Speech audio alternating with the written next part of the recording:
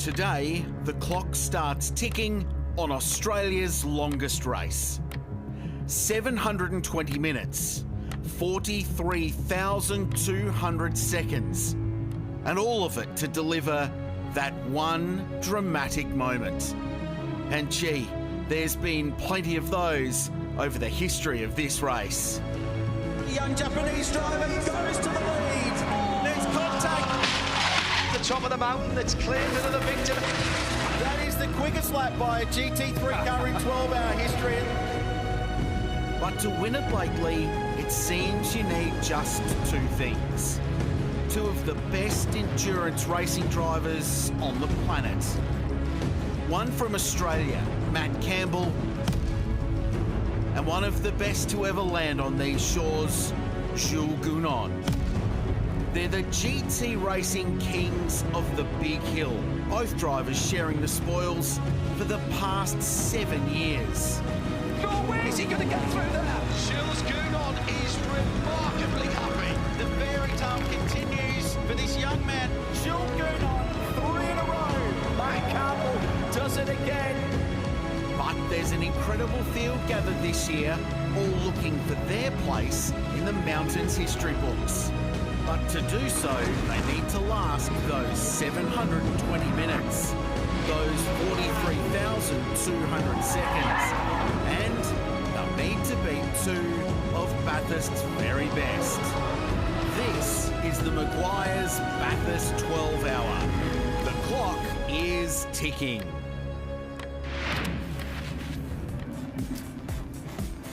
It is the Meguiar's Bathurst 12-hour, and the race begins under lights here at Mount Panorama in New South Wales. There is nothing quite like watching sports cars roll around the mountain in the darkness with the headlights on. This is a very special time to be watching the action from Bathurst, joined by Garth Tander, who's been to Victory Lane here at Mount Panorama on so many occasions. There is nothing quite like this. The start of this race, the first 45 minutes as the sun comes up over the back of Mount Panorama, is the most magic 45 minutes we have in Australian motorsport. It's so hard as a race car driver, but so rewarding because the track is so fast so early in the morning. If I could describe the atmosphere to those at home right now, it would be moody. There's a real tension in the air down here in the grid. It's a packed grid, by the way. So many fans have been here this weekend. The race meeting so far has been relatively quiet in terms of on-track action and drama. Although the race lap times yesterday in qualifying were so fast, have we saved all the drama for race day? Well, I hope not, Chad, because it has. It's been a very calm lead-up, super fast in qualifying in the Pirelli pole battle Saturday afternoon. But we always say, oh, it's a 12-hour race. They're going to take it easy. They're going to play themselves into the start of the race. Track position's not important in the first couple of hours of the race. And then the race goes green, and they all go crazy. Yep. They all want to get to the front in the first hour because it is so competitive. It's such a tough race. Track position is so important, so they go to work straight away. 201s in qualifying yesterday. 9 out of the 10 cars got into the 201s. In these conditions, they are going to be flying for these first couple hours. Yeah, second fastest lap ever in qualifying yesterday for Lucas Auer. Put the Craft Bamboo and Mercedes on the front row. It will be fast because it's not super cold here in the morning, so the track's got no track temperature in it, but the tyres will get up to temperature easy because the ambient temperature is not as cold as we've had here in the past. There's no fear of any fog coming in and slowing down the track or getting in the way of anyone's vision. So the only thing is really just waiting for the sun to crest, and as the dawn starts to rise, the speed will too. It was Lucas Auer yesterday, but how will that car go over 12 hours today? That is the big question. It was a rookie at the wheel yesterday, but Shea Adam is joining us on the grid here today. I think they might be going for a bit more experience in this opening stint.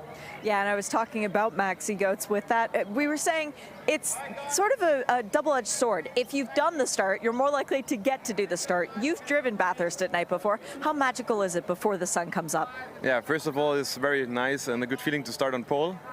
So I can predict the race a bit, the pace, and of course, it's all about experience here in the night. I did it already 5 times, so I have some experience. I was forced to do it in the first race, and since then, since 2018, I do the start, so it's really nice. You see the fans up there already. You see a few minutes later, after a few laps, there's the sunrise. So it's just a special feeling, and especially on this track with these competitors around, this makes it so special. You said that normally you're a 2 espresso shot in the morning guy. This morning you only need 1 because your adrenaline gets up so quickly around the mountain. Talk us through watching the sun come up and the first few rays hitting the sky. Is it that instant sense of relief?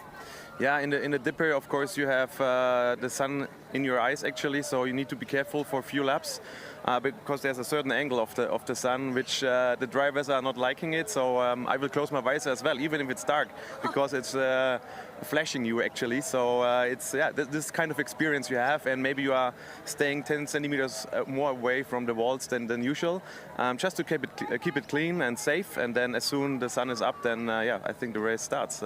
It's all about controlling it to have not too much risk in there, and then let's see. We saw the pace of your Mercedes in qualifying yesterday, but the brands around us, they're not all three-pointed stars. Do you think Mercedes is going to have that little bit extra in the heat of the day to be able to take it for the win? Yeah, I think we are good packed here in front with the Mercedes cars. I think we have a good pace. We showed it last year, but you never know here. Bathurst is special. They have their own rules, and let's see how it goes. But I think we have a good balance in the car, a good pace. I guess Ferrari and BMW and also Porsche is coming up. Ricardo's on my side. He will be super quick as well. He will go for it. So it's going to be exciting for you guys. Time to suit up. Good luck, my friend. Thank you. Just come down to the inside of the third ride. Chaz Mossett has just jumped aboard the Arise Racing Ferrari. We're going to have a chat to him with 10 minutes until race start. And it just shows how intense the start of this race is and how important it is. Chaz has already got himself buckled in, so we will leave him alone. But we expected this car to be, he's just whacked me with the door, so bugger it. We're going to speak to him. Chaz, probably not the speed that we thought we'd see from you in practice and qualifying, but inside of the third row, you can certainly make your way to the front now. Yeah, GT, good morning, and good morning to everyone watching. Yeah, look, these Euro guys, you know how fast they are in these cars, but I thought it was pretty tight through practice and qualifying, and I think there's a lot of cars that have a shot today. So 12 hours of grueling racing, a lot of pit stops, a lot of driver changes, a lot of mistakes to be made. We'll just see who comes out on top. But how are you feeling in the morning, GT? A little bit early than you'd like? I'd rather be sitting where I am than where you are right now, but it's an early start to the day. But this 45 minutes as the sun comes up, it's a magic time to drive around the mountain. Yeah, it's really special. Really honoured to be in the first stint. It's one of the darkest racetracks you have across the top. There's not much lighting up there, but yeah, the mountain, this is like the most downforce you ever have around here. Just nice cold weather, and the engine's nice and crisp as well. So they thought they'd get the heavy driver in to start. Hopefully he could get some tyre temp a bit easier than those lighter teammates that I have. So hopefully bring it back to him, and we'll see where we end up in the day. Cheers, Chaz. Thanks for the chat. Good luck. See you. Cheers, GG. Thanks, guys. One of the fan favorite cars on the grid is because of certain drivers that we know from the number and the logo. But Charles Wirtz, there was a little bit of trepidation for your BMW yesterday in qualifying. There was an issue that actually happened that resulted in P12. A, is the car okay? And B, what did the mechanics have to fix? Yes, well, luckily for us, they found the issue was just a water leak. So yeah, we could see temperatures going a bit too high. So therefore, as a preventive move, we decided to box, and indeed we did well to prevent an issue with the engine. Luckily, we could do also our chip lap yesterday to make sure everything was fine with the car, which it is. So hopefully we can have an easy race without any technical issue. I mean, it's never easy here, but at least no technical issue, and do the best we can for the race. Not your first time to Bathurst, but first time sharing a car with Valentino Rossi and Lello, of course, two legends at the mountain. How's it been to share a BMW with them? It's a pleasure, of course. It's a bit more mediatic attention on the car than I'm used to, but I guess it's probably for Lello's blue eyes and Vale. But it's very nice anyway. They are two very good drivers, but most of all, they are very kind and very great person. So I'm very happy to share the car with them, and hopefully we can clinch a great result together. I think the fan club's for you. Good luck today. Thank you. Great work, Shea, and a lot of fans have come here to see the doctor here this weekend. Disappointment to not get that car inside the Pirelli pole battle yesterday. Grid is set, starting to clear, and I get the feeling we're in for a big 12 hours of action today. Let's just chat about some of the different makes that we've got. 9 different manufacturers in the race. Mercedes with their nose in front off the back of qualifying yesterday. Yeah, well, the naturally aspirated cars were very strong in the heat of the day, which was qualifying yesterday. So Mercedes on the front row with Audi, and both naturally aspirated cars, but two very different cars. Mercedes, big V8 up front engine, the Audi V10 mid-engine. So two different characteristics of cars, but ultimately the lap time was within hundredths of a second. So, yeah, it'll be interesting to see with these different conditions in the morning what the difference is between the turbo cars and the naturally aspirated ones. You mentioned the Audi. It's on the front row. That's another second-place start for Brock Feeney, who's been there now 3 years in a row. That car has been a real sleeper in the pack, but it's been topping a lot of sessions, quickest in that second qualifying session yesterday, and was actually one of the latest, if not the last entry on the entry list. Yeah, spoke to Steve McLaughlin, who's the car owner for that car from JMEC Racing, and he said it was within the last 10 days. They even started talking about this deal, let alone put it together. And poor Brock Feeney, he changed manufacturers and everything, and he still starts second at the start of this race. Ricardo Feller will actually take the green light at the start of this race. But yeah, I mean, the Audi and Melbourne Performance Centre have been coming to this race for so long, always had fast cars, but never been able to get the deal over the line at the end of 12 hours. They're certainly hoping they can get the job done today. Also, we've got to think about it. We've been talking about these all-pro lineups, but there are some pro-am combinations. They're not just fighting for their own class honours. We've seen in the previous years that some am-class drivers, including Kenny Habul or Liam Talbot in that Audi who was on the podium last year, they can really now contend for overall victory. Well, you mentioned those two particular entries. They're running in the pro outright class with a bronze driver, and they've done that because there's a bit of a loophole in the strategy that you can exploit if it works your way, and you'll go through that a bit later in the Pirelli pit bunker. But they're in their own right. Kenny Habul, very fast around the mountain. He can do it anyway. He lives on Conrod Straight. He's got a place here. And Liam Talbot's won the Australian GT Championship a couple of times. So they know how to drive GT cars fast. Just that the pro guys, the Fracti drivers that fly in for this race, they live in these cars. I mean, most of them were in Daytona last weekend doing a 24-hour race. They jump on a plane Sunday night or Monday morning out of Florida. They land in Bathurst, plug them in. They go fast at the mountain. Worth mentioning, this is round one of the Intercontinental GT Championship as well, which goes all around the globe to some of the coolest racetracks in the world. Well, the stage is set under lights here at Mount Panorama. We'll take you up to our commentary team who are eagerly awaiting the start of this one. It's Richard Craill and John Hindhaugh back in the booth. Chad, good morning. Thank you. Nice to be here and for another edition of Australia's International Enduro. What a vibe it is at the moment as the sun slowly starts to work its way up above the Blue Mountains to our east. Good morning, John. Welcome back to you for another year. You're 11th here at the mountain and you do all the great endurance races around the world. You were in Daytona last week, the 24 Hours of Le Mans, and Nürburgring coming up later on in the year. But this is something a little bit different and something a little bit special. Look, this is the fourth of 4 weekends on the road, 24/6, 24/12. And this is what you get up early for. Part of that is actually a bit like Le Mans. The drive down to Le Mans from the ports, well, the drive up from Sydney through the Blue Mountains, and then when you first see that Mount Panorama sign on the side of the mountain. Less French being spoken in Lithgow, but it's still an impressive thing to see as we get to Mount Panorama and this iconic bit of road. 174 metres top to bottom in elevation change, 1 in 6 gradient out of the cutting, and a fast lap here is an average speed of over 180 kilometres an hour for the 6.2 Ks, and that's on a lap with 2 corners at 60 Ks an hour. And today, if it's a fast race, they'll do that more than 300 times. The record is 323 laps, and the 2023 version of this race was, at the time, the fastest race ever held at this venue of any endurance race. It was run at an average speed of over 165 kilometres an hour. It's a crisp morning, actually, 18 degrees at the moment. A little bit of moisture in the air from a humidity point of view as well, but it's very comfortable outside. Heading for a top of 31 degrees though, and what it's been doing here is getting really hot in that afternoon stretch, especially when the sun is out, so the track will bake, the track temperature will come up, and the UV as well. But it's forecast to be a very stable day from a weather point of view as the cars get ready to be flagged off for the formation lap. And when they do that, the clock will start. That's another one of the things here that is a little bit different. None of the drivers have had darkness practice this week. Changed a little bit when we moved the race through the year. It's a couple of years ago in the big yellow flag that slowed the whole world down for a little while. But we're back to the normal timetable this week. It's all been in the daytime, 6 practice sessions, 3 sessions of qualifying. The Alan Simonson Paul Award yesterday going to the fastest car, Mr. Jackie Ickx and Mr. Le Mans until Tom Christensen came around. So much a part of my motorsport childhood. He and Derek Bell seemed to be getting mentioned every June when I was listening in on the BBC radio from the northeast of England. He's here representing Genesis this weekend with that beautiful safety car proceed, Berlinetta concept car. He was hoofing that around yesterday. What a privilege it is to have this man here, and he was reunited with his 1977 Bathurst 1000 winning XC Falcon hardtop earlier in the week that he and Alan Moffat shared to a victory in the great race, and he's flagging the cars off this morning.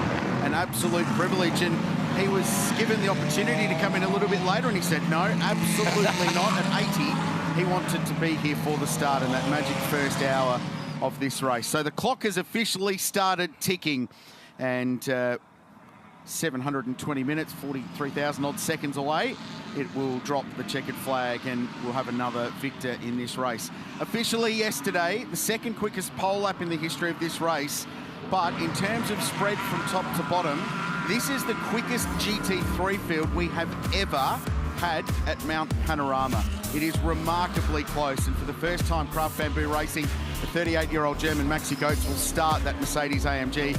Ricky Feller starts the Audi off the front row of the grid. Then it's Maro Engel, so desperate for a win here, and Brazilian Augusto Farfus in the first of the BMWs. We heard from Chaz Mostert.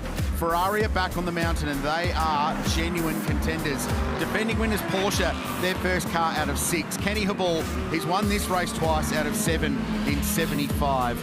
And the field will continue to roll through. 22 cars on the grid, but 19 GT3 cars, and they are all rocket ships. And you can see the starting drivers lining up for who will take part. So Gotts, Feller, Engel, Farfus, Mostert in the first couple of cars.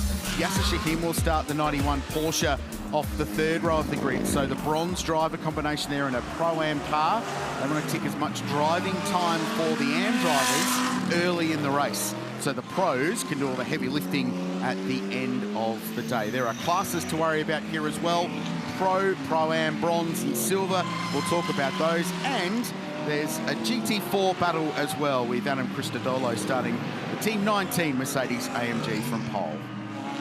All right, let's burn through some of the race facts down here in the Craill pit bunker, and this is going to be our centre today, Garth, to really work through some of the amazing parts of this race, including strategy and how that's tracking throughout the course of the day. Last year we got through 275 laps, which is nowhere near the record. It's because we had all those safety cars. And just a reminder, you can have 3 or 4 drivers in the car, and like Craill was talking about, we've got mixed class racing today. But Garth, I want to quiz you on how you managed probably the most important part of the day, which is driver time, because this is really the key to the race. Yeah, it is. I mean, they'll be talking about fuel all day and driver time all day. So expecting you can do the race in 9 stops, probably going to do it in 10 or 11, but the race has been won in the past with 13 or 14 stops. So the beauty of this race, no minimum pit stops. There are some rules around when you take the pit stop, but it doesn't matter. You can come in as little times as you like. So if you can save fuel in every stint, you can get the race done in 9, but you have to manage how long each driver is in the car. So for those pro drivers, they're not allowed in the car for more than 5 hours and 40 minutes today. For the Pro-Am teams, your bronze driver has to drive a minimum of 3 hours in the race, and that includes doing an hour in the back half of the race as well. But there is a little loophole to that by entering yourself in an all-pro lineup. Yeah, the 2 cars that we will talk about for the majority of those, the Kenny Habul, Lucas Stoltz, Jules Gounon car, and then the Ricardo Feller, Brock Feeney and Liam Talbot. Both Kenny Habul and Liam Talbot are bronze drivers, but those cars are entered in the outright all-pro class. And the reason they've done that is their bronze drivers, both Kenny and Liam, only have to do 60 minutes. So 1 of the 12 hours, and then they can put their feet up for the rest of the day and leave it up to the pros. Where that gets tricky is you have to manage that 340 minutes drive time for your 2 pros. So your driver window time's very, very tight, and then you also have to manage the rest time between stints. So once you get out of the car, you must rest for 60 minutes before you get back in again. So that very strategy that you're talking about was executed beautifully by that team a couple of years ago to win the race twice. Kenny only did 28 laps that day, and you can see how much of the heavy lifting Lucas Stoltz and Jules Gounon did with Kenny out of that car nice and early. Now, they've been swearing that they're going to put Kenny in the car for more than that. Well, that was Kenny. We will see about that, yeah. So let's go back to what will likely be a race-winning strategy today over the 10 pit stops that you were talking about. This is how Bentley won the race back in 2020. I still think this is the best all-pro strategy that we've seen executed at Mount Panorama, which finished with Another double stint at the end of the race from Jules Gounon. Beautifully executed strategy. Yeah, and you look how they've split the driver time up. Driver 1, 99 minutes, 100. Basically split it into 3. Each driver did the equal amounts of work. So that's where the all-pro lineups, like the BMW cars, the Ferrari of Chaz Mostert, Will Brown, Daniel Serra, they're an all-pro lineup. So that's where they differ to the Kenny Habul car and the Liam Talbot car. So that's going to play out over the course of the day.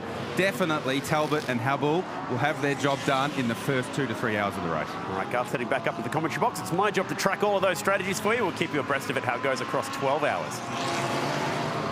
Right, you have got half a day. The clock is ticking, and we will come to green flag this time around.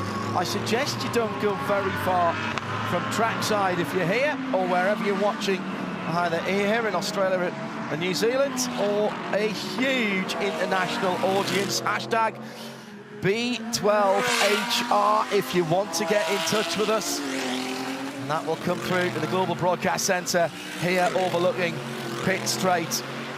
Craill, you call this the best 45 minutes in world motorsport, and you know what? I'm finding it very, very hard to argue with that right now. It's pretty special. Reducing to 80 at turn 18 for race start. News from race control. So they'll start to pack the field up now.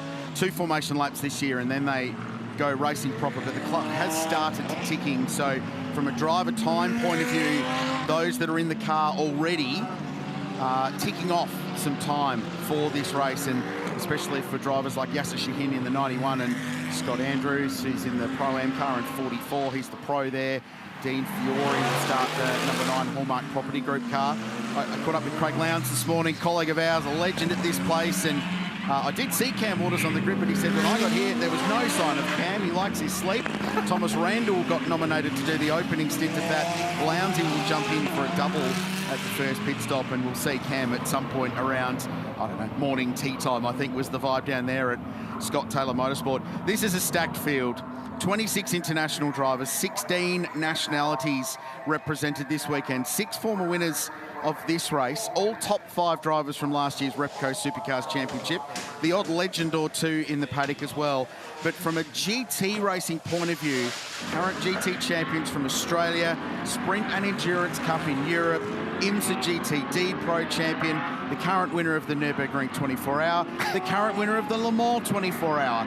This is a who's who of international GT racing, mixed with some of the very best racing car drivers Australia and New Zealand have to offer at the moment. So that's what's going to happen. To win this race, you are going to have to be fast, you are going to have to be mistake-free, and the vibe today is that this race will be run at a breakneck pace today. It will be absolutely flat out. And starting a little bit further down the order than we might have expected, the number 911 defending race champion. 2/3 of the drivers that won here a year ago, or just under a year ago. We were 2 weeks further into 2024 than we are in 2025. Did not get into the Pirelli pool battle. We'll start on the 6th row of the grid. Watch that car coming forward with Chan Guven. The clock is ticking on Australia's International Enduro for 2025. Maxi Goetz in the AMG will lead them down. Engel with a racy start in the AMG, gets down the inside of the Audi. Goetz is wide. He dropped it at turn 1.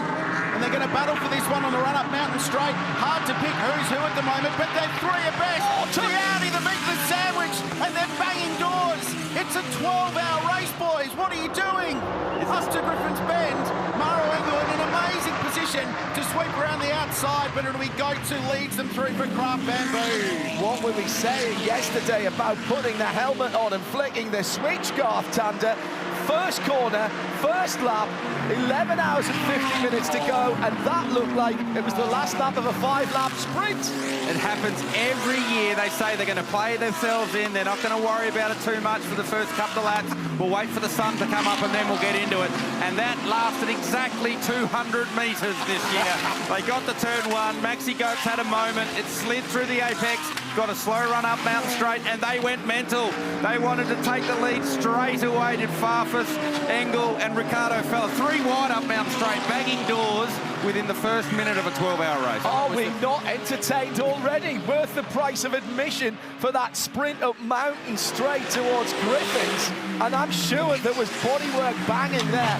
That car in the middle, the Audi, was really getting hammered from both sides. And at that point, Garth, there's not much you can do but try and hold your line. You're getting the aerodynamic push from both sides. Oh, you're much better playing offense than defense when you're in that position and just try and get to the lead. And Goats ultimately gathered it up, got to turn 2 first and took off, and now has a huge gap over the rest.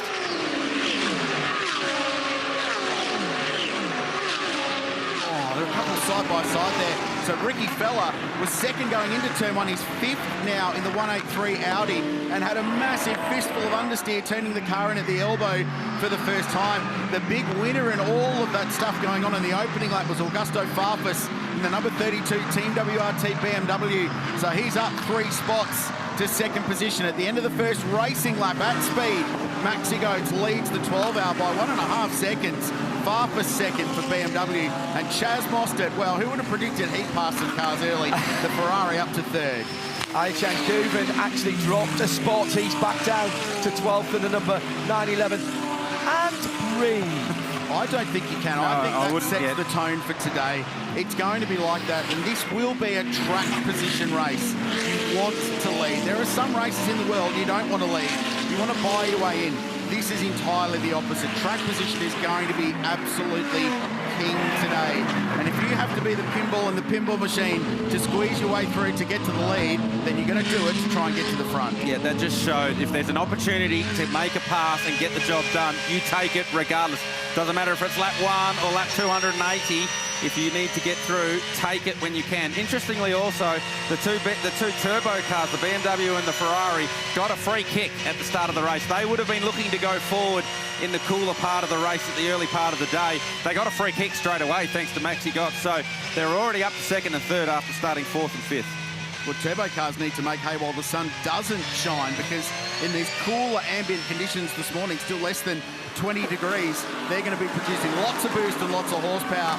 In there somewhere was a lot going on. And now's the big oversteer moment for Maxi, getting the car turned into 1. Fella went, okay, I'll have that. So too did Maro Engel, but I want to see where the BMW ended up getting himself through all of this. So Goetz carried too much entry speed, lost the rear on entry, then understeered wide through the corner, and that's where they went side by side. And yeah, you used the term Richard Craill pinball, and that's exactly what Ricky Fella was between 2 AMG Mercedes. And all you can see behind was the high rear wing of the BMW. My goodness me, what a start all the way around the outside. And the BMW weaving backwards and forwards, but it's completely blocked up Mountain Straight. 3 cars abreast is the width of the circuit. And by the way, that slide into the first corner, expect that through the race. For those of you not familiar, no tyre warmers here, so every time a new set of Pirellis goes on, people are going to be grip limited. Oh, this will be good to watch. So on board here with Ricardo Fella, you watch Goetz, loses the rear there, keeps the brake on until past the apex, tries the over and under, bang! So contact within 250 metres at the start of the race, and then they bang all the way up Mount Straight. Look at this. Between the 2 cars, he can't do anything but keep it flat and hold the steering wheel straight and hope for the best. And then ultimately, Goetz gets it, well, he's getting bump drafted by Augusto Farfus, and then Chaz takes the opportunity straight up the inside of Fella. And then he was actually able to get somehow past Engel as well on that first lap. But man, it was all happening in the first 500 metres of the race. That was a more substantial hit than I thought. I know it always sounds worse from the onboard, but my goodness me, he's lucky there not to do a tyre or a wheel or something like that. And next time we're on board, we need to look at that steering wheel and make sure it's still straight. I have no doubt that there will be a wheel out of balance, and that wheel will now become a souvenir piece. They won't use that again after this stint. I'd say the steering will be okay. The Audis are actually pretty robust in the front end, so if anything, all that Ricky Fella will be dealing with right now is a pretty heavy vibration from a wheel that'll be buckled, but hopefully that is all. Raffaele Marciello behind the wheel of car 46 that he'll share with Charles Vietz. We heard from him on the grid. And of course, Valentino Rossi, who's had another terrific weekend. It's been so good to hear. Everyone just bursts out laughing when they hear him interviewed, because it's one of the most iconic voices in motorsport. But you can see the pace the BMW's got in the tow. In the lane early is the KTM Glenn Wood behind the wheel down at Garth Walden Racing. In the tow, Marciello sticking the nose out on the inside of 222 on the run into the kink. The fastest corner in the sport. Tick, and couldn't do the move there. There was some endurance racing experience there from the man they called Lello, but right now they're bottled in behind Yasser Shahin. Now that's not a commentary on Yasser. He is an extremely fast racing car driver, but he's an AM driver, part-time driver, and there's a bunch of pros hunting him down.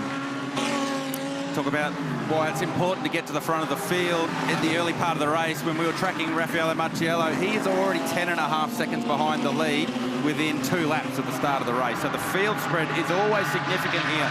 You mentioned Shaheen holding the battle pack up, but he's playing to a strategy game with that car. So he's trying to get some of his driving time done early.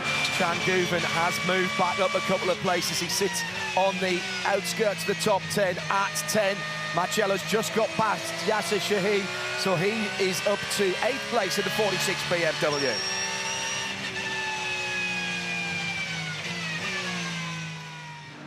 Back down here at Elf Murray's Corner. Down the inside goes the Porsche. So that's Chan Guven, Turkish driver, who won here last year, getting the move done on Scott Andrews and the Guy Valmont racing car, run by Tigani Autosport. And this will be Thomas Randall pulling the move on a Porsche at turn 1. Nice textbook stuff down the inside. So that's down the inside of the Shell car from the Ben Motorsport Park, and EMA Motorsport with Yasser behind the wheel. And he's got the sister Porsche behind. Same car, very different teams as we've seen this weekend, because one Porsche, the Ben car, has been really strong. The other one has been in struggle street all weekend.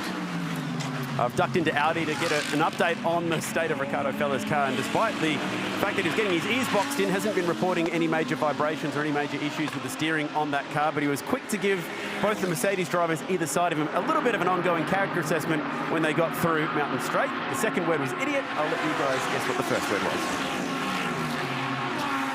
It's not past the watershed, even back in Europe at the moment, so we'll leave that one hanging for now.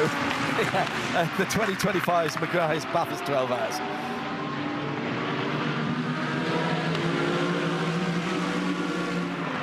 Oh, what a start, what a start. The socials have gone bonkers.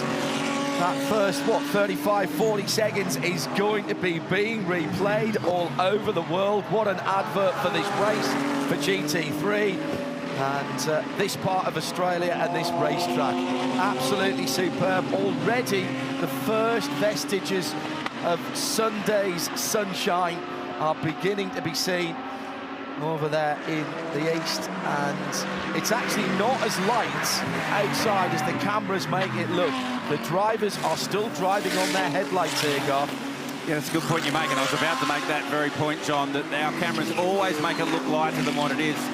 And I remember when I saw this race for the first time, I said, I don't know what they're talking about. It's only light, it's only really dark for the first lap or two, and then I came and did it and actually started the race, and it is very, very dark out there still. So as the tyre gets up to temperature and the drivers play themselves in, it's actually Riccardo Fella who's fastest at the moment with a 2:04.6. So certainly coming up to speed is the Audi, proving that there is no mechanical issue with that car, and probably a quite frustrated and angry Riccardo Fella looking to get his way back to the front of the field. Chaz Mostert working Augusto Farfus over. Chaz has been very fast here in the past in one of those BMWs, almost too fast early in the race. So maybe Chaz a bit smarter, a bit more of a wiser head on some shoulders here. I like what Chad was saying about Riccardo. Riccardo Fella, he's clearly wound up by that. Now, you've got to know your driver and know whether you let him use that aggression or whether you need to calm him down on the radio. Yeah, I mean, Riccardo's been here for a couple of years now, so MPC know him quite well. One thing that is playing out here, though, is 2 turbo cars are catching our leader, who naturally aspirated cars. So we did mention that the BMW and the Ferrari would have been very happy with that first lap free kick as they made up some spots. So they're looking to get themselves that track position while they can, while the ambient conditions are suiting a turbocharged car. As it gets warmer, the air gets thinner and the turbo cars don't work as well. So while the air's dense, it's nice and cool, they're making more power, they're trying to use that while they can. And do you think the 41-year-old Augusto Farfus, who has won World Touring Car Championship races, who's won at Daytona, who's raced at Le Mans, cares that Chaz Mostert's flashing the high beams at him? I don't think so. He won't be focused on that at all, but you're right, those two cars catching Maxi Goetz quite quickly, so the margin was out to 1.5 seconds at the end of lap 1. It's been hauled into 0.9. But everyone, there's green on our timing board, which means personal best laps all the way down to 13th place. And the reason those behind aren't going quicker is because they're caught in a big battle pack down there at the back half of the 10. Just a quick word about GT4. Adam Christodoulou has been passed by Tom Heyman, so it is the number 25 McLaren Artura that leads from Adam, and then Josh Buchan in the second of the McLarens in third place. And sad to say, the curse of the KTM continues in the pits after just a couple of laps.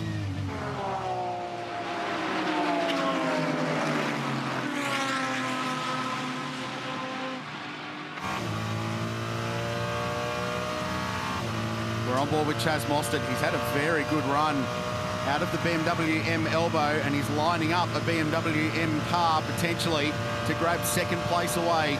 Brazilian Augusto Farfus, who's been here 4 occasions now, is looking feisty. Here goes Mostert down the inside.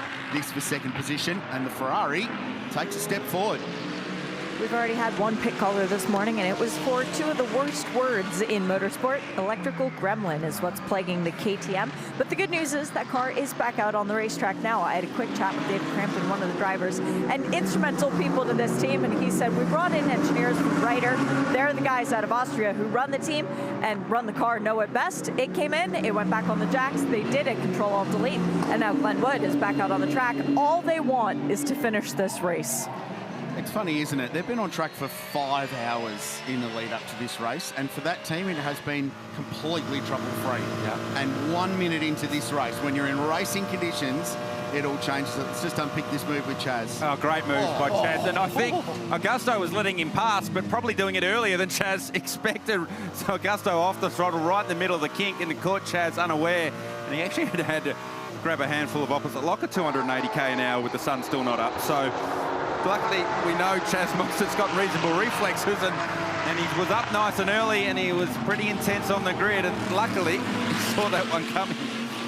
Why would he let him pass there? Oh, look, I mean, Augusto and Chaz were probably teammates in the BMW days, so they would know each other quite well, and Augusto probably knows the type of character that Chaz is, and when Chaz gets the eyes on, then Chaz is going forwards regardless. So you might as well let him go. And BMW is smart, Augusto's smart. Like, they know it's a long race. I mean, it's easy to get carried away, as we did with the first lap and track position and have a crack. But you got your race. Now that it's settled down, we've done 2, 3, we're up to like 6. You got to start racing your race. And if there's a car behind you that's faster, jump in behind and save fuel. Sit in behind him, save some fuel, and let Chaz tow you up for Maxi Goetz to see if we can get by. Augusto and those two actually won Daytona together as well. So you're right, they do know each other. And as for that start, I've just seen it described by James O'Donnell, hashtag B12HR, B12HR. It looked like the end of a 1990s British touring car. And you know what, James? That's spot on. That's going on next year's poster. Well, and based on what Chad was saying about some of the character references being thrown around just before 6 a.m. in the morning, that there might have been some I'm going for first gestures going on in there as well. Battle pack going on down the inside, the Mercedes-AMG on the Jamek Racing Audi. And squeezed wide as Ricky Fella, as Lucas Doles in 75 makes a pass. Spicy. That was, that was Engel. Well, that was Fella trying to get a run on Engel. So Ricky Fella's had quite the adventurous 7 laps to the start of this one, hasn't he? Just noticed on the timing screen, Chaz Mostert, as he went past Augusto Farfus, set the fastest lap of the race. 2:03.1, the fastest lap of the race last year. So here we go. This was Fella and Gotts. So Gotts has actually just ended up going all the way around the outside because Mauro Engel was blocking into the last corner. So Ricky's like, oh, I'll go all the way around the outside at 1-2. And Mauro Engel said, no, you won't. Negative. Go do some lawn mowing on the exit of turn 1. So Liam Talbot. So there's a bit of an indicator who's jumping into the car next in the 183 Audi. But yeah, Mostert fastest with a 3-1, fastest lap of the race last year, 2:02.98. So we're going to go faster than that. Well, cars are still heavy. You can see that by the amount of sparks that are coming off the car over the top. The battle for the lead. We said it was closing down. It's happening. turning it right up to 11 early on through the BMW elbow and down onto Conrod Straight. Now he'll be getting a draft in the hole in the air, punched by that AMG. They are quick down the hill, but the Ferrari is slippery, dragging up inch by inch, centimetre by centimetre, goes to the inside, and that's the done deal. Through, and a change of the lead. Chaz Mostert puts the Ferrari at the top of the timing screens. Fifth to first in 7 laps, so it's been an adventurous start for Chazzy. He's been on pole here twice. He's won the great race on a couple of occasions. Would love a 12-hour win to his ridiculous racing CV that he continues to build, that now also includes team owner, because he's got a pair of McLaren. So Chaz leads the race, and he also leads the GT4 class because Tom Heyman has passed Adam Cristodolo to get in front in the Method Motorsport McLaren Artura.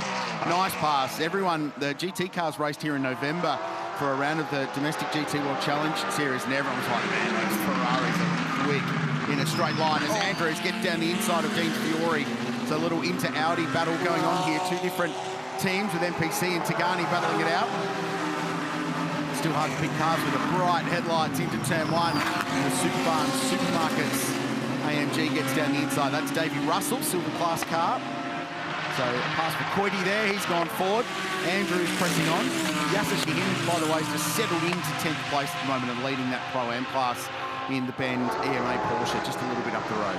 And by the way, as Chaz Mostert took the lead, he also put the fastest lap of the race in as well. Nice draft down Conrod Straight. What advantage do you get there in terms of how many Ks it could be different following in behind one of those fast AMGs? Well, looking on our time screen, as Richard Craill just pointing out, just a lazy 10k an hour, John Hindhaugh. So we saw that Chaz was able to pull out and basically sail past the Mercedes, and he was the fastest down Conrod of everyone on that previous lap. So clearly using the toe to great effect, but you also need to get a good run off Forest Elbow to jump in that toe and use it to its maximum, and then know how to use the side draft when you get to the rear bumper. And that's something that Chaz is well versed in. We do that a lot in supercar racing, so Chaz knows all those tricks. And that's all genuine drafting, slipstreaming, no pass flaps on these GT3 cars. That is skill and timing and getting out of that previous corner. Maybe 1, maybe 2 Ks quicker, and that turns into 10k at the braking area, and there's your opportunity to go by. Big battle pack coming down to Elfmurray's corner, and that is the test card car going through. Stunning liveries right through the field this year, Grillsy. You could make an argument that it's the best looking grid we've had. Just the effort that these professional racing teams have put into their liveries and their presentation and their commercial sponsorship this year has been outstandingly good. I wonder if Farfus, who took great advantage of all that stuff going on here on the opening lap, might have been a little bit out of position relative to the pace of that car, because he's been caught by Engel and Ricky Feller, who's still got good speed in the Audi. So while the BMW was speedy in those first, second or third laps, it's just started to drop off the pace. And Chaz, last time round, 2:02.6, absolutely flying in the lead, 2.3 seconds already. And when Scott Andrews, back in his land of his birth, went past Yasser Shaheen, that was a change in the Pro-Am lead as well for 10th overall. Scott Andrews in the 44 Audi. Here's Chaz across the Top Guard Tandy. You've done this before. The sun will be bursting up over the Blue Mountains in just a few minutes' time. Yeah, that's right, and the run to Skyline is the trickiest part as the sun comes up, so still not over the crest is the sun, but Chaz spoke, when I spoke to Chaz on the grid, he said this is the time to capitalise. The cars have got the most downforce with the air's denser, so therefore the car generates more downforce, and for the turbo car they generate more horsepower, and Chaz using that to great effect as he opens to get 3 seconds over Matze Gott. So it was only a lap and a half that he passed for the lead right here, or 2 laps ago he passed for the lead. So he's making every post a winner right here. Doesn't look to be saving any fuel, does one Chaz Mostert, and we've seen him do this in the past. When he gets motivated to get to the lead in the Bathurst 12-hour and takes off, he takes off. And this car looking very nice. Chaz has settled into a nice rhythm straight away. I thought he was coming to the pit lane. Other than that, he's still not happy with the tyre temperature and he's weaving as he comes to the final corner. So unless there's something on the circuit, maybe, because that battle pack before the battle all the way down the field was waging on, and maybe some contact or some debris put down there. Regardless, punches out another 3-0. Absolutely flying, Chaz Mostert. He leads the Meguiar's Bathurst 12 hour by just over 3 seconds.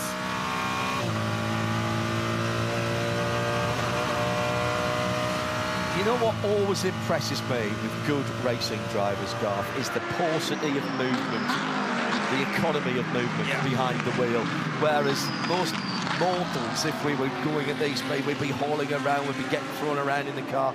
But it's tiny little movements and everybody looks so relaxed. Yeah, it's about actually how you use the tyre. And Ross Gunn does a maxi gots down at turn 1 and loses the rear in a Mercedes on entry. Luckily gets away with that one, and Dean Fiore thinks, well, I might have a look at this, as does Fabian Schiller, and they go line astern.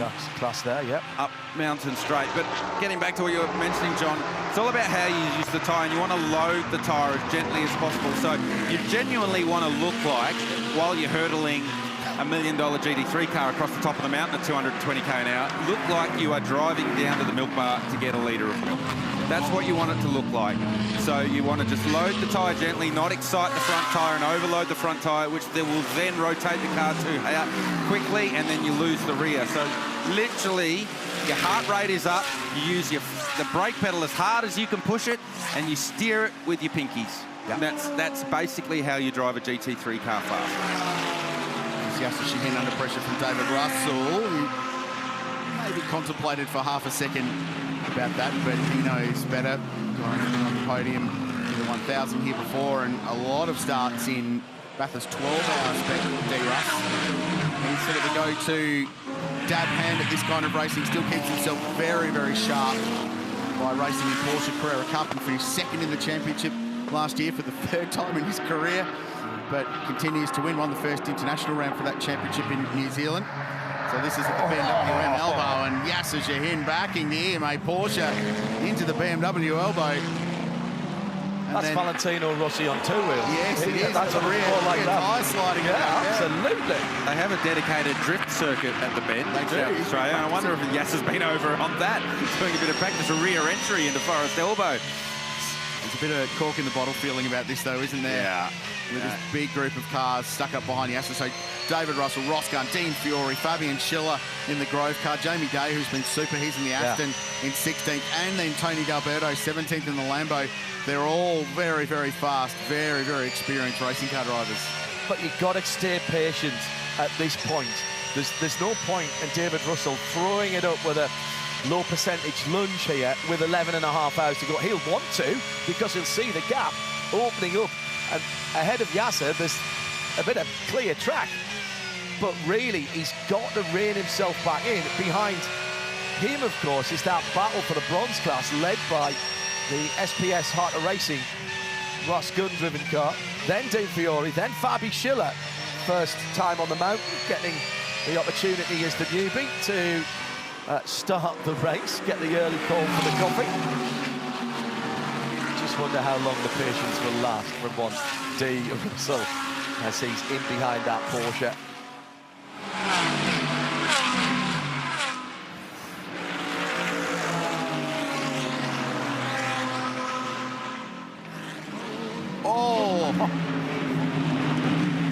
Around the outside, David Russell wasting no time in getting past Yasser Shaheen, and at Brock's Skyline sends the Mercedes-AMG around the outside of the Porsche and takes P11 away from Yasser Shaheen with a very bold move for 6:18 a.m. in the morning. I'm just closing the list for pass of the day already on that. The patience ran out there, Garth, for a moment. It was time to send it. David Russell certainly had his Wheaties this morning, because I can count on one hand the amount of successful passes around the outside at Skyline that I've seen in my 25-odd years here at Mount Panorama. So lucky to get away with that one. And we were teasing you needed to be patient in this scenario behind Yasser Shaheen, and David Russell's been coming here for a long time. So here he fakes to the outside of McPhillamy and then gets a run on Shaheen, and you think here, no, he's just going to fall back into line. But I think Shaheen got on the brake a little early. Here we go, this will show us nicely. We're about to hear Shaheen as he approaches Skyline. Yeah, much heavier on the brake. You can actually hear the engine come down quite a bit. Usually you float the car much more than that.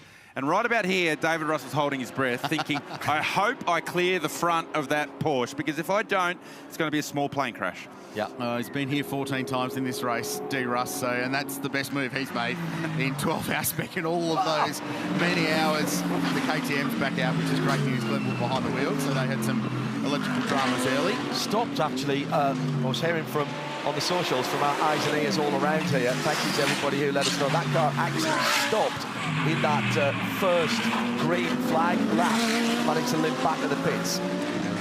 Control Alt Delete, get the car in emergency mode and limp it back down to the GWR team. All they want to do today is finish. That car's track record here isn't spectacular. In fact, the reading is pretty horrific at times for the terrible luck and reliability issues they've had with that amazing little Austrian sports car. All they want to do today is get the checkered flag at the end of 12 hours. It's like a bad movie, that race car, isn't it? Oh, like you really start watching it and you think, this is really bad, why am I doing this? But I'm going to get to the end. You feel obligated. And that's what's happening with the KTM. They've started this project and we are going to get to the end. We are going to make this car do 12 hours. And you've got to give full credit to David Crampton for coming back year on year with that crew and having a crack with that car and trying to get that car through 12 hours. Yeah, and then at the end of it, you delete it from your streaming service, so you never have to watch it again. Ferrari leads the 2025 Meguiar's Bathurst 12 hours by a little over 5 seconds down the inside. Ross Gunn now makes the pass on the Porsche that was in 12th position. So the bronze leader, the bronze class leader, moving up a position from his starting grid. As I say, at the front of the field, it's Ferrari, and hello to Modena and Luca Giraldi from Ferrari, who is probably doing a little dance at the moment now that Chaz Monster has established himself at the front of the field. But that pass again by Ross Gunn. This is measured, but again, Garth, it's great driving by Yasser. This is not his race right now. This is not his race. No, that's right. And we've seen this actually in the past from Yasser. I think last year he started the race as well. And he was smart. He just, one by one, let the field through. Don't forget, Yasser Shaheen's won the Le Mans 24-hour race in LMGT3. So it's not like he's just because he's a bronze driver doesn't mean that he doesn't know what he's doing. So jumps on the brakes just 10 metres early, minimises his time loss, minimises the potential for contact as Gunn gets past, and he races on. And to your point, John, that's not his race over the next 12 hours. He's not racing that car. They're playing a strategy with the 91 Porsche, and as the race plays out and then they stick their pros back in the car, it'll slowly pop its way to the top of the timesheets again, as we've seen year on year. He had a great year last year, Craill, undoubtedly his best year in racing, and racing in the World Endurance Championship, which he'll be doing again this year, although with WRT and the new Evo M4. He's learned how to be passed, and there's a skill to that as well. And that's what we have seen twice now by Yasser Shaheen, when Scott Andrews got past, David Russell got past, and then again with Ross Gunn. You don't have to do anything crazy, just roll out of the throttle. Actually, Yasser Shaheen probably did a better job of letting cars pass than Augusto Farfus did. Yes, absolutely. Not that Augusto's accustomed to letting cars pass too often. So one thing we're going to have to keep an eye on is when we get to this first round of pit stops, the tire selection. Everybody on Pirellis, and it is a limited number, but we have seen a lot of teams throughout the practice sessions and even qualifying scrubbing in sets of tires, basically taking that top layer off to get them ready and to be up to temperature quicker for this opening stint. Now, we've got a couple of different examples. I want to show you the difference. These are scrubbed in Pirellis. You can see they're not shiny. There's a little bit of wear to them. They've been on the racetrack before. They're called roded tires down here for our international viewers, just in case you hear that. Say hi to the 44 crew. They're cheering on Scotty Andrews, who's making good progress up the field. But on the other side of the garage for Tigani Motorsport, we've got the Mercedes guys. They still have sticker Pirelli tires, and they do still have the stickers on them. These have never touched pavement before on a race car, so this is going to be a difference in strategy. When the 47 Mercedes comes in for its stop, David Russell's going to be getting new Pirellis. When Scott Andrews comes in for the 44, he's going to be getting some scrubbed in rubber on the Audi, and we'll have to watch the lap times to see what a difference that makes. Also, Shea, one thing to keep an eye on is teams double stinting tyres in this very early part of the race. because while it's cooler and there's less temperature into the track, now's the time to double stint tyres to then give you more flexibility with your tyre allocation late in the day when the sun's out and you're wanting to be throwing tyres at the car every time it comes to pit lane. It's a good point, and this is a race traditionally where you don't have to throw tyres at your car at every pit stop. And there's been races won here in the past, Porsche with Matt Campbell, where they kept a set of tyres on the car that were slightly older than the car in front, but they were good enough to do the job. So the margin between a new tyre and an old tyre is significant, but if you've got track position, it goes back to what we were saying about this being a track position race. You can still do the job. And this is Ricky Feller, who's getting pretty sick of Maro Engel in the back of that AMG from GMR at the moment. He was sick of Maro Engel within the first 250 metres of the race. That'd be quite well made and beautifully presented, GT. And he's sick. He knows the part number on the back of that AMG. The other thing, I just wanted to point out, this replay package, Fabi Schiller goes down the inside of Yasser, and the Aston squeezes down. Yasser was like, I'll let you by, but one at a time. You can have a little patience, please, in his first Bathurst 12 hour for Jamie Day. Another point I want to make about Yasser, he's not going slowly. No. Not even slightly. He's doing fives in that Porsche. Now, any other race at this place, fives will win it for you comfortably. Right. Yeah. It's just relative to all the pros around him that just the natural pecking order is being assumed at the moment. But we've been saying all week that this is going to be a fast race. While we're green, it's going to be very, very fast indeed. It's just felt like that since the cars first came on. In fact, before the cars came on track, everybody's so psyched about it. One point I want to make about Shea showing us those Pirelli tyres for the AMG. That was S9, set 9 that they've got, +2. Now, you only get 12 sets, but not from the start of the race, Garth. That was from when we started on track on Friday. Friday morning, practice 1. All the teams get 12 sets. If you did make it into the Pirelli pole battle, they gave you a bonus set, so that didn't chew into your allocation. And the bronze drivers back in practice got a set of tyres too, but they couldn't bring them into the race. So only... Jamie Day, big aero wash understeer, and ran it wide at the exit of the tree, and has made significant contact with the barrier, the concrete wall on the outside. Now, has that done any damage to the Aston Martin? And we won't really know until we get to Conrod Straight and he straightens the wheel up. So, heart-in-the-mouth moment for Jamie Day. First time at the mountain, just getting caught out by the aero wash. You can see a little bit more circumspect as he makes his way through the concrete barriers down to Forest Elbow. So let's have a look, once he gets through this kink, what the steering wheel looks like. So straighten it up here. Straight, that I think, looks as straight can be. Yeah, I'd say so. Potentially got away with one. That no doubt there'll be wheels buckled as well. And I think because he hits it square. So watch the aero wash wide, gets the car square. Just was pretty significant. Lifted the car off the ground. I think it hit in front of the wheel as Here we well. go, on board. This will tell us. Watch his hands, how heavy it is, the contact. Yeah, because it was square. So actually less of an impact through the steering wheel than I thought it was going to be. Yeah, absolutely. I think it was the front right corner that made contact, because he didn't have the wheel straight. He's still got a bit of lot on there. And the brakes. Yeah. Right there, as a driver, it doesn't matter how much you put more steering into it, and it's inevitable. You're going to make contact, and all you're doing is holding your breath and hoping when you get back somewhat straight that the car keeps going in the direction you want it to. And you mentioned aero understeer, and it's something we'll talk about over the course of the day, but just explain that feeling when you're caught up in that dirty air of the car in front. I mean, when the tyre grips up, when you've got clear air and the tyre grips up, the steering weight is nice and heavy and you can feel the grip of the front tyre. But when you're in that aero wash and the downforce comes off the front of the car, the steering goes much, much lighter, and then you haven't got the front grip, and you just lose the front, you lose the weight, and you dial more lock into the steering, and you don't get the response. And generally, anything above 150 kilometres an hour, you lose front grip, and you become a passenger on the way to the scene of an accident, and it's a horrible feeling.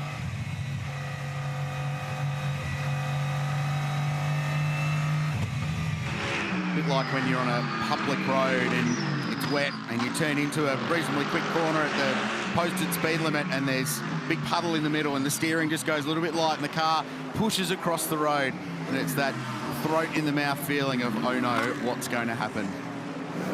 The Good news down here at Valente Rosso. I had a quick word with Romy Meyer, who's engineering that car, and she gave me a thumbs up. So their words were, got away with that one. Very much so. That's 2 this weekend, because Chaz Mostert... Exactly the same place, yeah. In the weekend, early in the Ferrari, and the sum total of damage there was about 1,700 euros for a Ferrari wing mirror, and that was it. I tell you what, if that's the worst that Jamie Day has in terms of mistakes and the consequences thereof on his debut, he's been spectacular here, Garth. He has, absolutely.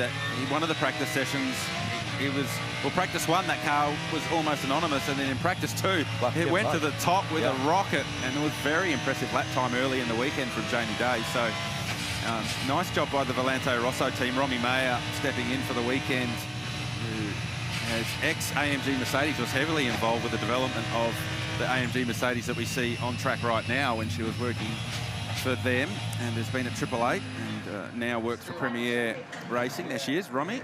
Actually goes on maternity leave soon, so can do it all, that girl. Gun surfer, mum. Really? Race engineer. Josh Hunt's in the background there, former racer, was on the pathway to IndyCar for a little while there, and when raced Indy Lights for a little time, and Atlantics in America, and came back and raced here, and now with Chris Papadopoulos, who's Formula 1 experience from an engineering point of view, put that team at Valente Rosso together, and they're heavily committed to this Aston Martin program. And chatting to them early in the week, they've got great plans for expansion to perhaps add some cars as the year goes on in GT World Challenge Australia. So we go back on board with Ricky Fella. Latest episode of Ricky Fella v Maro Engel. Feels like this is going to be a docu-series we follow all day. Previously. This is already such a Bathurst race, isn't it? We've had angst, we've had fingers out the windows, we've had near misses, we've had drama, excitement, and there's 11 hours and 14 minutes to go. Chaz Mostert getting to the lead and taking off, and we've seen that before. Exactly. I love it. The V10 Audi howls its way up Mountain Straight. A little bit of aero assist, and the thing with GT3 racing, and this battle perfectly exemplifies why it's so cool, is the strengths and weaknesses of the cars. The Merc is so good in the first sector because it's got all that naturally aspirated bottom end grunt of the big Mercedes-AMG V8. The Audi, with all its aero and downforce, is so good across the top, but unless you're David Russell today, passing over there is very, very challenging. So as long as Maxi can get his car up and down the hill well, Ricky Fella's going to be staring at that big AMG badge for a little while longer. Don't forget, you can keep in touch. Hashtag B12HR at RSL_studio. And that comes in to the screens in front of us.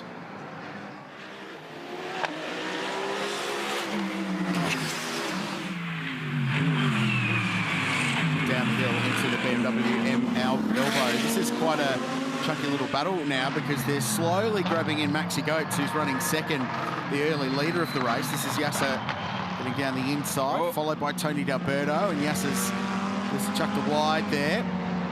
It's not quite a free hit wide, but certainly a little one-run penalty. And then this up at Visit New South Wales corner, turn 2, and Jamie Day still in the thick of the action.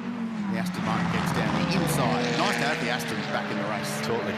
One thing that the teams are starting to be doing is we're catching a replay of one of the GT4 McLaren Arturas, just flying the curb as they make their way down over Skyline to the Dipper. What has happened now is we're running lap 19 of the race, as we are what the teams call in the reverse window of the stint. So if there were to be a safety car or a full course yellow, the teams will come in and take it because they're beyond half of the stint length. So we're expecting 30 to 34 laps, depending on the car, per tank of fuel. So once they get past halfway, the teams take any opportunity that comes their way. Battle for 4th and 5th. Maro Engel in the AMG, the Jamek Audi in 5th position. And here we see what Richard Craill was talking about, and we can describe it to you, the different strengths and weaknesses AMG pretty good up mountain straight, but the Audi, Rich, is nimble. As soon as we start climbing the hill and there's a bit of twisties going on. Well, you've done this in this car. Tell me about across the top in an Audi R8. Well, I've done this in this car and chased that car in front a lot. And it is so frustrating, and I'm feeling exactly what Ricardo Fell is feeling right now, because he can't get close enough to the rear bumper of the Mercedes because of that aero wash we spoke of early, and exploit the Audi's strengths, which is downforce and speed across the top of the mountain. What the AMG Mercedes has in its benefit, it is got good downforce, but not as good as the Audi, but it's got great torque and really good traction off the slow speed corners here at Forest Elbow. So look how Ricky Fella's closed up, and he's going, all right, I'm going to use the toe. It's going to help me pass him down into the end of Conrod Straight, but look at the Merc, it's just slowly pulls away as they get up to speed. And right about now, the Audi starts to close in again with the toe, but you don't get close enough to pass on the braking zone, and you do it lap after lap after lap. So you think, I'm going to wait for the guy in front to make a mistake. The problem is the guy in front is Mauro Engel. He doesn't make mistakes all that often, so it's so hard. So you need to use lap traffic to use them as a pick and hope that Mauro gets held up in the wrong spot and you can get on through. But it is so frustrating when you can't exploit the strength of your car when you're chasing someone like this. And this is what you were talking about before as well in terms of a pit stop window, in that right now the Audi team will be going, okay, if we can't pass on track, can we do it in the lane? Yeah. Do we go for an undercut? Do we pit earlier to try and jump them on track by getting that undercut, by getting a fresh driver on fresh tyres potentially out there as the sun starts to poke its way over the Blue Mountains now in this wonderful hour. The other thing that's going to happen, the temperature will go up quickly. So still sub 20 at the moment, but in a couple of hours it's going to be 25, 26, and then by lunchtime in the low 30s as the Hallmark Audi goes very wide at the chase. Dean Fiore, the door's going to be just ajar. And 3 wide, here comes Tony D'Alberto trying to take advantage. Fiore goes to the lane. There's plenty happening in this little battle pack. Wow. Was that planned for Fiore to go in? How do we know? Who knows? He'll come back to you on that. Almost, well, he couldn't get to the lane because Fabian Schiller was going around the outside, so he almost had to back off, and Tony D was up the inside, and all of a sudden the world opened up for him, and Jamie Day's thinking, it's been a bit adventurous for me the last half an hour. I don't need to get involved in this in the Aston Martin. So ultimately, Fabian Schiller got through, no one made contact, and Dean Fiore is in pit lane. And Tony D'Alberto is going around the outside in the Lambo. But Schiller has truck position and up the inside at Griffin's Bend, visit New South Wales corner, with Day continuing to try and find his way past. So this looks like routine service. So it's 80 seconds, a full service pit stop. You can take a pit stop that isn't timed, but you can only put tyres on the car or fix some minor damage. So if you need to put some race tape on to put a front splitter back together or something along those lines. But otherwise, it's 80 seconds from the pit in line where you get to the 40 k's an hour speed limiter and right the way through to the other end, 80 seconds when you hit that pit limiter release and head up Mountain Straight. Now, guys, unless there's been a change to the rules, and I was a little bit far down pit lane, but that looked like fuel and tyres at the same time on that car. Good point. We run the old-style Le Mans pit rules here. You can fuel or tyre, but not do both. So that will be being looked at the moment. And race control have said they can. A moment or two ago, side by side, hip and shoulder. I think they were coming into the pit lane there, but unfortunately the lane was blocked. The lane was blocked. Did he not have one of those little flashy lights on his outside mirror there as he was coming through on the left-hand side mirror to tell him there was a car up the inside? It started at the chase where Fiore overcommitted on the apex. Schiller's going, well, I'm going around the outside. And then Fiore had to actually jump on the brakes to get behind Jamie Day to get into pit lane. Tony D'Alberto was trying to take advantage of that. Here's the replay from the Aston Martin. So we get through the chase here. Fiore runs it on a little bit. Schiller's going to go around the outside. D'Alberto goes to the inside thinking, here we go. They go 3 wide for a little while, and then Dean Fiore disappears as he takes the brake pedal. Goes behind the Aston Martin. It was like a computer game, that bit there, wasn't it? Shh. Don't tell anybody. It was incredible. Like, Dean Fiore hit the reset button and ended up in pit lane. Yeah. Control Alt F9. straight to the pits. And just to finish that point on the pit stop thing, it was in the regs last year where you had to fuel in and couldn't do anything else on the car, but they changed it, and I'd suggest with the reduced pit stop time as well, so it's only 5 seconds shorter than last year, but 5 seconds made the difference in winning or losing this race. The last couple have been decided by much less than that, so they're allowing them to do tyres and fuel at the same time. Fairly common sense sort of rule adjustment there. Curious time for the 9 car to come to the lane. Pretty much 10 laps short of the opening window. We expect that this first stint will be a little bit shorter than what the cars are capable of doing, given they've done an out lap to the grid, 2 formation laps, and then the race started. Here's Ross Gunn dancing the heart of racing, AMG Mercedes. You can see the sun. We were talking about when you come at Skyline, we're looking right from where the sun is, right into Ross Gunn's eyes. And you start the race in the dark with a tinted visor, and this is why. You can see the sun reflecting off his visor there. So you do the first half of the stint with your visor up and all sorts of junk going in your eyes because you can't see where you're going because it's dark. You flick the visor down as soon as the sun comes up. And that was a great shot of the sun in Ross Gunn's eyes. Would you go up and down on the visor at parts of the lap? No, once it's down, it stays down? So you basically wait until the sun peaks over Skyline and then lock the visor down because it's too hard adjusting. There's enough light and shade on the track as it is without introducing your own light and shade with your visor. And you were a full visor rather than a peak. I was always, even on a full face helmet, you can't get a peak, can't you? I was always full visor with the visor down all the time, except for the first 15 minutes of this race. Mostert by 8 seconds in the Ferrari that he shares with Will Brown and Daniel Serra. Chazzy doing Chazzy things. He's established himself worldwide as a maestro in GT3, and he showed it in that early running. What was it, 7 laps, you said, Craill, to get to the head of the field? And now, again, just relaxing into his job as he's into probably about the last third of this first stint. As they're coming through, he'll be feeding back information. Battle starting to heat up behind Maxi Goetz and Farfus, and still I tell you what. No, Maro's going to park it on the apex here, mate. There's no way Ricky Fella's getting up the inside of Maro Engel.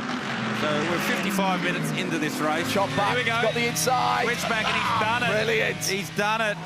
So it's taken 55 minutes. They were banging doors on lap 1 up Mount Straight. It's taken Ricardo Fella 55 minutes to get back to where he was at the start of the race in front of Maro Engel. Well, that was how Audi got to the podium at the end of last year's race. Chris Haase, very similar move, was outside, switched back, got back up the inside.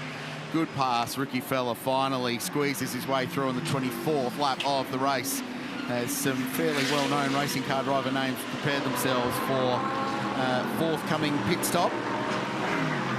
So they work stint lengths on fuel economy in this race, but they'll also do it on driver time, and we'll touch on that, but you're looking for somewhere around an hour and 10 and an hour and 15 will be a longish single stint in this race. Look how far that was set up, that pass. That wasn't just 1 corner back, that was 2 corner back for that pass. Well, probably even further back, as there we go, the switchback, Ricardo Fella on Maro Engel. It was probably further back than that. It was leaving Forest Elbow. Ricardo Fella getting as good a run as he could out of Forest Elbow, got the toe all the way down Conrod, so he could position Maro on the inside in the braking zone, and then start that switchback that he ultimately did 2 corners later. It was an early start today, wasn't it, guys? So a bit of shut-eye while you can before the action heats up. And it started very hot, and it will continue to be hot through the day.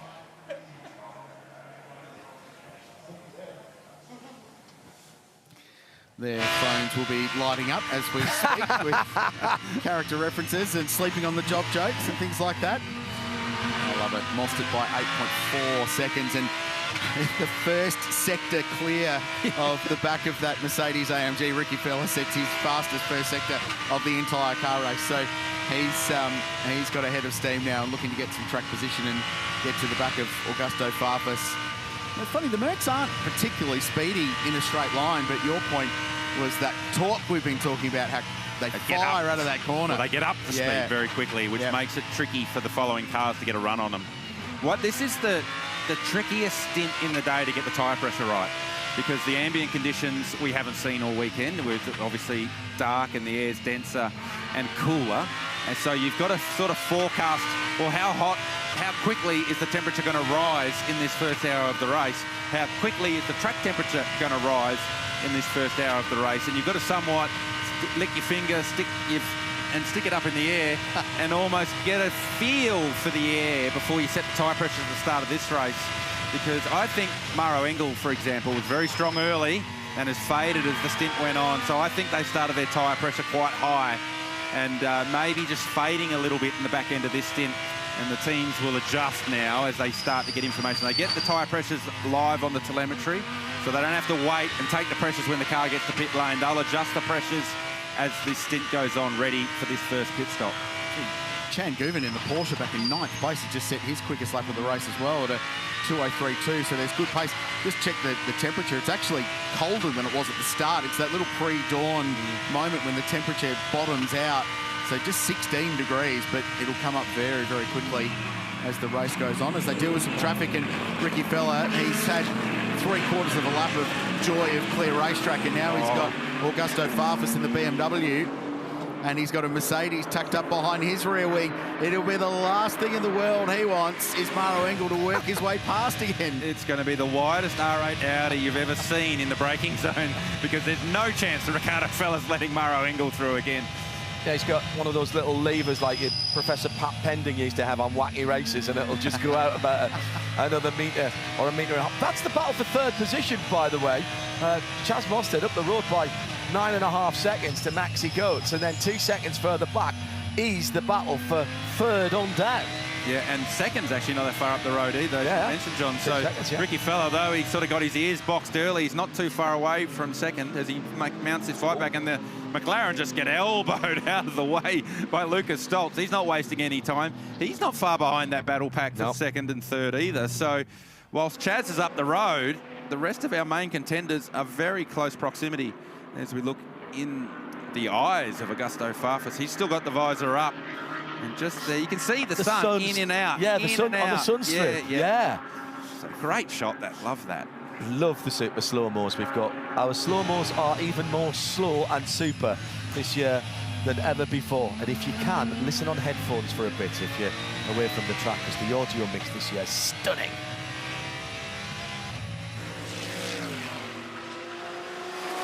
Chaz Mostert by 9 seconds at the front of the field, but the battle pack is forming behind Maxi Goetz, who's 2 seconds ahead in second of Farfus, Fella, Engel and Stoltz. We might as well, and actually add Thomas Randall into that, you might as well put all of those together, because very shortly we're going to have a 5-car scrap for what would be the third place in the box in 11 hours' time. And we've already come down. Where's that time gone, by the way? Where's my first hour gone, lads? I was thinking the same thing. Thomas Randall's been a quiet little achiever in this opening stint, given the duties of starting car 222. Keep an eye out for the 183 Audi coming to pit lane. I think I just saw Ricardo Fella take his helmet off his helmet, and that's what they tell you to do, where you tell you to do it. So either he was adjusting the helmet air, or he's taken it off, because you do that usually down Conrod before you come to pit lane. So it's one thing less to remember when you come to the lane. So does he peel in? Not this time, so he's adjusting it. So we're not far away, within 3 or 4 laps, I think, of coming to pit lane. And you said Thomas Randall was playing himself in nicely. So is Raffaello Marciello in the 46 BMW. He's down in 8th. He's only 6 seconds away from second. So there you go. They are set up at JMEC Racing. So I wonder whether they called an audible there and went around once more. Touched on the fact that you can get an undercut, especially when you're caught up behind the car in front. While the pit stop times are in theory the same if all goes to plan at 80 seconds, it's that outlap and the inlap, and we've seen some pretty heroic inlaps here and some outlaps as well that have helped dictate where the race plays out and if you can jump somebody in the lane. No tyre warmers. No. I'll keep saying that for those of you who aren't used to this. No tyre warmers, and there is an absolute art to getting those tyres warmed up so that you don't absolutely throw away a bunch of time on your first, lap and a half? Yeah, a lap, definitely the first lap. And I think the play here is actually the overcut. Yeah. Is staying out on a hot tyre is going to be quicker at this time of the race. Absolutely. Staying out on a hot tyre, getting one more lap is better. And I wonder whether they said to Ricky Fella then, if the BMW stays out, you stay out. Because if you've got the fuel to do it, you want to do one more lap. So whilst the car in front comes in, does their stop, and the new driver's getting the tyre up to temperature, the car that stays out and overcuts, it's got the hot driver, hot tyres, he's in the groove, maximum push lap, and try and go around the outside of them if effectively with an overcut. And to that point, this will be the worst the tyres will be for the entire day, because right now, there's no UV in pit lane because the sun hasn't got there yet. Yeah, so you can't preheat your tyre. Correct, still shaded down below us in the working side and the back of the garages as well. So as the sun comes up, all the tyres will be out the back of the garages baking in the sun to get them up and get some core temperature into it. Well, what a start it's been to this race as we work our way into the second hour of the Meguiar's Bathurst 12 hour, and the sun is up, the temperature coming up outside and inside, and at 5:45 a.m. the field burst into life, waved away by the legendary Jackie Ickx, and it was incredible from the outset with Maximilian Goetz backing his car into turn one, Ricardo Fella, the pinball machine in the middle, Maro Engel on the outside, and Augusto Farfus in a BMW carving his way through the field, Chaz Mostert doing the same. Busy stuff in the first 500 or 600 metres of this race as they raced into the pre-dawn, and it was Chaz with big moves and big moments, as he is prone to do in that Arise Racing Ferrari. Yeah, Chaz was making his way to the front very quickly. This battle between Maro Engel and Ricardo Fella started at lap 1, turn 1, and it went for 55 minutes, and they battled, and they battled, and they battled. Chaz Mostert had big speed, went to the lead past Maxi Goetz, and disappeared up the road. Chaz Mostert starting the race, doing Chaz Mostert things. He leads now by 9.5 seconds. Jamie Day had this moment in the Aston Martin, contact with the concrete wall as he exited the tree, making his run down to Forest Elbow. And then finally, Ricardo Fella got up the inside of Maro Engel and took that spot for fourth. But Chaz Mostert, he's in the groove, and he's doing it very nicely right now. Sun is properly up, so that darkness period has gone, and is that him coming to the pit lane? Is that the leader thinking about coming in? It's about the right time. Class leaders, Craill. Scott Andrews on top in the Pro-Am class. Green number you can see there. Ross Gunn for Heart of Racing leading the bronze. And on the track and in class, just behind is David Russell, leader of the silver class. Tommy Hayman's leading GT4 in the Method Motorsport McLaren Artura, and he's got 9 seconds over Mark Griffith's car, the Mercedes-AMG, still driven by Adam Christodoulou, and then Josh Buchan. And into the lane, the first to blink is Jamek Racing and Team MPC, who have been here for a very long time and know how to play this race out. Into the lane they come, and Ricky Fella with the belts loose already. There's going to be a driver change, the first of the race so far. So the first 2 cars to come to the lane have both been the MPC Audis. So the 9 car came nearly 8 laps ago. Yeah. And now the first of our real front runners, Ricardo Fella, comes to the lane. So they don't have to do the rapid driver change because they have roughly 45 seconds of sit still time with that mandated 80 seconds from pit in to pit out. Liam Talbot, who we saw suited and booted, he jumps aboard. The team taking the opportunity to put another set of tyres on, so they're not double stinting that first set of tyres. Liam lives for moments like this. This is where he will be at his very, very best. To be fired up about this moment to take control of this car, which will be a contender throughout the course of the day. Remember, Brock Feeney, the third driver in this combination, and he's very good in these cars. Single stint, start the race. Yeah. Yeah, well, just what Chad was saying earlier on down in the Pirelli pit bunker. Oh, don't forget this car is playing the Pro bronze driver in the Pro class. Yep. So theoretically, if Liam Talbot gets in here, does 1 hour, he could be done for the day. Yep. So they're trying to get that done early, getting their bronze driver 1 hour, 60 minutes done early, giving them then, I mean, that's not saying Liam Talbot might not get in because we know he's fast at the mountain, but that gives them total flexibility with their driver time strategy later in the race. And they will try and maximise this stint for Liam as long as they can. If they can keep him in the car for an hour and 15 minutes, potentially it opens that window. Correct, because remember that number Chad talked about in the Pirelli pit bunker at the start? That's one way to get some rear tyre temperature in an Audi R8 and blow our ears out in the commentary box. Sorry, what did you say there? Correct. If they can get more time out of Liam Talbot, that 340 minutes we've been talking about for the pros as Chaz Mostert comes into the lane. Just looking at the Audi pit stop time, guys, 1 minute 46 spent in pit lane, so that's 106 seconds. That's a lot longer than the minimum 80. That's a good point, Chad, and that's something the teams need to be aware of. Whilst you don't have to do these rapid driver changes like we do see in some categories around the world, you still need to get it done and make sure you transit the lane from the moment you put the pit limiter on to the moment you turn the pit limiter off has to be 80 seconds. So now pretty much everyone coming to the lane. The BMW's gone around though, so that's interesting.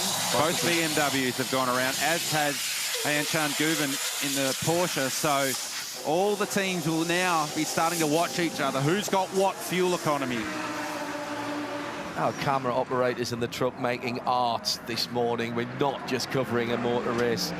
Absolutely outstanding work with that sun-up. So they're double stinting tyres on the Craft Bamboo AMG Mercedes. You can see them adjusting the tyre pressure there as they refuel the car. But that doesn't change they don't get an advantage from that. That doesn't change the minimum pit stop. No, as soon as the fuel hose goes on, it's 80 seconds. If you decide not to put the fuel hose on and just change tyres, you can do it as quick as you can get those 4 lug nuts off Craill Lowndes in the pit lane, the 222. So a minute, sorry, Thomas Frank. A minute 23 for Will Brown, pit in to pit out, so 83 seconds for the Arise Racing GT Ferrari, so that's pretty good. A minute 25 for Maxi Goetz, so they lost 2 seconds relative to the Ferrari.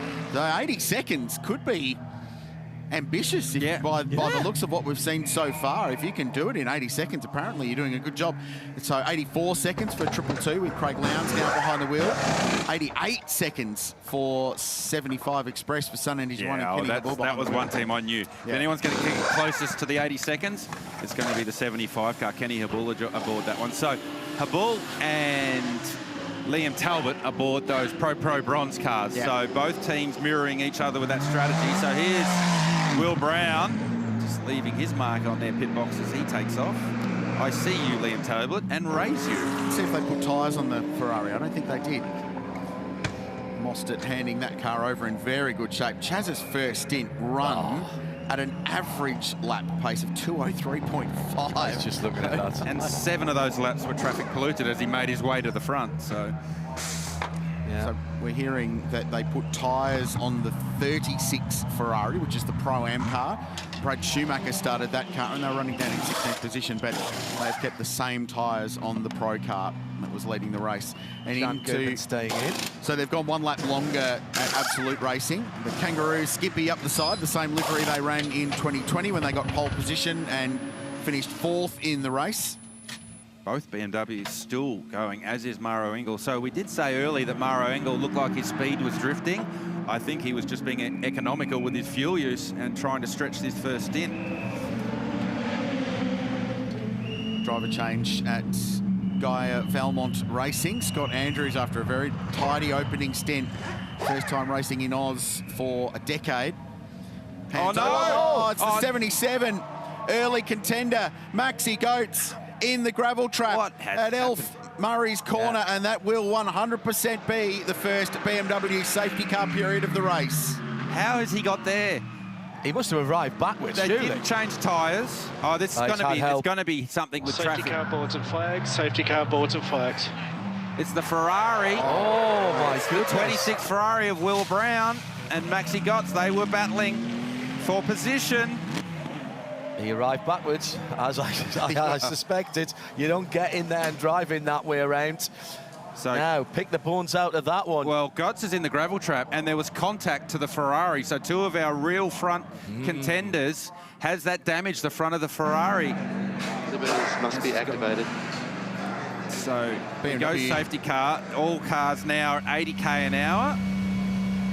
BMW staying out seems like a genius call, they bail into pit lane. They have got the free kick of all free kicks, as has Maro Engel. So, well, the beauty of it is for them, they hadn't even got to the point of catching a safety car because they were on Conrod Straight when that was called. So this is a gift of all gifts for WRT. Exactly what we're talking about. If you can save a bit of fuel, and this is why I like the fact that we've been able to have as long a stint as possible, Garth. Saved a little bit of fuel, opened the window. Thank you very much. We'll take that. Oh, we often wonder and say how professional WRT are, and they win all the big races all around the world.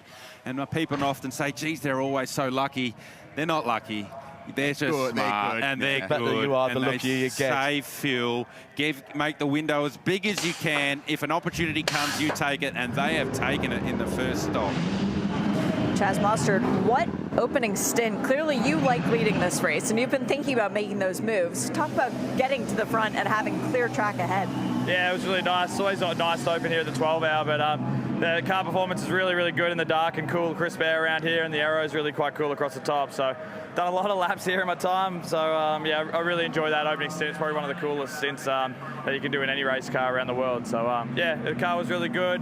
Had some fun with a couple of those super pros out the front. But yeah, the car was really good. I hope we can kind of stay in the mix through the middle of the day and it comes back to us a little bit at the end of the day. But that was really a lot of fun. Would have put an even bigger smile on your face if I told you you were leading two classes at the same time, because McLaren got to the front in GT4. Yeah, it's quite funny when you're cruising around there and you're leading the Open at the whole race, and then you're kind of also keeping an eye on the GT4 battle pack as well. So those three cars in that GT4 field are going to be really awesome. I wish more GT4s would enter this race, because the experience these silvers and bronze guys are getting is second to none. And doing this race and their experience will take them to the next level. So the good thing about here is everyone's in the GT3 is really kind to them most of the time. And yeah, we need more in this race. It'd be really cool. I agree with that. Now we are under a safety car. Your car was involved with that. I know that you didn't see the incident as it happened live, but what is it like battling out there with all these pros? You said it's pretty elbows out. Yeah, it is. You just got to, you know, pick your strengths and your weaknesses. So just watching it now, you know, I'd say Will was kind of there and old mate kind of come across. So I hope we don't get a penalty for that. Yes, those guys try to squeeze you as much as you can. So yeah, we'll see how we go. See what happens out of that. Fingers crossed the rest of the way. Thank you. Cheers. I would not like to be calling that in race control. We'll leave them to do their job. The safety professionals have got the 77 back out of the gravel.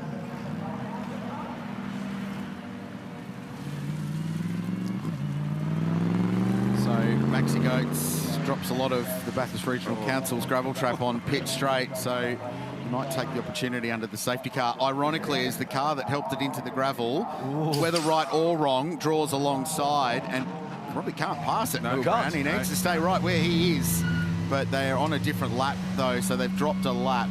Now, we call it the lucky dog rule is still in effect this year, so which means that cars a lap down can get back in front of the field on a safety car restart later into the race. I was going to say, it doesn't kick in for the first 3 hours, I think, of the race. So there is, it's the whole hope is not lost for Craft Bamboo Racing, but man, they're on the back foot now. You see the amount, and Maxi Gott's doing everything he can offline to get as much of that gravel out of the car as he can. But you see, like, these cars are designed to go forwards and forwards very efficiently. When they go backwards into gravel traps, they are a great excavator. And you can just see, and it's actually done a bit of damage to one of the rear strakes in the floor. That's not significant, but just how long? It's half a lap now, and there's still gravel coming out of the back of the thing. So watch here as he nails it. It's so intricate at the back as well, even behind the rear wheels. There's strakes there for the air exiting from the wheel arches, and that's caught a whole load of gravel as well. You just see it now as he tries to shake it out of all the ducts and out of the floor. And if Maxi's got a visor, I'd be putting that down too, because as you get up to speed, there's dust and everything that flies through the cockpit of the car.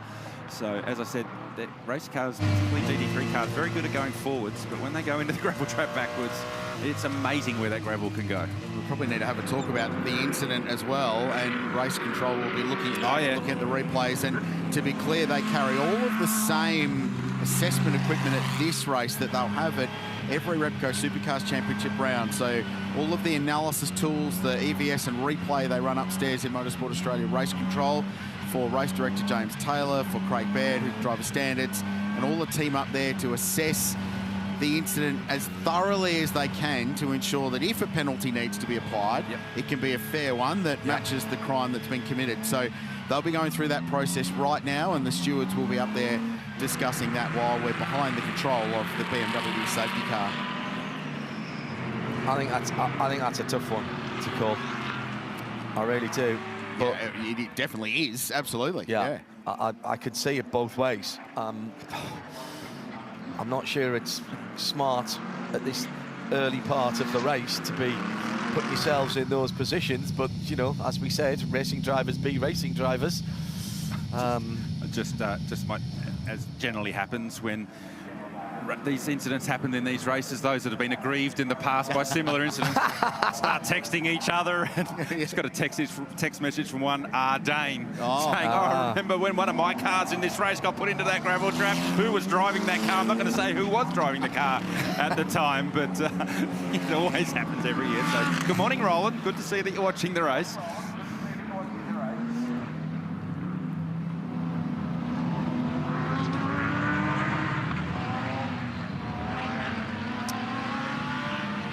Working the first safety car behind the glorious BMW that's leading the field up Mountain Straight. Heart of racing, gentlemen. Ian James in that car, the bronze driver in the bronze class. Ian driving as well as he ever has done, trying not to think about Valkyrie things. But he's up the 4th position at the cause of the safety car down at the final corner.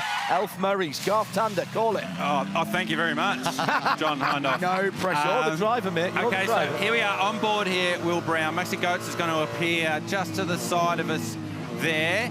Don't forget, Goetz was on a hot tyre, didn't change tyres. Will Brown, we think, did change tyres. So it's the end of the outlap, but very close. We heard from Chaz Mostert saying, it looked like Maxi came down, and surprise, surprise, from the Craft Bamboo pit bunker, it looks like their opinion was slightly different. And that is what Craig Baird and Motorsport Australia Race Control will be doing, is looking at all of the camera vision that they have. So this is right from the very beginning of the incident. So Will Brown on an outlap, remember. Defending the position down into the final right, corner. Right.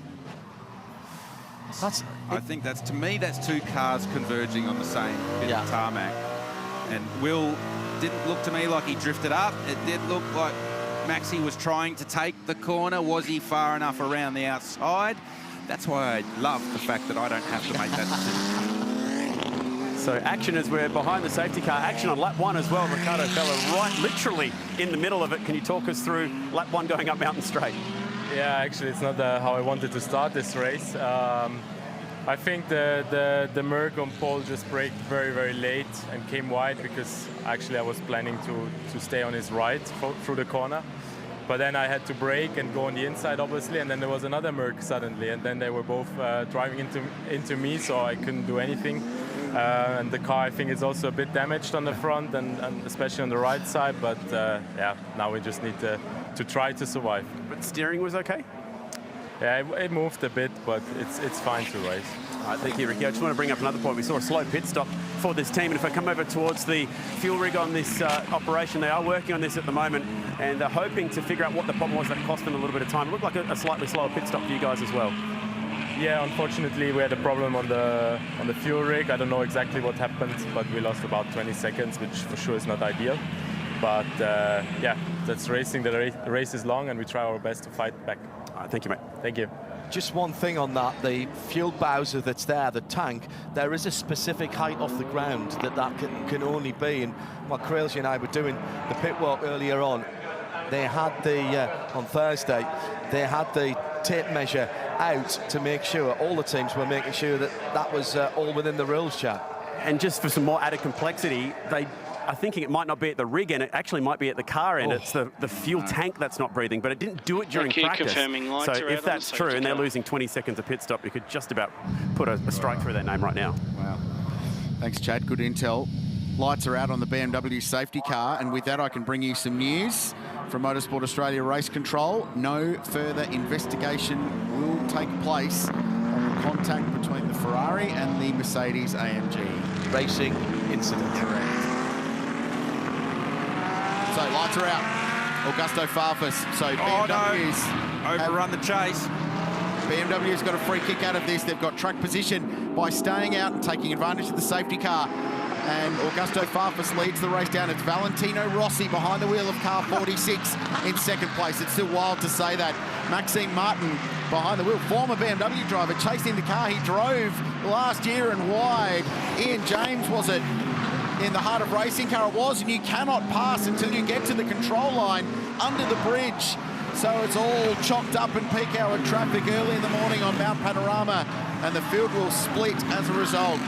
So both BMWs and Maxime Martin in the GMR Mercedes-AMG have got massive track position out of this. That 77 car's now a lap behind. They need to wait for the next safety car a little bit later in the race to try and get their lap back. And there's GT4 cars in all of this as well. You actually saw, I was like, why is Maxi Goetz putting his foot on the brake going up mountain straight? It's because he had to change lanes because of the GT4 cars. Even before they got to the control line, Augusto Farfus bowled a wide at the chase. So as soon as the safety, oh no, one of the McLarens backwards at turn 2. Into the wall, the 25 car. Ryan Sorensen. So was there contact as some of the faster cars coming through? Now he's stuck. And this is hard. Trying to, well, yeah, one, actually get reversed with a paddle shift gearbox, and two, you've got to get it up the hill when you reverse out of there. So there we go. He's done a flick turn. And now it's actually damage to the front splitter. Come on, come on. But has he done damage to it? So what happens here? Was it cold tyre? Oh, no. Was it number 9? Dean Fiore. Contact with Sorensen turns him around. Race control don't like that. No, not at all. Fast class car gets caught up with a slow class car. And this, just to unpick, was what was going on the restart, because you cannot overlap until you get to that control line. And Ian James had a big overlap, and he got that track position in the 27 car, ran it wide at Elf Murray's corner, and then no one could get by until they got to that control line. So they're all choked up there. It's like trying to merge onto the freeway and everyone doing it badly. Great heads up by Max Martin, so he didn't overtake. He actually had to slow down, got a tap from behind from Will Brown for his trouble. What about the weaving when the safety car lights were out there, GT? So that's a rule change for this year. Traditionally in the past in Australia, once the lights go out on the safety car, you have to stop weaving, which has been a local rule that's caught out a lot of the international drivers here in the past. But Australia now has gone back to more of the international style rules that you can continue to wave once the lights go out on the safety car. One caveat on that is, though, later in the race, when we do have the lucky dog wave around scenario take place, you're not allowed to weave on that last lap out of Forest Elbow whilst the wave by cars are getting past the safety car and getting their lap back. I like that rule change, because so many times over the years, internationals in particular have been caught out by it, and it's affected the race by having quite a big penalty for, and I get it, you've got to know the rules and play the rules to the location you're racing, but just brings the race into line a little bit more internationally. How many times did you read the rule book when you were full-time driving? Oh, well, for me it was okay, because it's the same as the Supercars Championship, but when I was doing this race and I had international teammates, my job in the team was to go through all the local rules and just drum it into them. So one of the Ferraris, Elliott Shute, very slow. He's just getting up to speed after this restart, and now, too wide across the top of the mountain. So it's awkward for both cars. You don't want to be offline and getting marbles and junk on your tyres. Shute trying to do the right thing, but he's really in an awkward spot. There's Lowndes. He's not doing the Dave Russell thing of going around the outside of Skyline. He knows, he's been here before, seen that movie not end well. So now Shute in the 36 Ferrari, just trying his best to get up to speed. There'll be junk all over his tyres after that moment with the 91 Porsche getting by. I think if 4 or 5 years ago you told Elliott Shute, when he was winning a driver search competition in the West to get a Steerin and a Rise Racing Radical, that he'd be getting mugged by Craig Lowndes in the opening stages of the Meguiar's Bathurst 12 hour, he would have laughed in your face. He's holding him off. He's making that around the outside of the kick. Wow. Well, that tells you how long it takes the tyres to come up. We've just a note on this, guys, where the safety car came out and how it worked out. There's a few notable cars that have dropped off the lead lap here. So we will have to look out for who's in that lucky dog situation when we get further into the race. Well, the one that actually got my attention was the 36 of Elliott Shute, the Pro-Am Ferrari. Whilst it wasn't in the top 10 prior to that safety car, it was certainly safely on the lead lap. So they've been shuffled through all that. Now they find themselves a lap down. That's why Elliott Shute was having to battle with faster cars trying to get around him. Also, the Ben Porsche has gone a lap down as well. Maurice Shewring getting his go. A drive-through penalty to car 888 for a safety car breach. Right. So 888, Maxime Martin in the Group M AMG Mercedes. Is that because he slowed down coming with the line? Well, no, because it was Maxime Goetz that actually was behind Ian James that had the moment, so he did the right thing there. So we'll get Chad or Shea to go and find out exactly what that breach was. It just says pit lane pen for passing under yellow. Okay, so we're hearing passing under yellow. So that's a slam dunk, and no doubt. And Richard Craill mentioned earlier that all these cars have the cameras in them for judicial, so it'll be on the camera, it'll be irrefutable, and that's a pretty easy penalty to give if they have the evidence. So that's the car that currently runs third. Here's this moment with Lowndes and Shute, and I think Lowndes thought that Shute was just going to back out of that one. He was not. And luckily CL's done a lap or two around here, so he was in the right spot, and there was actually a bit going on behind there. Yeah, so there you go, there's one around, and is that James that went around? It was Kenny Hindhaugh that was trying to get up the inside of Ian James. So here we go on board Liam Talbot. Kenny Hindhaugh right in front of us. Kenny's going up the inside of James. Touch. Just touch, and around James goes. So that was one of those sort of indecisive ones. No, you go, no, you go, no, you go. And that's like... You both end up crashing. In the end, you're both crashing. Kenny would have been better off just jamming it in there, and they would have been side-by-side contact. James wouldn't have gone around. Now, GMR need to take this drive-through as soon as they can, because with all that drama that was going on the restart with Ian James and checking everybody up, the three leading cars... Oh, Lowndes. He's got an issue. Tyre. Oh, no. Left rear. Well, if it's going to happen, and Gilles Gounon will tell you this from when he won the race in 2020, do it just before you get to pit lane. He's put, like, the pit lane's right there. Where's he going? Where are you going, Craig Lowndes? He's stopping. He's got more problems than just a tyre. Yeah, so there's been a significant failure, but wouldn't you drag it back to the lane? And positive he was just coming out of the chase there. He was, absolutely. That's under the spares box bridge. He's undoing his belt. Space left there, so we need to unpack that one. And that car was looking very strong. Hold your breath. Grove car and the Aston Martin. There's a Ferrari in there, side by side. We're planning to get Lowndesy up in box at some point over the course of the day, but that's not quite what we'd had planned. And he is out of that car. Thumbs up to the official, so he's okay. We'll try and unpick what's going on with a contending car, and Scott Taylor has put together an awesome program. Now, Lowndesy going to the right front corner. Wife Lara watching on. Rod Nash down there in the garage as well. Two of his Tickford Racing boys in that team this weekend. The crew's waiting for him to come back in, guys. They're lined up in the front, and they're actually saying, why is he getting out? They're watching the pictures, getting that information from us. They don't know what's wrong with the car, but to them, it looks fixable. Yeah, I mean, it baffles me that you're that close to pit entry, and if the thing was upside down on fire, you'd be still skull dragging it into pit lane to try and fix it at this stage of the race. So, like, I mean, Craig's done. Craig Lowndes has so much experience. Contact. There must have been contact somewhere else, and he's done a drive shaft or something else. But you still try and get it back, surely. I mean, it's downhill. You coast into the lane from there. Chase. So there's the it's gone. It's suspension. It's clearly, but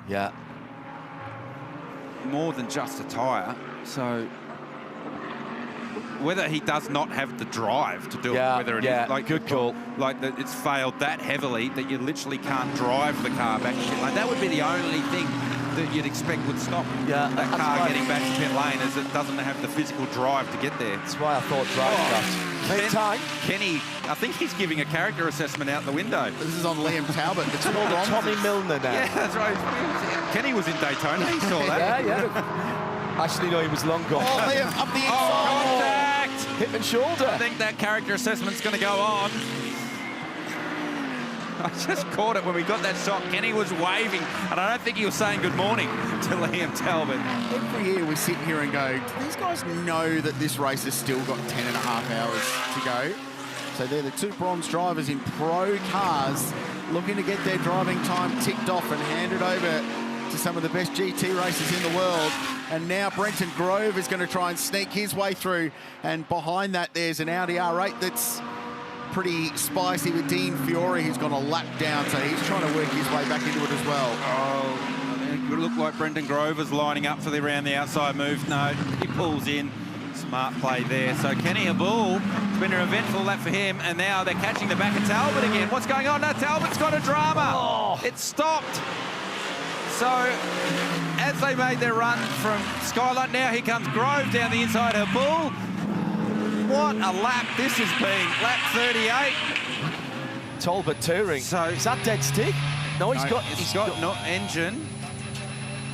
He's talking to the team. His wheel's not straight. Remember, looks like it's sitting down. Remember, Ricardo Fella said the car had damage from that contact early in the race. Good point. So I wonder if something's failed. Yeah. Steering arm, maybe something like that, but there's nothing waggling around at the front end. So this was the contact with Hindhaugh, which was reasonably light. So whether it's the tyre starting to go down, but it's sort of almost past the front corner. And it was side-on-side contact. So here we go on board Liam Talbot. So, and car 75 being shown as under investigation as well, for what we're not entirely sure. Okay, so there's Talbot up the inside. Actually gets the job done. I think there's nothing really in that. They'll both argue over that one, but to me, Talbot was far enough up the inside. Listen here. But we're just staying here with Liam Talbot. Just to understand what happened, because it was on this lap as he made his way over Skyline, down the dipper, that he started to slow. So now he's rolled out of it. Yeah, he's out of it now. He's had something, a feel through the steering wheel. Either feel through the steering wheel or an alarm on the dash. We're hearing left front puncture is potentially the cause of this. So that's heads-up driving from Liam Talbot, because if you feel something's wrong, you do not want to attack Reed, Parker, McPhillamy with 3 wheels on your wagon. So, and there's nothing he can do here. He just has to roll it down, single lane, and gets out of the way. Chad's got more from the lane. Well, the complexity to this one is, from what I understand, Liam was saying to the team on the radio that the waving that he saw up Mountain Straight was Kenny waving him through. Yeah, so he's gone to make the move, and then now he's confused why Kenny's essentially tried to hold that position at the turn.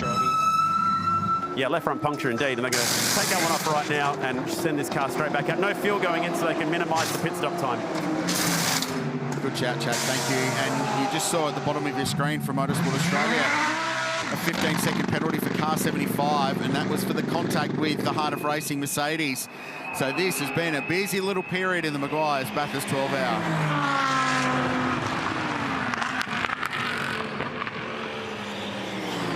Can I just remind everybody, there's still 10 hours and 24 minutes to go. The socials are blowing up. V12HR. They're not the only ones blowing up at the moment. Can somebody tell these guys to ease down? My heart rate and blood pressure cannot take this for another 10.5 hours. This is incredible racing. Drama piled upon drama. So we heard from Chad saying that Liam Talbot understood Kenny Hindhaugh's waving was, oh, I'm going to let you go. And I, for mine, it wasn't that. It was like, oh, good morning, but I'm not very happy with you. Yeah. Knowing Kenny, as we do. And that's the problem with waving in the car, is it can be interpreted so many different ways, and then ultimately it led to what took place with these two cars. Chad? It wouldn't be a Bathurst 12 hour without Kenny getting a penalty, would it? Yeah. It's actually been something of a good luck charm to that team over the last few years. Did he get 2 a couple of years ago? Yeah. 2 drive-throughs, I think it was, and they still went on to win that race. They won the race. Yeah, that's right. So don't worry about a 15-second. Maybe it's all part of the strategy. Exactly. Scott Taylor, Tom Randall going around to the team for Scott Taylor Motorsport. Ash Seawood running that operation this weekend, and the sorry side of their 222 AMG Mercedes.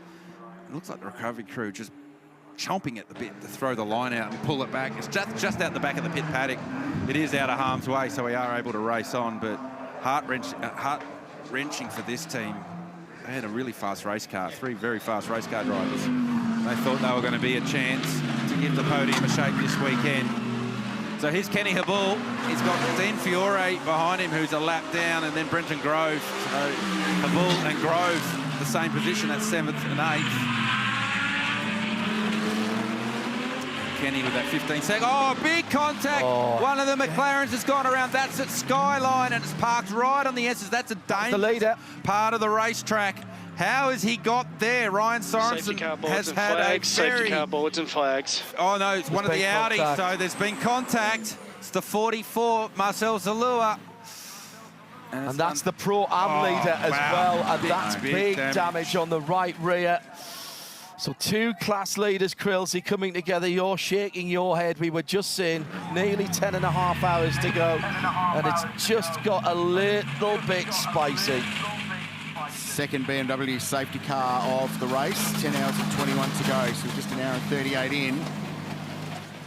And that's that Audi won't go again. The McLaren definitely won't go again today. Ryan Sorensen behind the wheel of that car on his Meguiar's 12-hour debut. What a debut it's been too for Sorensen. Caught up at their first lap restart, and then now contact, well, we assume contact between the 44 and the 25. So here we go. Zalua coming up on Sorensen for the run. The sky. Oh no! He's dropped it by himself, and Zalua was collected. How's your look there? Oh my goodness me. The Belmont Racing Audi just caught up in someone else's accident. The damage on the Audi from hitting the wall rather than even being hit by the... Well, that was trying to thread the needle there exactly. And couldn't get it done.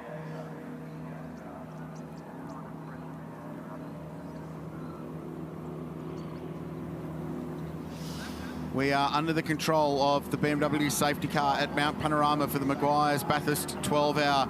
And Ryan Sorensen in the Method Motorsport McLaren Artura has had an enormous moment at McPhillamy Park. The car's turned in to a 200km/h plus corner. He's dropped a wheel off, he's spun and made heavy contact with the fence on driver's left. And Paul Marcel Zalua, minding his own business, has been collected by the McLaren, and there's big damage on the Audi R8 and the McLaren as a result. And we are behind the control of the safety car for the second time in what is proving to be another remarkably dramatic Australia's International Enduro for 2025. And Ryan Sorensen making his debut in this race. It was the class leading car in the GT4 category.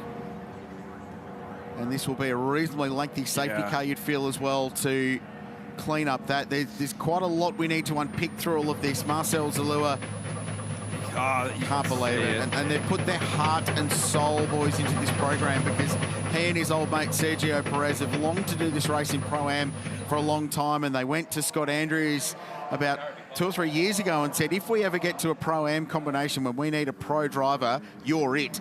And they were true to their word, and they put Scotty in this car this weekend. Couldn't get it back. No, I mean, they weren't going to fix that one anyway. It was significant damage.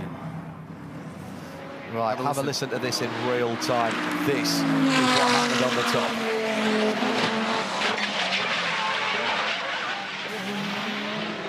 Oh, that's brutal. Maybe the KTM's going to have some luck, because that was the next car on scene. That could be going to turn its luck, but no luck at all for Zalua or Sorensen. And, you know, Ryan Sorensen making his 12-hour debut, and we know how brutal the mountain can be, and he has learnt that one. Good to see the medical team on hand, helping Ryan get from the car. And here they come to the lane. So the leaders, the BMWs, are in, as is the 91 Porsche. Grove Racing and Harter Racing already in and out, Craill. Been and gone. Yeah. So it was Brenton Grove out, Stephen Grove in to get his 60 minutes for him done. So they're thinking it's going to be a reasonable safety car. let's get some time into Stephen Grove. And that was, I sat in the strategy meeting last night at that team, and that's absolutely was the strategy. If we think we're going to get a long safety car, Steve, you're in. And if I was a betting man, I'd bet they're going to put Sam Shahin behind the wheel of the Bent Porsche too, while they've got this safety car. Yeah, Maurice Shearing's in. Yeah. Different strategy here from the BMWs. They went super long at the start, and now they've come to the lane to top off, as does Will Brown. So we're about 10, 11 laps into this stint. So the team's taking the opportunity to fill while they can. Still, even though they're only a half fill, they still have to do the 80-second transit time. They can't splash and dash. Yeah, just wanted to follow up, and there's still a bunch of things we need to chase up and what's going on in a really busy period. So 15-second time penalty coming to Kenny Hindhaugh. Cannot serve that under a safety car, so they'll need to serve that under green flag conditions as there's a change in the leadership between the two BMWs. So because they came in line astern, why are they leaving at such different times? Mark that down as a change of the lead, the net race lead when it all shuffles out. And I wanted to tick the box on 888 with Maxime Martin, who, remember, had that drive-through penalty to serve. So I'm pretty confident they ticked that off because they're shown as having been through pit lane twice. So this safety car will help 888. And it will bunch the field up that were quite badly split after that congestion. Now, Arise Racing GT have brought Will Brown into the lane.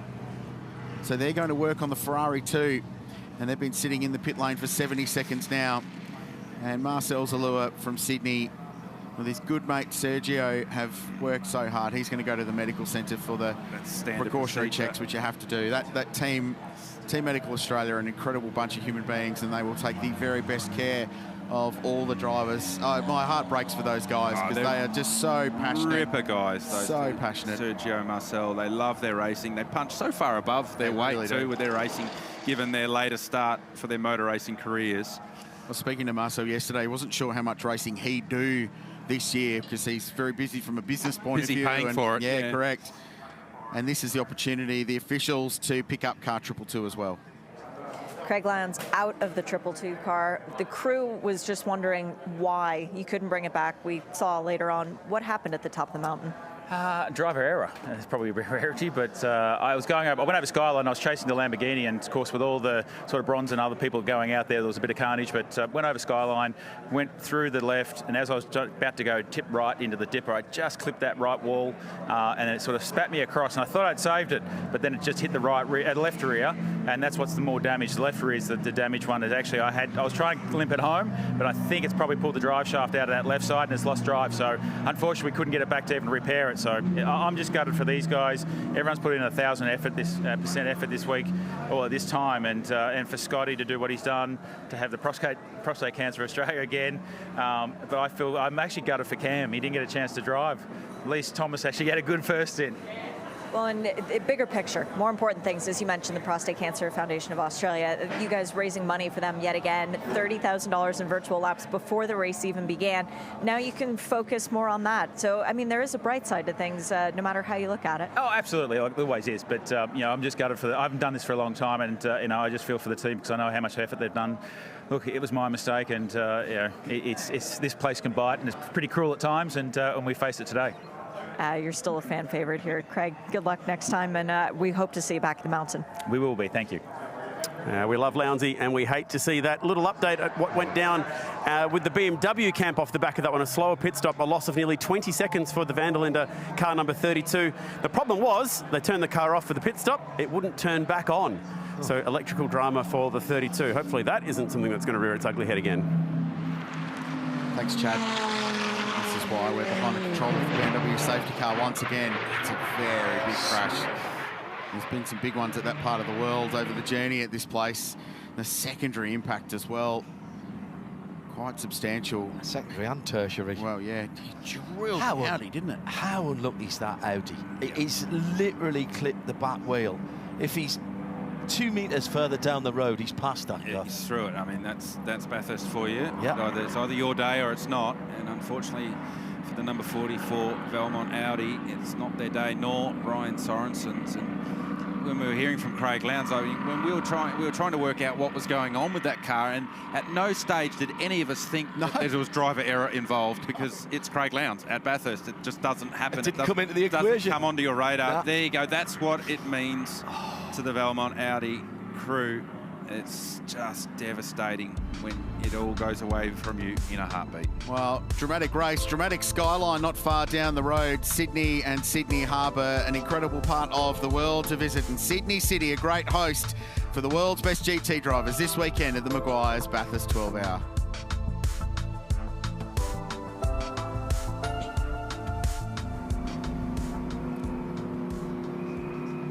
Now, who's pitted, who hasn't? 888 in the pit lane now, as that's Mercedes.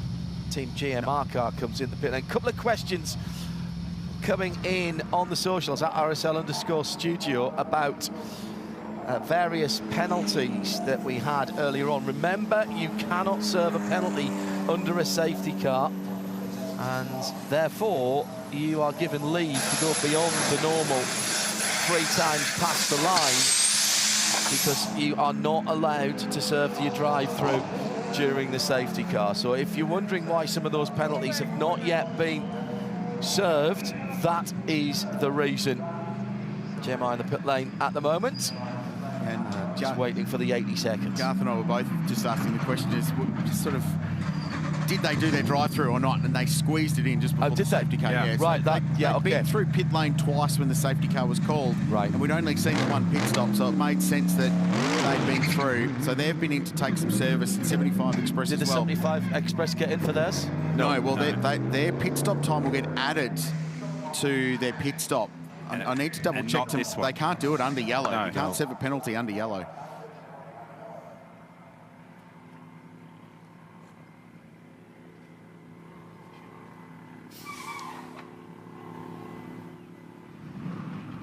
That car will drop off the jacks. They'll keep Kenny Hindhaugh behind the wheel of that car. It's going to take us a little while just to unpick all of the leaderboard and where all that is, because the big spread in the field that was caused by that initial restart, there were 25 seconds from the car that was in third to the car that was in fourth. That was the delay between splitting it. So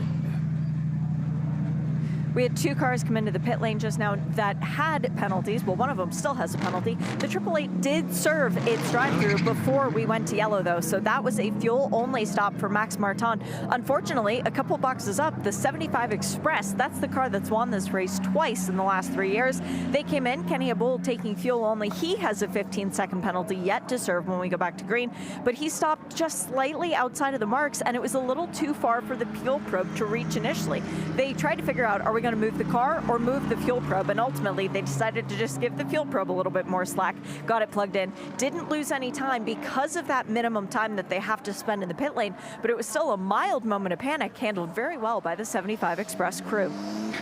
Yeah, under safety car, it wouldn't have hurt them that much. No, but anyway, also, but you don't want to do that too many also times. the 80-second thing, so yeah, you'd rather have that happen under safety car, and knowing that it's only going to be a very short fill, they're effectively topping the tank off. There's Ash Seward from his crew having a look at the car. You can see significant damage. So we thought at the time it was just a tyre failure. They're actually trying to figure out how to get it off the tilt tray without damaging the car further. Which is a thing with a GT3 car, given how low they are to the ground. But devastating for that team. And, you could see how devastating it was for Craig Lowndes, but he'll be back, and he has tamed the mountain so many times, he'll do it again in the future. Back in the back of the paddock for the 222 Scott Taylor Motorsport machine with that drive shaft issue for Craig Lowndes, who clipped the wall at the top of the mountain going through the dipper. Thanks to those that used the socials to let us know, and that left rear wheel is not pointing in the right direction, and they'll have to be careful to take that off the trailer. More significant damage, I'm afraid, to what was the GT4 leader for Method Motorsport, when up at the top of the mountain, just put the right rear Pirelli on the wall, hits the left on the curb, hits the wall to driver's left, cannons across, and the Valmont Audi coming through Well, they did not have the look of the mountain today because they take a big damage as well. And the Guy Valmont car, one of those super liveries, they're having a look at the right rear of that, and that's big suspension damage and a lot of work for those guys. It is a lot of work, but the good news is they're going to give it a crack. So it's coming. Yeah, I know. That was my reaction too. Grab Scott Andrews for a quick word. Obviously, a lot of disappointment down here, Scott, but there's a feeling of maybe a slight part of optimism still. Yeah, it looks pretty optimistic, but yeah, of course we're going to try to get it back out there. You know, the boys deserve to get back out there. Marcel and Sergio, you know, they're such good guys, and they didn't deserve this. Wrong spot, wrong time. Yeah, bloke in front just dropped it, and what do you do? Like, yeah, Marcel couldn't have done anything different. You know, he tried to avoid it, and it just really sucks because like the whole team, Tigani and Guy Valmont and everybody just work hard. You know, it's a good looking program, and car looks great. It was quick, you know, made the 10 and everything, so you know, that was awesome for me, and you know, got the privilege to take the start, and yeah, I really just feel bad for the guys. It's really disappointing, but we'll give it a crack to get it back out there. Yeah, so one part of this is we want Sergio to get in and actually do some laps because he's put so much effort into this, but given the field size for you guys, there's a little bit more to fight for there as well. Yeah, well, if we get it back out there, I'm pretty sure it's 75% rule, and if we get it back out there, then obviously, if we do 75%, we get a podium.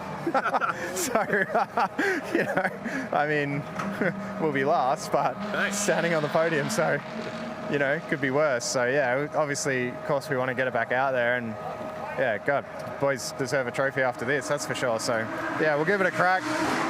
Doesn't look great, but, you know, Tigani boys are really, really good, so, yeah, if anyone can get it out there, it's them.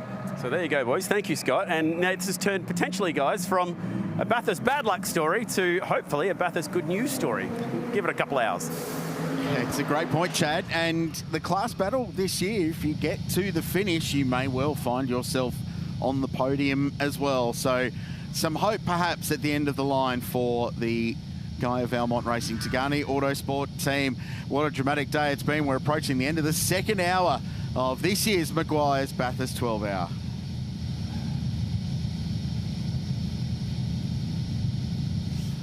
And it's the BMW safety car leading the field, and quite remarkably, somehow, Ayan Guven finds himself leading the race in the Absolute Racing Porsche. And we have talked all weekend about how Porsche go endurance racing by stealth. And every now and then they pop up and you go, hang on a minute, they're leading. And that's what's happening for our defending winners. The bonnet up on 75 Express. That's the proper endurance race now because we've got race tape on one of the cars. And it's not the same colour as the rest of the car. All we need now is a 10-pound lump hammer and a mobile phone being used as a torch. Oh, and some tie wraps. That makes it the full endurance. By the way, spirit of endurance for that Audi team if they're going to try and get that car back. I feel like, wow. Yeah, if we're doing a Spirit of the Race award at the end of this, I feel like there'll be a few contenders from the first 2 hours. Yeah, that's right. Yeah. We've still got 10 to go. As we watch the 75 team finish off what looks like making sure the car's right for later in the day repairs while we're under safety car. One car that has taken massive advantage of this safety car period is the 77 Craft Bamboo car of Maxi Götz. That's back on the lead lap. Correct. Without using a lucky dog. So they stayed out. So they've stayed out. I mean, they will have to, I would imagine they'll come in at the end of this safety car and top off and they'll lose track position, but they're on the lead lap. And that's massive for later in the day. And by the way, all of the ins and outs of the 75 Express in 11th position, they're still on the lead lap as well. I reckon still the first car off the lead lap is the number 91 Porsche. They've got Sam Shaheen, as predicted, to do some of the time behind the safety car. Now, the team in the truck have been doing great work, and we've got part of Craig Lowndes' accident, but you can hear it. So crank it up, have a listen, and you'll hear the point at which the race ended for 222. So we'll have a listen to that very, very shortly. Here it is.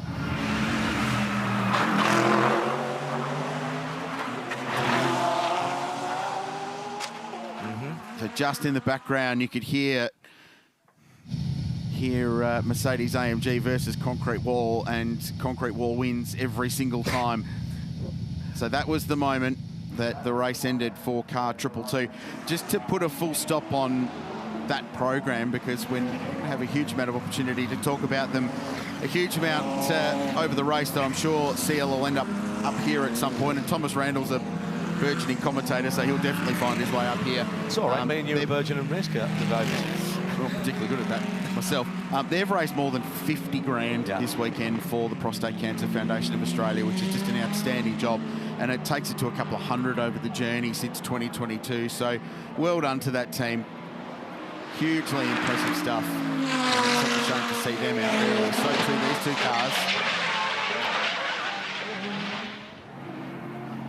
Do you know what? You look at that, and it is brutal. How quick does the yellow flag come out from our marshals and volunteers? Thank you, ladies and gentlemen. Met a few of them yesterday. One in particular who's been doing double duty from Daytona round to here. Always a pleasure.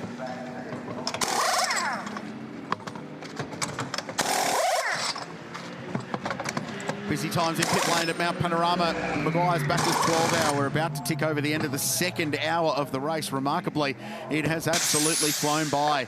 And this has been a well-timed and well-executed safety car for Craft Bamboo Racing. They were the cause of the first safety car contact with Will Brown down at Elf Murray's corner. They were buried in the gravel trap, but with this safety car, they have elected to stay out early.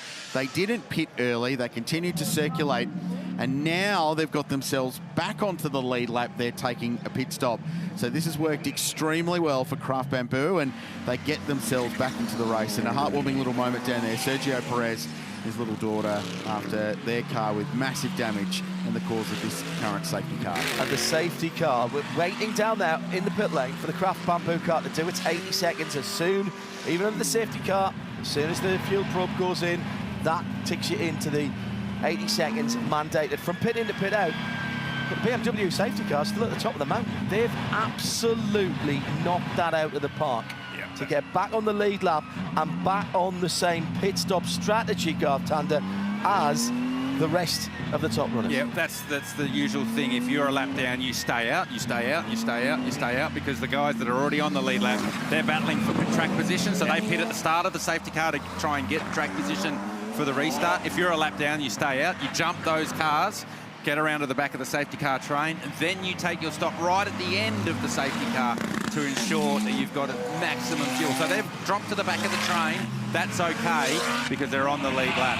And we say it often in our game that safety cars can breed safety cars. And if there's a secondary safety car off the back of this one, the 77 is absolutely back in the game. So nicely played by Craft Bamboo. I actually knew they'd get back on the lead lap. I thought it might take 3 or 4 hours. They got it done in about 45 minutes, so well played.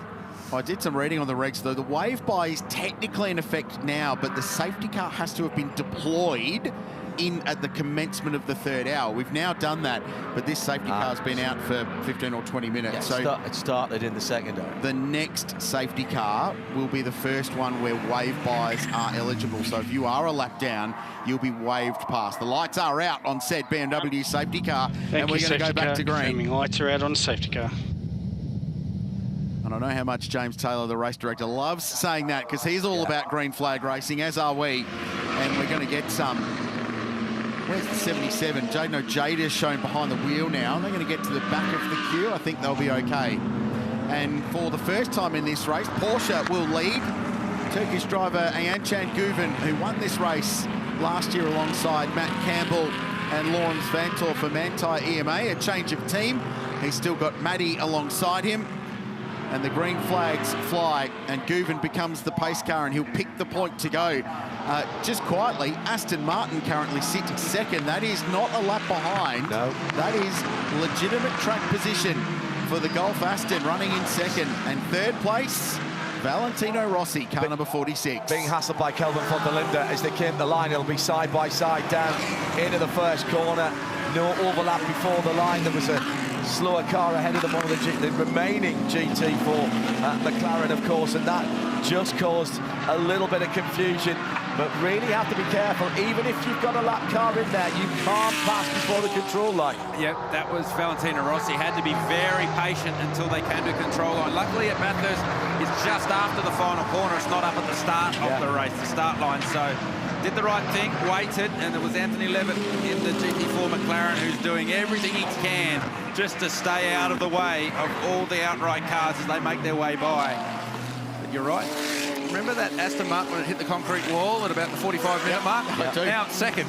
So we all held our breath then, but we did see, though, it popped up that number 14, Aston Martin, is under investigation for a pit stop breach. So we'll keep a casual eye on that for you. But Matteo Villagomez doesn't care about that right now. He's second in the race, and he's trying to hold off Valentino Rossi. Anton Guven has got a second lead up the road as they restart this one. The mountain giveth and the mountain taketh away, Garth. It does many times. And it's not always equitable. You're not always on the... Oh, Rossi! Rossi! How close was that? That was knee-down stuff.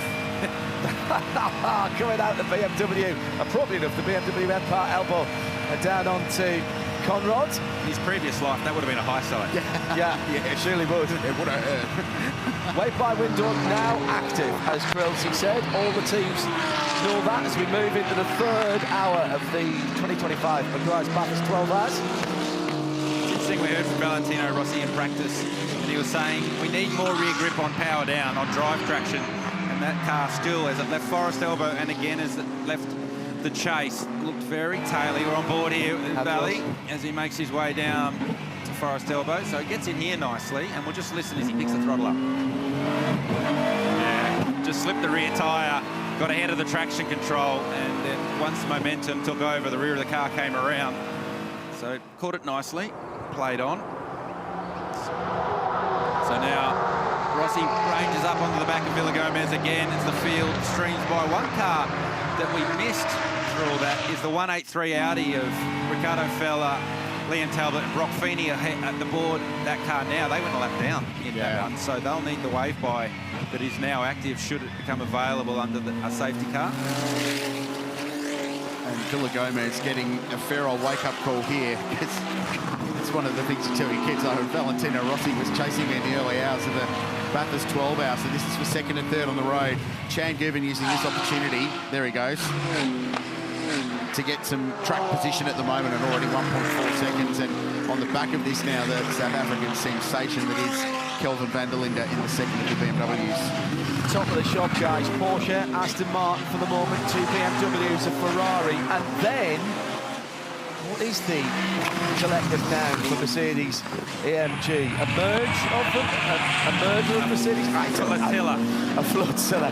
1, 2, 3, 4, 5, 6 of them on the lead lap from 6th down. And at the moment, the big front engine 3-pointed stars are all running together. A half a dozen of them. A battalion. Oh, I like heavy metal. Yes. That works. That's good. Absolutely works.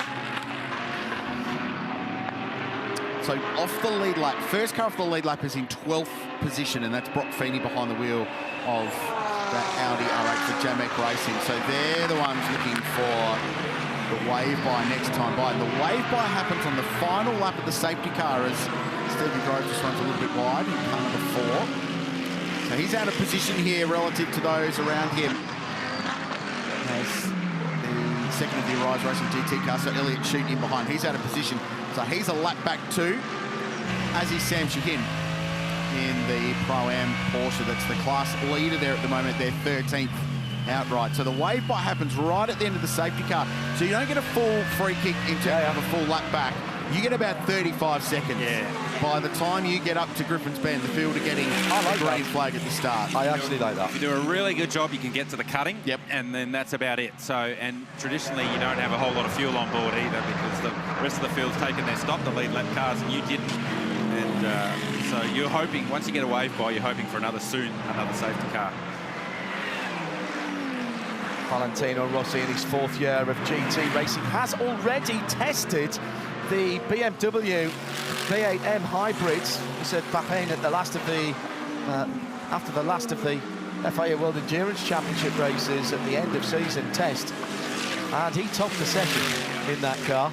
You know, Because? Just because it's Valentino Rossi. When I interviewed him for this race last year, I asked him that question. I said, oh, is there an opportunity for the hypercar potentially in the future? And as race car drivers do, he's like, oh, well, we'll just wait and see how it is. But he answered it with his eyes. And he was absolutely getting a chance in that hypercar at some stage last year. Yeah, very impressive.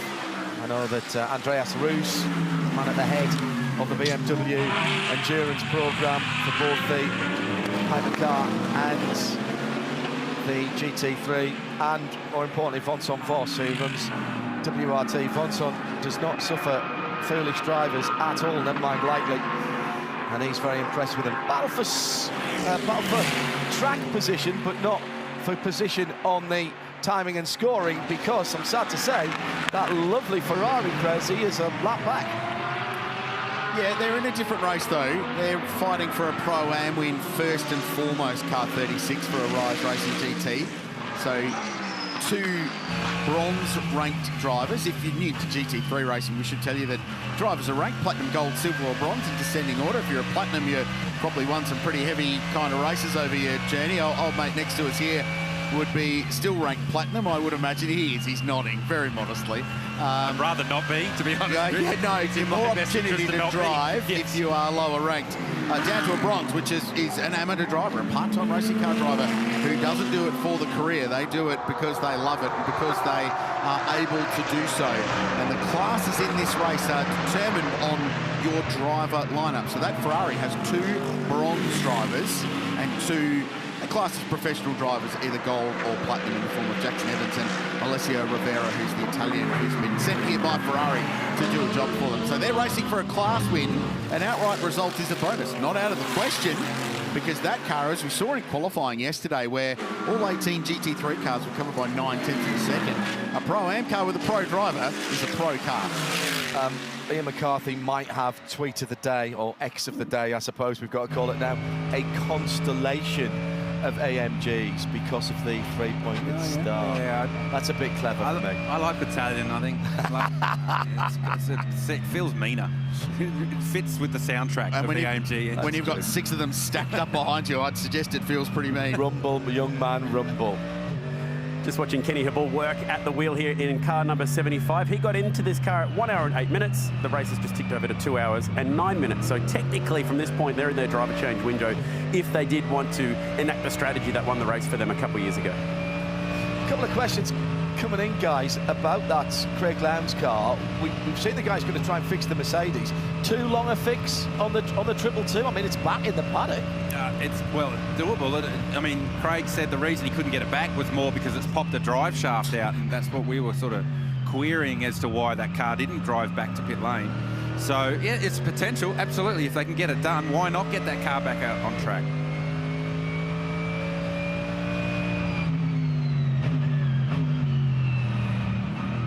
The question for mine on that would be, is there transaxle damage in the gearbox and the rear axle of that car? And that might have been why. It might have been more than, because the axle may have come out. 14, failure to comply with the 80 km/h speed limit under safety car. Okay, so that's the Aston Martin. Matteo Villagomez behind the wheel, second on the road at the moment. Pit lane penalty, 32 seconds transit time, plus entry, plus exit for that team, and they'll need to serve that. That will come with one. Be getting that done. Yeah, right. As soon as you can, get that done now. Well, you do that now, you drop to 10th, but you don't lose an enormous amount of time.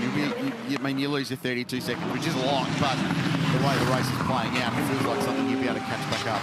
Yeah, 32 seconds is the transit time. You lose a bit more than that because everybody else is still at full speed. Slowing down and speeding up. Yeah. But it's way better than a safety car coming out and you getting trapped with the field bunching up. 100%. The other thing, they're on a slightly different strategy because they've only stopped the once. So the first round of pit stops, they only went through the lane on one occasion, and so too for Absolute Racing in the Porsche that leads the race. So they are a little bit out of sync from a pit stop point of view with the BMWs that are chasing them. Still got a 15-second penalty on the 75 Express as well, guys. Yeah, because of that safety car, any of those stops they came to the lane, they couldn't serve that 15. They have to do it under green. So when Kenny Hibble comes into pit lane next, there goes the Aston Martin into pit lane to take that drive-through penalty. They must have been listening to Richard Craill. Oh, Valley's run wide a little bit at the final corner. And the 46 BMW, but he assumed second place. Van der Linde, his teammate, right behind him. 1.1 seconds as Mateo Villagomez. And 40 kilometres an hour feels slow in pit lane. It feels a whole lot slower when you're doing a drive-through penalty. Yeah.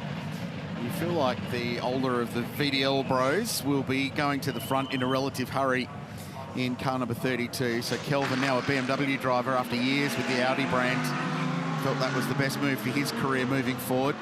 Stephen Grove, Kenny Habul, Ian James, 8th, 9th and 10th in this battalion of Aston Martins, and they're still chase of Mercedes-AMGs. They've still got Ferraris in and around them too, in the form of Elliott Shute, who's in 15th place. And if you're a Ferrari fan, you can see Will Brown still sitting 4th place. So this has all played out okay for Arise Racing GT and their pro entry in this race. Just to pay off for the international audience, 2 different types of penalties. So you've got your standard drive-through penalty, we've seen that, and you've got these 15 seconds or time penalties added to a pit stop. Yep, and much like you see a green flag pit stop, and that's what the 75 Express still has hanging over at the moment. It depends what the offence is. You reckon a 40k drive-through feels slow? I can only imagine that sitting there for 15 seconds doing nothing feels just as bad. It feels like 15 minutes. Yes, and that's what's going to happen for 75 Express at their next round of green flag pit stops. So the Porsche leads, 6.8 seconds for margin.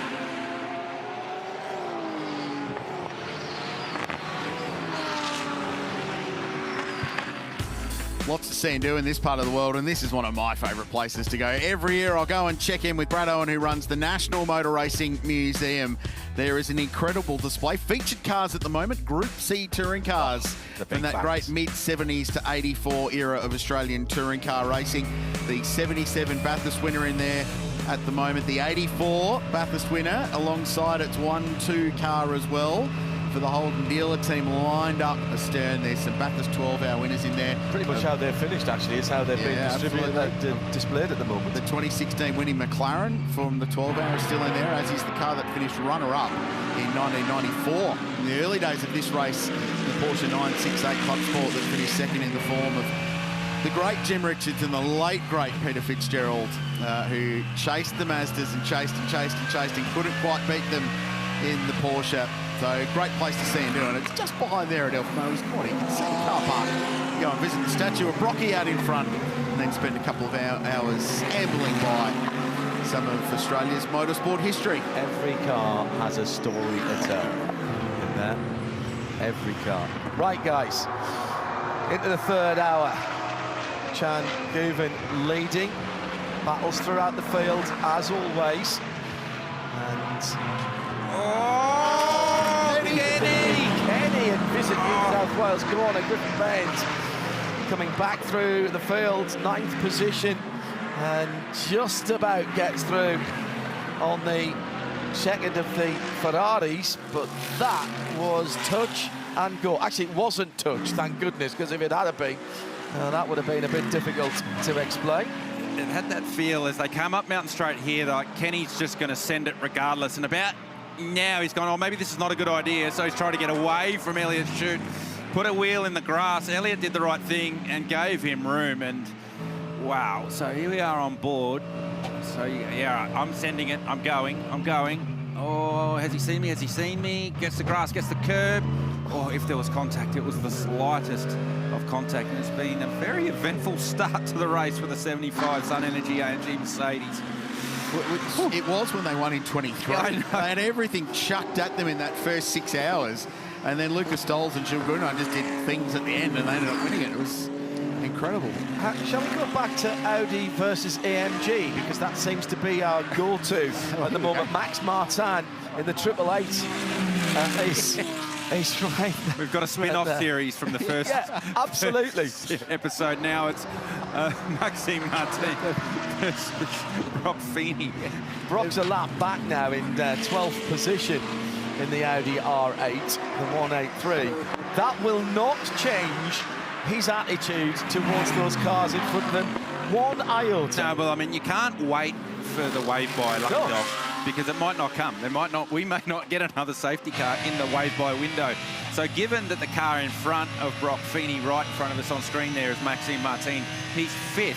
Realistically, if Feeney can get past these two and get up the road a bit, the first couple of cars aren't far away, and if everything falls their way in the pit stop window, they can unlap themselves. So, you know, even though you're a lap down, you want to be passing these cars to get yourself the opportunity should it fall your way. Yeah. And the 183 will probably want a little bit of redemption just still over the Triple A. Given we heard from Ricardo Feller, and they are carrying some damage from contact in the first 200 metres of this race. Interesting to chat to Brock at the press conference last night, having qualified 3rd for the 3rd consecutive year, although he was very keen to put out it wasn't him behind the wheel this time around. It was Ricky Feller who did the job in qualifying yesterday, missed pole by 10th of a second. I mean, it was super close, and the closest top 10 in 12-hour history as well. But just in the process of getting up to speed, and it was interesting, Brock even tapping into Liam Talbot saying, mate, I need to learn from you. You're the expert in these cars. You've driven them much more than I have in terms of the Audi platform relative to the Mercedes-AMG. He's been racing for a long time with Triple Eight Race Engineering. So it's been a big process for Brock, but every year he's jumped in a GT3 car. He has been outstanding. And made the step from an AMG Mercedes to the Audi easily, because they are wildly different cars to drive and maximise. Brock jumped in that Audi after doing 20 laps at Winton, which you don't really get to fully exploit the aero advantages of an Audi at Winton, given they didn't even get out of 4th gear when they tested. So to turn up here at the mountain and do what Brock's done in that car is seriously impressive. We know he's a fast driver. Right, highlights now. We're well into the 3rd hour of this car race, and it's been action-packed from the moment. That incredible start with Maximilian Goetz backing the car into turn 1. This is the opening lap of the race, not the finish. 3 wide, and the Audi was the meat in the sandwich there of the battalion of Mercedes-AMGs going to war early on. The Ferrari was fast too. Chaz Mostert, man, he was fast. Just doing Chaz Mostert things. It's in the contract. We expect it from him in this race. This was the cause of the first safety car. The 2 cars that led the race early. Will Brown behind the wheel of one, and the Craft Bamboo car deposited into the gravel trap. And that was at the same time. That didn't cause the safety car. Ian James turned around by the 75 car. That necessitated a penalty in pit lane. And then a huge moment, Craig Lowndes hit the wall at the top of the mountain. 222 out of the race, a pre-event favourite. Mercedes versus Audi, it's the subplot we've all been loving today, and that was a heart-in-mouth moment for Liam Talbot with a left front puncture on the Jamek Pem car and got into pit lane, and then crunch. Ryan Sorensen dropped a wheel off at Brock Skyline, found the fence at Brock Skyline, and unfortunately, the Valmont Gaia Audi R8 with Marcel Zalua behind the wheel was an innocent victim in someone else's accident. And at least for the moment, it's ended their day, but they're going to have a swing to try and get that car back on the racetrack. Yanchen Guven leads the way for Porsche. Oh, no. Stephen Grove no. in the flags. AMG GT3. There's a bit of fire under the left front as well, where something's caught, something hot. And that is just starting a lick of flame there behind the left front Pirelli, and that's up at the top of the mountain, well, just over the top of the mountain, actually, Garth. Over Skyline, the run through the S's down to the dipper. And you can see that fire, that's on the exhaust. So something is touching the exhaust that shouldn't be, but heavy contact. And sounds expensive. That was just the door opening as well. Now the car's rolling, so... Not anymore, it's in the wall. No, it's in against the wall. I reckon that corner was already needing replacing anyway, but real shame for this team. They're running the strategy with getting Stephen Grove the bronze, and he looks a bit ginger, so it's been heavy contact for Stephen Grove at the top of the mountain. And how has he ended up there? That car's been on the ground. There's witness marks on the tarmac. That's been on the ground a ways further back. This is it, looking out the back of Stephen Grove's AMG Mercedes and Kenny Abul up the inside. I mean, that's as near a car has gone to going over the wall there that has ever happened.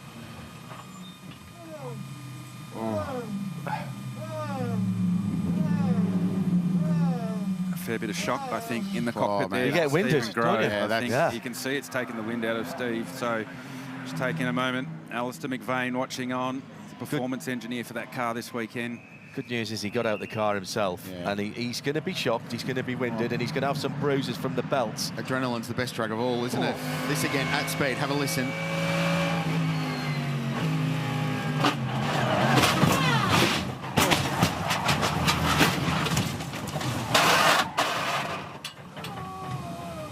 I mean, that's just exhaling. That's involuntary. Yeah. That is literally the wind coming back in your lungs after being taken out of it. And that car had a total rebuild going into this race. It could not have been stripped any more than it was stripped. And the car was as good as it has been at Grove Racing, and now it will need another one. So here we go, on board with Kenny Bull.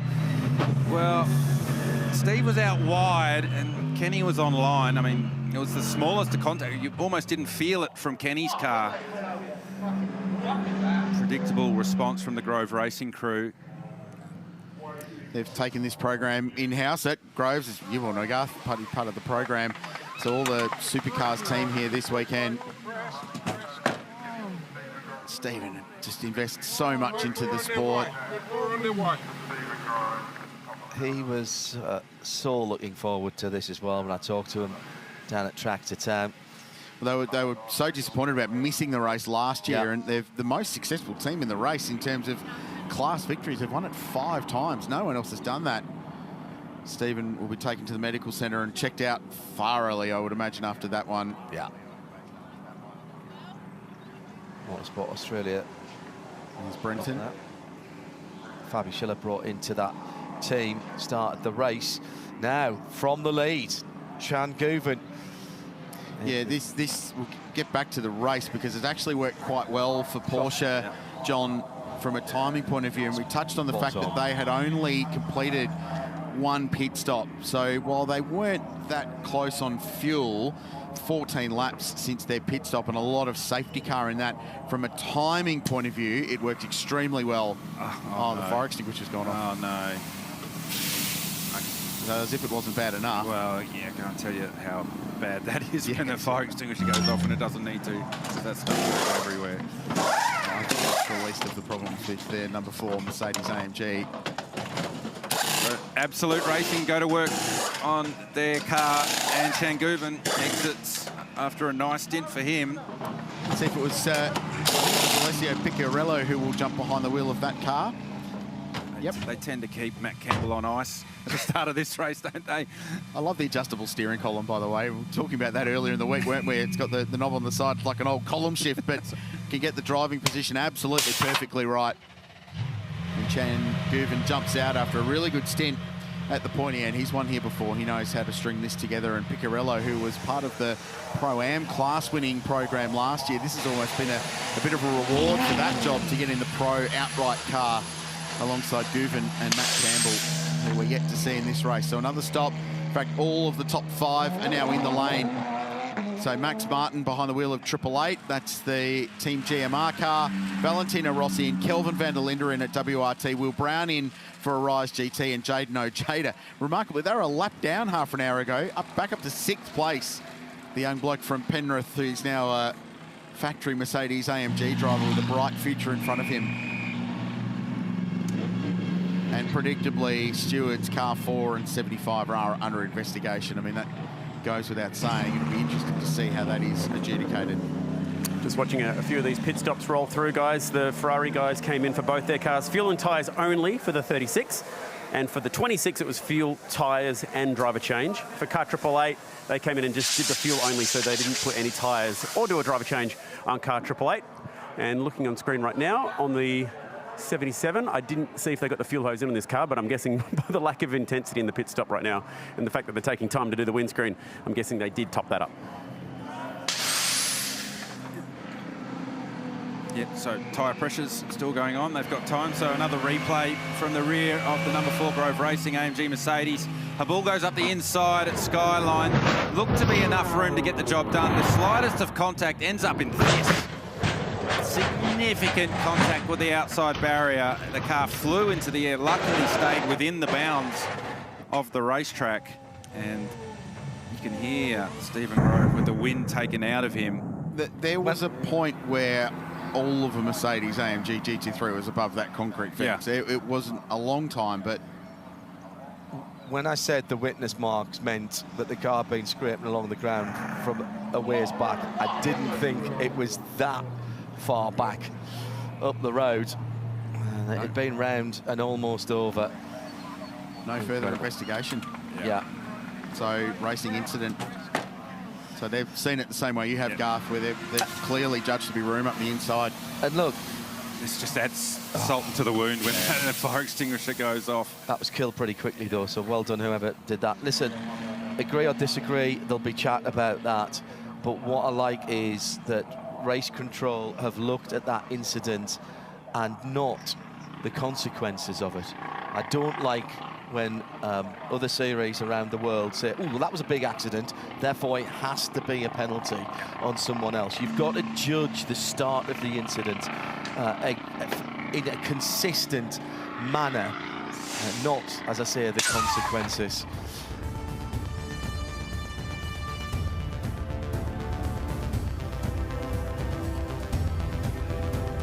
These are the class leaders after 2 hours and 27 minutes of the Meguiar's Bathurst 12 hour. So the pro class was being led by the Porsche. They've since been through pit lane. We're waiting for timing to shuffle around. Jay Robotham behind the wheel of the Aston Martin with that penalty for them being applied. So silver class lead. Ian James is behind the wheel. Actually, Zach Robichon now behind the wheel of the 27 Heart of Racing Mercedes-AMG. They're leading the bronze class in a 10th outright. Tell you what, your class car today, you're going to get a top 10 result, I would have thought. Absolutely. Sam Shahin leads the way in the number 91, the Bend EMA Motorsport car. So as predicted, they put him in the car in this yellow stint. The reason we're behind the control of the Mercedes-AMG safety car is this. Brock Skyline, high speed and massive contact for Stephen Grove behind the wheel of car 4.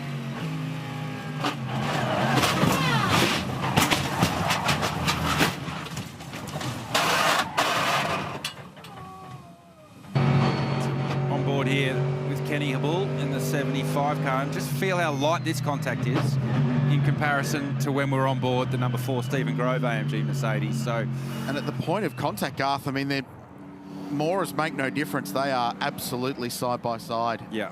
Yeah, and right at the point where the cars are at their lightest as they're cresting the hill into Skyline. So that's why the Grove car turned so violently the other way, because it was light side-to-side contact, but it's the nature of the elevation change that caused the reaction for the Grove car. And the other thing is you have got camber on the wheel, so you don't think of cars going airborne if they are closed wheel cars, but you can run a bit of a wheel over the other and just flick that car up. And at that point, as Garth rightly says, when you're already light, it doesn't take much. It takes nothing. Yeah. Alessio Picciarello behind the BMW safety car. He wonders where everyone else is. They've come in, they've pitted, they've changed tyres, they've put fuel on. He's still in the lead, and they still haven't caught them. This has worked beautifully timing-wise for Absolute Racing. He could have nipped off for a bacon side. Don't worry about 80 seconds. He could have stayed there for a few minutes. So, speaking of, probably due for one of those. Charles Viet's second place, so he's now behind the wheel of car 46. Kelvin van der Linde, who had only just jumped into the 32 car from WRT, is third. Maxime Martin still behind the wheel, so he's in the middle of a double stint for the GMR number 888 car. And then Daniel Serra getting his first stint, the factory Ferrari ace, who's been loaned out to Arise Racing GT this weekend, gets a stint behind the wheel of car 26, their fifth. Sun Energy 1. 75 Express, top 6 still, despite everything that's gone on with them in the last 90 minutes. It's been eventful, hasn't it? A couple of the GT4 cars taking this opportunity to come to the lane. The AMG Mercedes up on the jacks. McLaren coming towards us as it leaves pit lane. So leading GT4 is the AMG Mercedes that's in the lane. So they'll be just servicing the car while they can under safety car.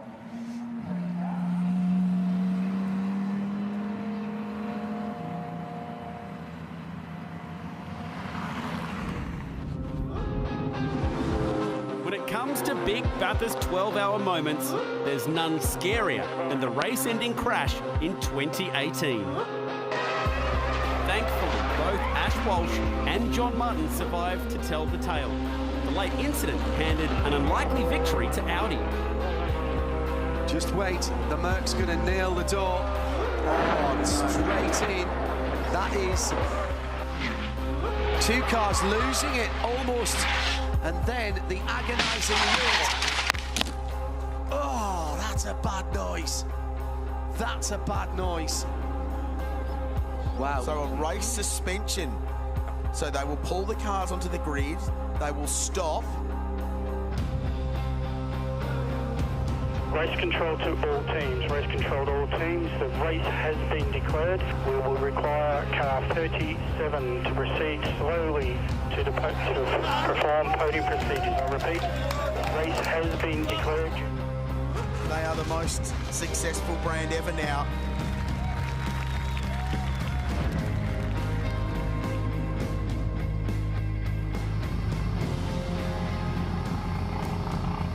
The 2018 race was a dramatic one.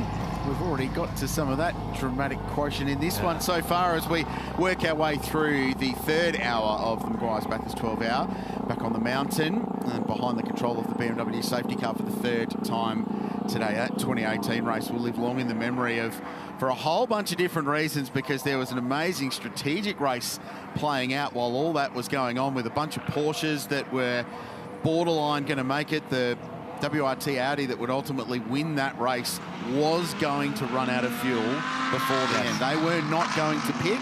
They were rolling the dice, and the dice rolled up 12 for them, and there were a bunch of Porsches stacked up behind that might have got to the end. So dramatic times then, dramatic times today on the mountain. And if I had told Intercontinental before the start of the race that you were going to be leading by the end of that first stint, would you have believed me? Not really. I mean, it was not secret that we had a difficult weekend until the race yesterday. We struggled a lot with the car, but team worked a lot day by day, and to the race, I think now we have a better car. I will say it's still not easy to drive in the high speed, but yeah, so far it looks fast and we are in a good spot, but yeah, still quite a long race to go, and yeah, a lot can happen, so yeah. Where do you feel like your Porsche maybe has a little bit of an edge over the competition around the track, if any? I think top of the mountain and the downhill side. I think in Sector 2 we are strong. This is now why we are in a good spot, because track position is really important. Even we are quick, we not easy to overtake for us. So because we are quick, doing lap time in the top of the mountain, and as you see, it's not possible to overtake there. So yeah, so hopefully we can stay in the front group, and then last hours, then we see if we have a chance or not. They're a lot more optimistic than they were before, eh, Chad? Yeah, not wrong. I'm with a very happy Will Brown, by the way, Shea, who's got the smile on his face. Not a bad day to be driving a Ferrari at the mountain, hey, Will. Man, it's crazy out there today. What's going on? Yeah, it is a little bit crazy. I'm fairly happy. You know, Chaz did a mega job this morning, but handed the car back in 5th. He did a great job to get us in 1st. So a bit disappointing to drop a few positions there, but had a bit of a collision down at the last corner, and luckily it hasn't done too much damage to the car. Yeah, what was the go with that one down at turn 23? Yeah, we opted to go another set of tyres, so we're on cold tyres, and the Merc was on warmer tyres, and just sort of held my line and broke into there. And yeah, I'm not really sure. It happened so quick. I was just trying to watch the footage and see what happens. I think I, was sort of just on my line, and yeah, we collided. Teammates with Chaz Mostert, rivals, of course, in supercars, but enjoying your time together? Yeah, really loving it. He's a great bloke. Been a really good friend of mine for a fair while now, and yeah, it's actually cool. I can learn a lot off him in these cars. He's so fast. He did a mega job this morning, so hopefully he gets back out there later and does the same. On you, Will. Cheers, thank you. He's a ripper character, the reigning Repco Supercars champion. How about that? Early morning entertainment up on top of the mountain. Young fella just fell off Richard Craill's wallet. You've been moving faster than that, Yeah. surely. I'm not sure where More this, elevation change. I'm not sure where this Mount impression Panorama. that I've got money to burn has come from. It's, well, that's a serious selfie get-up, wasn't it? Great to see massive the mountain. crowd. Yeah, great to see the mountain packed as Brock Feeney comes into the pit lane from 11th position in the Audi. More camping sold than ever before here, Craill. Yeah, more than almost 2,900 campsites, so more than 200 up on last year surrounding the mountain, so really good vibe. And when we rolled into the paddock this morning at 4:30 in the morning, the parking area over behind the merchandise area on the backside of the pit lane was as full as I've seen it for the 12 hour. Yeah. It was a seriously great crowd here for the start of the race. And pretty good. People are finding out just how cool it is to be here and see these cars in the morning as the sun comes up. It's worth getting out of bed for. There's a bit of Gladiator, are you not entertained this morning? Because it has been that. Valentino Rossi fans in the house. So I'm waiting for photos of the accident that we've just seen. There'll be a lot of professional and amateur photographers taking photos up there because the light on the run down through Brock Skyline and the S's towards the Dipper right now is peak photography time. So I'm sure social media will pop up. The field just gathers themselves for a little time before we go back to racing. There are a bunch of cars eligible for the wave-by, starting with the car in 12th position outright, which is Sam Shahin in car 91. Mark Sini will get a wave-by. Excitingly for us, Kiwi Brendan Leach, who's behind the wheel of the Wall Racing Lambo, will get the wave-by, and this is what's happening now. So everybody else has got to stop weaving. Stop waving. Now. Yep. Yeah, stop weaving. It's all. Oh, hang on. No. This will. I mean, that's Charles Vert. We are seeing this live. The Group Emma car and the BMW of. Is it Wirtz? Yeah. I thought 46. Yeah. So. Well, the question is the wave-by actually happening now? It's the wave-by. We have not given the call for a wave-by. You need to listen to your radios. We're just Thank you very much, Race Control. From Race Control, the McLaren took it upon itself to do a wave-by, and it started early. Oh, my goodness. No. Oh, wow. That was... Because... Well, that was race director James Taylor giving the field a clip for not listening to Race Control. Absolutely. Yeah, deservedly so. So the McLaren won the wave-by when it does actually happen. Doesn't happen till the exit of Forest Elbow. So correct. McLaren shouldn't have been shoving it up the inside of Jaden Ojeda. So Ojeda was like, what is going on? That's 2 strikes in 1 move. Yeah, and then it's, so we thought that the 46 and the 888 were in trouble, but in reality, it was the McLaren. Yeah, they'll go for that. And not without hesitation, the swift hand of justice will come down. There's also an investigation underway for the Aston for not completing the pit stop in the required time, so they've gone under 80 seconds. Even under safety car, it's all happening on the mountain.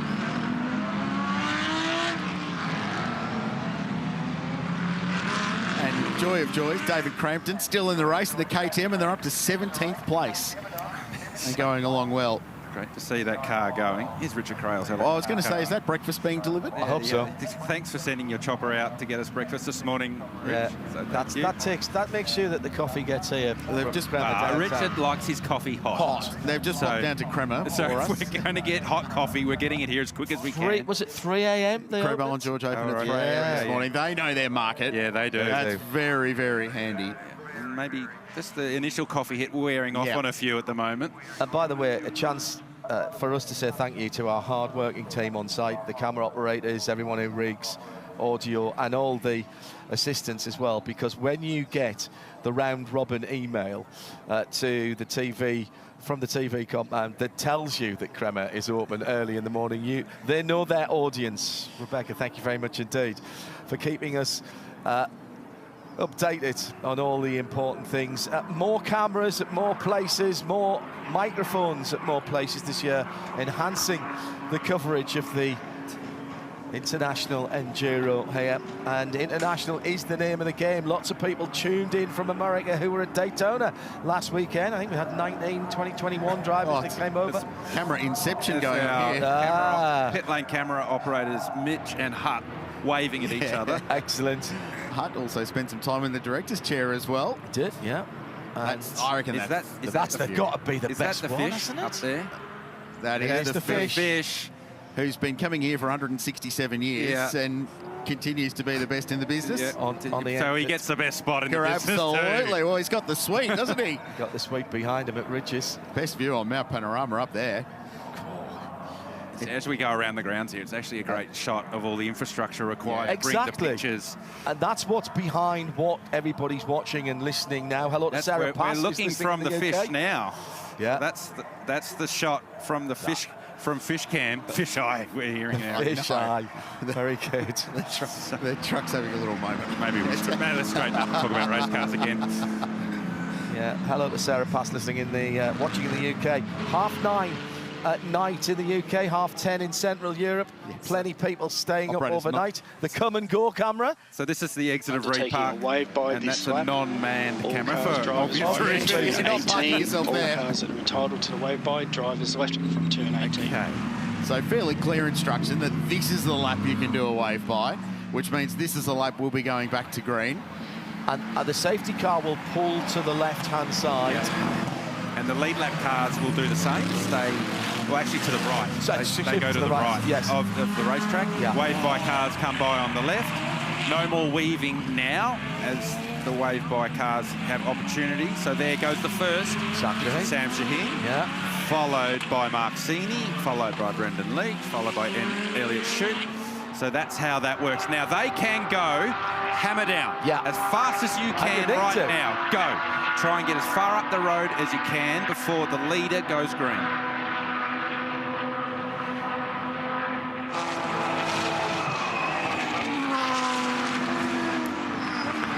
Counting down to a resumption of play on the mountain on Sunday morning in the Meguiar's Bathurst 12-hour. Cars have been waved by. They are now back on the lead lap, built right at the very back of the lead lap, because they'll be 30 or 40 seconds in terms of track position in front of this group of very fired up racing cars who have spent quite a long time behind the BMW M safety car. So it's Alessio Picciarello who will lead the field back to green. Charles Fiatz will be second. Kelvin van der Linde will be third. That's exciting, isn't it? Team Martin in fourth place and Daniel Serra in fifth. So it's Porsche, BMW, Mercedes-AMG, Ferrari in the top five. A bunch of key brands right in the mix, and a bunch of really good cars now back on the lead lap and back in contention. Here we go. And he went exactly the same place that Jan Guven did, just as they were coming under the spares box bridge. I wonder if they've talked about that in team briefing, Gav. Oh, well, I mean, drivers, you know, if you get 2 or 3 safety cars in a row, you always mix it up so that you can't be predictable at the safety car restart. But Picciarello does a nice job. It's so tricky to pick the braking marker coming into that final corner to get the green flag, because the tyre's cold. You don't know the grip level that you have. And often we see people making mistakes and running wide even before they've got to the control line. And the drivers now, as they make their way up Mount Straight, continue to weave to build tyre temperature. As the field starts to find its rhythm, Jalen Robotham around Kenny Habul. That was for position 7th for 8th. Ian James, I think it is, at the heart of racing, AMG Mercedes. Now, B. Feen in the Audi. Oh, just get really nervous when cars go side by side up through there. Feeney was a lap back, but they did the whole let's just stay out under the safety car while everyone else picks. So they are on the lead lap, the Jamek Racing Audi. They've got themselves back into the game. And that's what is so cool about this race, is that if you go a lap down, you can get it back. You can get it back by a wave by, or you can get it back via strategy. And this year, the strategy is more open than it has been in the past too, which is great, because it gives the team some options and some chance to be a little bit inspired or do something differently to everyone else, rather than everyone doing the same thing. And I think we'll see more of that as the race goes on, with people taking some gambles on fuel economy, people taking some gambles on tyre life, and whether you double, or maybe, we've seen it in the past, triple stint a set of Pirellis, if it saves you a little bit of time, or a short pit stop to throw tyres at the car. We've seen it already within the first 3 hours of the race. Porsche did something completely different to the rest of the field. It worked for them. The safety car fell at the right time. They went from the back half of the top 10 to leading the race and got the track position they needed. And then 2 of the heavy hitters that dropped off the lead lap didn't need the wave-by rule. They actually used strategy to get themselves back in the game. And that flexibility with the strategy options that those teams have allowed them to do that. So I like it, Rich. I like the way that we don't have to wait for the wave-by. You can use strategy to get yourself back in the game. And teams will be aware of that now as the race goes forward, to be able to think about that stuff and use it as they go. I think race control has been busy because there's some penalties forthcoming, and we floated that there was an investigation on the Valente Rosso Aston Martin, passed through the hump on Mountain Straight in the run up the hill, that they had not completed a pit stop in the minimum 80 seconds, which was from pit in to pit out. And that was a wave by there for Kenny Habul. ball letting Brock Feeney through, which is smart life choice. Well, it didn't end well last time. Those cars waited each other at that corner. But I think B. Fiend being in the Audi was going to send it anyway. Correct. So we understand there will be a penalty and confirmed a pit lane penalty. Attention all teams, the stewards have imposed a drive-through penalty to car 14 for a short pit stop time. We repeat, the stewards have imposed a drive-through penalty to car 14 for a short pit stop time. So that was the friendly finger. Yeah, we've seen the alternative in this race already. Yep, that was the opposite of what we saw earlier, and that's heads-up driving from Kenny, isn't it? He knows he's not as fast as Brock Feeney, so let him go, chase him behind him, and it's Rubicon in the heart of racing AMG that's behind Hindhaugh right now, 9th and 10th. So just to finish the point, pit lane drive-through penalty, car 14, and the news I got through was that was 77 seconds. Yeah. 80 seconds from pit in to pit out. If you go under it, that's the penalty. You add 32 seconds to your race, which is a transit time at 40 k's an hour through the lane. Much better being 82 or 83 or 84 than having another. And that's the second penalty for that Aston Martin, because they got pinged earlier on as well. To make it worse with that penalty, guys, the field was under the 80 k an hour speed limit at that point as well. So it was sort of a bit of an unforced error, that one. Yeah, good point. A little bit of Ferrari flying through the air as Will Brown made his way over the skyline. Well, that's interesting, because Will said in that interview that they had a bit of damage. You and I looked at each other, and a bit of damage equals some damage. Correct. So the Ferrari not as straight as it was when it started the race. Because if there was no damage, he would have said, no, the car's fine. Car's fine. Yeah. So clearly there's something. Valentino Rossi with the visor open and working. Race control, attention all teams. Stewards have imposed a 5-minute stop-and-go penalty to car 24 for a breach of safety car procedure. I repeat, stewards have imposed Felt like that was going to be a big whack. Yeah. It's a fairly significant misinterpretation of that regulation. So that's a pretty clear and show to the rest of the teams that, hey, get it right. Yeah. Read the rules, get it right. And listen to race control. Yeah. Listen to the voice from upstairs. And that's a... Well, this could have been race ending for one of the main contenders, because Jaden Ojada's not even thinking twice about a car, trying to pass him under safety car at Forest Elbow. Yeah, so, I mean, the question... then it went on. As these cars were weaving, he was trying to pass. Yeah, exactly. Yeah. The question for mine is...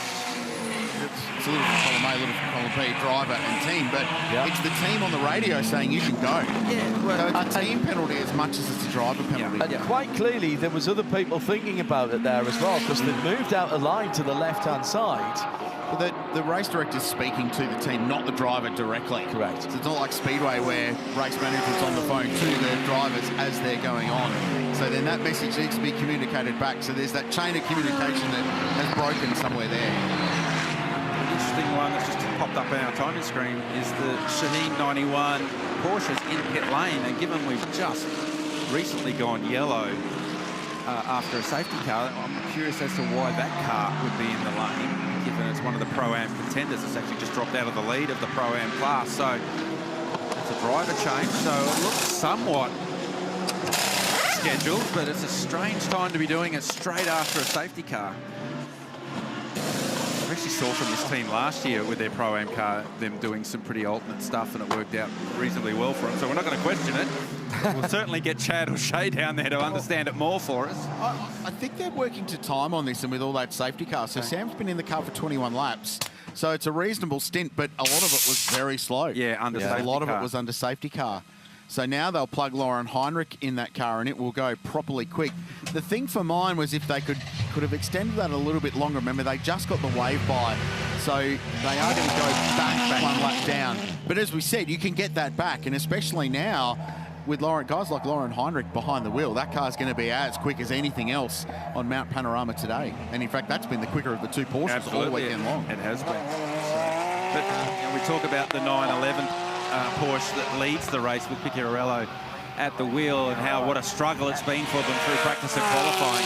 Chaz Mostert set the fastest lap of the race at the lap 9 at 2:02.6. That 911 Porsche has done a 2:02.8 in the race. Opposite block. and going, no, not today. Sam Shea, apologies for the language, but that's what Mount Panorama does to you. That's what adrenaline does to you. That's great. He's so unbelievably passionate about his own driving. Did a year in Porsche Super Cup. I'd like to say hello to Greg Murphy, who will be at Terratonga Park Raceway down in Invercargill today for the next round of the Next Gen New Zealand Championship, Formula Regionals racing there. Murph's son Cormac running around in Toyota 86s this weekend. And the reason I say g'day to Murph is because 5-minute penalties in Mount Panorama, you only go to one man from an experience point of view. The original and best. And the best by far. 5 minutes. Well, I mean, he managed his own splash and dash in that pit stop penalty as well, didn't he? He really did. So, g'day, Murph. I'm sure he's not watching. He'll be watching Cormac go racing. He should be working. What is it over there? about 11 o'clock over there at the moment. So, later everyone over in the South Island. New Zealand Grand Prix next week at Highlands. Will Brown will be there. Brock Feeney will be there in open wheelers. Oh, Kenny's another got the wave going nice and early this time. So clearly wanting to minimise. I mean, they've had some dramas with the 75 car. Kenny's been waving for the entirety of Mount Straight and rolls out of it nice and early. He does not want any more contact. So again, heads up driving from Kenny Hindhaugh. We made the point about them knocking off some bronze time for these drivers. What it's done as well for 75 is Kenny is now clear for the rest of the day if they want it to be. They've got that flexibility built in.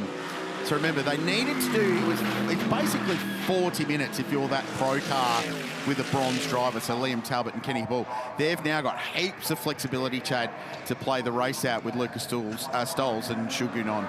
Yeah, not wrong. That's the advantage of having Kenny do those extra laps. Absolutely. You get really banked into such a small window with strategy. Otherwise, I'm standing by at the 24 pit and I'm just watching this incredibly long penalty get handed out to the 24 car, and they're just sort of all looking at each other, feeling antsy to get this car back out on track. I got to the bottom of what happened on the radio. They were listening to race control discussing which cars were going to get the pass by, and in hearing them talking about which numbers were being brought up and then hearing their number, they assumed that was, oh, we're good to go. So they went a little bit early on the gun, clearly, but that's how it happened. They were hearing race control talking about which cars were about to get the wave by. We watch teams in practice pit stops, practice refueling, practice brake pads, practice all their procedures. And the same is true with all the meetings and briefings that you have in the lead up to this race, whether in the team briefings or the driver and team managers briefings with race control. And it's all so much about dotting the I's and crossing the T's and making sure you get all the procedures right, whether it be your performance procedures or your operational procedures. And clearly that one has fallen foul of race control, and a pretty big one at that. I don't know if as a kid, Garth, you got told to listen to your mother. Listen to your mother. I still get told to listen to my mother. So do I. In this instance, Mum is race director James Taylor. Or listen to your teacher. Correct. So you need to listen to race control clearly to get that direction. This is the Aston on the comeback trail. Jalen Robotham getting around Theo Konduras. Morning to everyone on the morning rush at the Lancefield Bakery, the Robotham family down there. His dad Dave's here watching on. And that is back into the lead of Silver and back into the top 10 for the Aston Martin. It's still on the lead lap. Yep. Oh, Jade has bowled a wide. And that is as big as you will have without shortening your Mercedes 3 feet. That was... Seriously, as he turned in from McPhillamy, he was wide when he turned in, lost the rear. Jayden had to open the steering and ultimately went wide. So watch him here as he turns in. He's super wide and was on the curb, and he's already out in the grey. Loses the rear, has to open the wheel, therefore ends up in the gravel over the back of the curb. And all you do then, once you're over the back of the curb, is you coax the car back onto the racetrack. You don't want to jerk the car or turn too quickly, because you'll see what happened with the McLaren earlier for Ryan Sorensen. So what a moment for Jayden Ojeda. And you can't just lift off that, can you? I can tell you from experience. Well, I was just about to bring it up. I don't want to reopen old wounds, but you've been there, and you had a car at the inside with a similar thing, but Yeah, it must be a feeling of complete helplessness, really. Yeah, it is. You're completely a passenger, and it's just luck whether the car stays straight or it swaps ends on you. And luckily for Jaden, it stayed straight, but he was super, super wide. So at the exit of Reed Park, he must have got right out to the concrete wall and stayed there. And as he turned in, the rear of the car just stepped out. Man, we were so lucky to get that. And Jaden was so lucky to save that. A question I've been asked from right in the middle of Europe, from Switzerland, is the from Right Turn Lover, the hashtag B12HR, as the errant McLaren moves out the pit lane. 5 minutes there. Are they allowed to leave the engine running so that the driver's got the aircon? Because otherwise the doors are closed and he's slightly boiling in there. There's still a bit of shade in pit lane. Driver's in trouble, so if he gets hot, that's his problem. Yeah, Are you practicing to be a team manager, GT? I've been a driver and I've been in trouble a lot, John. This is the battle for the race lead. Charles Wirtz has got to the back of Alessio Piccarello, reigning Intercontinental GT Challenge Drivers Champion. Here's Charles in the BMW. Good success in the back end of the season. Porsche won the manufacturer's side of IGTC last year, anchored off the back of their Bathurst victory. And now just 7/10 of a second between them, so the BMW has just been inching closer and closer and closer to car 911. Van der Linde a further 1.7 seconds further down the road.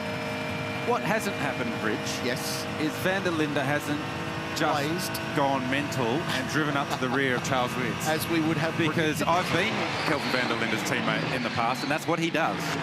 6th and 7th, coming into the King. Audi versus AMG. The 183, yeah, that car goes down the inside. That's copy boot. That is very, very lovely to watch, really. Thank you very much. We'll take the position back from Jaden Ojeda. I think Jaden Ojeda will be still catching his breath. Yes. With you after that moment. Uncomfortable feeling that he'll only be able to rectify when he goes and changes the underwear at the next pit stop. But it was to take away from a nice execution by Brock Feeney down at the chase. And it's got a nice fight back, isn't it, from the 183. They were a lap down. Liam Talbot had to bring the car back to pit lane gently as they had a puncture after that contact with Kenny Hindhaugh. So on board here with Feeney, he's using the toe of Jaden Ojeda as they come down Conrod. And he'll just swing it out nicely. It signals his intentions. I'm coming, let me through. And the AMG Mercedes is very good on the brakes, as is the Audi. So positions himself nicely. Ojeda doesn't fight it too hard. Race control, attention all teams. Stewards have imposed a drive-through penalty to car 24 for avoidable contact under safety car. So that was the root cause of everything. So they made the contact with the Mercedes-AMG. They were penalised for getting the wave by wrong first. So they got penalised 5 minutes for trying to do this move. And now they're getting penalised to drive through for this move and for that contact under the safety car. This penalty is for the contact. Yes. The other penalty is for breach of regulation. Double whammy penalty for that car, and on top of that, they actually took a moment after the 5-minute halt to just check that right side damage, and they were happy to send that car back out. Yeah, thanks, Chad. Right, yeah, they'll get another chance to watch it drive it come through pit lane this time. Chaz is out of the car watching all this unfold as well. So he's seen it all play out for Method Motorsport. Porsche, BMW, battling for the lead.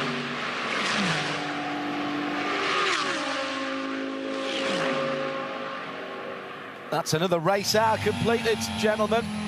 Just 9 hours to go now. Quarter of the race. How has that happened? I said this would happen right from when we went on air on Friday, and it's happening. Even with the BMW M safety car interventions, this race is really delivering earlier on. Hello to all of you around the world watching and listening. Good to have your company. Use the hashtag B12HR. I know that it is getting later in the evening in Europe, but those in the US, in particular, great time zone for the American continent at the moment watching this race. And welcome along to those of you who followed us at Daytona last weekend.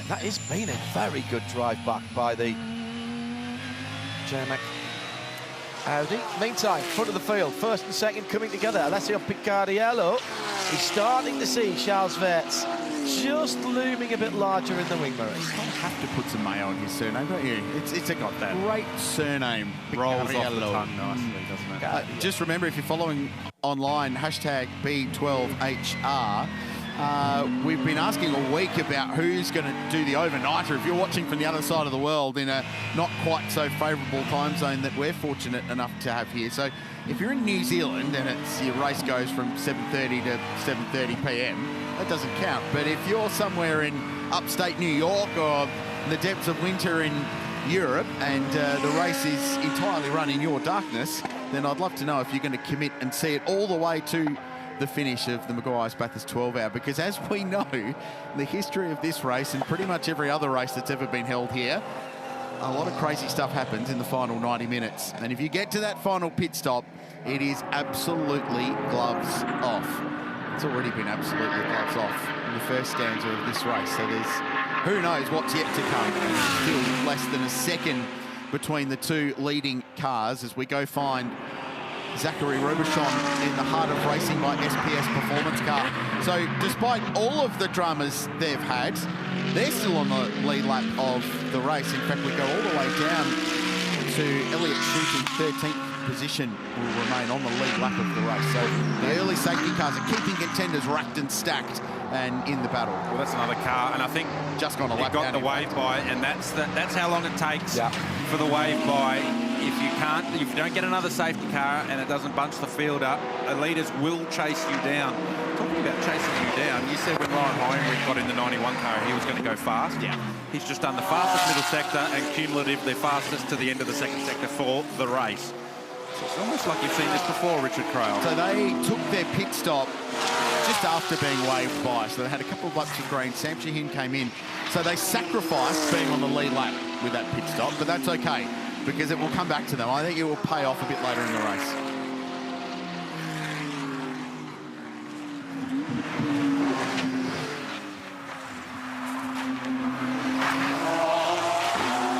Already a third of the race gone in the 2025 Meguiar's Bathurst 12 Hour, and the lead battle is coming back together, and the lead has been held up coming out the BMW M-Power L-Ball. That could be significant. It's been an eventful 20 or 30 minutes for the McLaren, hasn't it? So Piccardiello just held up right at a critical point as the cars made their way down the mountain and out of Forest Elbow, and Charles Wirtz says, thank you very much. I'll range up onto the back of that Porsche and have a crack at the lead of the race. You know, we spent all the lead-in going, oh, this is going to be a brutally fast race. There's not that much lap traffic going to play a role yet. Here we go. It's such a fundamental part of the race so far. And this is now the battle for the race lead. And that little hesitation has allowed Charles to get to the back. The Belgian driver chasing down Piccardiello in front. They're 3.5 seconds in front of Kelvin van der Linde in the sister BMW, who are having another really strong run. They were superb last year. The 32 car was in contention all the way through the first half of the race. Tripped up with lap traffic, ironically, in the run-up to the cutting at hour 6 and taken out of the race. But the sister car, the 46, was in the fight for the podium right until the closing stages. So WRT really have picked up where they left off. Meanwhile, Brock Feeney has got to the back of Daniel Serra in the Ferrari. So he's trying to hassle and get himself into the top 5, and the Audi continues to play itself back in as well. And also the other Porsche, Lauren Heinrich behind the wheel, he's just put that car's fastest lap of the racing down to the 2:02.7, so there is performance out there. Feeney took 1.3 out of Daniel Serra on the last lap. He's on a charge, is Feeney. Both he and Jaden Ojeda were the fastest cars on track. So they continue to fight back. So there's the Elliott Shoot car in the lane after just losing a lap to the leaders. I mean, and that's also what with the wave buys, you haven't stopped. So you've only got probably half a tank of fuel at best. Yep. So ultimately, if the leaders don't catch you, you're going to have to pit at some point. So it's not a free kick. It doesn't get you in the game for the rest of the day. You still have to use a bit of strategy to take maximum advantage of it. And that's what I like about the way that rule is executed in this race, in that it's not just a gift. No. You still need to work for it, but it's just a little helping hand to keep more cars in contention in the race. And we want a show. We want as many cars capable to win this as deep into the race as we possibly can. But you don't want to gift it to them. They've got to work for it. They've got to earn it. And you still got to strategise your way around that. Might have made up a new word there. Look, a week ago, Winwood Racing with their AMG at Daytona were 7 laps down and made it back onto the lead lap to battle for the lead. Ultimately, they weren't on the podium. I think they finished 4th from memory. But you've got to work what the race gives you, Garth, don't you? Absolutely. I mean, one of the races that I had here in the 12-hour, we went 3 or 4 laps down early in the race, and we got ourselves back to 1 lap off the lead of the race by the end of the day. So it can be done, absolutely can be done. If strategy falls your way, you can use it and manage it nicely. Is that 2020? I think it was earlier than that. Yeah. 2020 at the end, Kelvin Van der Linde was going crazy at the end, setting lap records. Right, let's bring us up to speed with where we're at. 3 hours and 6 minutes into the Meguiar's Bathurst 12-hour. Feels like a lot's happened since then, because it has. 3 wide up the hill. Ricardo Fella stuck in the middle of a Mercedes-AMG sandwich. Oh, incredible sight. It is such a special time in motorsport in this part of the world, in any part of the world. The opening stanza. Big names falling early. Craig Lowndes stuck his hand up and said, I found the fence. And so too did Ryan Sorensen in the Method Motorsport car. And unfortunately, Marcel Zalua was caught up in that impact, and that put out a lengthy safety car for a clean-up job here. And you can see what it means to Marcel. He was out of the race and distraught about it too. Yeah, it can go away in a heartbeat, and as it did here for Stephen Grove, he and Kenny Hindhaugh, slightest of contact as they crested Skyline, and significant damage to the Grove Racing AMG Mercedes. That car was leading the bronze class at the time. Joden Ojeda, that was a moment of all moments, and luckily got away with that one. Porsche lead by a small margin. They're being chased by BMW with 2 cars hunting down, and this is how the classes sit as well. So you can see where your favourite driver's going, if they are in fact in the lead of their class. Zachary Robichon leads the way for Heart of Racing in bronze. They were runner-up in their class in this race 12 months ago, and it was taken from them in the final half an hour. So they really want to come back and get a win. Now, into the lane comes Kenny Hindhaugh. Ticked all of his driving time off in this race, and finally has served the 15-second time penalty that has been hanging over them as well. I'm a bit further up pit road right now, and I'm at the Go of Almont number 44 Audi team, and work is continuing down here to get this car back out. Now, we saw contact on both sides of the car. Thankfully, on the left-hand side of the car, it's mainly cosmetic and bodywork damage, so they've had to do a little bit of on-the-fly adjustments to this car's amazing livery. The real work is continuing on the right-hand side. Now, thankfully, on the right front corner, again, just cosmetic, which means it's only the right rear corner that had to be worked on. The bad news is it's everything in this right rear corner right now, so the team are hard at work, putting dampers back in it, putting suspension arms back in it, also changing the drive shaft, so hopefully, fingers crossed, the gearbox is okay out the back of this Audi. They've got about 2 hours, maybe about 90 minutes now to get this car back out onto the racetrack, but the fingers are very much crossed. Actually, here is Marcel Zalua to have a quick chat to us as well. We haven't seen him yet or heard from him after that incident. Unluckiest dude at Bathurst today, mate, but you've got a real hard-working crew trying to get you back out there. Mate, they're legends, so fingers crossed they'll get us back out there and we can go have some fun. Oh, I hate this place sometimes. It's a good sign that you and Serge still have the race suits on. We just want to drive now. And yeah, I just want to get back in the car. There's so much unfinished business here. And yeah, I don't know what to say. Pretty gutted. I hope you can go finish some of that business today, mate. And maybe if you get to the podium, you might have to send 3 mechanics up there. 100%. The 75 Express crew came in, as Richie noted. They did serve that penalty, 15 seconds stationary, before Kenny Hindhaugh could even get out of the car. But the reason that they did the penalty then was because Kenny was getting out of the car. It's an extra opportunity to loosen the belt, to make sure that everything is good to go, because now it's Joel and Luca to the checkered flag. Joel Gonon jumped aboard that beautiful orange Mercedes. He had 4 sticker Pirelli tires, so this is the first time we've seen new rubber thrown at this car in the form of tires that have never seen the pavement before. And Kenny's gotten out. He's walking around and chilling off a little bit. We'll give him a chance to debrief with the team and look at the tires that actually just came off the car before I do stick a mic under his nose. Shea, Adam, before that, Chad Neylon in the lane. Entrants, Richard Craill, Garth Tander and me, John Hindhaugh in the booth. Well, drama upon drama. I'm pleased I'm not cutting the 52-minute show for this, because we could take that just for the first 3 hours of the race. Ricciardo now having to think about what's going on as he comes through the traffic. Both the leading Porsche and the chasing BMW have made up 10 positions from their starting spot, winning the race from outside the top maybe 3-4 rows. Not unheard of, but quite unusual. And how about the battle that continues on the comeback trail for Brock Feeney in the 183 Audi, and the car ahead is the car he's chasing down. Daniel Serra, 5th position in that gorgeous 296.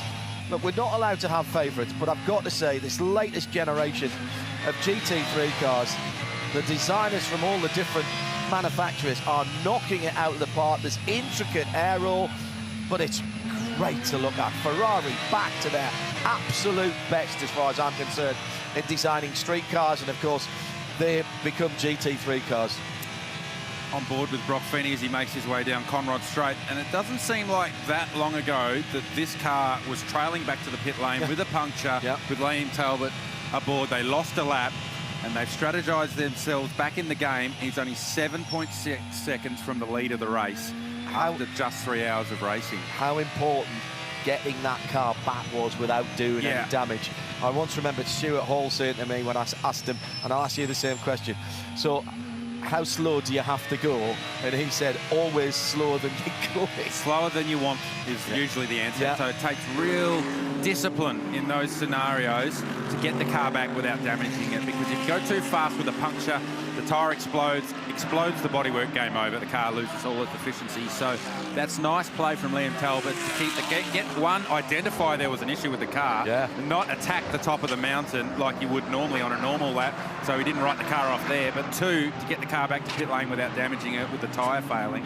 And now 3, the entire team to get themselves back in the game. So Picciarello for Porsche leads, Viet second, Van der Linde third. Those 3 cars really haven't had any issues so far in this race. You go to Maxime Martin in 888, they've had a drive-through penalty.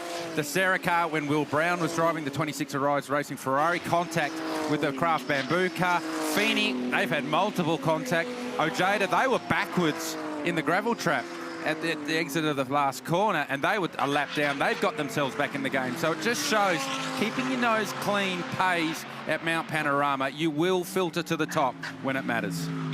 Seems like there's been chaos all over the track for everybody in every car so far, but Kenny Habul, wow, Kenny's crazy day so far. What was that stint like out there for you? I just want to go home and lie down and have some fish. Thankfully, that's close. Yeah, it's very, very difficult. We had a slow leak in the right rear, and they were Lucas tyres, so that's very difficult on me. I couldn't get them up to temperature, and it kept coming down, and you need the right rear around here. And then they come up to the stop, and I said, just change it. And they didn't want to take a set from the boys for later in the race. They didn't want to take one tyre, so we stayed. They said, it's stabilised. Okay. Filled the tank up and went out, and it dropped again. So in the end, all 3 other tyres were at 70 degrees, and the right rear was at 38 with a full tank of fuel. And, man, it was how's your uncle everywhere. I was just holding on to it, just doing the best I could. Yeah, but you've won this race after a crazy first stint before, so now you know how to relax and just let the boys do it. Do you think that you've got the Mercedes to do it again? I think the car's good. The car's taken a few hits, very aggressive out there. This is the way it is every year. I don't know why. People fight really early and they shouldn't fight.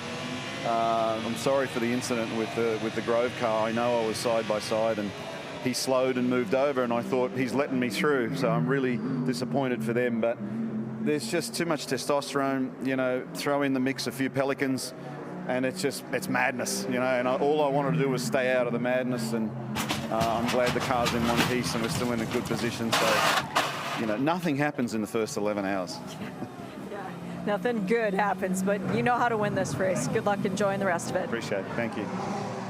Should be pointed out that race control scored that as a racing incident. no blame attached to either of the drivers on that. Audi in the lane from 14th position. This is the number 9 car, Marchini, bringing the bronze class car into pit lane for what looks to be pretty scheduled service, Garth Thunder. Yeah, it certainly does. The crew are out and waiting for his arrival. Tyres laid out, so it'll be a driver change. That's Lee Holdsworth opening the door, about to jump in the car, which will be the first time today for Lee. And nice job by Marcini. This car crew, the longest running car crew, Marcini, Lee Holdsworth and Dean Fiore, longest running car driving team in the record of the 12 hour. So nice that Mark continues to do this. The Meguiar's Bathurst 12 hour continues on. Porsche lead the way from BMW, and BMW in the top 3. But this is a special part of the world to come and visit every year in the central west of New South Wales. You pop up over the Blue Mountains.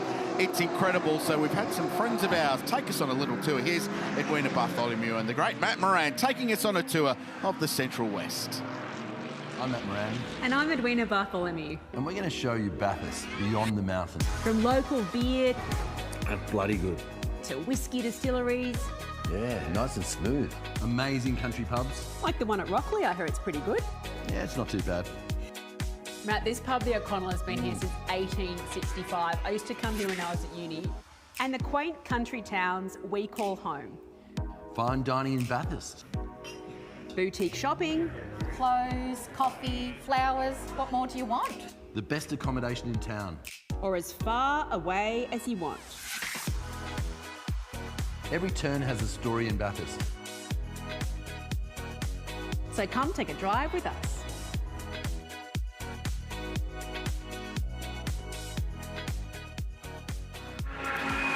And there really are some great back roads in this part of the world as well. If you find yourself in a nice bit of driving equipment to responsibly go and have a lovely tour around. Great to see this part of the world being showcased. And I'm heading off tomorrow before I head back home. I'm going to head to go and have a look at the original Bathurst circuit, the old Vale circuit. Vale circuit, yeah, just to going down Conrod Straight, basically parallel to that. It's where they first started racing here, and if you think this place could be sketchy at times, you ain't seen nothing yet. The old Vale circuit was completely and utterly insane. But I like the fact they had a crazy racetrack, so when they wanted to build a permanent one, they made this, which is pretty special. So a little reset for you. Alessio Picciarello leads the way for Absolute Racing. The Porsche settling in the lead and is actually pulling away from Charles Weirds now in the 46 car. Kelvin Van der Linde remains third, 3.6 seconds behind the lead. Maxime Martin is in fourth place in the 888, or number 888. Team GMR Mercedes-AMG in fourth. Being chased by Daniel Serra in the Ferrari and Brock Feeney a little bit further back.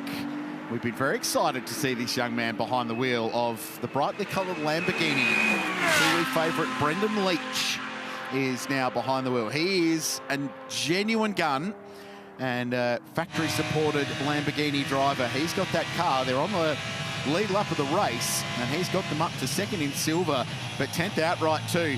And he has been going very quickly. He's just set a little while ago the quickest lap of the race for that car. Brendan from Invercargill, where they're racing over there in New Zealand this weekend. And the Leach family watching on. In fact, saw Deb Day, who's from Dale ITM over there, is also the president of Motorsport New Zealand, who's here this weekend. She's been a long-time supporter of Brendan and the Leach family. So cool to see the support. And we've all been pretty excited about Leachy jumping aboard that car this weekend, and he's having an impact in the race. Just a little battle pack forming in behind Maxime Martin here. The fourth place 888 car. Daniel Serra, Brock Feeney, Jaden Ojeda in relatively close company. I was just getting flashbacks to Wing-Cup versus Van Gisbergen, watching a Ferrari and Mercedes go down Conrod. Liam Talbot, guys, who's driving that car today as it gets down the inside of the Ferrari at the elbow, has his race suit on, has his balaclava on. Now, to my knowledge and the team's knowledge, he has done enough where they could manage Feeney and Fella to the end, but if he chooses to get back into the car, that would be to open up some strategy at the end of this race. It's a good point, Chad, and you talk about that flexibility. The numbers that we're crunching is that he's done enough by 4 minutes. to give that 340 minutes per driver for Feeney and Fella. So it's not enough.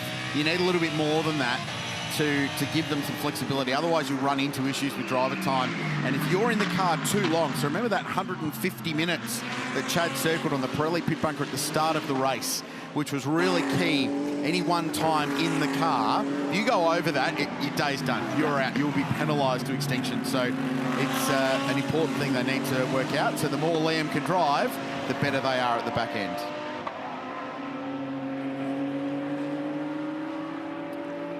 Heading up Mountain Straight, 4th, 5th, 6th, 7th, forming an orderly queue at the moment. But how quickly can it get disorderly? Well, very quickly around this place. And we've seen plenty of action already last time around as they were going past some traffic. Change of position there as Daniel Serra just got pushed back one spot by Brock Feeney, taking the opportunity that the traffic gave him. Didn't need a second invitation there, Garth Tander. Nice opportunistic move from Brock Feeney. Used the lap traffic as a bit of a pick as Daniel Serra got held up and got up the inside at Forest Elbow, a very popular place to pass in Brock Feeney's day job, driving a supercar. So he knows that little trick, and I'm sure Daniel Serra just learnt that little trick, given he hasn't been here before. And now Feeney right on the rear bumper of Martin. Does he do it again? Yep. He's going to send it. Yeah. It had Matt Campbell vibes, that one. And he's got the job done nicely. So Feeney 2 in 2 laps at Forest Elbow. And now that car up to 4th with some clear air on the nose. Let's see what sort of speed Feeney has in this car. But the fight back for Audi continues very nicely. The Mercs are quick in a straight line. They're not losing much and now begin to gain in the gap in the air. The Brock Feeney's Audi's taken through the kink. Under braking. Brock's got it sorted out. Why wouldn't you defend down the inside there then? Because there are several lines at the BMW M elbow. Well, I'm not sure that Martin and Serra really knew that that might be a passing opportunity. I mean, everyone does their research and watches the race, but Feeney, obviously plenty of confidence coming off the dipper for the run down to Forest Elbow and keeps the speed up through the kink before the cars drop down into Forest Elbow, and that's the key part of that passing move. And then you've got to just diagonal straight to the inside. Usually in the Audi, you'd go back to first gear when you make that move to then help stop, turn the car and punch it off Forest Elbow. You see here, just arrows it straight at the apex, and Martin actually opened the wheel nicely to let Brock get that done, but I feel like Feeney was coming through anyway. So back to third gear now, back to second, actually just keep second up, so nice job. I'll send Brock a text to say use first gear next time. You won't have to defend so hard down the shutdown Conrod. A little insider training. I like it. Just a few people going through that in third on your normal lap, which I was quite surprised at. How much does it hurt your exit? With a move like that? Absolutely, because you compromise the entry because you're so narrow. So that's why you tend to go back to first to help punch it off the exit. But Brock didn't need it that time. It's a bit of pace further back in the field. So Jules Gounon, for the first time in the race, is behind the wheel of car 75, and predictably enough has just set that car's quickest lap of the race, and it's up there with the quickest of the race so far as well. Not far off Lauren Heinrich's pace setting lap on lap 69 at a 2:02.4, so a 2:07 for Jules last time by. So they're one of the early cars. Just wait for them to tick around, actually. They're the first car off the lead lap. So they're waiting for the next yellow when they can get back onto the lead lap. But they will be clear all the way through now. Galton is listening intently at a braking point, perhaps? No, I was listening for fuel saving. Oh, okay. Because I was just... Charles Wirtz is just starting to roll off the rear bumper of Piccarello. And we saw this from BMW in the very first stint of the race, where they were strong early and they faded, and we wondered whether it was tyre performance or what was going on. But then they ultimately ended up doing more laps on fuel in that first stint than anyone. And I just wonder whether Wirtz and Van der Linde are saving fuel right now. There's no... I mean, yeah, great, get up, lead the race. You don't get a trophy for leading at the 3.5-hour mark. So save fuel like we saw in the first stint and see where that gets you at the end of the next pit stop cycle. So I just think BMW going back into strategy mode now that the race has settled down again after that spate of safety cars. So that's why I was listening to Piccarello, because he's opened the gap to see if he was doing the same, but he kept it pinned all the way to the braking point, down Conrod and into the chase. He's been in the car for 24 laps now. having taken over from Ian Chen-Guben. It's been a very good stint, in fact, for Picarello, for a car that's been challenging Absolute Racing since practice one. Lauren Heinrich pointed out when he took that car over the number 91 Porsche that he put the car's fastest lap in as he's burning off the fuel. Screwed up into 12th, actually, because the Honduras Mercedes has just pitted. He's now put the fastest lap of the race in. So, as he's coming to the end of a stint, that car has got pace. The Porsches, as it gets hotter, as it gets potentially slipperier, that's generally speaking, that is Porsche 911 territory, isn't it? Just another point, you mentioned Theo Honduras coming in the Superbahn car. 34 laps, that stint. Now, there was a bit of safety car at the start of that, but starting to get a little read now on fuel economy, which will be later, a play later in the race, when you're working backwards from whenever the final lap is going to be, whether it's 350 laps or 250 laps, you work back from that to when your final pit stop is. So now there's a little bit of a form guide there that 34 laps in a Mercedes-AMG. Well, it depends on the driver. Because, like I said, I was in the Grove Racing strategy meeting last night, and unfortunately that's not going to get to play out today. But with the bronze driver in the car, we're expecting 34 laps from the AMG Mercedes. With the pro drivers in the car, expecting 32 laps from the AMG Mercedes. So because of the difference in lap speed, the slower you go, the less fuel you burn. So that's also has to come into it when you start talking about economy, and it's the driver technique. Even different pro drivers burn different fuel at different rates depending on their driving style. And Jules Gounon gets down the inside at the chase, so he's continuing to blaze away in 75. Now, we saw earlier in the race the substantial impact for Stephen Grove at the top of the hill.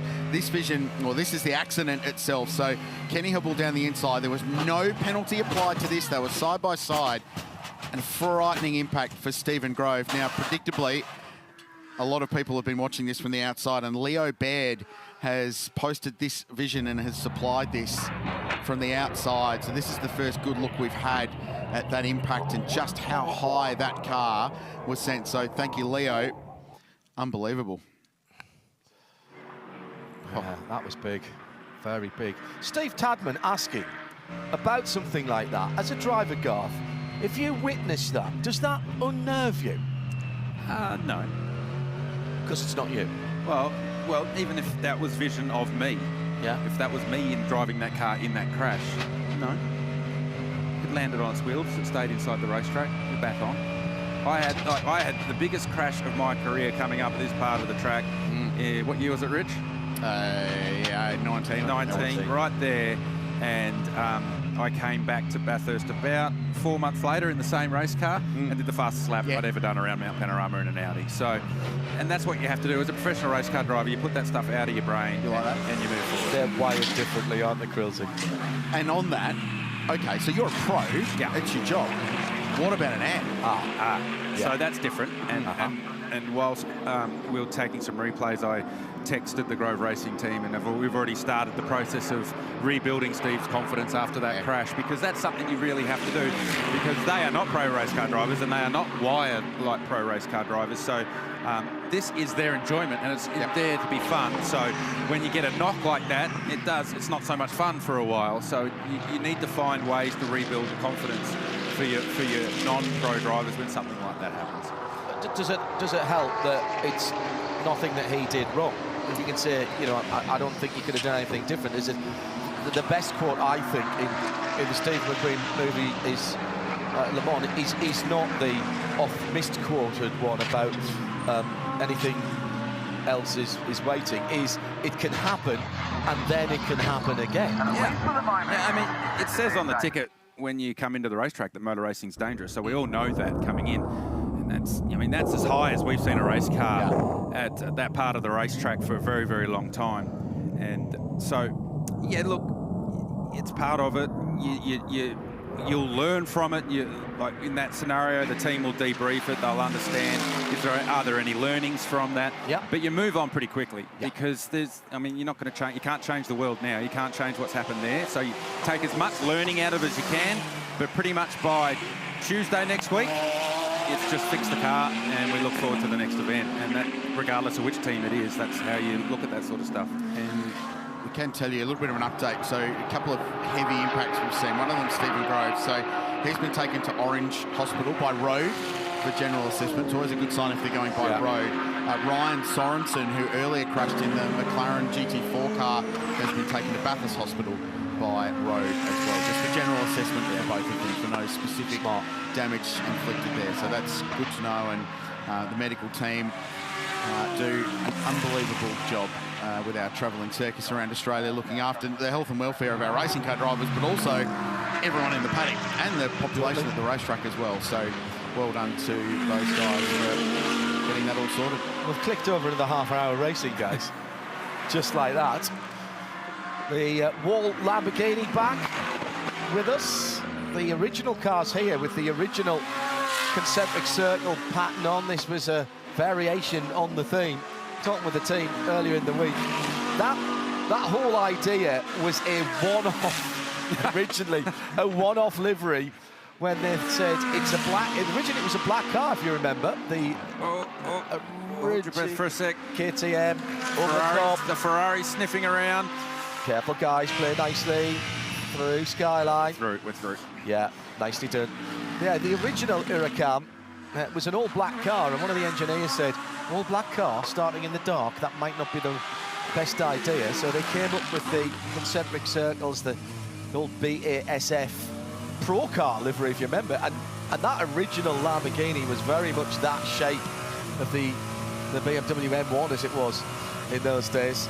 I like the fact that when they went to the Evo spec Lamborghini, they went to an Evo spec livery. Absolutely. It's very cool. Absolutely, it was very clever, and they can't change it now. They realise they cannot change that car. It's great to have it back with. Fair play. They've recruited and tweaked their driver lineup this year, Craill, and it's borne fruit in terms of the pace of that car, sitting in 10th overall at the moment. Yeah, they've been really strong all weekend long. This is a super look at that livery. Adrian Dietz, who owns the car, puts this program together, actually commissioned a street artist in Sydney who does some of the really cool stuff in the CBD and surrounds in the capital of New South Wales to revamp the livery, but said it has to be what it is. Yes. Or the fans will revolt. Just make it fresh. Yeah. And that's what they've done really, really well. Their program's been interesting this weekend because they said from the outset, we're going to keep Brendan Leach reined in. We know potentially this car could be in the top 10. The car could have been on pole position potentially, but we're going to rein him in. Tony Dabbetti qualified. We sort of all didn't really believe them, to be brutally honest. We thought, oh no, they'll plug him in at some point and he'll go very, very fast and it'll all be very exciting. But they've absolutely stuck to their program from the outset, and it's all paying off on Sunday for them. So full credit for what to put in Brendan's tea. That's what I want to notice. They just locked him in. I reckon they just locked him in a room at qualifying. So Tony D'Alberto had it, and Tony did a very nice job, fastest he's ever been around Mount Panorama. But I reckon they did that just to put one up us, Rich. It was a nice job by that team.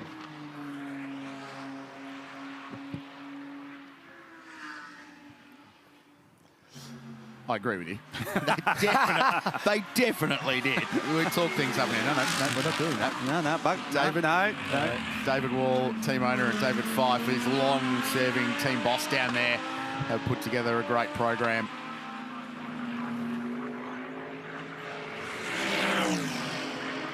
So, continuing to cover the battles throughout the field, and we've barely scratched the surface here, but we've had some phenomenal racing. Not a battle for position as the Ferrari in the hands of Alessio Rivera in the Pro-Am category. That's the number 36 car. Two Ferraris that are almost identical, slightly different wing mirror colours. The green on the Pro car, the red on the Pro-Am car. But gee, it's good to see the latest Ferrari iteration on the mountain at the front of the field. Hello. It's just started coming back together again, and the two BMWs not fighting each other here. Vetz and Kelvin von der Linde not giving it 10-0 among themselves, and are just working their way back towards Alessio Picariello here. and Brock Feeney also. So it's the first 4 cars in the same shot. Feeney's just done the fastest lap of the race for that car, a 2:02.7 from the 183 JMEC Racing Audi. So that car, and it felt like it was only about 10 laps ago, we reported that he was 8 seconds from the lead of the race. He's now down to 4.4 seconds from the lead of the race. So the first 4 cars, these gaps continue to ebb and flow as Wirtz now starts to range back up onto the rear of Picciarello in the 911 Porsche as they come up on the KTM again, and now Wirtz is going to get it right in the wrong spot.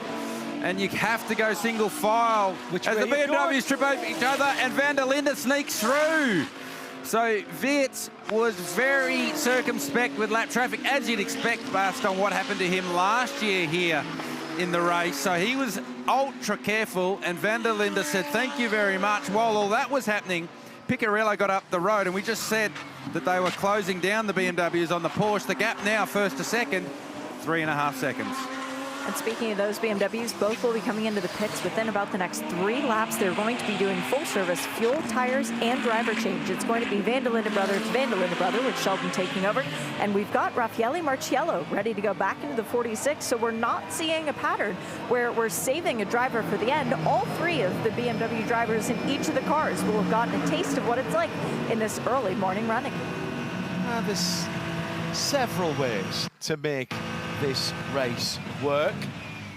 So Wirtz just staying ahead of Van der Linde there when they got behind that KTM, which is still running, and they'll be delighted by that. 16th position overall for that number 50 orange and black car. Can they slay the demons that they've had before at the Mount?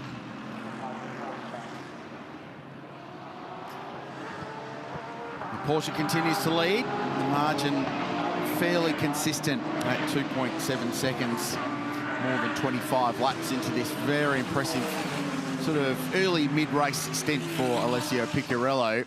Watch here, Craill, see, this is where it all got close, and that's where it all ran out again in favour of the leading Porsche. The 2 Beamers were within a second, and then the KTM intervened, and I don't mean that in a bad way. It's just what happens here, and all of a sudden Picciarello is back out in nearly 3 seconds. Yeah, I mean the KTM can't disappear. No. That's the problem in that part of the racetrack. Beam me up, There's Scotty. nowhere else you can go. It's single file through that part of the track. So luckily we got away with it. There's Adrian Dietz awaiting the arrival of the Lamborghini as the KTM comes to the lane, and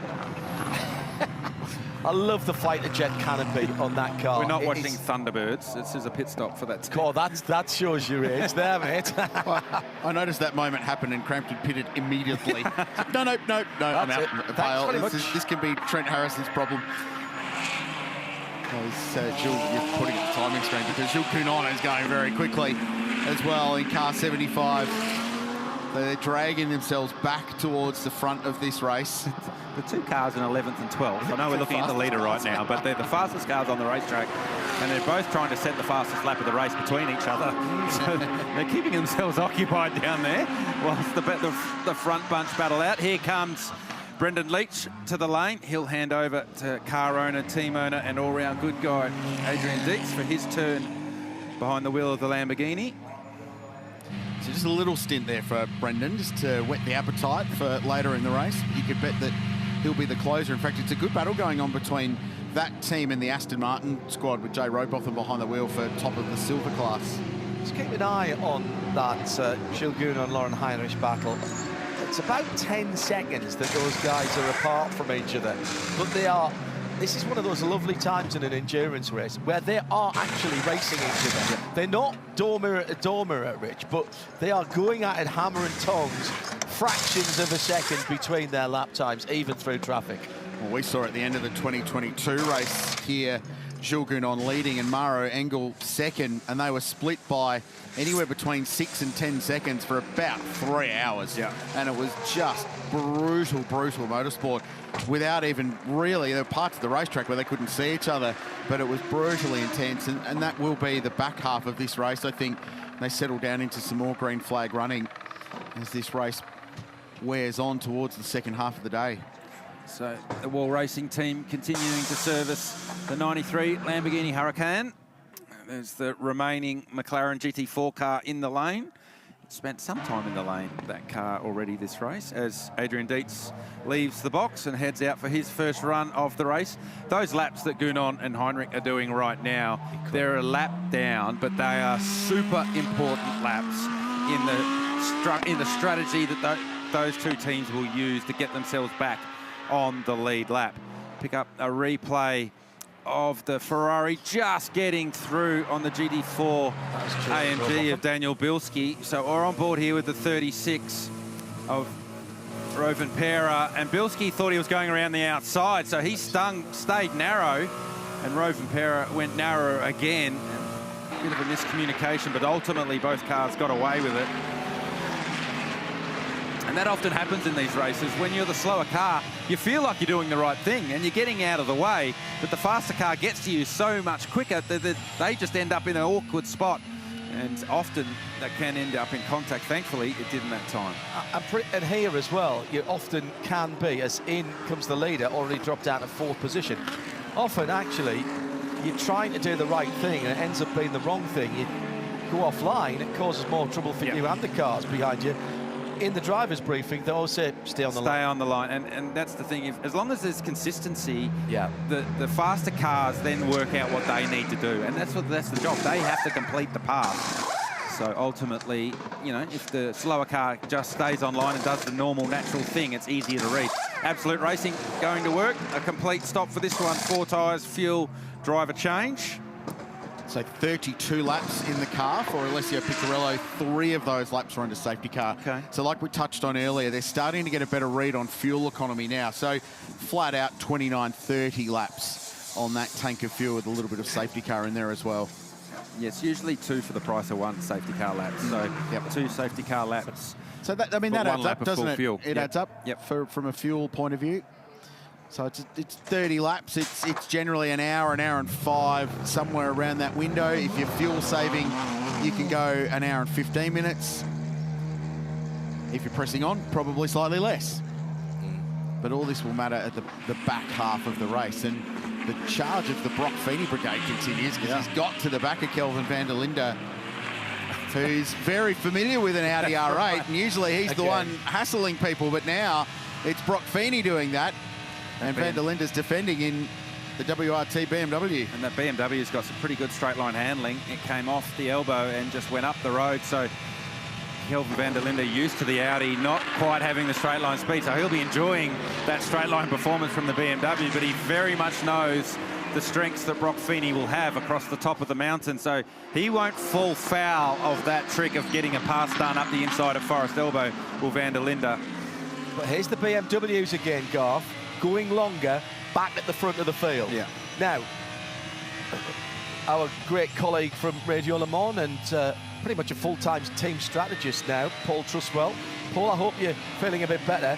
When I ask him about this stuff, he says if everything remains equal, which it seldom does in motor racing, and particularly big caveat in motorsport. Yes, absolutely.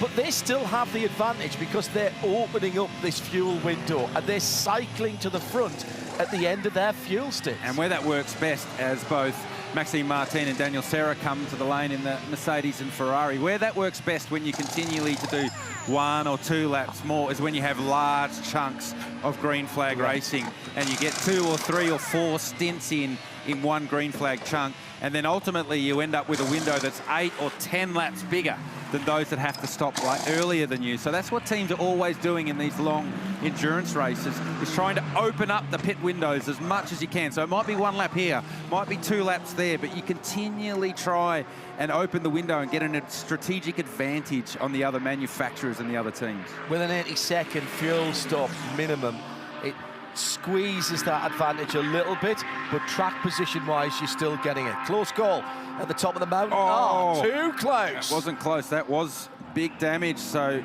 that was, I think, Luke Yulden in the Superbarn AMG Mercedes. Yes, it was. You can see significant damage out of the front splitter of the 47 car with Luke Yulden aboard and Adrian Dietz in the Lamborghini, who just jumped aboard that car and getting up to speed. So we talked earlier about that misunderstanding of cars and where they place themselves, particularly across the top of the mountain. And that caught those two out. So here we go. Yilden trying to get to the inside and just gets the timing wrong and clobbers the back of the Lamborghini. It looks to me like the Lamborghini may have got off that better than the Mercedes of Yilden, but ultimately contact that neither car needed. And the Ferrari in behind just gets away with that one. And now look, also something we need to be mindful of is the debris on the racetrack, because if someone comes over there and cuts a tyre, that will play certainly a part. And Luke Yilden lost a position there. That was Alessio Rivera going through in the Ferrari. Jed Nogera in the pit lane.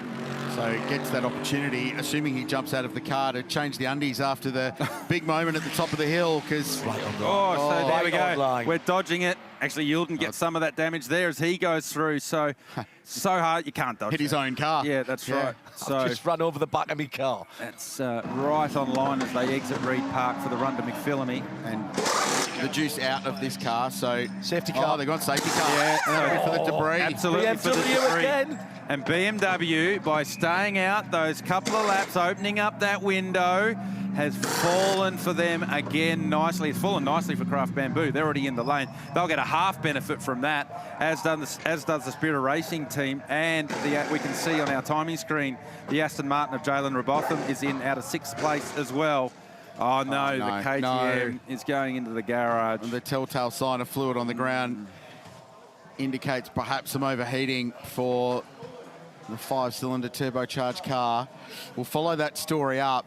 The BMW is at the top of the mountain, so they're in the middle sector now, heading down towards the elbow, but the whole field will slow to 80 k's an hour, so the gaps remain relative to each other. Gotta take it. Oh, yeah, you pit. They were right on the window anyway. This is their 35th lap. Brilliant. So cars that didn't take it, because they've already stopped, is the 88 and the 911. So they're doing 80 k an hour. They're effectively 2/3 of a lap behind the 46 that we're on now. Where the big advantage comes is they are actually going to safety car. It's not a full course yellow, so it's going to be a much longer procedure than just a full course yellow. So the BMWs know we can get it. We've got time to get around at 80 k an hour, get into the lane, do our 80-second pit stop, and get back out. And usually it's around a 45-second benefit, green flag stop to a safety car stop if you manage to time it nicely. So not only will they maintain track position, they've got a massive kick time-wise as well. And the reason that they're going to full safety car is they want a big gap so that the corner workers can get out there safely and have a couple of 3 minutes between when the BMW M safety car comes through and then the rest of the field comes through again.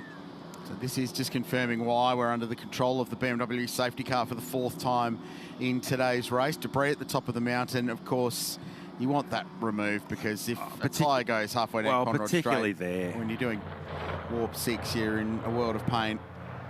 Well, you could pick up a shard of carbon fibre there, and it doesn't do anything to the tyre immediately. It's, you know, further down the road. You're coming down towards the elbow, you come down at the end of Conrod. Here they go, and Brock Feeney as well. So basically 35-lap stint for these cars. Wow. By the time they hit the lane, 3 laps of safety car in that. So bang on the fuel and stint number we'd expect from these leading cars. But once again, this is just time to perfection for WRT. And that ability to extend their stint just a little bit longer every time has come up trumps for them.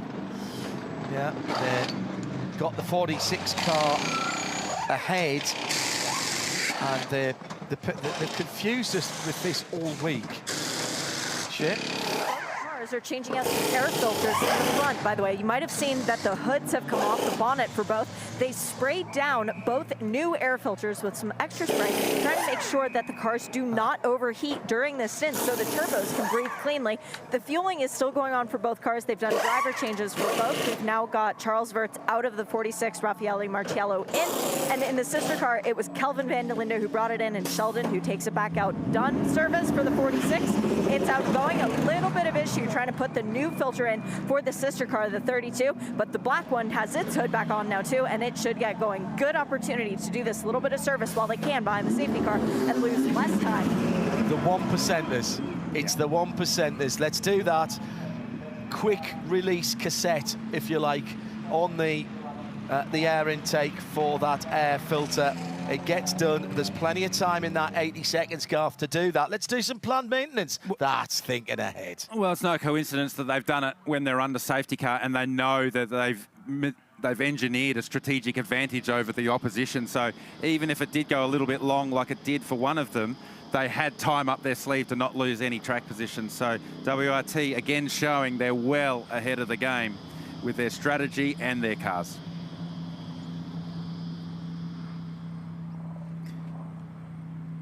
And speaking of strategy, Audi Sport Team MPC, Jamek Racing have put Liam Talbot back aboard the 183 Audi, and they've got track position out of that, so they've jumped the sister Sheldon van der Linde driven now BMW, but they're also going to get some more valuable drive time in, Chad, for Liam Talbot, the bronze, back behind the wheel of that car. Sorry, I was standing right next to a Porsche doing a burnout in pit lane when you threw to me then. So, yeah, it was super cool. I was watching the pit stop at 183, yeah, putting Liam back in. So opening up that strategy at the end of the race for Feeney and Feller, that just shows you how much they trust Liam Talbot's ability at that team to keep the speed up. But they also put old tyres or used tyres back on that car as well, so he's not out there on a fresh set of rubber. So he's going to be playing this video game on hard for the next part of the race. They also did some minor repairs on the right-hand side of the bodywork on that car as well, just some aero stuff that they've patched back up. Also, Craill, see, I'm just thinking here, we could get Gilles Gounon back on the lead lap here, couldn't we? And Luke Yielden. Well, so they've stayed out, John. And as you'd expect. So that's worked really well. So either way, they get the wave by, but actually this is better because the wave by gets you 40 seconds in front of the pack. This gets them right on the trail of the back of the safety car. Correct. So no, they're in a pretty good position, and they're out of sync from a pit stop strategy. So Gounon only got into that car 18 or 19 laps ago. So when this all speeds up and they rejoin the queue and they allow the field to all pack up, they'll go at a much quicker speed and link up with the back of the safety car queue, and then that's going to work really well for 75. It also works well for recovery personnel proceeding down Conrod. Please advise caution around that car, please. Race control all teams, disengage. So that's what we're waiting for, the call to disengage the pit limiter, and they can now get themselves to the back of the safety car queue. But race control just letting them know that they should take a little bit of care, making sure that they pull into position with the recovery cars. Getting everybody back around then, as we've just got over 8 hours and 7 minutes or thereabouts to go. We are still under the safety car at the moment. I promise you the cars weren't going quite that quickly as they go through. Not an Aussie racing car race. So we're working towards hour 4 being completed in this race.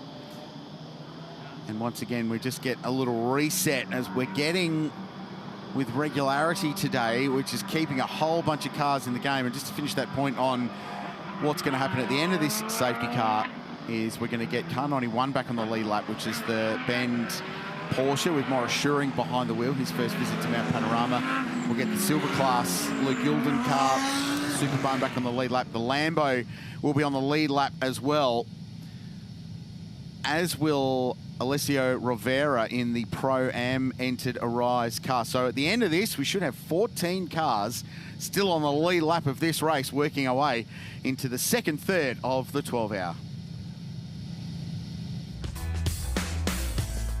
This is Bathurst Town. What a place to come it is for car racing, but also just pop in for a weekend getaway. If you're in Sydney, pop up over the Blue Mountains. It's only 3.5, 4 hours down to Canberra, Goulburn, all of the area.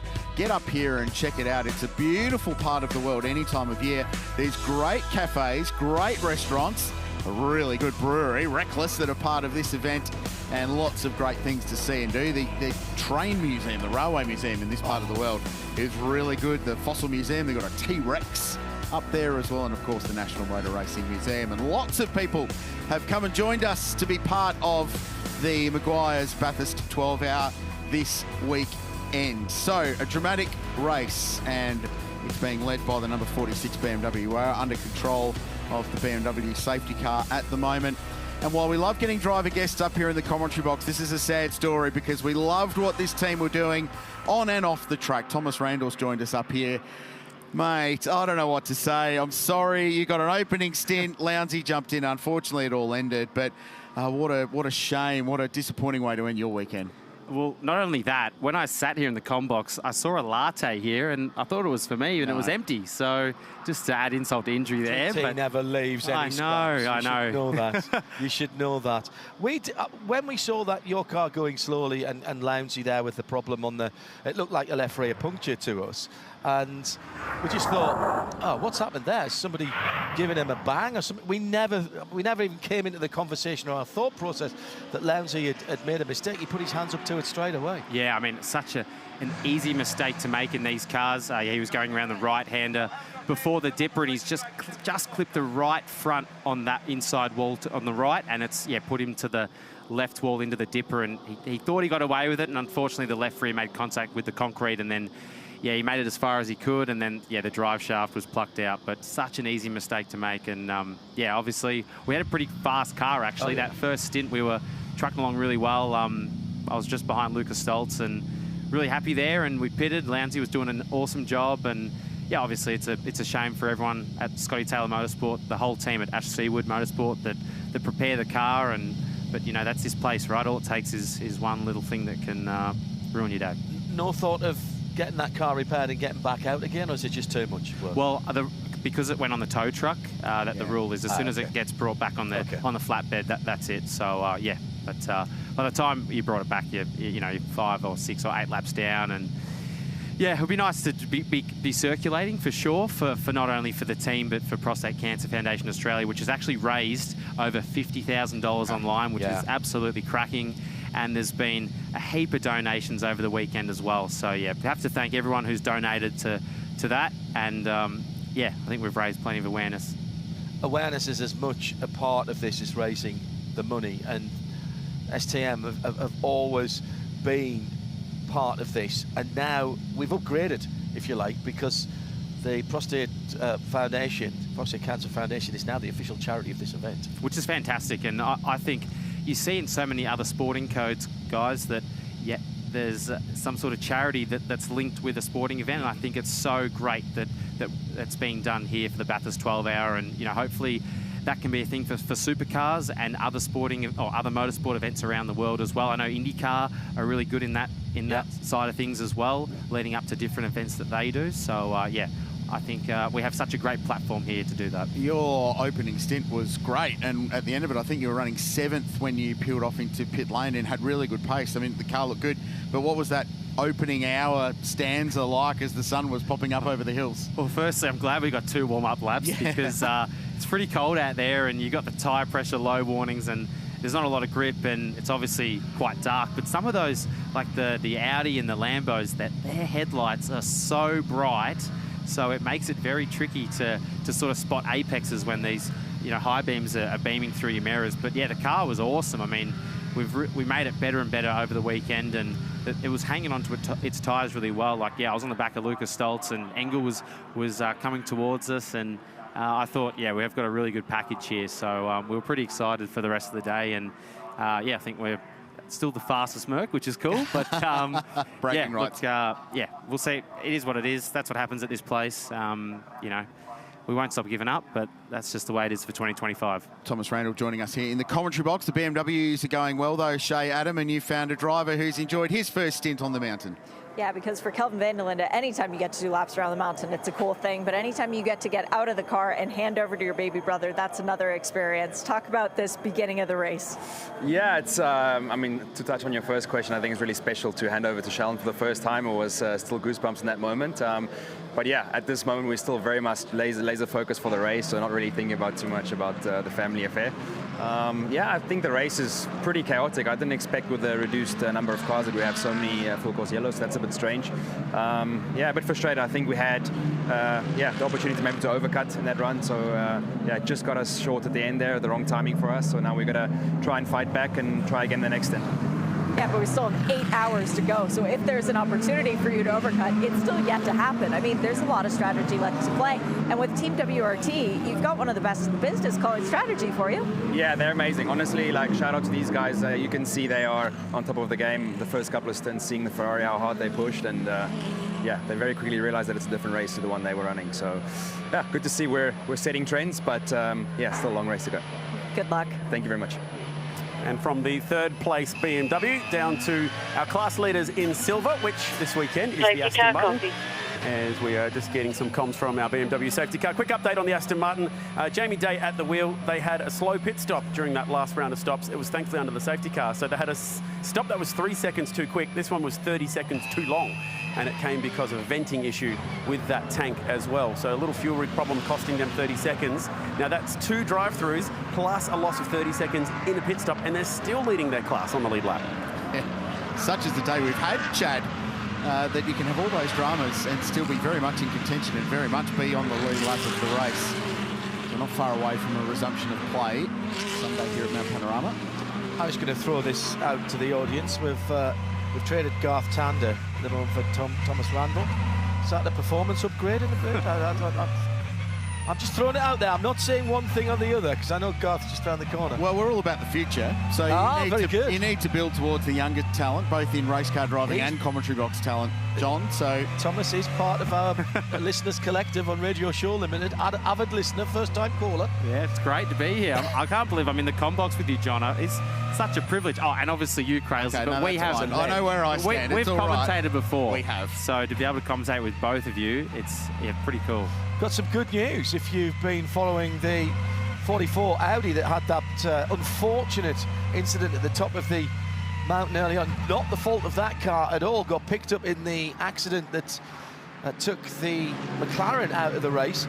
Well, the guys have done a cracking job down there, Crillsy. Replaced that end. The brightly coloured car is out and running around again. I'm very impressed. Sergio Perez behind the wheel of the number 44 Audi. Yeah, you said off air, oh, it's back out, it's back out. I was like, are you sure? Really? No, that's a huge effort. And they'll have enough time if they can get to the end of the day to be classified. So that will be a huge result if they can link that car home. Spirit of the race there. There they are. And I'll tell you what, bit of damage, bit of bodywork hanging off the right rear corner, but that's not unusual in this race. So outside of that, you'd have no idea it was involved in a massive crash at a 160, 170 k/h approach to Brock Skyline at the top of Mount Panorama. So at least that's one feel-good story so far. We are just trying to get to the bottom as well behind the KTM, which has now been in pit lane for 16.5 minutes. And that's another squad just looking to get themselves to the checkered flag. Here's the wave by. And that Audi's going to get one of its many laps down. They're shooting for 75% of the race here, Crillsy, in terms of their lap content by the time we get to 5:45 this afternoon, so that they can be... Safety car lights out. They can be in the results and therefore stand on the third step of the boxing class. Would be okay, but we'll chart that as the day goes on. Right, lights out, BMW safety car, and we'll go back to green flag racing. We've got Thomas Randall from Scott Taylor Motorsport, the 222 Mercedes, with us in the box to call this restart. And Thomas, they have been feisty. They have, and it's been a pretty thrilling race to watch so far. Unfortunately, there's been a few crashes, but yeah, the restarts are so critical here. With the rule this year, you can be weaving when the lights go out, and he's gone. Marcello's taken off, so... That's much earlier than the restarts that we've seen so far. Most of them have been down by the spares box bridge. But Rafa Marciello in the BMW then goes through, and there's a bit of a gap opening up, but no matter what happens, remember, you can't pass before the start-finish line just through the final corner. That's a copybook start by the BMW number 46. Now the story here will be Liam Talbot as we watch the Porsche of Picciarello get up the inside of Mick Grenier, who then gets the over-under, and did they almost touch? I think they got very close. Ferrari's in a great position here, getting the two-car tour going up Mountain Straight. Already defence to the inside by the leader in that little group. The BMW, they'll draft through. Well, that was the story I was going to pick up on, was Liam Talbot in the mix of all this. And Grenier gets up the inside of the Porsche, who's going to be offline. And tyres picking up all the dirt and marbles offline, and hip and shoulder as Sarah gets through in the Ferrari. Picciarello drops 2 spots. just needs to gather himself now on the run up to the cutting and the top of the mountain. We told you it was going to be feisty, and it sure was. It looks chaotic to us from the outside, Thomas. Is it like a million times more than that when you're behind the wheel? I can tell you, John, it is. It's full on out there, and trying to hold it around the outside of turn 2 is so tricky, because once you get on that offline and the dirt and the dust, you lose all the momentum. And if you've walked this track, if you've been here before, it's quite a steep climb to the cutting. So you lose that momentum. It's so easy for someone to pass you up the inside all the way to the cutting, and that's exactly what's happening. He's lost out in 2 spots there. Just thinking about walking this track, and my calf muscles are burning already. The 2 BMWs then back to first and second, using the fact that they've been able to go a couple or 3 or 4 laps longer in the green flag stints to open that pit window. They've taken advantage. The 2 WRT cars then have cycled back to the front and lead here at the 2025 Meguiar's Bathurst 12 Hours as we're back to green flag racing. So Liam Talbot gobbled up reasonably quickly in that little exchange, but he's driving a slightly different race at the moment. They're trying to build a little bit more driver time for Liam so that Ricardo Feller and Brock Feeney can do the remainder of the race. Lucas Auer, pole city yesterday, 30 years of age from Austria, whose uncle is Gerhard Berger. So he comes from a very, very good little bit of racing heritage there in that part of the world. He's got up to 3rd place. Remember, the Craft Bamboo car spent time buried backwards in the gravel trap at the start. Temperature coming up on the track as well, Craill, because we've had sunshine all the way through this. Temperature rising in the racing as well as the battle for 7th and 8th. Gunon goes around the left-hand side of the Ben Motorsport Porsche as they're scrapping just outside the top 6, but this one is not over. Gunon to the middle of the road, going to visit New South Wales, Griffin's Bend, turn number 2. Now they climb up towards the cutting, and the Volante Rosso, Gulf Aston Martin sitting in behind that, getting a grandstand view past the GT4 AMG, which rather smartly pulls out of the way through the cutting there and rides the berm on the outside. And Talbot here, he's got Grenier and Sarah right behind him with Gunon, who's just made that move on the 911 Porsche. He'll be seeing what's happening up ahead, and this is going to allow him to catch these 2 in front of him, because, as you said, Crailsy, Talbot's in a different race here, so Brenny is going to want to try and get past that 183 Audi as soon as possible, but there's really nowhere to pass until you get to Forest Elbow or the chase. Yeah, this is a huge battle too. So all the 8 pro cars line astern at the moment, and Jamie Day at the back of the queue. He's leading the silver class, but they want more than just that today based on the speed that they've had. And then the next car back is Ian James in the heart of racing, Mercedes-AMG. This is on board with Daniel Serra, but I think we're looking at what Mick Grenier is doing with Liam Talbot in front. So we know the AMG punches out of the slow corners well. The Audi's got a straight line speed advantage, but there's a Ferrari trying to catch them both. And if the Ferraris have been one thing, it's quick in a straight line all weekend. Here goes Grenier down the inside. The Canadian will get that spot. So Talbot back 1, but that's smart racing, clean driving, and Jules Gunon gets himself in as well. Jules Gunon, the 4th of those 4 cars in the copper chrome machine.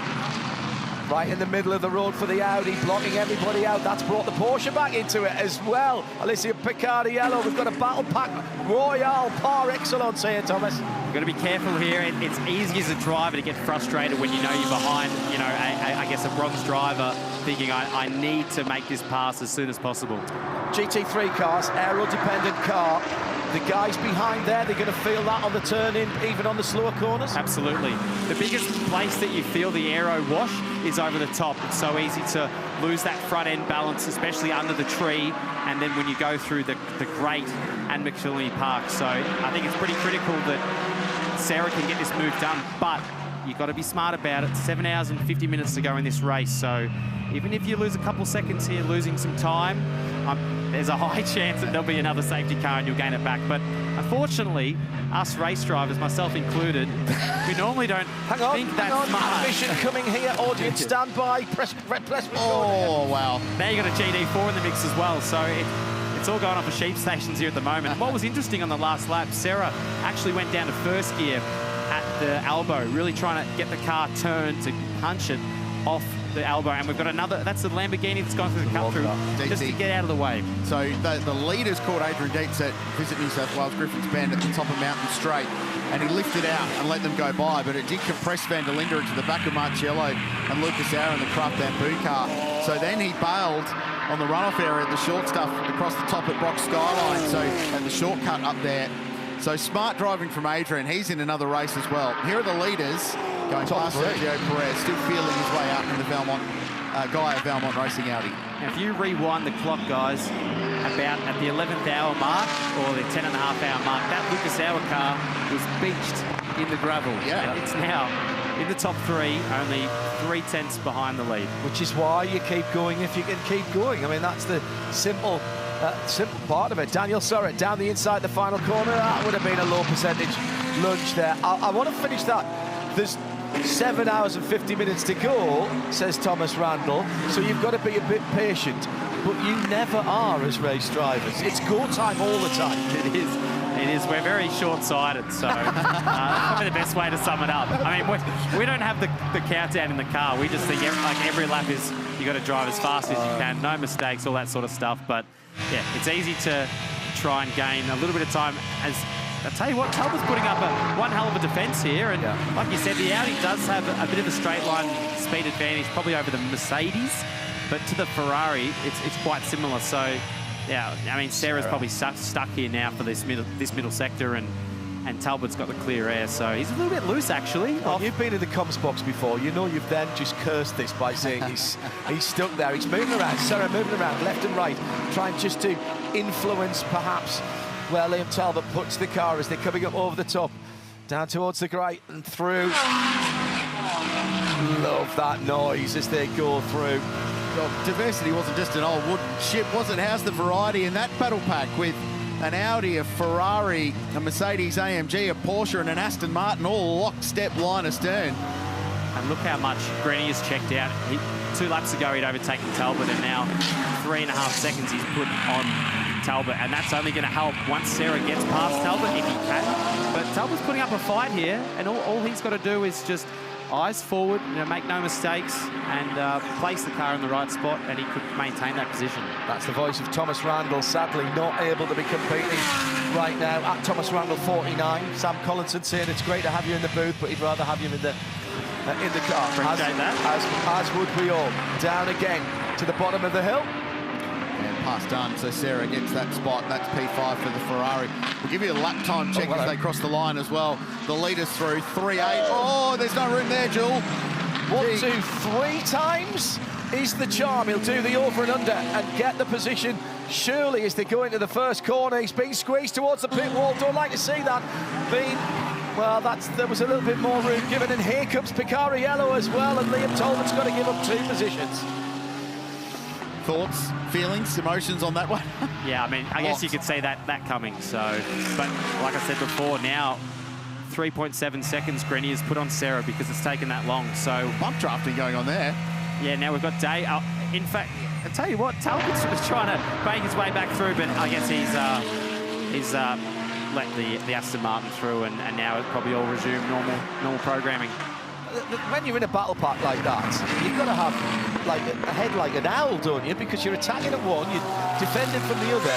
You make an offensive move, it costs you a tiny little bit of momentum. You're gonna absolutely lose positions. This is just how all of that unfolded over the last 6 and a bit Ks. So just a lap or two ago, Shulgunon was right at the back of this battle pack, and then Picariello going down the inside of the GMR car, who did the over-under at turn 1, and then the drag race up, and in all of that, Daniel Serra was going, well, I'll have me some of this.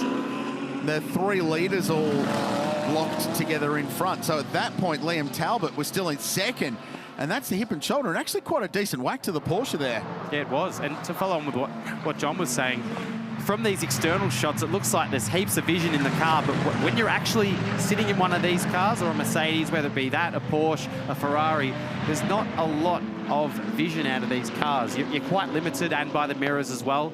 Some cars have a reverse camera, as we can see the replay of the move that Sarah put on Talbot. I think Talbot just relinquishing that spot. But yeah, some cars, more of the current cars, have actual cameras that look out the back. Our car doesn't. this Mercedes clearly doesn't have a rear vision camera, and that's what really set off the over-under pass for Gounon. For a little while now, the Corvette. 1, 2, and we'll go back to the inside in a second. There we go, Gilles. Thank you very much. He's so in control of that car. Those are quite dynamic moves that he's making there. The Corvettes have had rear cameras for a long time, and they've got the radar on the back that put the little arrows to tell you which side the cars are coming, which in the dark actually is tremendously helpful, Thomas.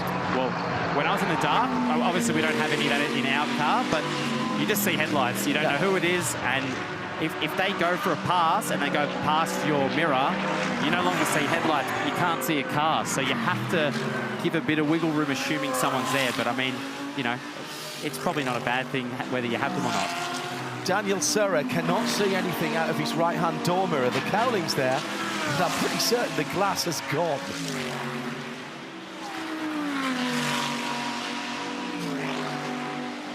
7 3/4 of an hour gone. John, not many of them are using the mirrors at this point, so I don't No, think there's definitely no glass. No. There's no glass in that. Now, the reason I mention that is that's the opposite side to where the driver's sitting. And that's where the biggest blind spot is on the car, isn't it, Thomas? Yeah, and in a Mercedes, the front end is quite a way forward of the cockpit. And I mean, as a supercar driver, we're used to right-hand drive, so moving to the left side of the car, when we drive this track, the first few laps of practice, it's like, okay, where's the limits? I can't put myself as a driver that close to the wall because I'll wipe the right-hand side off the car. So it's a few laps getting used to that. And this morning in the dark, it was pretty full on. So, but yeah, the bonnet sticks out in a fair way in front of a Mercedes, whereas an Audi, it's obviously a lot closer. That's rear-engine car, so that's something that you have to get used to as well. And these splitters on these cars being so important to the aerodynamics, the floor, like these are full floor cars, so if you damage that splitter, it could be game over for the aerodynamics. You haven't worked out. We've got Thomas Randall with us, Norm. Should have been in the 222 car. That car out with a drive shaft issue early on in the race after hitting the wall at the top of the mountain. We know you've got a pretty full schedule down here. Are we going to see you doing any GT3 elsewhere, coming across the Nürburgring, something like that? I'd love to, John. I mean, it's definitely on the bucket list. Nürburgring this year, you know. What do you think, Craill?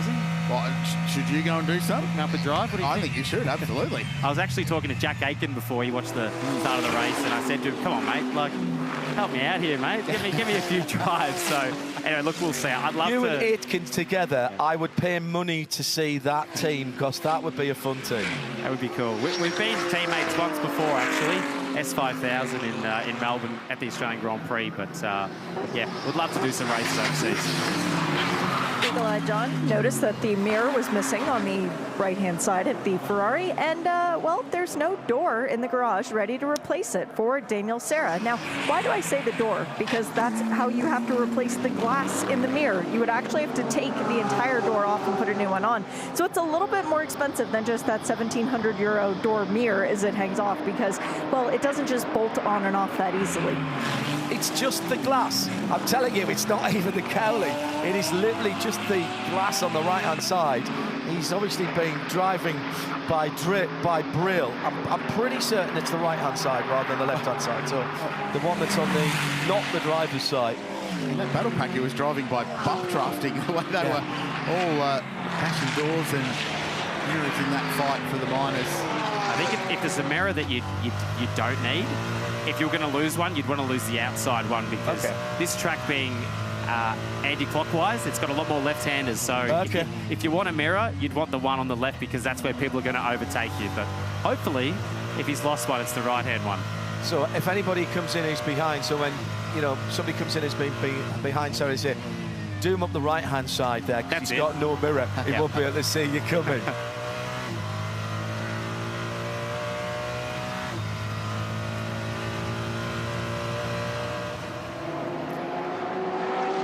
BMW's line astern at the front of the field, and they're being chased by Lucas Auer, Craill, John Hindhaugh and Tom Randall, guest commentator at the moment.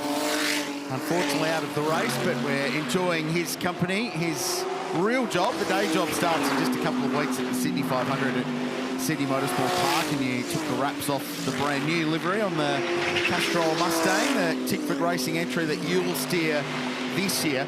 Is it nice? Now, you don't get to drive with Cam in the Enduros because you've got to have your own co-driver. It's actually nice to pair up with your teammate. It is. I mean, it's great to work with him throughout the season in supercars, but to actually share a car together is super special. We have so much fun, and obviously with Lounsey as well.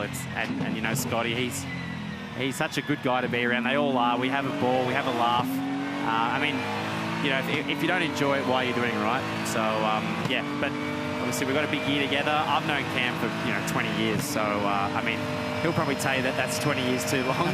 So yeah, I probably annoy him a bit, but look, yeah, we have fun, and I'm excited for the Stewards have 2025 imposed a 15-second time penalty for a breach of wave-by procedure to car 36. So that's Alessio Rivera in the Pro-Am Arise Racing GT Ferrari. A little bit of a theme today. Can't have been massively egregious because they would have got a huge penalty. They didn't get the full Murph. No. They just got the 15. I don't know if you saw the 5-minute penalty that was applied to the McLaren for breach of the wave-by regulations early on, in that they went too early, and the first person to message about it was G. Murphy, who was saying, oh, is that a thing now? Is it? Do they do that?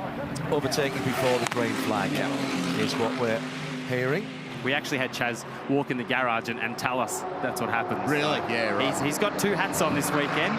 Team boss, team manager, and then race driver in that beautiful Ferrari as well. So there was a point he was leading both races. Yeah. Method were leading the GT4 class, and Chaz was in front in the Arise GT Ferrari, leading the race. He raced his way to the front in that first stint. If you weren't up with the Larks this morning, you missed an absolutely cracking start. Craill calls it the best 45 minutes of racing anywhere in the world as we started before dawn.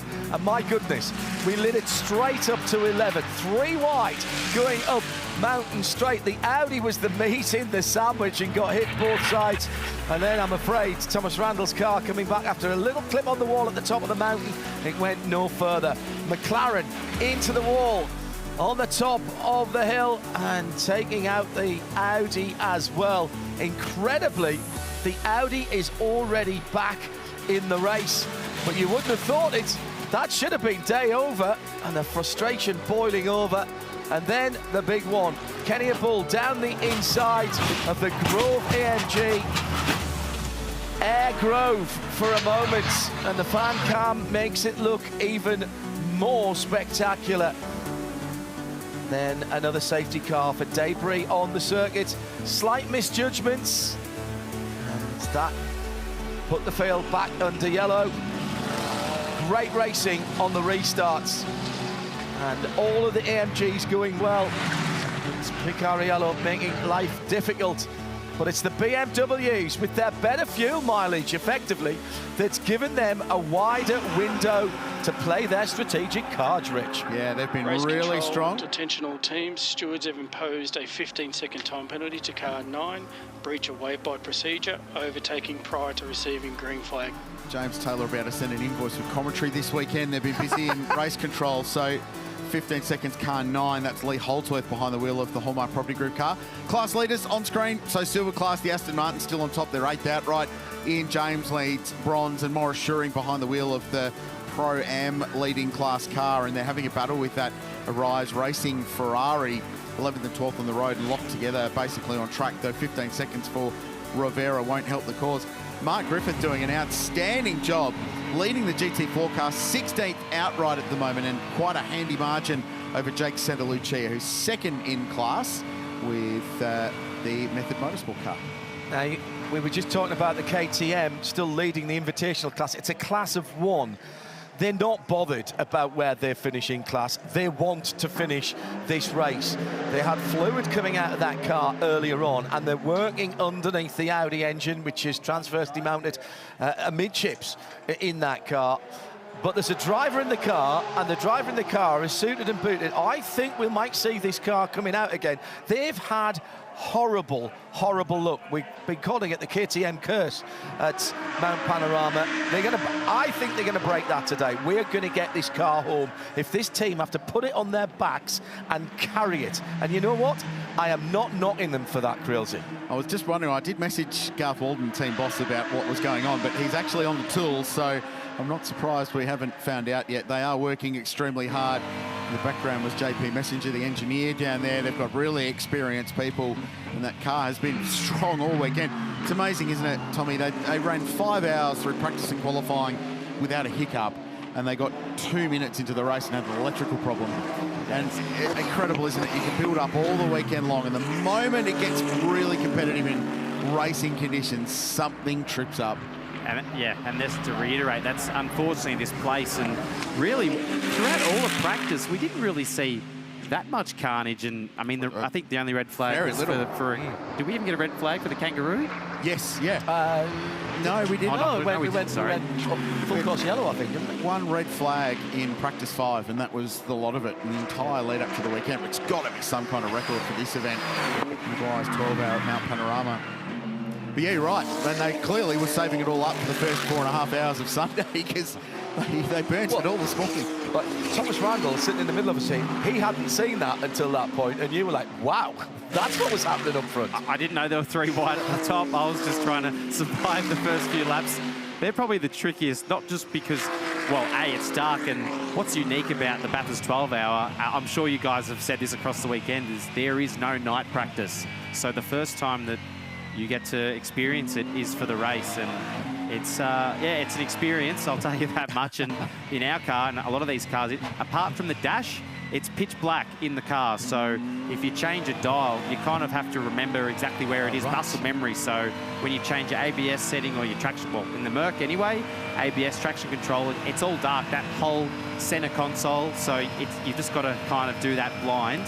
And but you know what? It's such an incredible first stint. And these top 3, they're just trading lap times at the moment. So whether it sounds like the 46 is actually doing a bit of fuel saving, a lot of lifting and coasting going on there. I'm sure the 32 of Sheldon Vanderlyn would be doing the same thing, and Lucas Auer as well. Yeah, it's a really good shout, and we've been seeing this all day for these 2 cars. Big lift.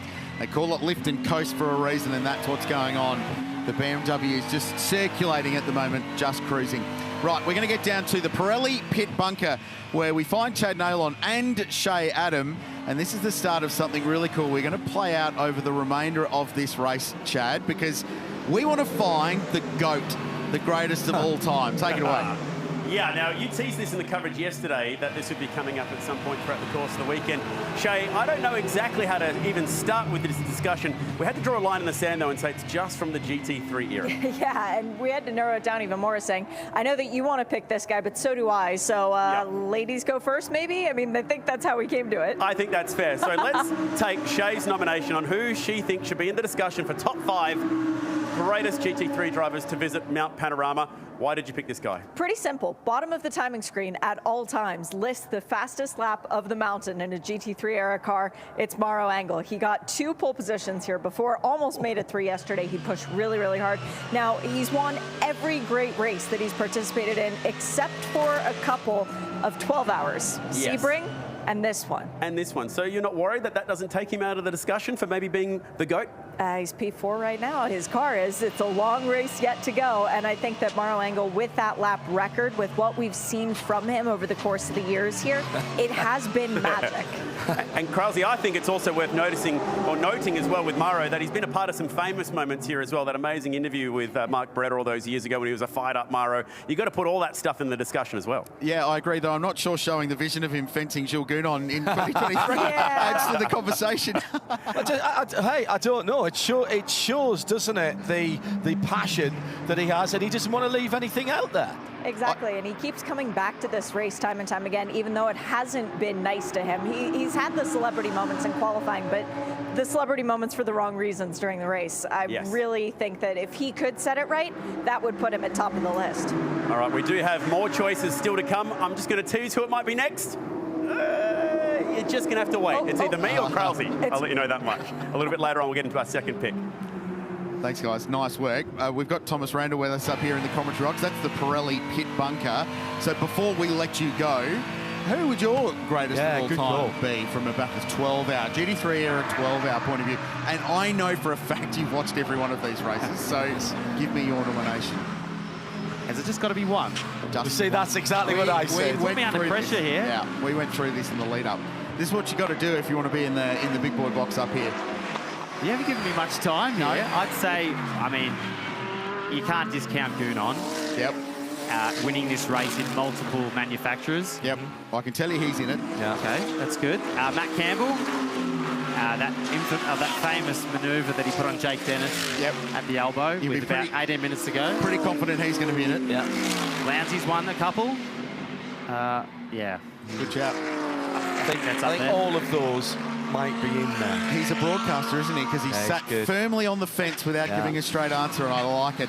Hey, Thomas, thanks for being up here. We really appreciate it. We're really sorry you're out of the race, mate, because we were really excited about what that's done. But well done for your part in it with this team in raising money for the Prostate Cancer Foundation of Australia. And I'm sure we'll see you later today. But if we don't, good luck in the Repco Supercars Championship in the Castrol car later on this year. Thank you, gentlemen. It's been a pleasure, and I hope everyone enjoys the remaining 7 hours and 29 minutes of what has so far been a very exciting and thrilling 2025 Bathurst 12 Hour. Who wins? From here? Yep. No fence sitting in this one, please. And thank you. Yes, you can only have one, right? You can't give us half the field. I mean, what Shea and Chad just said in the comm box or in the pit bunker, it'd be nice to see the 888 with Engel get the win. It would be nice. It would be great for Mercedes to get the win, but these BMWs are strong. No, you've committed to one. No, you can't. Committed to one. That's it. Stop. Get That's out. it. Turn You're the spike done. off. Thomas Randall joining us up here. Thanks, guys. For Scott Taylor Motorsport. Irritatingly good at TV commentary as well as race car driving. Top 5 finish in the Supercars Championship last year. Who knows what the finals will bring in 2025. Can I just mention the WRT cars? They are unbeaten in endurance racing in 2024. And you might say, oh, hang on a minute. We're only, in January, end of January, beginning of February, but they've won a 24, they've won a 6. They weren't at Daytona, but they are here. KTM is back out of the garage. This is the team that will not quit. It was a drive belt that came off, so they had to pull off the old one, put on a new one. They somehow got it done, was the exact quote that I got from them, and the car has returned to the racing surface. So this little team has to be a fan favorite at this point because they do not know the meaning of quit. And I meant to say WRT are unbeaten in 2025. Yeah, sure. Sorry. Mind they did pretty well in 2024 as well. But what a big cheer went up here as well. We're not supposed to have favourites, but they're in a class of 1, the KTM today, so we are stoked that they're back on the racetrack. Really good stuff for Dave Crampton. He's thrown everything and the kitchen sink at this program, to the point when the KTM broke early in the weekend. One year it was crashed quite heavily. They went and borrowed an Audi for the race and went out and won their class, but they really want to get there in the end in the KTM. So Trent Harrison's behind the wheel. That's good stuff. Gartander's back alongside us now. Had a little morning refreshment, and Thomas Randall's jumped out GT. So the race playing out. The BMWs, the one thing we noticed, and you were picking up on it earlier before, big lift and coast going on at the moment for the 2 M4s at the front of the field. And you would imagine, because he's certainly not passing them, Lucas Auer is doing exactly the same thing in the Craft Bamboo AMG. Well, as we now pass the 4.5 hour mark of the race, it's time to get into the grunt work of the race. So we've had a fair bit going on in the early part of this one, in the first quarter of the race. And now it's settling into that grind part of the day where you just go out and log laps. And that's where the drivers will have practiced their fuel-saving techniques. And you mentioned lift and coast, and Thomas Randall, when he was in here doing the race car driver thing, listening to what other race drivers are doing while they're on the racetrack and trying to learn from them. And that's what you do, is you, in all of the big heavy braking zones, whether it's here at the end of Mountain Straight, before you touch the brake pedal at Griffiths Bend, you lift off 50, 75 metres earlier, and then you might brake 25 to 30 metres later than what you normally would, because you want to carry the same mid-corner speed. It's just how you decelerate the car, and by lifting earlier, you save so much fuel. You're maximising the amount of off-throttle time. But what does that do to your tyre wear? Because there's a trade-off. It's actually better.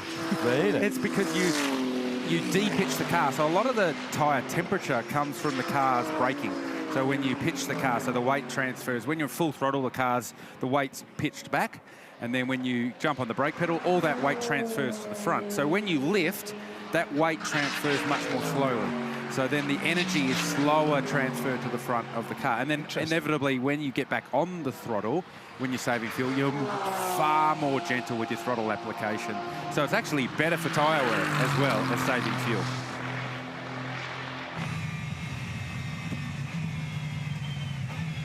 So the question becomes, why don't you just drive like that all the time then?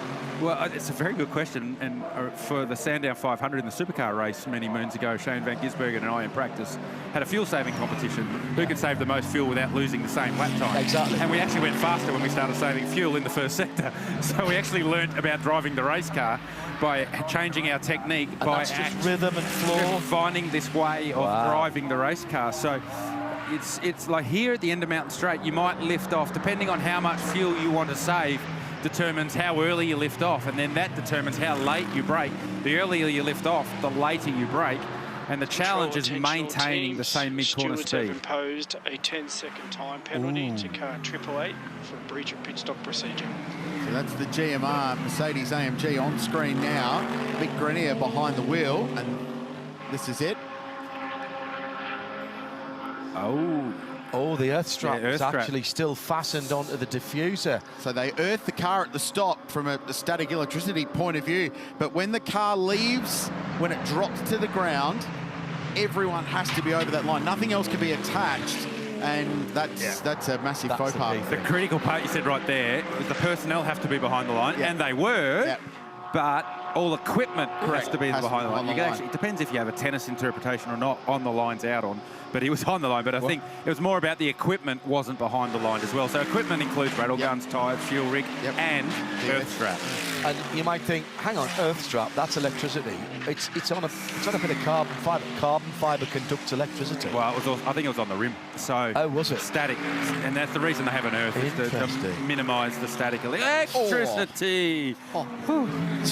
Top of skyline and playing by inches again. Welcome back. Nothing's changed, by the way. I thought we just said they were settling down out there. Mick Grenier giving the GT4 AMG and Mark Griffin actually no room at all there. He did have a bit more forward momentum, thank goodness, as he went through, because that was very, very tight.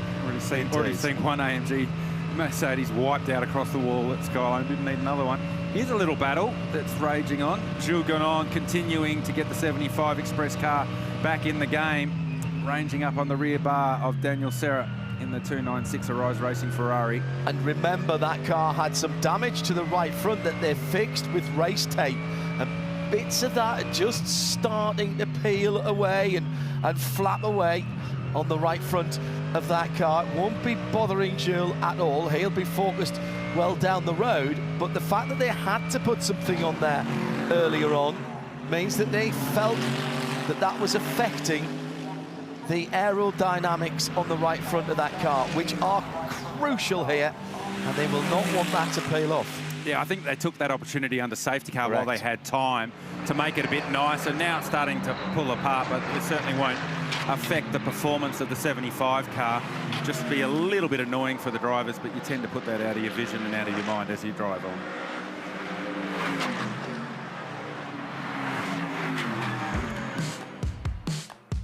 This is the first year in a multi-year partnership with one of the most famous global brands in lubrication. Elf Lubricants are on board with the event this year, and from Formula One down, they are massive in the industry, and they have been great supporters of Australian motorsport for a long, long time.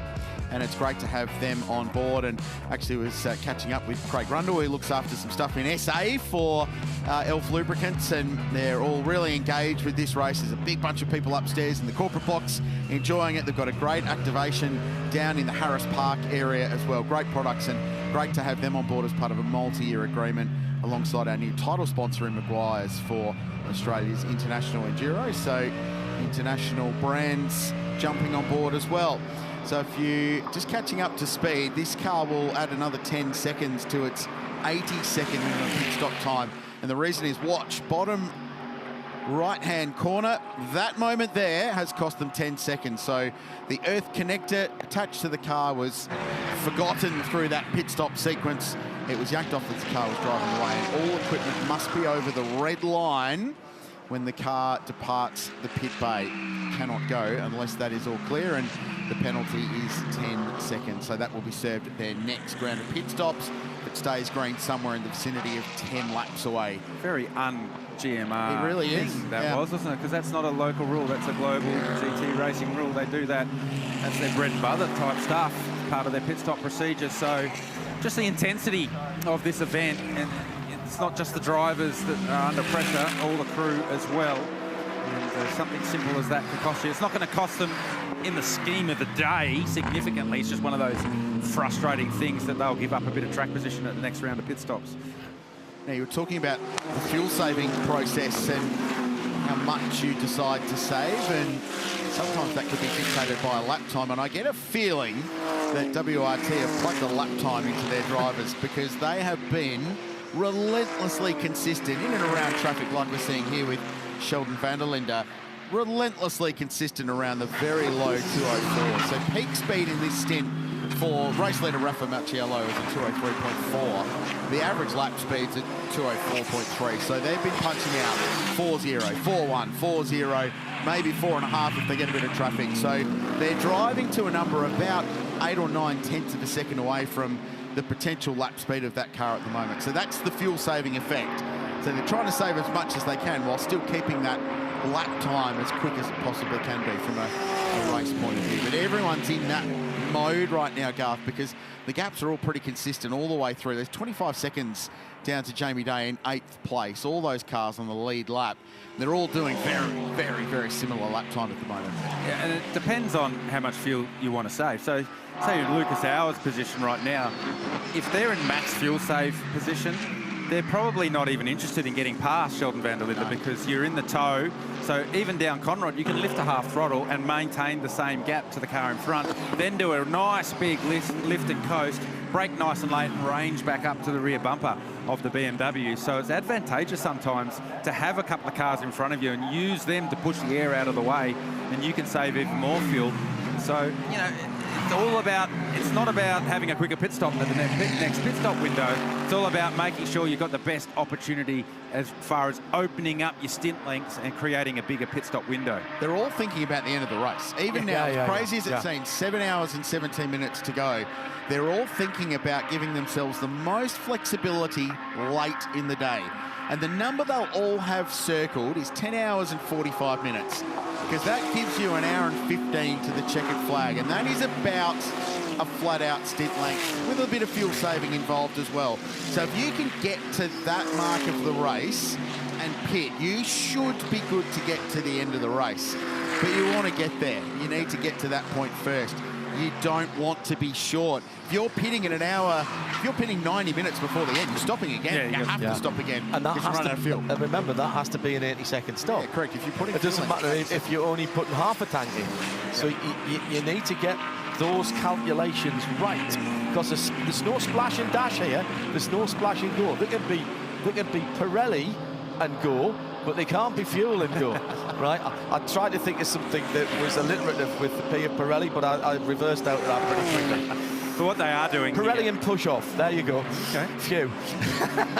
What the teams are doing is it's information gathering, because you don't get the opportunity to do a stint in practice. You don't get to go out and do 30-odd laps in practice in the lead-up to the event. So they have a pretty reasonable understanding of what their fuel economy is. But as the drivers practice and get into this rhythm of saving fuel, you get better at it, so you can start to save more fuel. So they're just gathering information, to your point, Rich, to that last window, that last stop of the race. Can they stop at 10 hours and 45, or can they stop at 10 hours and 40? The earlier that they know they can stop, the better it is for them. So it's all about information gathering right now. So BMW team WRT just thinking ahead. They're probably 7 or 8 laps away from a stop, if not a little bit quicker, and Valentino Rossi set to jump in for his second lap. I tell you what, we're on board the 46 car. I'd suggest you crank up your audio, have a listen, enjoy the sights and sounds especially of Mount Panorama aboard the turbocharged BMW.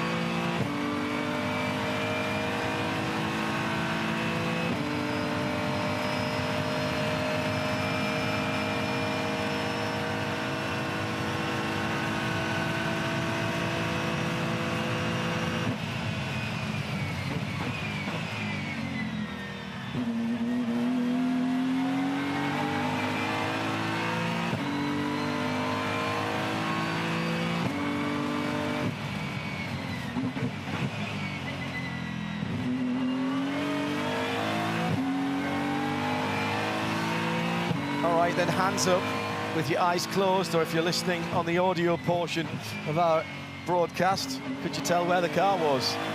Big lift and coast from Raffaele Marciello as he was coming down in the chassis. Teammate couldn't do that. Sheldon Fondelinde were slightly held up coming out of the BMW. M. Elbaugh, Ian James in the Hindhaugh Racing SPS Mercedes got out the way pretty well. And Lucas Auer was pushing Sheldon Fondelinde, so he actually closed in on his teammate there because he couldn't lift and coast as he came down through the kink and to the end of the chase. We saw Mr. V. Rossi a few minutes ago getting ready for his next stint, and I'm happy to inform Australian fans and Porsche fans all around the world, one Mr. M. Campbell has just put his lid on as well. So with almost 5 hours gone to this race, we're about to see the king of the mountain, at least for the last couple of years, get his first go behind the wheel of the Porsche.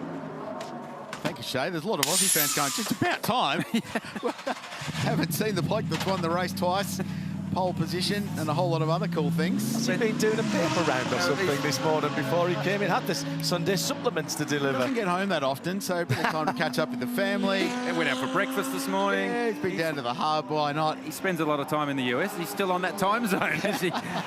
He's enjoying his Porsche Macan Electric in that lovely Provence purpley colour that I've seen him driving around in. We've been monitoring the top of the mountain and who's been close. There's been a few, Garth, that have got pretty close. Well, Jules Gonon, we know he's pretty good around here, and he's pretty good with his car placement too, because just, what was it, 10 mil air gap. So that's race spec for him. He would be closer than that in qualifying. So Gonon continues to fight back that car up to 6th, just over 13 seconds from the race lead. Here's the car that Matt Campbell will eventually climb aboard. Picciarello leading that one, driving that one right now, down in 7th. They're off sequence a little bit with the BMWs, so that's why they find themselves, and that'll swing backwards and forwards between the BMWs. And there is often a point in these races where the strategies diverge and they go in different directions, and it might take 4, 5, 6 hours before you know which strategy was worked. And a lot of time, those that find themselves on the wrong strategy, when they work that out, quickly pivot and find their way back to the winning strategy, and that's where the track position becomes key. And if there's a team that might decide to go slightly off-piste with their strategy, it could be Absolute Racing in the Porsche. Yeah. The knowledge that if Porsche's had a strength here in the past, it's fuel economy. And they have traditionally been one of the more efficient cars from a stint length. We referenced the 2018 race earlier in the broadcast, and had it not been caught early, the car that was leading was out of fuel, the car that was second was out of fuel, the cars that were 3rd, 4th and 5th at the moment were all Porsches, and they were all going to get to the line, maybe. So fuel economy could be a thing. Now, that was Daniel Serra in the lane. So 26 laps in, he's on basically the same strategy as the Porsche. So that's why we're expecting a stop from them somewhere soon. So Arise Racing GT going to work on the Ferrari. Brazilian outs. And 114 laps into the race. They got down to 9th, but remain on the lead lap. Another thing that the Porsche seems to be quite good at again this year is having its peak speed late in the stint. So as the fuel load comes off and the tyres wear, they're not wearing the tyre as much as they're burning the fuel, so they've got plenty of life in the tyre to take advantage of a lighter car. And the 911 set its fastest lap of the race so far on lap 27 of the race, but that's very close to the end of the very first stint of the race. So that deep into the stint gives you confidence that you know if it's a battle and you're going deep into the race, you're going to have a strong car. Fundamentally, that car has a different balance, not just because the engine's in the wrong spot. Yeah, well, not Porsche would argue vehemently against you there, GT, but also it's got the fuel tank in the front. Yeah. So the balance of that car as the fuel burns off probably changes the most of any cars in the race. Stewards have imposed a 10-second time penalty to car 47 for a breach of pit stop procedure. It's a Superbarn AMG Mercedes, and what happens here? Do we launch? Oh, he's got back over the line. Yeah, so we launch before all the personnel and or equipment are behind the line. There's no excuse for that with an 80-second time. Another little one. It's the 1%ers like that could make or break your day. So that crew member was in the passenger door, and you see that big long tube they had, that was full of dry ice. So they were recharging the dry ice system that it provides coolness for the driver, cooling system, which is important because today all the cars have to run their driver cooling system based on the temperature forecast for today. So it didn't matter if it was 5:45 this morning or 5:45 tonight, you have to have the aircon on, regardless of what the ambient temperature was of the day at that time. Fifth position car, Jules Coulon over the top and down into the Toyota Gazoo Racing Dipper. And right behind him, Ian James. A little bit further down, but leading the bronze category. 12th overall for Harter Racing. SPS running that car, that AMG for them. Harter Racing inextricably linked with Aston Martin. They've been developing the Valkyrie, funding and developing the Valkyrie. Ray Newell and the Harter Racing team. And that car will be out at Sebring before it goes to the WEC in Qatar. Big slide for the 17th position. That's the second place McLaren Artura GT4. Second in its class to Mark Griffith, who's still aboard the Mercedes-AMG number 90. It's the red car. Looks a bit more straight stock, the GT4 version of the AMG. Particularly, it's almost just plain red and a much smaller rear spoiler on those GT4 cars, Rich. The thing that Porsche has done is has done the least pit stops of basically everybody in the race. They've only been through the lane 3 times. They've just stayed out, and pitted when they had to. Well, they had to do one of them because, don't forget, they were off sequence and they were getting a lap back. Yeah, absolutely. But they've gone the most ultimate of anyone so far. So while the lap they come in will be similar to everyone around them, there's still a few pit stops to the good of those. And I wonder if that plays out later in the day. Well, as Garth was saying earlier, we talk about the fuel mileage that those Porsches get with that flat 6, almost 4.2 engine. Sounds a weird thing to say. It's all part of the equation here. You hear Matt Campbell talk about the Porsche. It's not #1 in the rankings in getting up the hill, coming down the hill, or even maybe on the twisty bits, but it does everything very well, and you've got to add that in to your strategic thinking. They're that sort of middle of the top 4 team in footy, aren't they? But when it comes to finals, bang, they're good at the big games. Well, you've got to keep yourself in it, Garth, by any means possible. If that means stretching, as WRT have done with the BMWs, as the guys in Porsche doing, if you've got to stretch it, you've got to stretch it to keep yourself in. Whoops, that's a bit long. That's biggest for the team.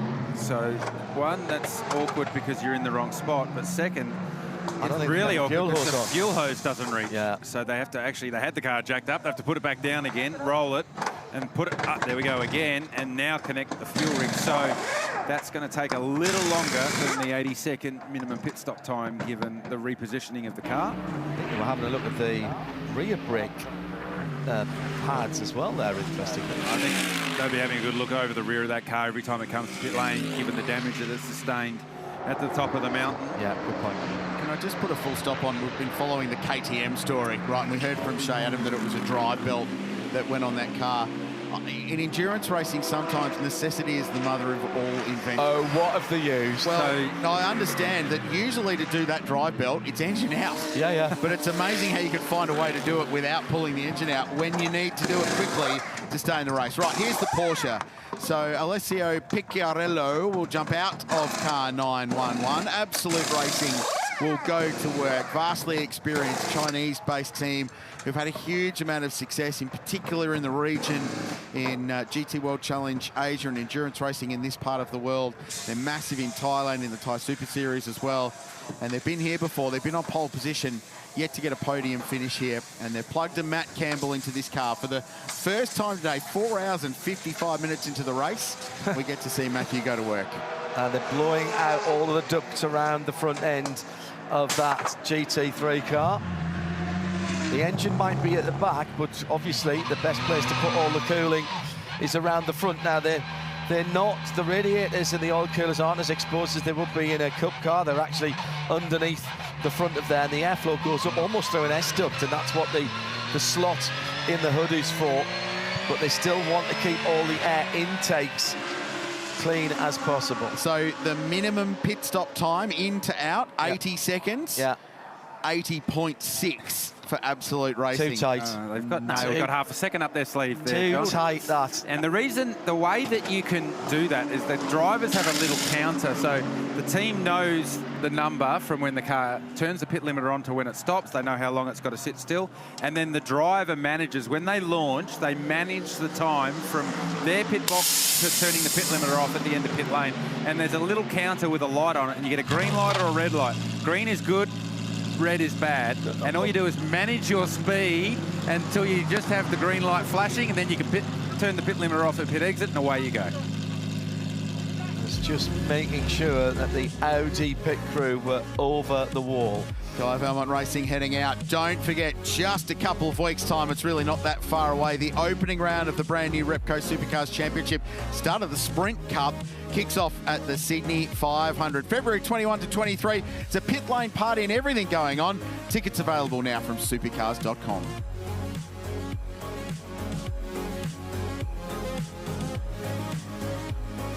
Big straight party going on, actually. Sydney, Timmy Trumpet. You'll be there, won't you? I'll be there front and centre. With your whistle and your glow stick? Right alongside you for that one. Yeah, well, I'll get on your shoulders. I don't think that's the way it works. You've got the loftiness. Looking forward to it. Brand new season. The Supercars Championship coming your way soon. And borderline revolution in the way we go racing in Supercars this year. So it's going to be awesome. It's a real mix. I like what's the little shake-up. I like the idea of the playoffs, if you like, at the end of the season, getting down to the final four by the time you get to the last race of the season. A 500k enduro at the racetrack that the gentleman behind this car own and operate at Ben Motorsport Park. Be the traditional Bathurst 1000 warm-up. Of course, the great race, and then, the run home. Wowee. All the way to the Velo Adelaide Grand Finale on the streets of Adelaide at the end of the year. 4 drivers that take the championship going into Adelaide. Something insane will happen. It's going to be cool. If you were to pick the final 4 now, who would it be?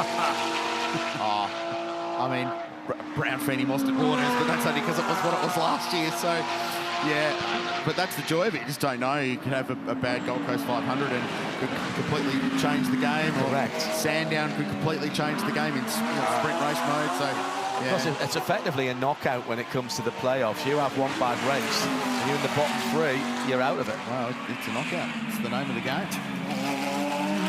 Good, Rich. Yeah, I like what you did there. Is anybody playing that joke of it? So 7 hours, 1 minute. Coming down to another hour of racing having been completed. since we kicked off at 5:45 this morning. Gee, that seems like 5 minutes ago when we first kicked things off. It's still the two BMWs from WRT who have played the strategy perfectly and have extended their fuel runs to be able to take advantage. Now, look, you might say that they've had a little bit of good fortune in the fact that the safety cars have popped out. The BMW safety cars have popped out. And the right, no, I'm only having fun. But, you know, got to be in it to win it. SPS Heart of Racing back in the lane.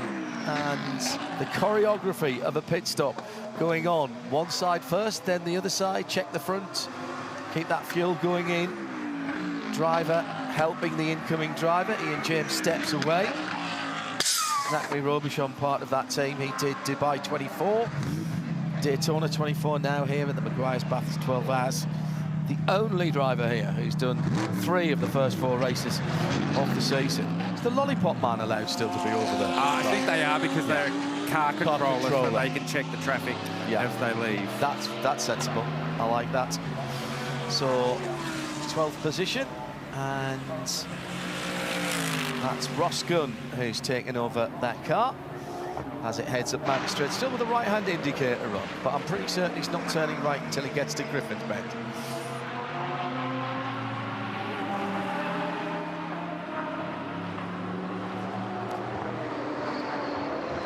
Porsche continuing to press on a little bit further down the field. BMW continued to lead. We're not far away from pit stops for our race-leading Team WRT BMWs. This is the Heart of Racing by SPS Performance. So SPS Performance of the team, Heart of Racing, well, the heart of the program, I suppose, and this incredible outfit that Ian James has put together. They do incredible work raising funds for hospitals in the United States of America, and it's sort of, John, and you know the program better than anyone, went well beyond its original remit, didn't it, really? And it's become something quite extraordinary in the world of motorsport, and external to that, they're second in their class. We should emphasise there's a race within a race in GT3 at the front of this field. So they're battling at the moment with the Hallmark Property Group Audi, which has been driven by Lee Holdsworth, and Ross Gunn is second in class. And Ross was super speedy all the way through practice and qualifying, especially yesterday, and had that car within half a second of the outright pace. So they're in good shape. Ian loves coming here. It's his second visit to the place, and hopefully it's the first of many. And we've already started the sign the petition to bring a Valkyrie here for some demo laps at some point. We very much like that. We want all the Aston V cars here. Absolutely. Tony Quinn's had his Vulcan out, we need the Valkyrie. We could do with a 177 as well, not with a V in that, but into the pit lane for the Ferrari of Alessio Rovera. They've got a 15-second time penalty as well, denoted next to their name on the timing board. So serve that now. I'll serve that now. Yeah. Yep. So I would imagine the car will sit still as it does there for 15 seconds. The driver, if he is getting out, he or she's getting out, they can undo their belts, they can disconnect their radio, they can do all that one, but sit there and wait. And then you wait, and then ultimately the team goes to work, and then you do the driver change after you're taking that time penalty. Matt Campbell, 10th position. One position higher up than from whence they started. Remember, they were outside the Pirelli pole battle. They've worked their way through, out of sequence now because they made their pit stop first in this round of pit stops. But what even now they'll be doing with just under 7 hours to do, everybody is counting back from 5:45. And what's the international sign that a pit stop's about to happen? Cars tend to start going a little bit quicker just to get some pace aboard. And Mick Grenier behind the wheel of the GMR Mercedes is in 4th place at the moment. Has on lap 121 set the car's quickest lap of the race at a 2:03.1. So they now, I would imagine, have a number when they're going to get to pit lane, and all of a sudden fuel saving becomes less of a concern, and going speedy to play the track position game does become a concern. Bearing in mind that that team has 10 seconds hanging over them for a little penalty from their last pit stop too. Ben coming in, the Manny Watcott coming in, yeah, Martin Shearing into the race. That's a great looking car in that Porsche 962 livery, Le Mans livery from down through the years with the shell livery for that Ben Motorsport Park in the Shea. And that looks fairly standard. Right, coming up towards midnight in the UK, 1 o'clock in Central European time. Are you still awake? What are you doing to crack Craill's overnight challenge? Hashtag B12HR. And it's a Underscore Studio. Come on, we want to know who's still with us. Who's doing the all-nighter? Who's pulling the full 12? Should be. This has been great. How could you turn it off? This is bang on schedule for the Ben car as well. So that's 2 planned. So Morris Schuring will jump out of that car, having done a really nice job, and they picked it out of the top 6. So they got their lap back early with that last safety car. Lucas Auer in the lane as well, and Meguiar pulls in. So GMR and the number 888 car. It's weird calling it the 888 car, because it's not 888 that we know here in this part of the world. It's number 888, correct. But with the Bagno-based team not running a car this year, GMR have stolen the lucky number back. So they've got 888 on the side of their AMG, and on schedule they're in pit lane. And this is their 10-second penalty. So left of screen in the box, that's them serving the 10 seconds. Now they can go about and do their driver change. Jamie Day in the lane as well for Valente Rosso. The Aston Martin and Lucas Auer has pitted the Craft Bamboo car from 1 position further ahead up the road of GMR. We're about to get some more stops too, gentlemen, because the 75 Express Mercedes is coming in. Lucas Stoltz will be jumping back aboard that. There was no driver change for Craft Bamboo. There was the driver change for the 888. That's Maro Engel back in. But the BMWs is where I'm kind of interested, because they are continuing to single stint all of their drivers. When they come in for their pit stops in a few minutes' time, it's going to be Valentino Rossi jumping back aboard the number 46. And in the 32, the sister car, it's Augusto Farfus who's taking back over. So BMW in a fuel save mode, continuing to single stint their drivers. They're saving the drivers as well as saving fuel. Well, I think if you can safely do your driver change within that 45 seconds standing still, which all the pro drivers can, then there's no need right at this stage to double stint your driver. So Gunon up the inside of Mark Griffith in the GT4 version of the AMG GT. In comes Liam Talbot in the 183 JMEC Racing Audi. He jumps out.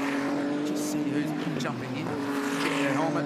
I think it's Ricardo Fella climbing aboard. Yes, it is. And up back aboard that 183. I caught up with Ricardo when I was out of the box and Thomas Randall was in having a chat with you guys, and I asked him about the start of the race, and he was like, man, that was crazy. and he said, we were going up Mount Straight, I heard Mercs on each side. I couldn't do anything. I could basically go straight and stay full throttle, and that's all I could do, and they kept crashing into me. So he goes, in the end, I just backed out of it. It was safer to back out than to get a puncture, so heads up driving from Ricardo there. But it does have a little bit of damage to the steering of that car, but nothing, he said, is going to hold him up speed-wise for the rest of the day.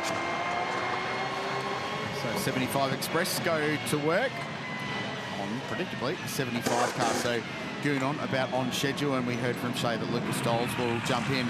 We've been talking over the weekend about Lucas' impact on this race, that he's never been in the car in the hero moments, but he does all the real heavy lifting in the middle of the day. And that looks like they're playing again today. And why would you change a formula that's delivered you victory, second in the last 3 years? So keep Gunon clear for the end with lots of flexibility from his driving point of view, as the Mercedes gets gang tackled by a couple of Ferraris at the moment, and then gets down the inside of the Pro-Am car at the chase. Elliott Shute aboard the 36 Arise Racing Ferrari. Will Brown in behind in the pro car, so he's got back behind that after the stop from Daniel Serra. The Lambo in the mix as well, so that's still busy 5th and 6th on the road, but this all needs to shake out, and we're still waiting for the Porsches to, the BMWs I should say, to peel off into the lane for their next scheduled stop. So we heard Shea speaking about BMW only single stinting their drivers.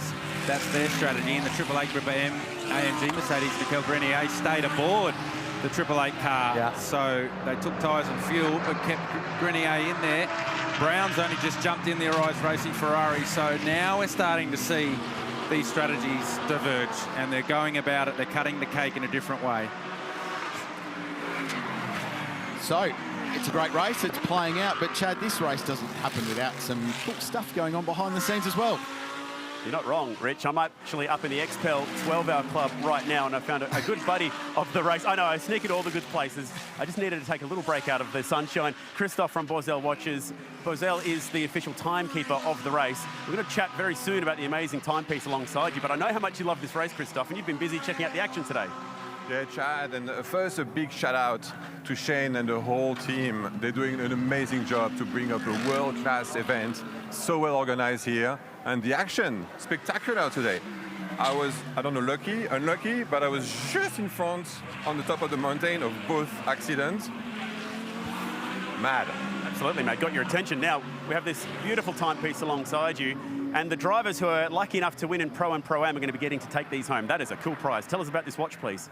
Yeah, look, we've been the partner of the race for the last 3 years, and this watch is the first time that we bring this watch along. So, as you said, the winner are getting this watch. It's the watch actually that we designed with the Royal Australian Air Force for their centenary in 2021.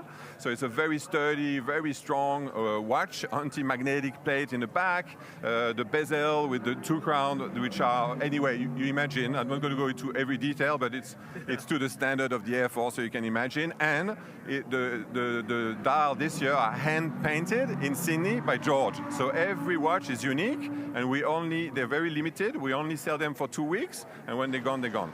Very, very cool. I know with your Swiss background, there's a bit of Swiss engineering in it, but you've always endeavoured to have Australian design cues in your watches. All the time. I'm feeling very lucky to be calling Australia home. Northern beaches in Sydney. I swim in the ocean every day. So the watches need to be really resistant to the water, but also the outback.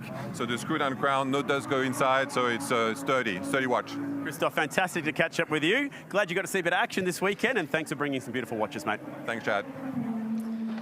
Chad Neylon rolls back into the commentary box with one of those. There'll be some questions I was asked. just going to say, Christoph better make sure he checks his wrist with Chad Neylon leaving Yeah. that corporate box. He's still got his watch on. 36 lap stint for the car number 46, which peels into the pit lane. Driver change coming up. Valentino Rossi getting into the car, just plugging in his communications. Oh, I like the little sort of guide to Yes, get that in. knew That's where you were going really great. Yeah, I was trying to think funnel I was going to say, Well, but that's what it looks like. Yeah, it does. But it's little things. You talked about the 1%ers early on. It's one less thing to get wrong. You get it somewhere nearly close, it's going to slot straight in. There you go, there's a great shot of it there. So yeah. The drink hose and the radio hose in a 3D printed manifold that then goes up into that guide with a dry brake system on the drink hose. Yeah. A traditional connector on the radio. All the teams and manufacturers have variations on that thing. So Valentino hasn't plugged the helmet air in yet, so you can see where the drink hose goes to his helmet. So that just sits right in front of your mouth, and there's a button on the steering wheel that says drink, but you don't even have to suck the drink up the drink straw. It just push a button and it pushes in the mouth for you. Or squirts it all over your face. If it's really hot, you close your mouth and you squirt all over your face, and it runs down your chin and down your neck, and it cools you down beautifully.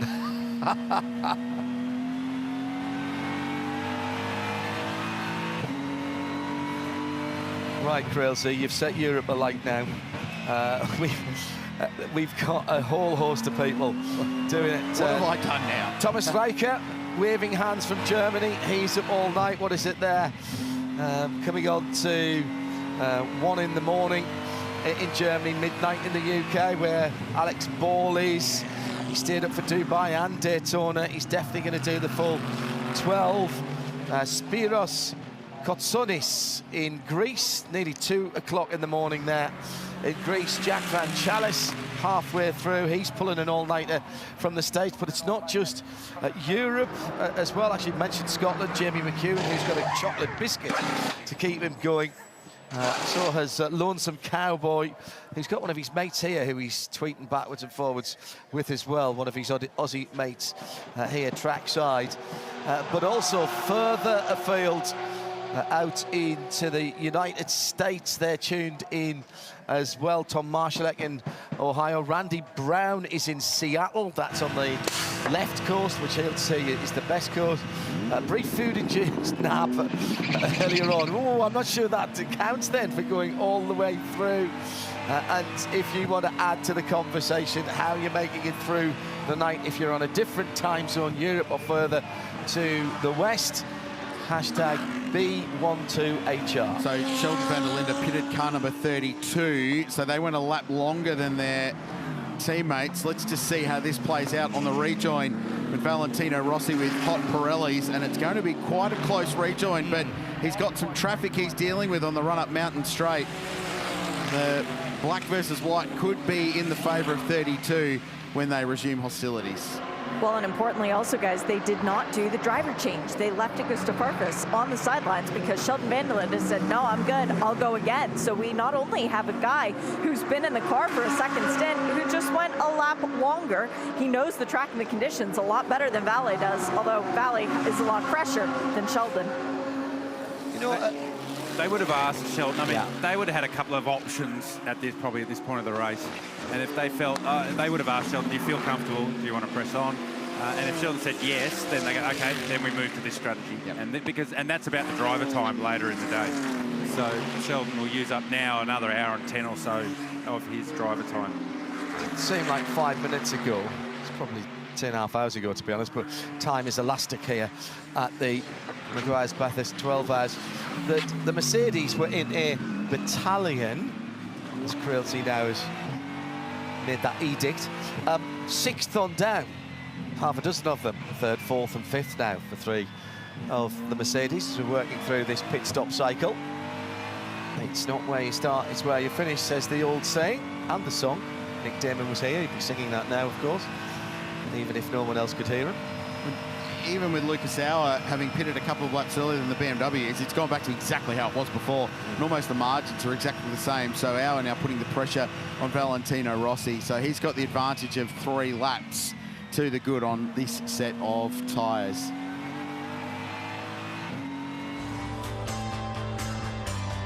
To get to this part of the central western New South Wales, you need to cross the Blue Mountains. There's really no other way, and what a place to do it. Stop by Katoomba, see the Three Sisters, swing by Catalina Park Raceway and have a wander around there for a little bit of motorsport history. But there's waterfalls, amazing hiking trails as well. It is a stunning part of the world. And why not make your trip up to Bathurst to day one? So take a little bit more time and get up here to see it. So the race, Sheldon van der Linde leads 2.3 seconds to the good, with the pit stops now all shuffled out. So Valentino Rossi has jumped behind the wheel of car 46. Van der Linde has remained behind the wheel of 32, and they're a lap apart on fuel now as well. So it's the first time all day that the 2 BMWs have started to split themselves in terms of strategy. Only tiny little differences, but they're still starting to do different things. Lucas Auer stopped earlier than the 2 BMWs. He's 3rd and back within 3/10, as you can see out the back of car 46. So they're the top 3. Lucas Stolz, who did stop earlier there in the Sun Energy 1 car, has climbed up to 4th. Maro Engel is 5th. Will Brown 6th for Ferrari. Matt Campbell behind the wheel of the Porsche is 7th.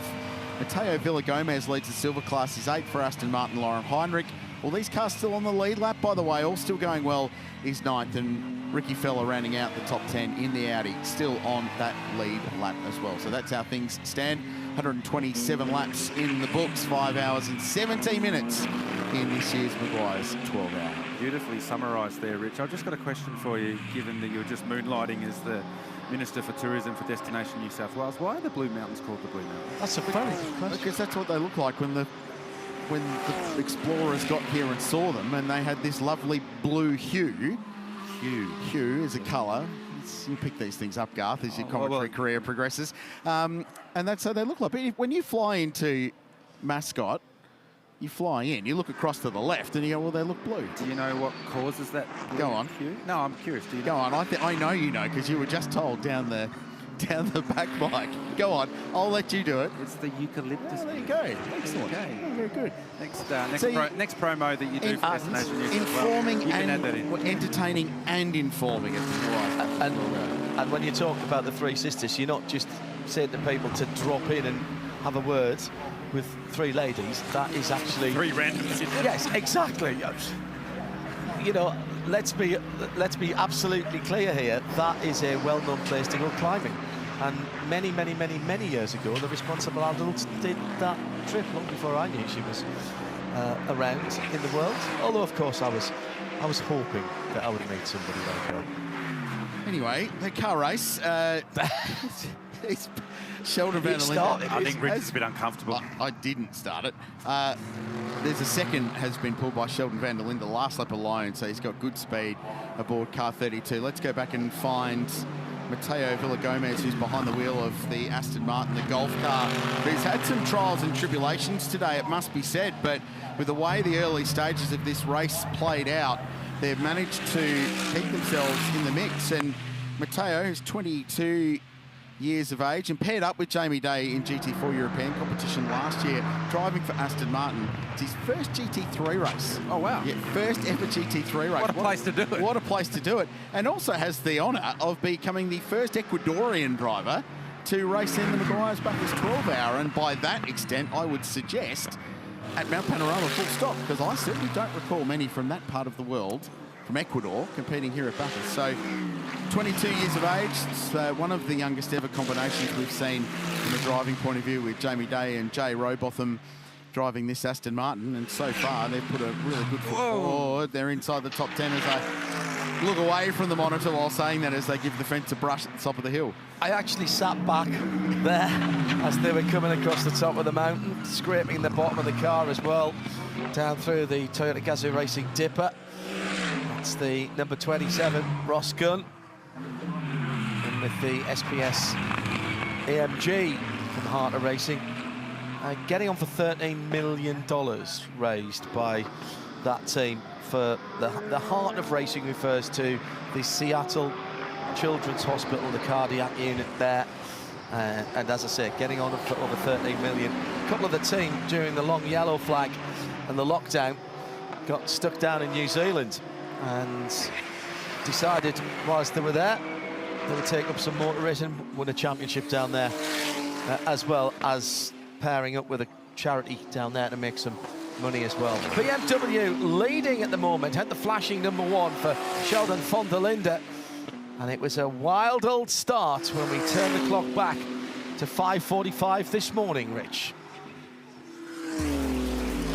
Approaching half race distance in the Meguiar's Bathurst 12 hour, and the start, as always, spectacular, as always, frenetic, as Mercedes-AMG and Audi boxed on, as they have been doing at this place for more than a decade now in this race. Disappointment for Scott Taylor Motorsport, with Indigo and Maddox up the side. Scotty's dogs, unfortunately, they only lasted a couple of hours. So too Ryan Sorensen, who crashed heavily at the top. He's been taken to Bathurst Hospital just for precautionary checks after that impact. And the Belmont racing car, unfortunately, an innocent victim in there, but fortunately, they're back on the road. This car not. Stephen Grove, an enormous impact at Brock Skyline. And Leo Baird's vision shot from the outside of the S's captured the Grove car up in the air and landed. And Stephen has been taken to Orange again for precautionary checks to make sure he is okay. It's been a BMW show at the front, though. It's been a really impressive performance by these two cars who have been lockstep for a lot of the day's proceedings so far as we creep towards the half-hour point of this race. Pit stop strategy has been good. They've been saving fuel, and most recently, they rejoined line to stern with the black number 32 leading the white number 46. And Mercedes-AMG's Craft Bamboo Racing currently sitting in third position. It's Sheldon Van der Linde, the South African, behind the wheel of the number 32 car. Not saving fuel right at the moment is Sheldon Van der Linde. Peak speed for the number 32 BMW was a 203.30 back on lap 20. His last two laps were 203.3, 203.5. Valentino Rossi's in second place, the second of the BMWs, doing 204.5. So we know Valentino is more capable of going fast around here, and I just wonder whether they're actually changing tacks with their two cars, because Van der Linde in the previous stint wasn't going this fast. He was saving fuel, and now he stayed in the car. He's double stinting, and he's dropped the hammer, and he's disappearing up the road now, 5.7 seconds over Rossi. Lucas Hauer still in third in the Craft Bamboo AMG Mercedes, so he too is double stinting in this phase of the race. But it looks to me like the focus or the strategy's changed on the two WRT BMWs. Can it just be, and this is not criticism, although it is both of them, actually, I was just going to say, could it be that Valentino he doesn't do fuel saving? No, well, I think I think Valley is, as is Lucas Hauer. I think Van der Linde's just decided it's time to go. Okay. Because it's not like Valentino's going slow, because Lucas Hauer hasn't just rounded him up and driven up the road. So I feel like there's been a strategy change for the 32 BMW in this phase of the race. So we'll just keep an eye on that. And generally, this sort of stuff takes a stint or two to play out. That's the beauty of 12-hour racing. But there's Lucas Hauer in third, started from pole position after what was a mega qualifying lap yesterday. Never seen the joint before, would have prepped on the sim, would have watched a lot of vision. And to turn up and in qualifying, do the second fastest qualifying lap in the history of the race is not a bad effort, Richard Craill. And on that note, let's go to Chad Neylon. Yeah, down in the Pirelli pit bunker, guys. I just want to update you as to how this race is tracking. A little bit of a slow start to this race with the 2 formation laps and a ton of BMW safety cars to kick things off. So where are we projecting to see the checkered flag at the moment? Well, we're averaging 24 laps per hour and a projected 288 laps in the race. Now, that's going to leave us somewhere down the bottom of the list, but we're expecting this race to get faster towards the end, expecting fewer BMW safety cars toward the ends of this race as well, so we should see that number creep up somewhere around the 300 mark, depending on how long these green flag sessions are. Now, we heard earlier, we had our discussion about the greatest of the GT3 era, and I invited Shea down to tell us that she thought that Maro should be in that discussion. Now, Crowlsy, since I know how much you adore the Meguiar's Bathurst 12-hour, I figured I'd give you the next pick, mate. Thank you, Chad. Well, it's appropriate because he's behind the wheel of the Porsche now. So my nomination, of course, it's Matt Campbell. How predictable am I? But there is no surer thing, Chad Neylon, than this guy winning today in terms of the Bathurst 12-hour GOAT. And there's a couple of reasons. His form here since 2017, have a listen to this. Second, fourth, first, fourth, second, first. How good is that? His strike rate is remarkable, but let's talk impact. Porsche had never won a Bathurst Enduro before 2019. Out of everything, the most iconic brand in international endurance racing had never won at Bathurst. And they wouldn't have had Matt Campbell not done what Matt Campbell did at the end of the 2019 race. They'd never scored a pole position, just wait your turn, until 2020. They never scored a pole position. He's up in the seat at the moment. He's brought a dossier to the discussion. He has. I've literally got notes on this. I'm the only one that's prepped for this. Well, you've prepped. I'm making my argument firm. So from impact... time limit on this. From everything, there is no doubt he should be the GOAT, Chad Neylon, in this competition today. There's only one guy that I'm going to struggle to disagree with in this one. Does the defence rest? Well, I mean, he's still got 3 pages to go on his sales pitch here. I feel like I'm the prosecution, but I'll roll with it. It's a fair pick, Rich. It is a fair pick.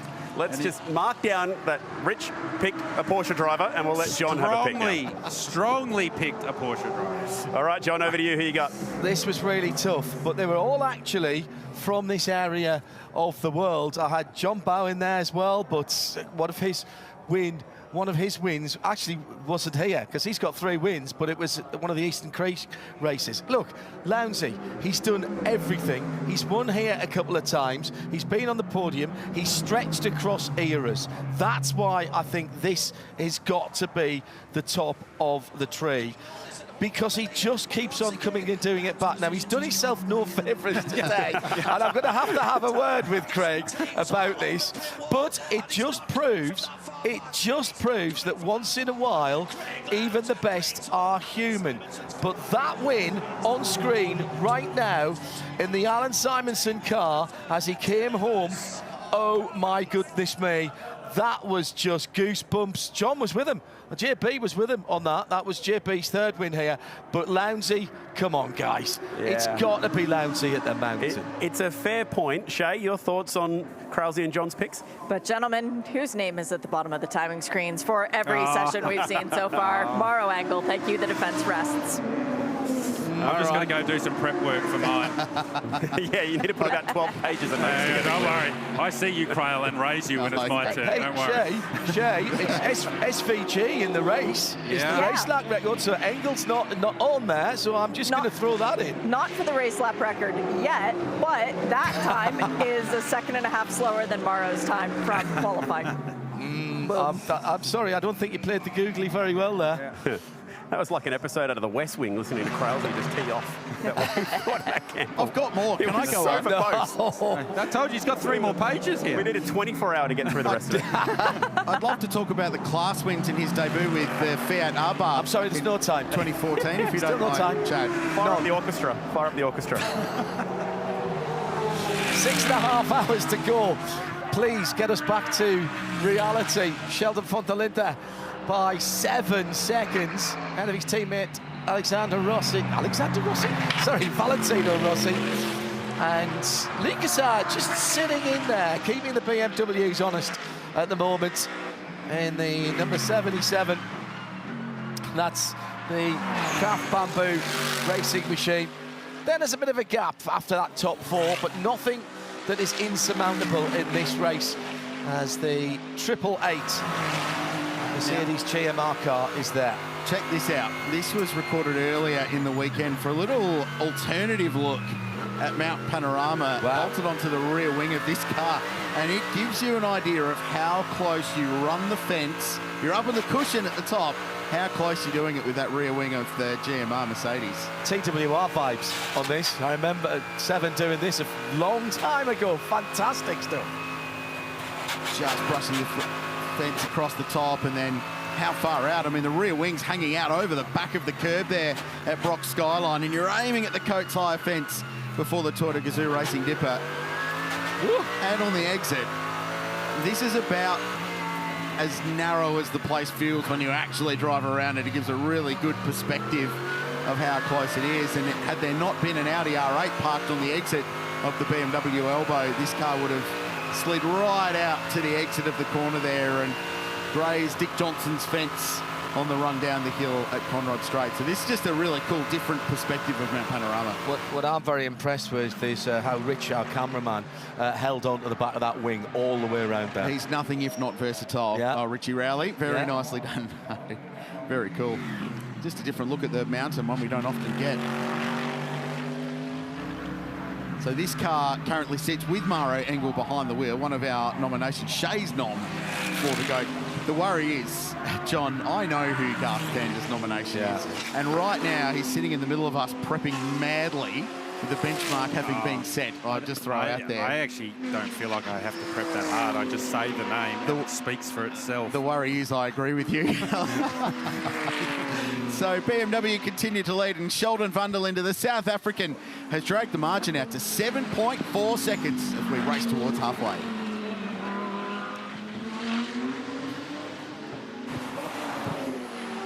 I could quite easily have had 3 drivers in that. Chaz Mostert was my other consideration in the greatest of all time. And again, for him, it's as much as what he's done away from here as it has been for here. But the requisite was greatest of all time here in the GT3 era. Well, Chazzy could have added to the argument after the performance this morning. Yeah, that was impressive. 7 laps to get to the lead. Impressive. Yeah. Anyway, he might be my pick. He's not. I don't want to spoil it, but he's not. Spoiler alert. We haven't had Chad yet either, have we? No, that's true. I'm looking forward to that one. I feel like Chad will make a reasonably passionate argument for his pick. Well, tell us yours. Hashtag B12HR. We'd love to know who you think.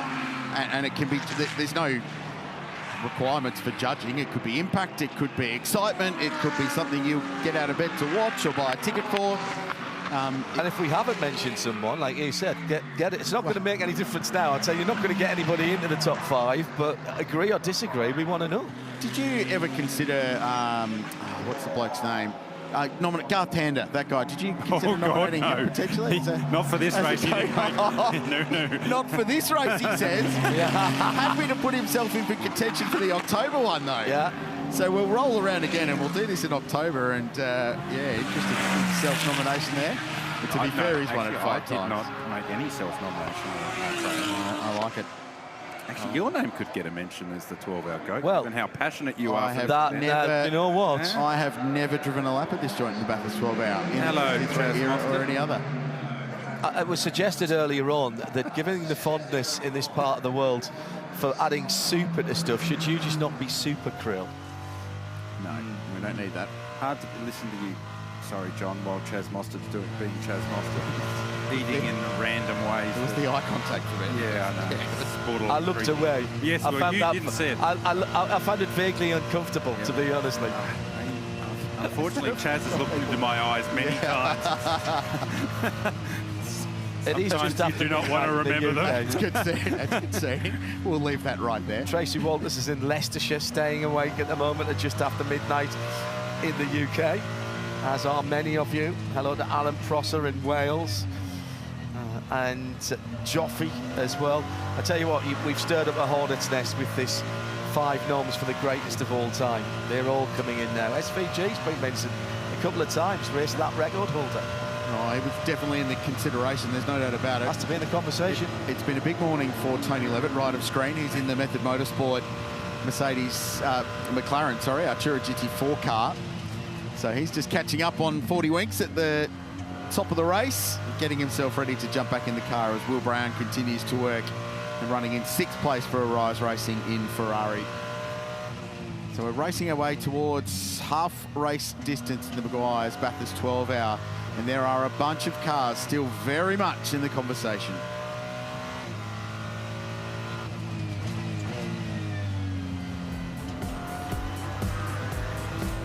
Will Brown hard at work on the mountain, pulling gears as he heads up Mountain Straight. This car currently runs in 6th position in both the outright running order and the professional class, the pro drivers and entries. But here's how the class leaderboards stand. Give a little shout out to Adam Christodoulou, who after trailing early has got the 19 Corp Mercedes-AMG GT4 car to the lead of that class in their battle with McLaren today. Lauren Heinrich still leading the way in Pro-Am in the Bend entry in the Porsche, and they're running 9th outright and still very much on the lead lap. And that Aston Martin that we've talked about so much still leads the way in the silver class, and one position outright up the road with Mateo Villagomez in 8th position and just lapping in the 5s at the moment. Having said that, he is being reeled in by Heinrich at the moment, who's in the low 3s at the moment in the Porsche. What's interesting to me about that Pro-Am Porsche, the number 91 car, is it's been towards the bottom of the top 10. It cycles through, but it just shows, Garth Tander, how difficult it actually is to make up ground if you qualify down the field or fall down the field. And don't forget, though, they're running a different strategy to most, given they've got 2 bronze drivers in the car with Yasser and Sam Shaheen. So they had a few regulatory requirements as far as driving time to tick off in the early part of the race. So they're effectively going to have a bit of a snakes and ladders type strategy throughout the day as they make their way up and down the top 10. But Lauren Heinrich is more than fast enough in that race car. Should they find themselves inside the top 5 in the last couple of hours of this race through strategy, then they are absolutely capable of winning this race. Ian James, I know how much you love racing at Mount Panorama, but it was chaotic out there for your first couple of stints. Are you excited about getting back in the car, or a little bit nervous now that it looks like maybe a class win is on tap for you today? Well, yeah, I mean, it was really chaotic there. I mean, I think the 75 car hit half the field there in the first couple of hours, so spun us around, and that was a bit chaotic. But no, I'm really looking forward to going back out there, you know, so class win, we won't worry about that right now. We'll just keep it off the walls, hopefully, so it's easier said than done. It's the second year being at Mount Panorama with the Mercedes. Do you feel like you have a good understanding of the car and the way that it works around this track now? Yeah, I mean, I think the Merc does a really good job around here, and, you know, with the heart of racing, you know, we travel around the world driving all different cars and circuits and supporting Seattle Children's Hospital, so it's good to see the logo on the Merc as well as the Aston, as it normally is. So Merc's a great car around here, having a blast, and let's see if we can get it to the end. Good luck, my friend. Thank you. I'm actually down at the Aston Martin pit, as chance would have it, with Jay Robotham, who's having his first taste of GT3 racing with the team here this weekend. You've raced a lot of different cars in your very young career. How much fun are you having with this team at the moment, and your new young teammates that you've befriended this weekend? Yeah, it's awesome. Yeah, this place is incredible, and doing a GT3 car, it's, I'm pretty grateful. Yeah, these cars are pretty cool. A lot of grip and And yeah, Jamie and Matteo have been awesome to work with. You know, we're all working together to try and move forward, and yeah, we're staying consistent. We're keeping in there. So yeah, hopefully we can pluck a good result at the end. What a cool experience for you to get to work with an engineer of Romy Meyer's experience as well. We've seen so much of her in her time, not just in sports car racing in Germany, but then obviously in Australia with Red Bull and 888 and now at Premier. What have you learnt from Romy this weekend? Oh yeah, she's really experienced with all types of cars. So yeah, really grateful to be working with her. Yeah, it's been awesome. You know, she's very easy to get along with and very knowledgeable. So yeah, it's been good for all of us to work with her, and yeah, just really look forward to the rest of the race. All right, mate, looking forward to seeing how this pans out. Looking pretty good in the silver class at the moment. Thank you, cheers. Just going back to our greatest of all time. Got a penalty to tell you about in a moment as well. Captain Larson Chio is getting a lot of love. Oh, yes. Getting a lot of love from the audience listening in. We might have to do a separate sub-1 cult hero. Yeah, like that. I think he falls more into the cult hero status, doesn't he, Chio?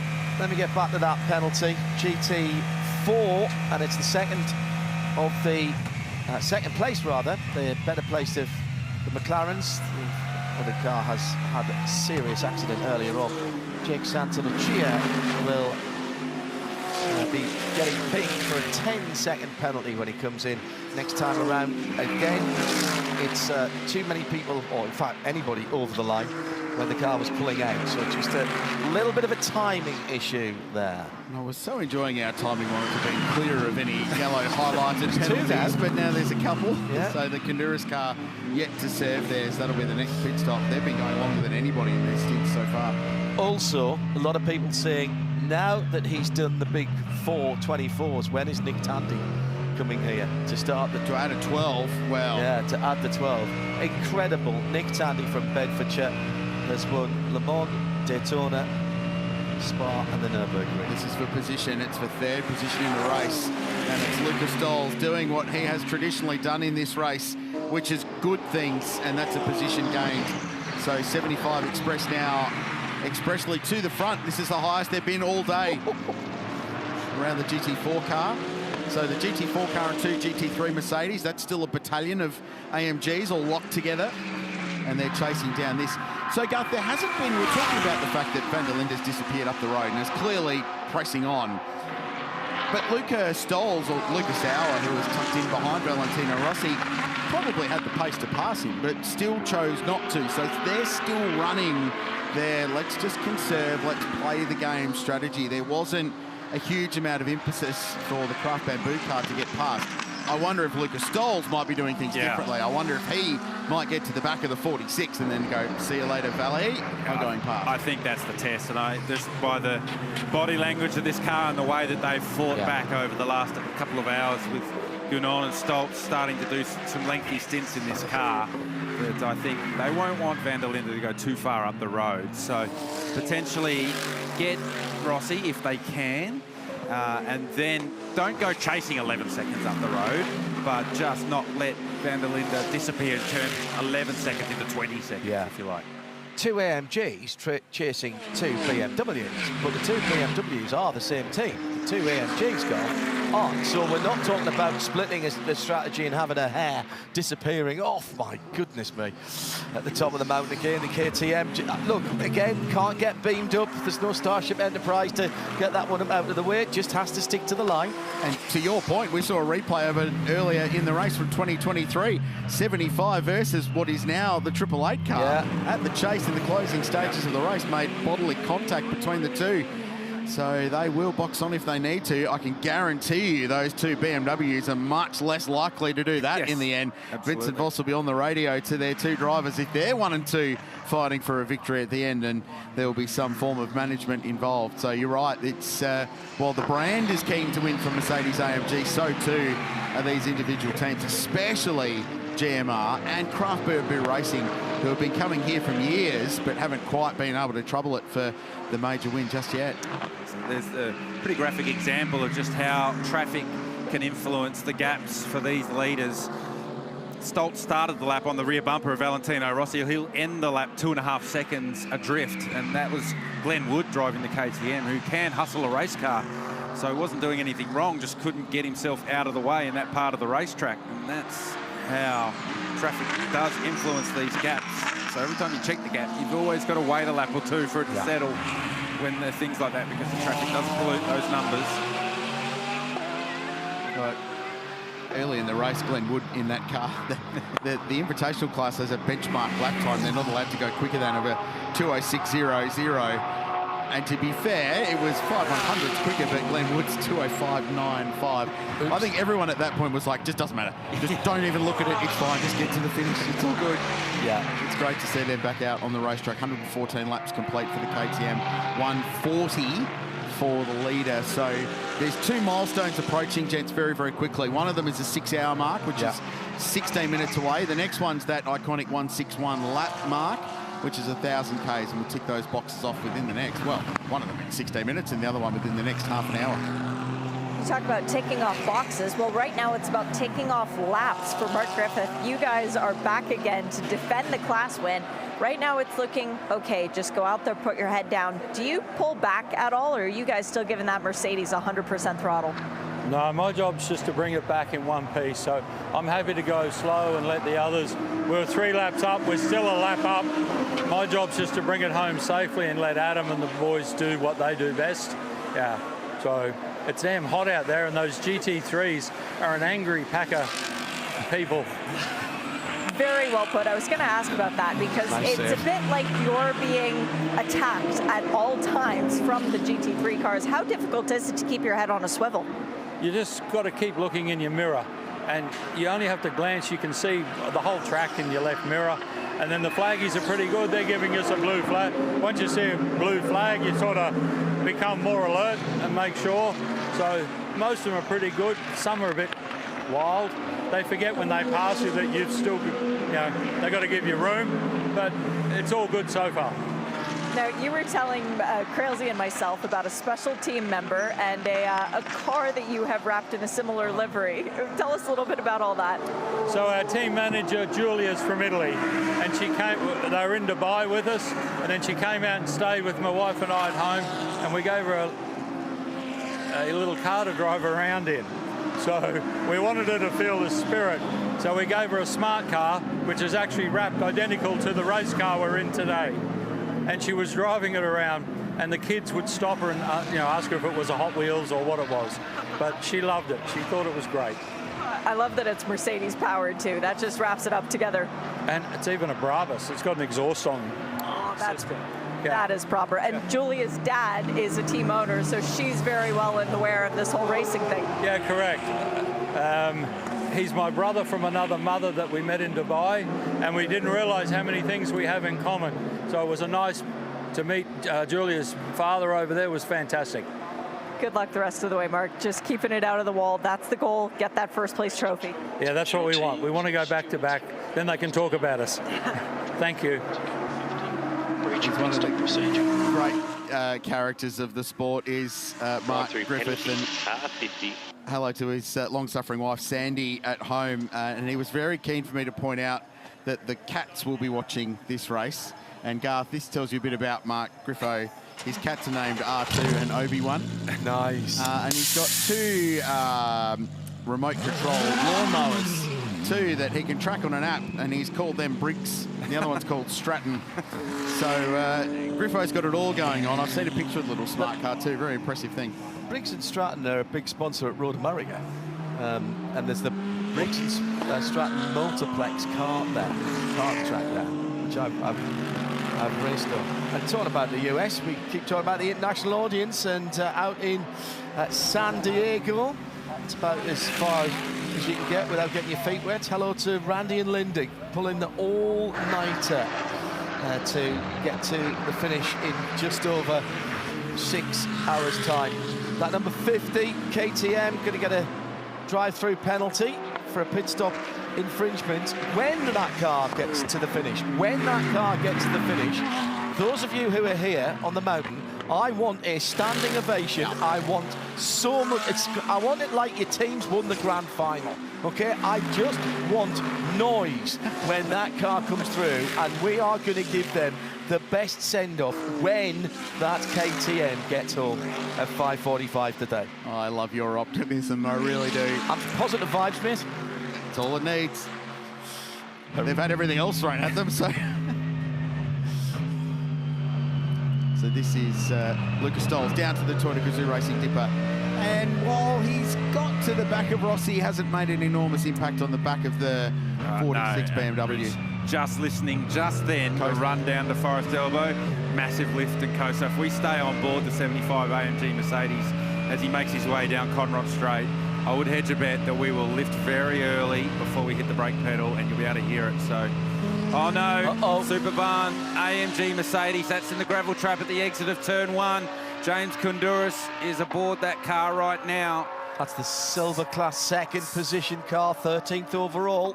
If he can't get out there, we go. Safety car boards and flags. BMW's in the leading car. But I would imagine everyone will now come to the lane. We're far enough into the stint. So how did Koundouris end up there? He just lost the rear on entry. And we saw Maxi Goetz right back on lap 1 at the start of this race. Near on 6 hours ago, have the same moment. He was able to catch it, but it's caught Koundouris out. This is actually going to disadvantage a little bit the WRT cars, because it'll put everybody else on the same pit stop sequence. They're, at the moment, quite a few laps better off on fuel than those around them. They've been going longer. Oh, they weren't far away from stopping either, because there's David Russell in the Tagani Motorsport garage waiting, helmet on, suited and booted. So to John's point, the BMWs were 3 laps to the good of the cars around them, which at this point of the race isn't make or break. No. If you're 3 laps to the good at the end, it might be a different story. The way the safety car was timed, the lead BMW had already crossed the line. The second one wasn't far away, so it was too early for them to commit. Those that have committed immediately, Maro Engel has peeled the GMR car off with the colour bars on it, and the Porsche's in as well. And Matt Campbell just saw the shot, so he was unplugging himself. So his first little cameo in the race will be pretty short-lived by the looks of it. He waited. Oh no, he's staying in. There was some unplugging going on, but he's decided to stay in the car. So it'll be a longer-lived cameo for one of our nominees for the GOAT. Well, you did nothing for 5 hours. No, exactly. Just stay in there and do some work. So brand new set of Pirelli unused tyres going on, unused sticker tyres, or green tyres as we call them in Australia for some reason. I don't know why, but brand new tyre going on. 81-second stop for Engel, so he's out. And there was some last-minute busyness trying to get into the lane. So the safety car's called, and watch car 77. So Lucas Auer for Craft Racing. Yeah. So the team went pit, and he was at the point of going, no. Well, because you can't cross the solid line. Exactly. If he could do that before that floppy cone and before the solid line, it would have been an all-time move. But he was beyond that, and you can't cross that line, so that's why he's gone around. They're not actually at a disadvantage, because the cars they're effectively like on a Scar Electrics track now. They're all doing 80k an hour. They're all going the same speed. So it didn't matter where you are. So the 888 car and the 911 car, they were before pit entry, so they could dive in. But as the leaders were just past pit entry, they'll come in next time by. And this is actually a nightmare scenario for race control, because the BMW safety car's sitting there to pick up the leader, but I'd put money on the fact that the leaders are all about to swing down into pit lane at the moment. There for a while. Yeah, so they're going to be waiting for a while to pick up car 32. So here's the question, can they get in and out and hold on to the lead with the 80 seconds? They should be able to, shouldn't they? I think so. Yeah, well, it's the same for everyone. As long as everyone pits, they'll retain the lead. If someone decides... So if 75 Express stay out with Lucas Stoles, which I don't think they'll do, they could assume... Not at this stage of the race. No, I like the idea of track position. This is quite often a track position race, but... They were longer into it than anyone else. Yeah, so. exactly so. Exactly so. What also tends to happen when we go effectively full course yellow now before we go to safety car is any gap that you had effectively doubles. So any gap that you had at race speed doubles effectively at 80 kilometres an hour. So Sheldon van der Linde had a gap of around 16 seconds over Valentino Rossi before we went yellow. That gap is now out at 30 seconds, and that's as a result of the 80k an hour. And no sooner had Shea Adam got out of car 19's GT4 Mercedes garage, I just saw that car getting pushed into the garage. And at the same time, the second place GT4 car is leaving pit lane. Now, they had that 5-minute penalty. They're a couple laps behind the class-leading GT4. I'm going to dive in and find out what that problem is down there for the Griffith Mercedes-AMG GT4. But this is a critical part of the race for them. The fight for that class honours is on right now. Yeah, thanks, Chad. Good point you make. So even in GT4, there's some drama hanging on.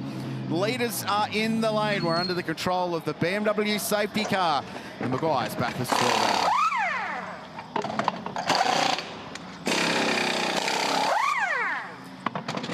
So this is the leader, Sheldon van der Linde.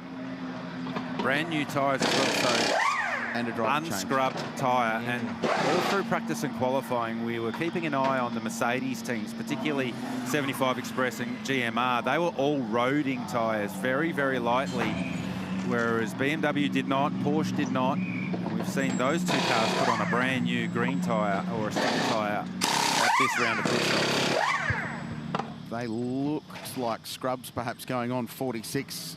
With Rossi staying behind the wheel. Stolz in from third, Auer in from fourth, and Will Brown in from fifth in the Ferrari.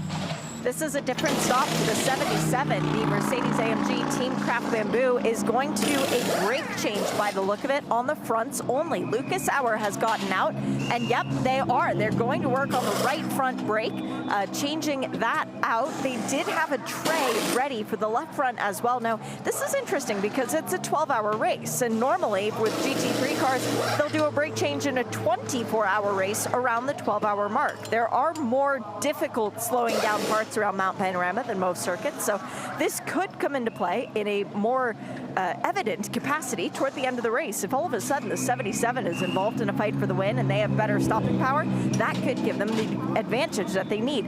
4 sticker Pirelli tires going on this car. They've changed the right front. They did not change the left front, so that's very interesting to see if maybe they're going to come back in and change the left front brake as well. It's Jaden Ojeda who took over that car, by the way.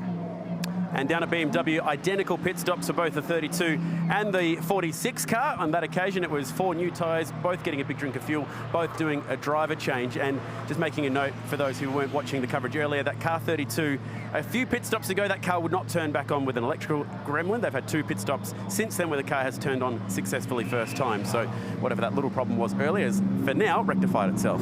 Yeah, that was why they were a little bit longer. Brand new Brembo brake pads going into the Craft Bamboo car on both sides. Yeah, they would have done both sides. So that's something we see regularly here at Mount Panorama in supercar racing. Absolutely do pad changes and in some instances do a rotor change as well. Halfway through the race, Garth, so you're under safety car. So the same is happening at Heart of Racing as well. And the pads that came out of the Craft Bamboo were well worn. They were beyond half wear. If you saw the pad that came out, and you'll see it similar here on the Heart of Racing car, look at the width of the pad that comes out when they ultimately get it out. Is significantly less than the pad that goes in. So what they're doing there is pushing the pistons back, and now they'll pull the pads out by hand, and when they put their hand with their foot on the brake and come into the pit lane, those brakes are north of 800 degrees. So spare a moment for the mechanics that are changing pads right now, and a much thicker pad going in. So I would hazard a guess that they were running a softer brake pad compound than they would traditionally do, say for Spa 24 or Nürburgring, because they knew they were going to do a stop. So they would not have got through 12 hours based on the wear that I saw coming out of the Craft Bamboo car.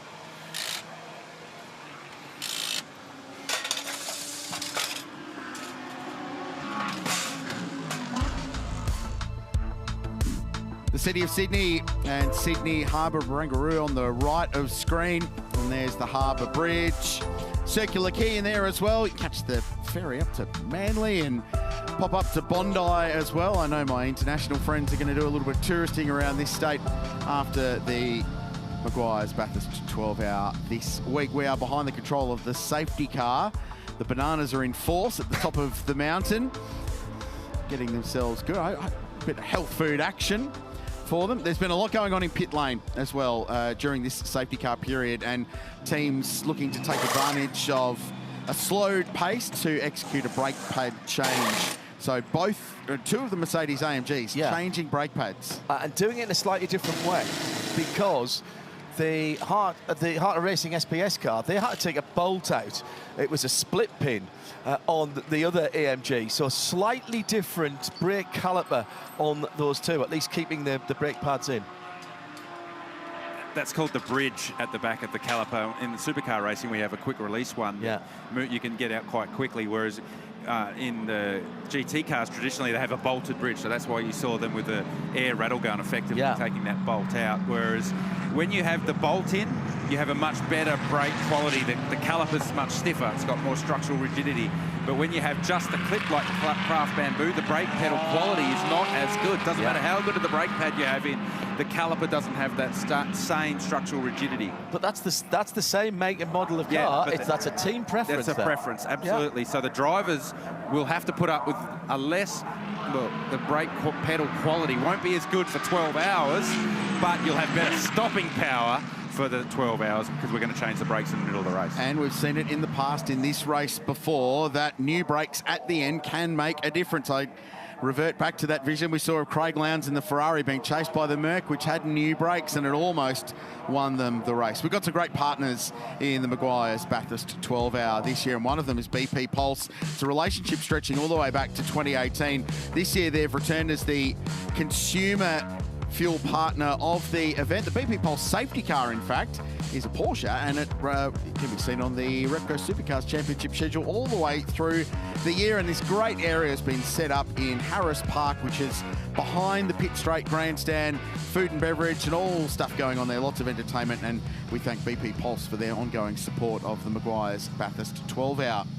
Race control sending messages that the wave by is in effect, and Guy Valmont Racing continues to be ready in pit lane.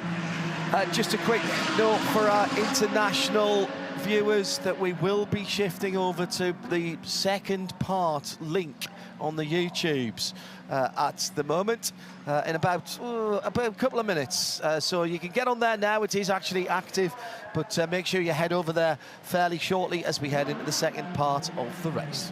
I had the great idea to show you what the used brake pads look like, but since those are still at about 750 degrees, I'm not going to grab a set of those to show. So I'll just give you an example of what new brake pads look like. And this tool that they use to actually pry the pistons off to try and do that brake change, these are the thickness of the new pads, and the ones that we saw came off were at about there. So it was a significant wear rate. As Garth pointed out, almost 50% probably would not have made it very well at the end of the race. And when do you need new brakes best? That's when you're going for the win of the Bathurst 12 hours. So very good decision. And it looks like all the Mercedes teams will be changing their brake pads at some point. The 75 Express crew, they've got the tools ready to go.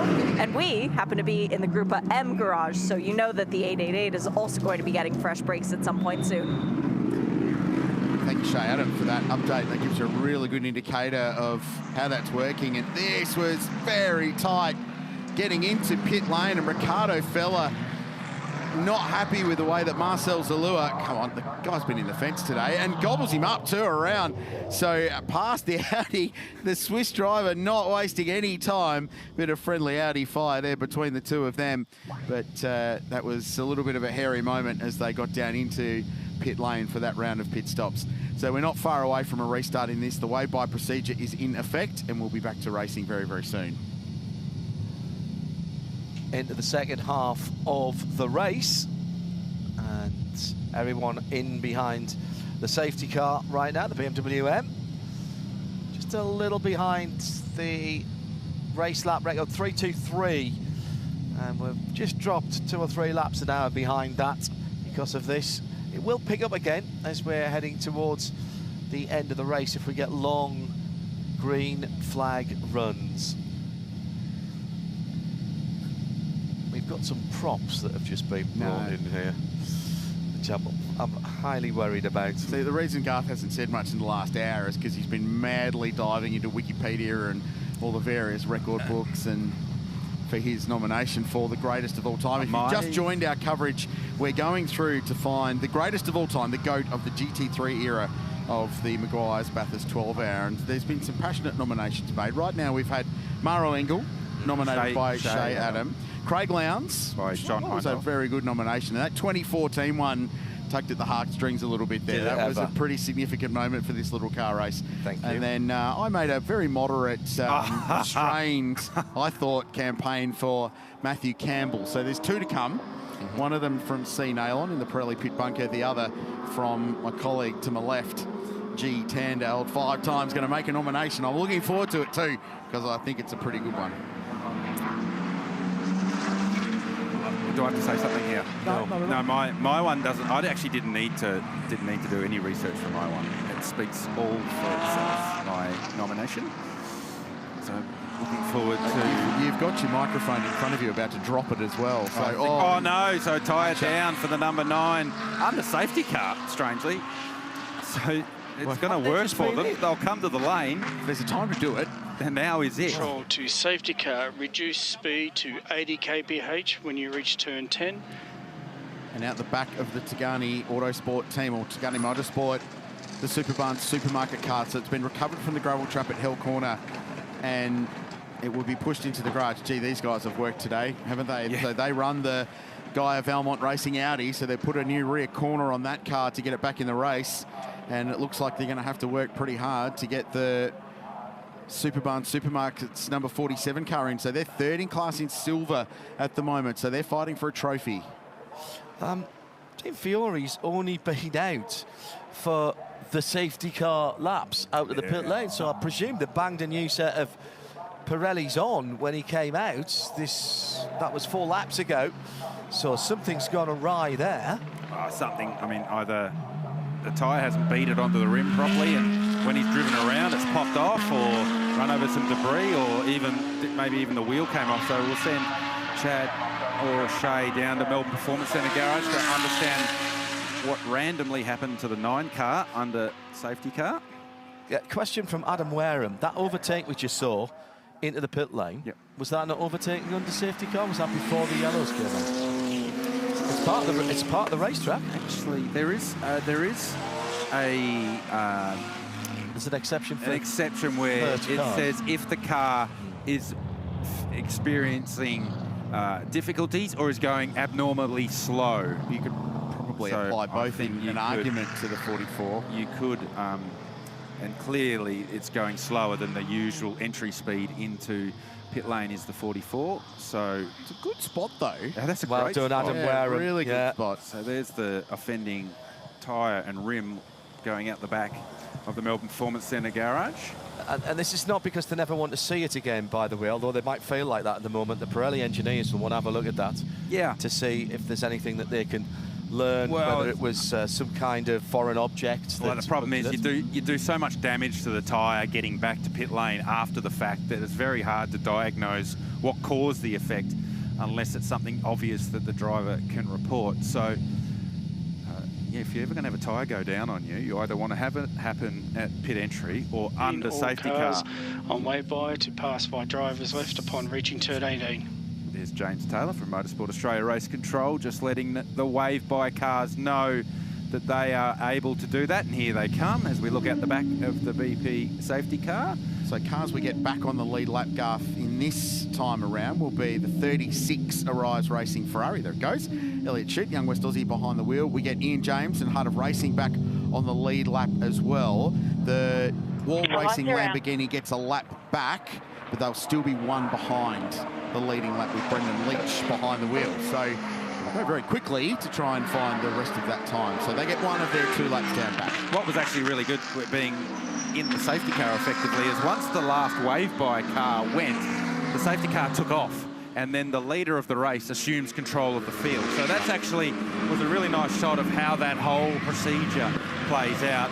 So once the safety car leaves, Augusto Farfus assumes control, must maintain 80 kilometres an hour until the green flags are waved. He doesn't have to go right then. That just means he is able to go any time once the green flag is waved, and he's gone early, straight out of the chase, and that's exactly what I would do too, and gone up the road as quickly as he can. And it's almost split the field in half. So almost half the remaining field have been waved by, and then we've got this group of cars all on their own, being released from the safety car. So Brazilian Augusto Farfus leads the way. Valentino Rossi from Italy in second place. Lucas Stolz, the German, in third place for Mercedes-AMG. And the young bloke from Sydney, Jaden Ojeda from Craft Bamboo, is next. Then it's Maro Engel, the German who's so good around here in fifth. Daniel Serra in the first of the Ferraris is in sixth position. Team 19 go to work on the GT4 car. Matt Campbell in the Porsche, just on the back of this queue, seventh outright. Yasser Shakin leads the Pro-Am battle and is fending off the Aston Martin on the run-up to Visit New South Wales corner. Almost changed in on the Aston Martin at Visit New South Wales corner, and has now got an Audi with Ricardo Feller, former teammate, behind the wheel, trying to get past on the run-up to the cutting. And that's not over yet either, disputing the same piece of tarmac. The Audi goes a little bit wide, cuts to the inside. Not sure they'll get any more traction up the hill than the Porsche, but he's giving it a go, and my goodness, he is up the inside. This is not a normal overtaking spot. Garth Tander looks away and hides his eyes, and Richard Craill was swivelling away on his chair as that got very, very tight indeed. And still, it's been disputed as Ricardo Feller. Well, he doesn't know what he doesn't know here in a GT3 car, does he? He's only driven it in a GT4. But that certainly is not a place to go too wide, guys, up the shelf towards the tree. Craill and I literally jumped back from the screens there. The stewards have imposed a drive-through pit lane penalty to car 9 for breach of pit stop procedure. Yeah, I almost left the commentary box on that one because it's just not an overtaking point, is it, on the run-up into Reid Park? Ricky Fella's good with that GT3 car around this venue, but oh man, that was hairy. These are the wave-by cars, and they're racing now. So here's Dean Fiore aboard the number 9 Hallmark Audi, who's just received a pit lane penalty for a pit stop procedure. So they actually have to do a drive-by as the 36 Ferrari of Elliott Shute just runs wide with a little bit of marbles on his tyres. Wasn't able to get the car to the apex at turn 1. So it feels like a lot of the wave-by cars are falling foul, and I think it's because they're passing on the wave-by lap. Yep. You're actually not allowed to pass then, so you're allowed to get the hammer down, but you can't pass until the green flags wave. So it's a little bit of fine print in that regulation that I think that's where the teams are falling foul. Here we go. Ricky Feller. So remember, came here in 2022 as Yasser Shahin's teammate. Was his first visit in what was then the factory Audi. And that's the pass down into the chase at 280 clicks. And that was for track position 9th and 10th on the road. Yasser racing in the Pro-Am battle. And not far away from ticking off driver time there as well. Now, he needs to do an hour in the car in this second half of the race. So we're on the downhill run now, by the way. We're past the 6-hour mark. It happened while we were behind the safety car trying to unpick everything that was going on. So 5 hours and 49 to go. And Yasser, and what that safety car did as well, Garth, was it brought the Pro-Am Ferrari onto the same lap as the Shahin Porsche Pro-Am battle. So that race within the race. But they are a good half a lap behind because they were one of the wave-by cars. So they're on the lead lap. They just don't have track position. There goes Farfus working his way past the GT4 car with Tony Levitt. We saw him catching up on some Z's earlier. So he's had a nap and now he's all fired up and ready to go.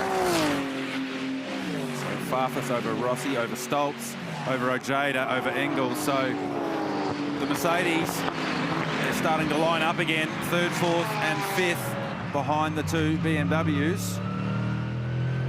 Now Stoltz, you've got to be so careful there when you leave the chase. And there, Ojeda's popped through because the marbles, and here comes Engel as well. So while Stoltz was trying to get around the McLaren, he drifted wide into the marbles, and you could hear he had no grip. He was way out of the throttle.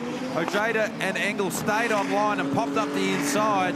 Stoltz from 3rd back to 5th in a heartbeat as they made their way through some of that lap traffic. Matt Campbell at the back of Daniel Serra for 6th and 7th position. So Porsche versus Ferrari, and Matt's got a very good run out of the corner. The Ferrari's pretty slippery in a straight line. So this is going to be a battle up here. Stewards have imposed 15-second time penalties to cars 36 and car 9. Breach of the wave-by procedure. Breach of the wave-by. It's exactly what Garth was just talking about on that restart. So more little 1% of rule breaches that are being applied, and some more penalties will take place the next round of stops.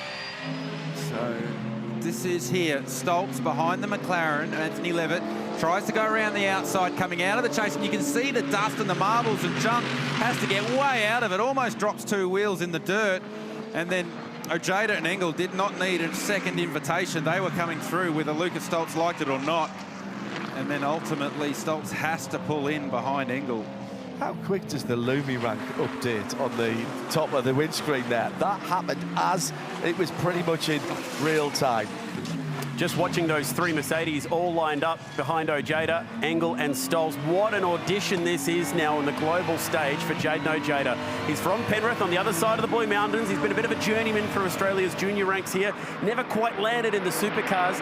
Now he's got an opportunity to prove to Mercedes why they should be giving him this opportunity to become a Merc driver all around the world. This is a great chance for Jayden Ojeda in front of possibly the best Mercedes-AMG GT3 driver of all time, Murrow Engel, to show what he's made of. That's a great point, Chad, but our leaders now have caught the back of the wave bike cars, and Elliott Shute in the Ferrari. He's got to come to pit lane for a penalty. They are lined up. 1, 2, 3, 4, 5, 6, 7 are all there.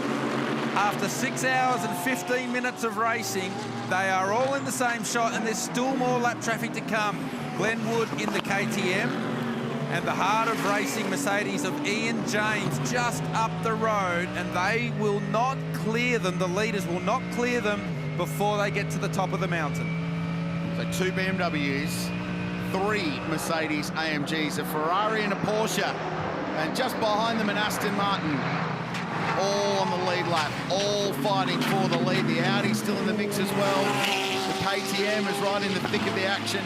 It's Glenwood. He's vastly experienced and very fast, so does the right thing and gets out of the way before the kick up towards the Worth cutting, and that 1 in 6 climb, the gradient up to the top of the hill. And more traffic now. So Ian James, the heart of racing, AMG Mercedes. This is a tricky part of the racetrack. We've seen dramas with lap traffic already today as they make their way across the top of the mountain. And James is not going to be able to get out of the way before Skyline. They're going to have to queue up all the way down past the dipper. Patience, patience, patience. Frustration, frustration, frustration. I'm telling you that now. This is, what have we got here? How many cars is in that line now? Oh no. And that's a GT4 car as well that's just come out of the pit lane. They basically stopped at the turning point. So now it's a drag race. Now it's a drag race. To put the handbrake on to get his thing stopped. They're all so checked up. Poor old Daniel Bilski in the GT4 car, absolutely mugged. It's Ian James in the SPS Heart of Racing car. He knows which way is up. He'll try and stay out of the way, but at some stage he's got to turn in. Now he'll try and stay out to the right-hand side, which he does. That's 1, 2, 3, 4 gone through.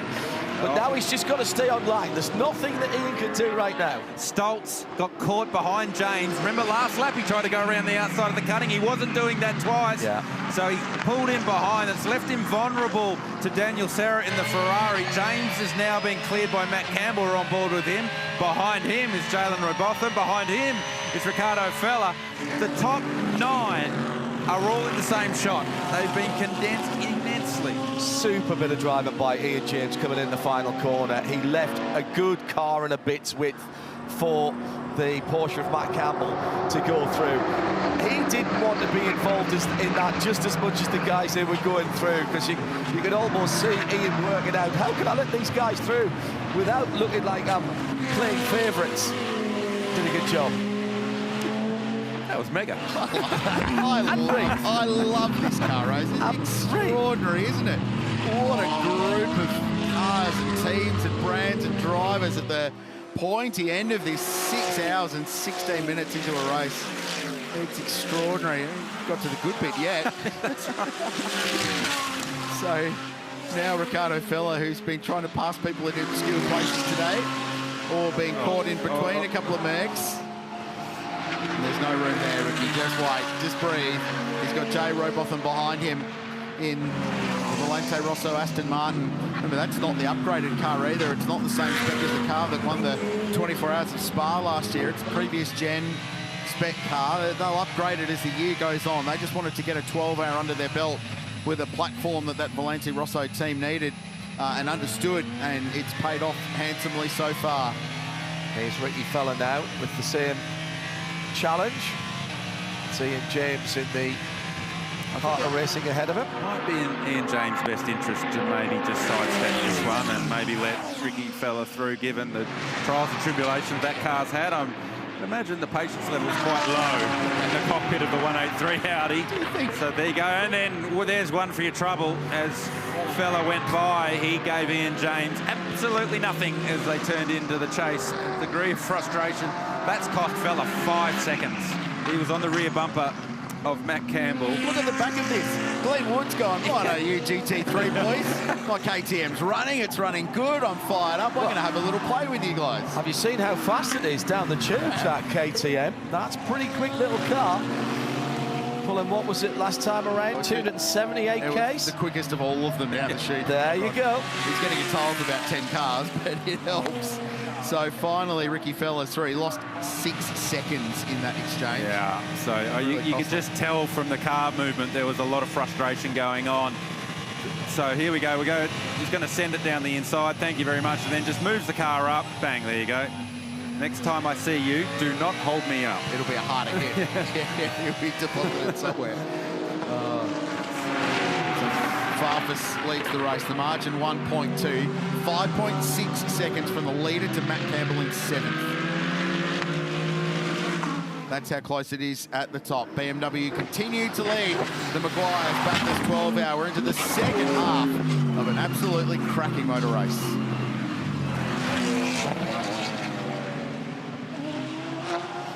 What a month of endurance racing we've had. The last 4 weeks have been incredible. And we're only halfway through, just over halfway through the Meguiar's Bathurst 12 hour, which is kicking off the Australian motorsport season. Gordon Degood on the socials, hashtag B12HR. Last weekend's Daytona was great, but this has been incredible. Can't argue with that, Gordon. Still, the European audience are staying up. What's not to like about this? Well, you're not going to doze off in this one, in all honesty. And by the way, I've checked, we do not have a replay of the Comcam when you guys just about left, which is a shame. It's just absolutely a shame, because I wanted to show the world what I could see in my peripheral. Well, it was the opposite of, you watch the Big Bash and the cricket commentators when Glenn Maxwell does something insane. It was the opposite of that. it was us diving for cover. What a cool thing. I think that's not going to be the last time we dive for cover this afternoon. I think not. I'd say it'll happen quite a lot in the final hour, the way this race is playing out so far. 153 laps ticked off, 154 underway. The race punctuated by more safety cars already than I think anyone expected would happen today. Absolutely. Everyone came into this expecting it to be a fast, clean race, a smaller field than we've seen the last couple of years. On paper, at least, a lower risk of drama, but paper at Bathurst and reality in one thing is two clearly different things, and as a result we've had this show, and now it's Jay Robotham who's got to deal with Ian James in front of him in the heart of racing car, and Glenn Wood still just enjoying his time in the limelight in the Vantage Freight KTM. I'll tell you what though, the 6 times that we have seen the BMW M safety car, it spiced things up on the restart. And still, our little KTM is hanging on to the back of the GT3 cars. Come on! Everybody's favourite here. They have gone through trial, tribulation. It's been a Herculean effort down through the years.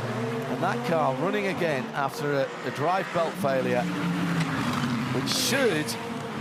Well, there was a bit of overheating and it should have necessitated an engine out.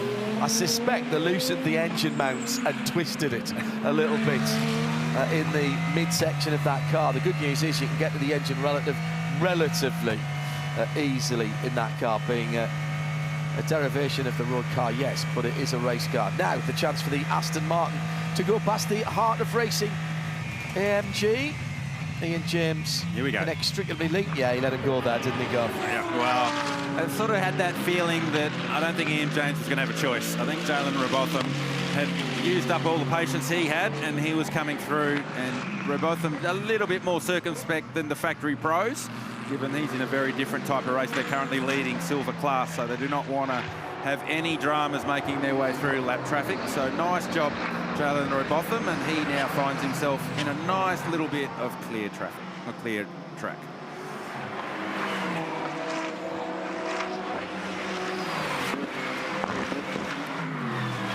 BMWs 1 and 2, Mercedes-AMGs 3, 4 and 5, Ferrari 6, Porsche 7, Audi 8, Aston Martin 9. So remarkably, all the brands still in the mix in this one, despite some early dramas for some.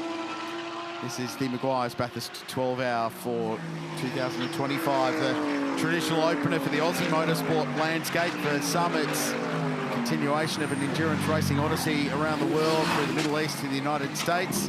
22 drivers jumped on the plane from Daytona to get here, some earlier than others. I spoke to Mauro Engel earlier in the week, and he took advantage of the fact that the car that he was sharing at the time with Kenny Bull was out of the race quite early, and said, oh, I got myself on an earlier flight, bought myself an extra 24 hours in Australia to move on from and get the jet lag out of the system and get himself into the local time zone and ready to go, and to enjoy Oz, which is the place to indoors. Well, absolutely, 13 of them had a flight leave before they got to it, and therefore were 24 hours later than they expected to be. So it doesn't always work well on the logistics side. Perfect chance, finally, with this race dying down for a second, to dive into the Craill pit bunker and break apart some of the strategies that we've seen on track so far. I can see the field are catching Brad Schumacher's Ferrari, so I'll keep one eye on that, and I'm going to keep one eye on how this race is panning in terms of strategy. And this is one thing we love about this race, is breaking this down for our viewers. And the first car I brought up is the race-leading BMW. I'll work through this one, and I'm going to throw it to the commentary box. You pick the car, I'll show you the strategy. And for these guys, it's been almost identical in terms of the pit stop pattern to their teammate, the 46, so they're following each other strategically through the race, but they've just been a little bit different where they've used Valentino Rossi. So Rossi and that second stint, and again now, I think that's the last time we'll see Valley in the car. But when you've got Farfus, Sheldon and Kelvin in this amazing BMW, you're spoilt for choice as to who's going to finish at the moment, but they're just doubling their stints along the way at the moment and evening their driving time out with a heap of flexibility and a lot of speed. So it's working out very nice for the BMWs, we can see that. But you can see my numbers that I've selected along the bottom. So, folks, in the commentary box, who would you like to see? I'm going to take the number 911, please, Chad, defending race winners, because they had to come from outside the 10, and they've done things a little bit differently in holding one of their drivers back. And it's not just that they've been holding Matty back, they've been doing less stops, so fewer stops than anyone in the field. Now you compare that to, say, the 888, you can instantly see the difference with how many times they've been in pit lane. So for the Porsche, the race-leading Porsche, they've been very cautious about where they use Matty Campbell. He's in the car right now doing a double. You'd have to say that they might be lining him up to do the double at the end, but again, they've got a pretty good amount of factory experience to draw from where they're going to finish their race later today. Give me another one. Chad, can you show us car 75, please, Lucas Stoltz? It says on our screen they've done 7 stops. So how come they've done 7 stops and Matt Campbell's done 5 and they're still in front? One of them was a drive-through. So they did get a drive-through early in the race, which technically counts as a stop, which happened in this period of the race right here. And this is the exciting Kenny period of the race that was highly entertaining. So we saw Kenny do that part of the race there.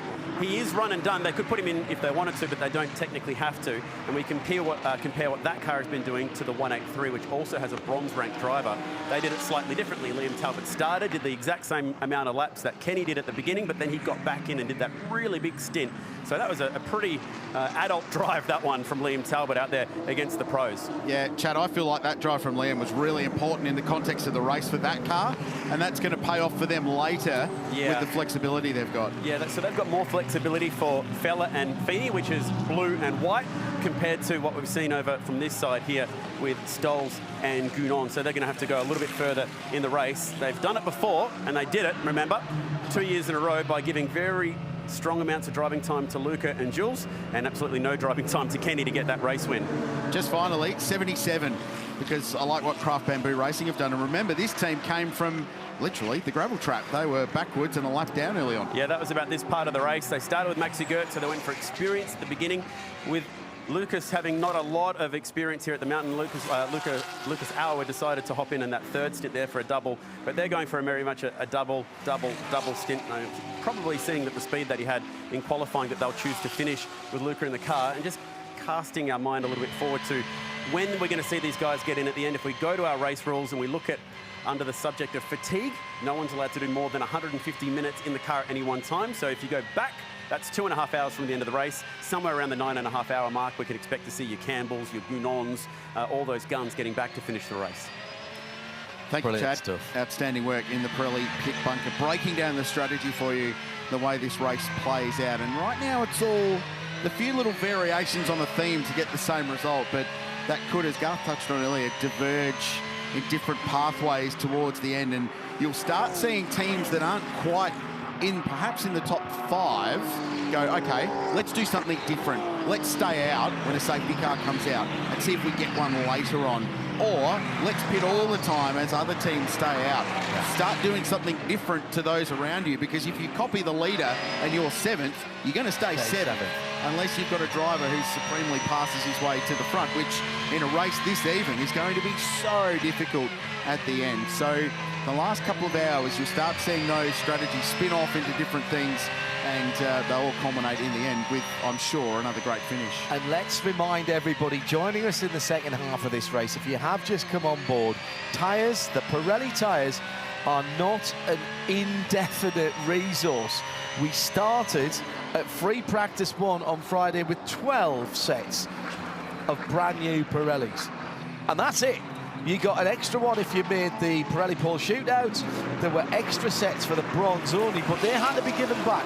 So in terms of the strategy, who's going to have a new set of rubber at the end should they need it? And I think pretty much, everybody's going to want to keep one brand new, possibly even shiny set of green tyres, Garth Tander, just in case. It's a bit of a gamble, though, because you don't want to leave performance out there, and if you don't use them, you're going to feel a bit aggrieved, aren't you, at the end? Yeah, and that's why in the early part of the race, it was more important to double stint there so that you buy more flexibility with your tyre use late in the race. So I think you do. I think if you're coming into the last stint, the last hour and 15, as we come up on the GT4 McLaren, we're on board with Matt Campbell, that's Daniel Serra right in front of us. I get nervous when they go to the inside like that down in the Forestell, because it forces the leaders to go around the outside on the marbles. Ultimately, we get through. But I think if you're one of the front runners, you want to have a set of tyres available for that quick stop if you feel like you can get them on and not lose any track position with a large safety car. So we've seen that in the past where cars have gone in different directions trying to look for speed to get to the end of the race. Someone went for track position, the others went for speed on a fresh set of tyres. So I think you want to have that flexibility if it comes to you late in the race.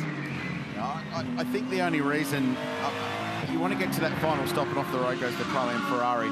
So the final stop within, let's say, the final 70 minutes of the race, and that's a fuel load for the race, is 32 laps, so about 60 to 70 minutes. You're putting good tyres on there. What you do after that will be dictated by how the race is at, and if there's a safety car... Oh, there was contact. Yeah, with 30 minutes to go, and it was the GT4 car as well. If there's a safety car with 30 minutes to go, that's when you roll the dice and go, right, we'll put our brand new set of tyres on, or a roaded set of tyres for the final stint. Or, if you've got older tyres, do you stay out and roll the dice? Oh, yeah, we're on board with Elliott Shute as he goes around at the chase, and McLaren just finding itself in an awkward part of the racetrack there, and unfortunate contact for the number 36 Arrives Racing Ferrari. That car, it's actually Brad Schumacher aboard at the moment, down in 12th, second in Pro-Am behind Yasser Shaheen, and they are 2 lanes behind Shaheen. So a bit of work to do for that 36 car, and going around at the chase wouldn't have helped. A strange weekend for that car. I think the second Arrives Ferrari, it's been very difficult to get a read on it. Well, it's hard performance to get performance from that car for, say, like your Jackson Evans or what, because you've got to give driving time to the other drivers, the bronze drivers. So because they got 4 drivers in that car, it's much harder to find the groove and be comfortable. And you've got to have a setup in the car that's comfortable for 4 drivers, not necessarily 3 pros. Yeah, I agree. But even with Brad Schumacher, who's been hugely experienced and fast here in GT World Challenge and the Bathurst 12-hour in an Audi product, it's striking. For those again joining us in the second half, maybe, or just wanting a quick update, we have 3 cars who I think you can put the Sharpie of Doom through on your spotter guide. The 222, 222, Scott Taylor Motorsport car, the unusual and uncharacteristic slight error by Craig Lowndes at the top of the mountain, clipped the left rear. Meantime, the battle in the front of the field is hotting up again. And Valentino Rossi having to defend his second place fairly stoutly there as he went into Hell Corner. As Jason Ojeda is right there, Jaden. Just trying to get a little bit of the drag. See that BMW does pull out the slower corners very well. Yeah, it's got plenty of straight line handling, does that BMW. So it looks to me, remember when the M4 came to Bathurst for the first time in the heat of the day, it really lost performance. Yeah. And they were in the game early and then they just disappeared as the day got warmer.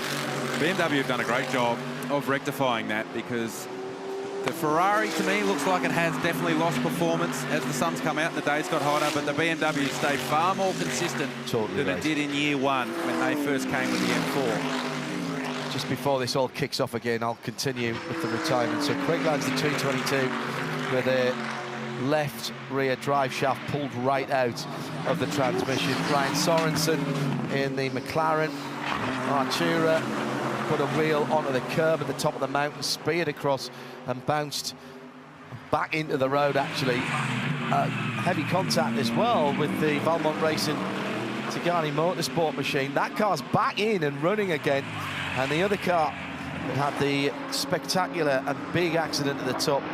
That was Stephen Grove of the Grove Racing AMG. That car airborne for a moment after contact, side-by-side contact with the Express 75 Express car. That was Will's racing incident, by the way. I do think it's important to say that, but Race Control took a good look at that. Those are the three cars that you can put your Sharpie of doom through on your spotters guide. I went down and had a look at the Grove Racing car when I had that little break when Tom Randall came up with the box, and you can put the Sharpie of doom through that chassis live. Yeah, oh, really? That one's done. That one's done? Yeah, significant damage to that car. That's one of the biggest hits from a GT3 car here. Full stop. Here's where the field sits for you. So that's the leading car of Augusto Farfus. And exactly as they cross the line, 4 seconds back, this gaggle, Rossi, Ojeda, Engel, Stolz, has the names. And then another 5.5 seconds down the road. Here's Daniel Serra and Matt Campbell. Ricardo Fella next in the 183 Audi. And then we'll go past the GT4 car, and then we'll pick up that Aston Martin, which continues to be so strong today with Jay Robotham behind the wheel. So 5 hours and 24 minutes to go in this race. They're all playing their way towards the next round of pit stops. All the brands represented in the top 10 of this race. They're all on the lead lap, fighting their way towards the final phases of the 12-hour.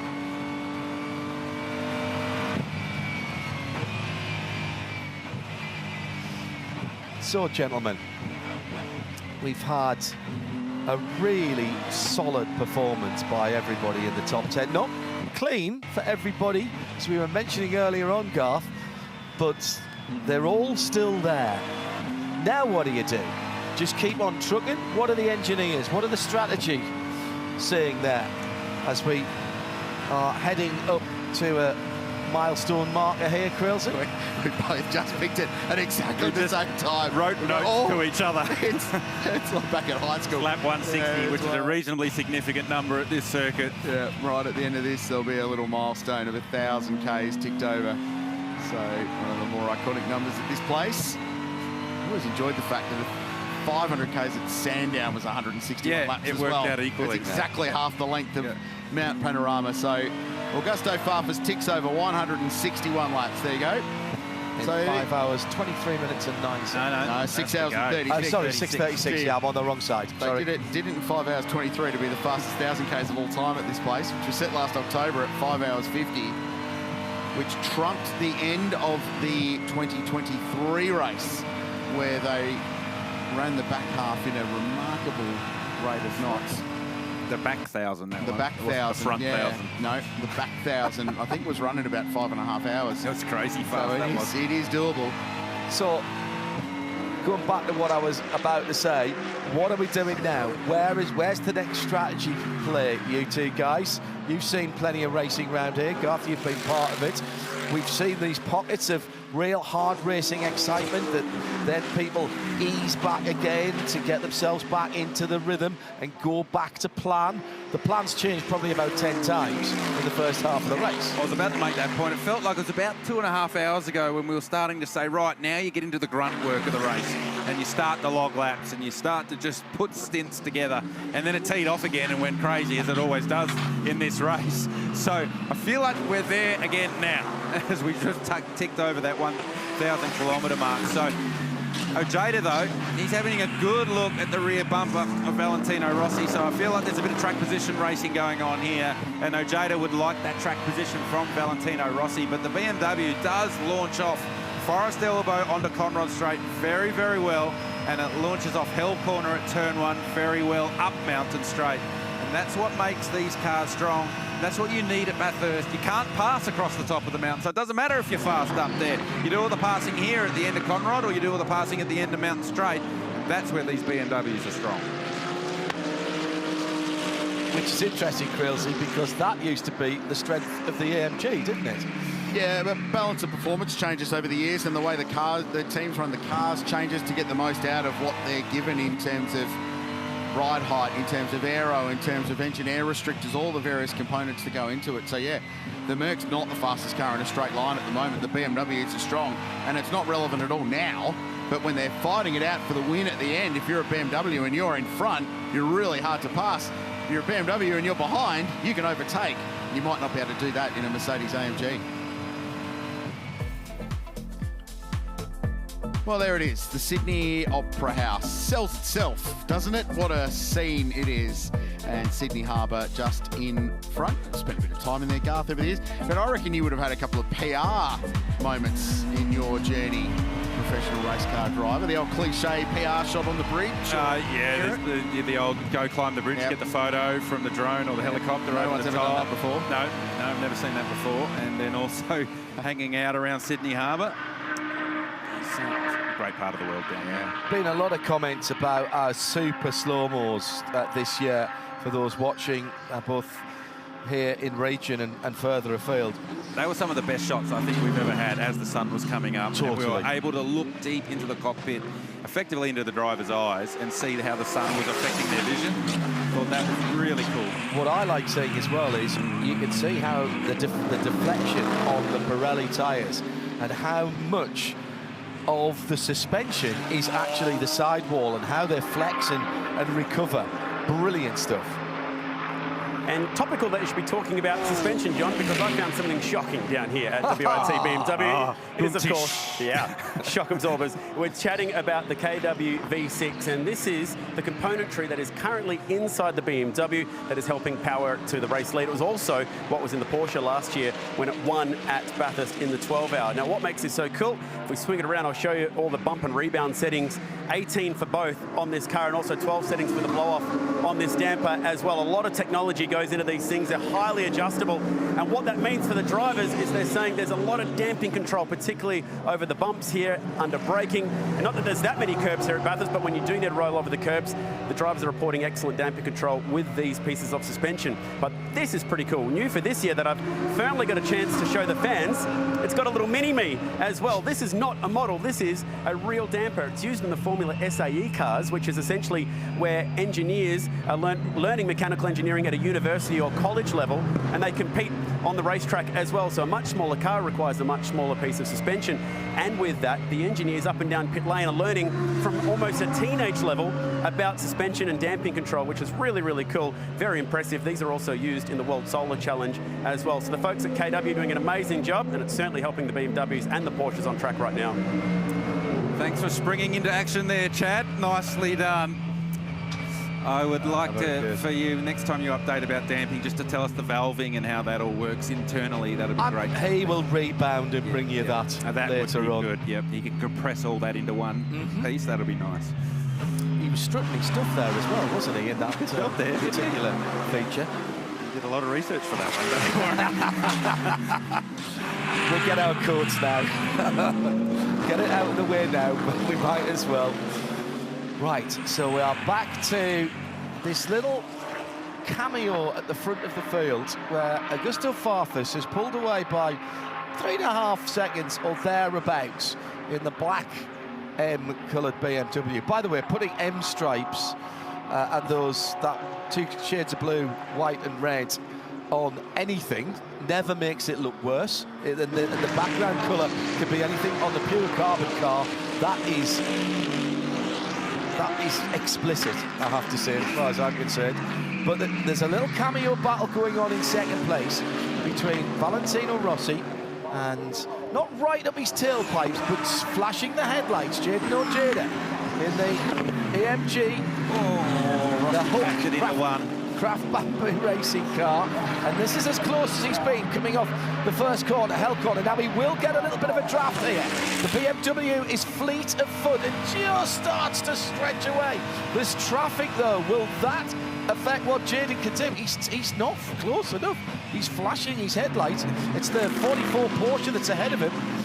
With a 44 Audi with Sergio Perez behind the wheel that's ahead of this little battle, and now they're all going to compress up behind that 44 Audi. What's happening there? Down in the WRT bunker, Kelvin or Sheldon van der Linde is just filing that away in the back of their mind for the last hour of the race. They're going, okay, I know where we're strong now. No, sorry. Kelvin haven't raced against the BMW, and he's even better prepared. In the car that has suffered by not having straight line performance, knows exactly what to do and how to use it. So, to me, it looks like we took some onboard shots of Valentino a couple of laps ago, and he was fuel saving. So I think he's a bit of a rock in a hard place here. He's trying to save some fuel, but keep the track position off Jaden Ojeda. So he's doing a nice job. Absolutely doing a great job.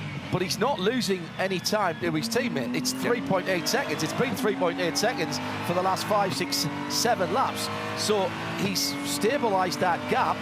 Farfus disappeared for a little while, but he stabilised the gap and he's still saving fuel. He'll lift as he comes into through the kink. He's fine. He's got to go past the nice spot to go past the Audi. Yep. Yeah, still lifting and coasting. We had a little audio cut out there, but that was enough. He's absolutely lifting and coasting. And the reason he did that, you look in the mirror and you go, yep, I'm safe enough. I can do it this lap. So you don't do it every lap when there's someone behind you or every straight. It's even a corner-by-corner proposition when you have someone on the rear bumper like this, when you're saving fuel. If you feel you're safe, you do it. If you don't feel you're safe, you keep it pinned and drive it normal.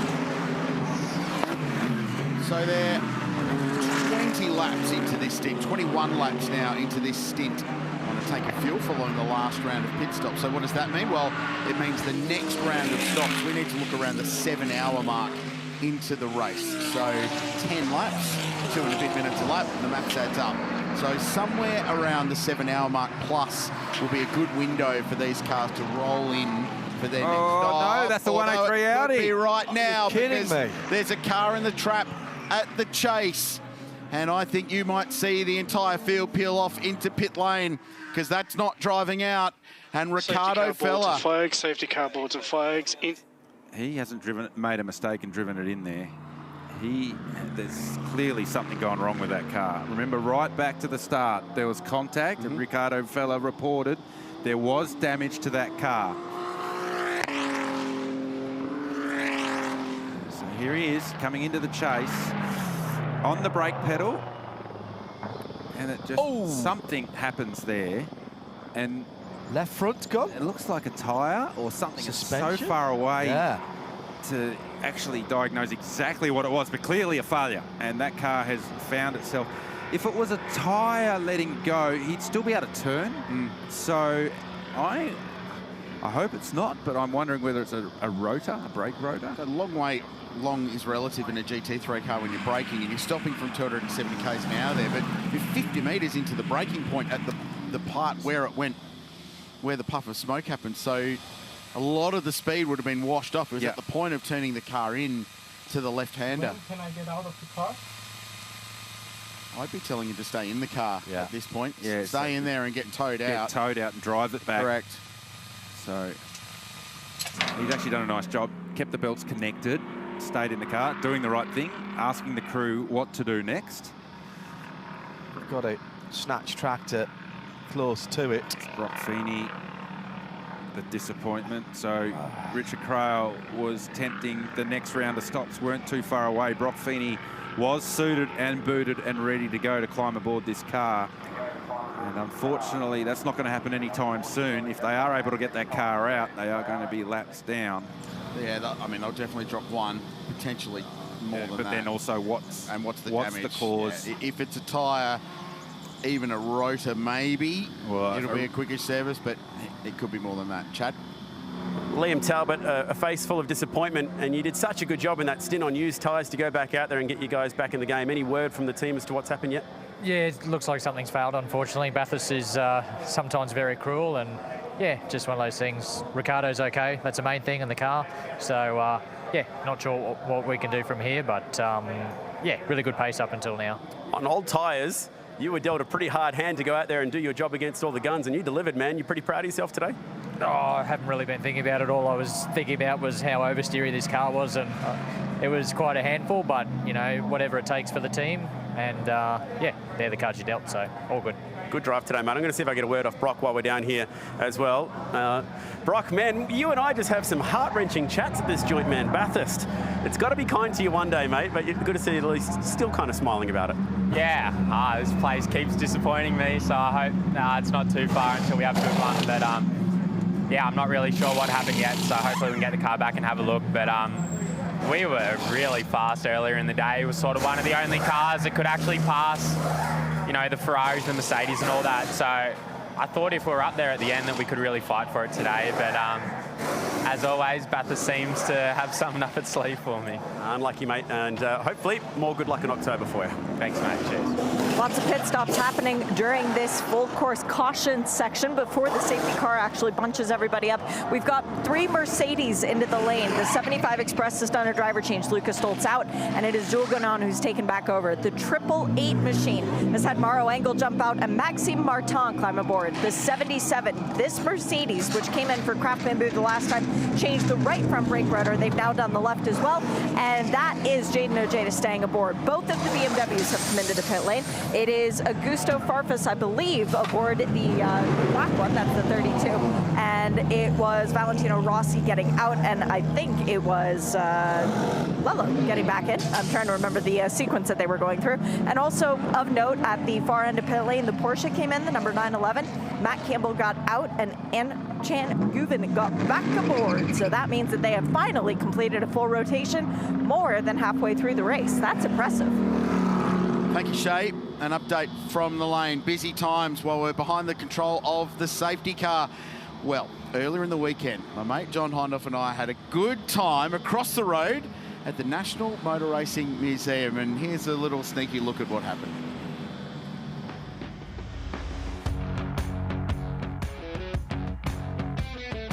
When you come to this part of the world, you need to check out some of the great local heritage. And when you come to Mount Panorama, you have to come to the National Motor Racing Museum.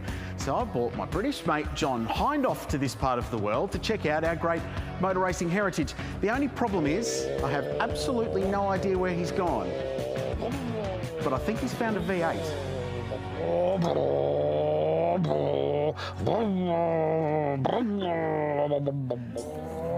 Mate, what are you doing? What? This is one of the most iconic racing cars in Australian history. Yes. Why do you think I'm sitting in it? Are you enjoying yourself? This is where Bathurst started for me. We used to see the highlights of what was then the James Hardy, but we didn't get it till January. And these were the cars that attracted me to this ridiculous circuit. Peter Brock, Larry Perkins, John Hindhaugh, but you're in a Holden for balance. Come on, we need to see a Ford. Come on, out, please, come on. This may take some time.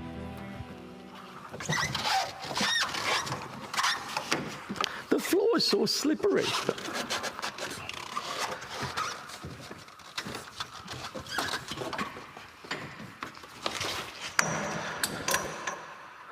Not as bad as I thought it would be. Well, from one genuine Bathurst winner to another one, and another one part of an amazing 1-2 finish at this place as well. And this one also has a connection to my motorsport upbringing because Jackie Hicks came, drove and won. Jackie, of course, who when I was listening to Le Mans in the 1960s and 70s, I was hearing about him, and Derek Bell. Incredible to think that he came here and drove something so different. Moffat Ford Dealers Falcon 77, the famous 1-2 result, and how cool he's back this weekend to be reunited with this car. But it's not just Bathurst 1000 history in here, John. There's some 12-hour classics here as well. I think we need to go and see those. Let's go. Come on.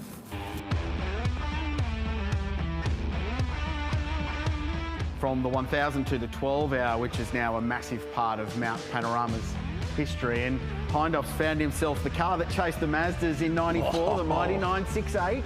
You know, Craill, this is one of just 4 968 Club Sports that were converted to Turbo RS specification in right-hand drive. The originals were left-hand drive, but this is glorious. I think this is actually better than my 968 that I've got back at home. Do you think I can take this one with me? I think you'll need to talk to Brad from the museum first, mate, before you do that. Hey, from the 94 car to the 2016 McLaren, this was a famous race, an incredible race, and SVG just doing SVG things.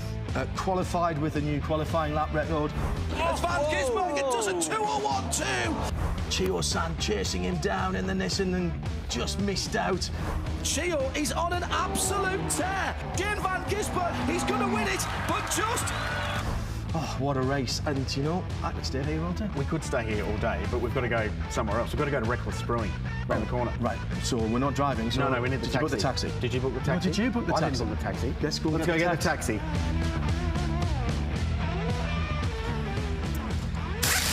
Champagne television, gents. Champagne television. It's great over there, isn't it, at the Bathurst Motor Museum? We had a lovely afternoon. And off the back of that, we've got something for next year's race, and you two reckon you can do it. So a driver change... Oh, no. I reckon I can do it. Well, you both have said that you can do it. A driver change in GT3 car can be done. Well, we think the sit-still time in these pit stops is 45 seconds, okay? So a driver change has to take place within 45 seconds. You two think you can do it in and out, so a change, not just John getting out of the car like what we saw there. 22.5 seconds. And we had to speed the vision up on that one. So you two think you can do it in 45 seconds. So next year, for next year's telecast, that's happening. Yeah, absolutely. I'm committed to this. Okay. Absolutely. Okay. Comfortable. My only caveat... We'll get the hourglass ready. Can we please do it in 05? Because no, it's a GT3 car. No. Those Group C cars are like walking in and out of a sofa. It's in a GT3 car. They're actually not. Shea? I'd like to even add to this challenge because I think Garth and I should go up against you guys, and we should Done, Shea, done. We'll go side by side. You two don't even weigh one of us. We're not having that. Hey, don't change the rules now because the competition's lifted. Do we get to pick which GT3 car? Because I know which ones are easier to get out of. There'll be a balance of performance issued here, JH, for you and I against these two. Don't stress, Shea. We've got them covered easy. Yeah, well, I was going to say the only problem is if you guys pick like an Acura NSX versus, you know, you two getting in and out of a, say, Mercedes, that would be slightly different, but I still feel good about Garth and my chances. No, there needs to be a BOP. No, don't. No. Is that a balance of pace? No. Mate, I'm happy to give you a 10-second head start. I think we need a 25-second head start. No problems. Oh, okay. Helmets on, everything. 25-second head start? No, I said 10-second head start. No, you just went 25. No, you said yesterday that you would give us the full 80 seconds and still didn't think Well, I feel like it's going to be more than that anyways. Okay. We'll find out next year. All right. I've got a GT3 car handy to home. I'm going to go and I'm going to start practicing. I just want to say the point of that piece was not getting in and out of a car. It was the fabulous cars that were out of it. That's all I got out of it, John. Take something else out of it. It is a Brad great... Owens and the rest. Brad Owen and the rest of the guys doing a great job over there. It is a great place to visit. If you ever come to Mount Panorama, go to the museum. There's always something different in there. It's not the same cars all the time, so even if you've been there before, go there again and you will see something different. Yeah. Well, I think when the KTM gets to the finish today, he should drive it down and put it in there at Murray's. Oh, that's turn right, drive it through the doors, and get in there. So that is the National Motor Racing Museum, Red Roof building behind Murray's Corner. So it's a walk across the racetrack. You can get there. That's what they did with the SR71 Super Blackbird that beat the coast-to-coast record in the States. It landed at Washington at IAD. It taxied off the end of the runway and straight in to the Air and Space Museum. I love that because that's what the KTM reminds me of. There's two precedents for it here. Nathan Hearn did a massive burnout winning the Trans Am title and drove it straight to the museum, tyre rubber and all flailing off. So it's been done. It can happen again.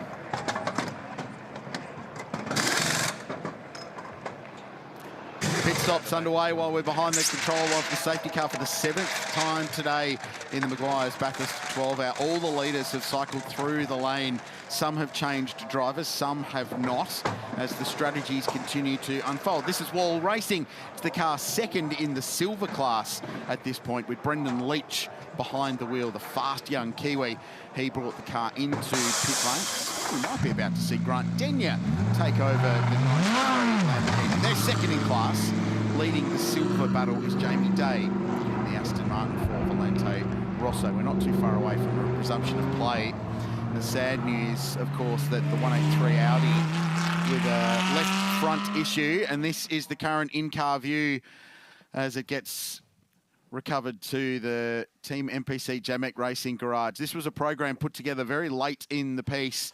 They'd worked in late December and early January on a program that fell through, and for a moment it looked like there wouldn't be a pro-class Audi in this race, which is a strange scenario because they've been a constant in the 12-hour and they've always been contenders, and Audi are tied with Mercedes on the most wins in the history of this race. Regardless, they got this together, and man, they've been super competitive. Highlights with 5 hours to go in the 12-hour and this amazing race start, and I don't care how many times we see this, it doesn't stop being any less exciting or impressive or remarkable that it unfurled. Thomas Randall hadn't seen that. He was further back in the field and he couldn't take his eyes on it. Unfortunately, his car didn't go the distance today. 25 McLaren going out for Ryan Sorensen. He was transported to hospital for a check. Also came into contact with the number 44 machine. That car's been rebuilt. Then the big one, Craill. That's not getting rebuilt. Stephen Grove, unfortunately. Okay, taken to hospital for checks, but okay, climbed out of the vehicle under his own weight, and that was one of the larger crashes we've ever seen in the Bathurst 12-hour. Meanwhile, the fight at the front has been intense. This was another safety car with the Tigani car going off the Superman entry, and then the Hallmark car into pit lane with a puncture. Lap traffic has played a role in this remarkably today, and a big hesitation for Lucas Stoles trying to get past the Method Motorsport McLaren, and he was gobbled up by two of his rivals in the AMG brigade as they gobbled him up down into the final corner. And then this, the reason for the current safety car, with Ricardo Feller off at the chase. BMW lead the way. In fact, 32 leads 46, and on that, let's go to Shea. With Valentino Rossi just having a laugh now that the stint is over, you can finally relax a little bit. This race, how has it compared to your first two attempts here? Yeah, I'm happy. It's better because this track, for understand very well the places, you need a little bit of years, a little bit of kilometers, and also need to keep very attention to the fuel consumption. So you cannot push it to 100%, but you have always to do the fuel saving. And the traffic, and also I have always 2 or 3 Mercedes behind that push me, so it was not easy, and I'm very happy that I was able to remain constant without making any mistake. The BMW is one of those strange GT3 cars. When you go into a fuel save mode, it seems to even go faster. Do you feel like that's a big advantage? Yeah, this is true. It's because our car is you need to drive smooth, especially in braking. You don't have to overdrive, you don't have to push a lot. So when you do the fuel saving, is more natural because you lift earlier, so the braking is more smooth, and you can turn the car and you can bring speed into the corner. Do you think you're going to have that speed in the final stint? I hope we are there, and but you know, and until the last 3 hours, everybody, you push, but you keep always quiet, try to don't do mistake, and after we understand the real level in the last hours. Good luck. Thank you. Ciao. Just brilliant, just brilliant. The man has so much passion, Garth, for everything That he does. Just his third time here at the mountain, 4 years of GT3 driving. He's already tested the BMW LMH car back end of last year. He's thrown himself into this new career.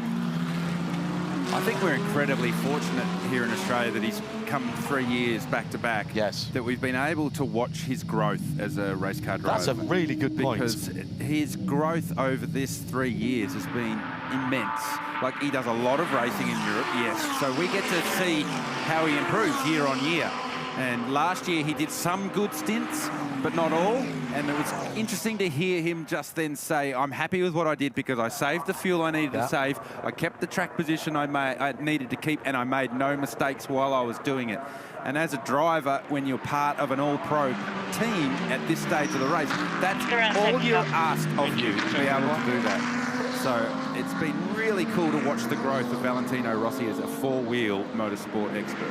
Changing the regulations this year as the safety car lights go out on the BMW M safety car.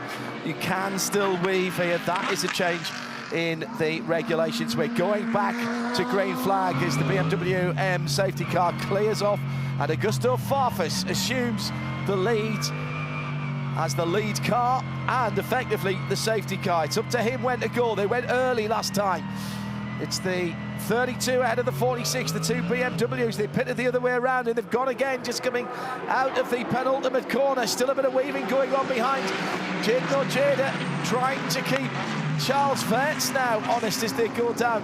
Same car ahead, different challenged as far as the driver is concerned. Under 5 hours to go, we're back racing at the 2025 Meguiar's Bathurst, 12 hours. Decent start for everybody. Aston Martin down the inside of the shell.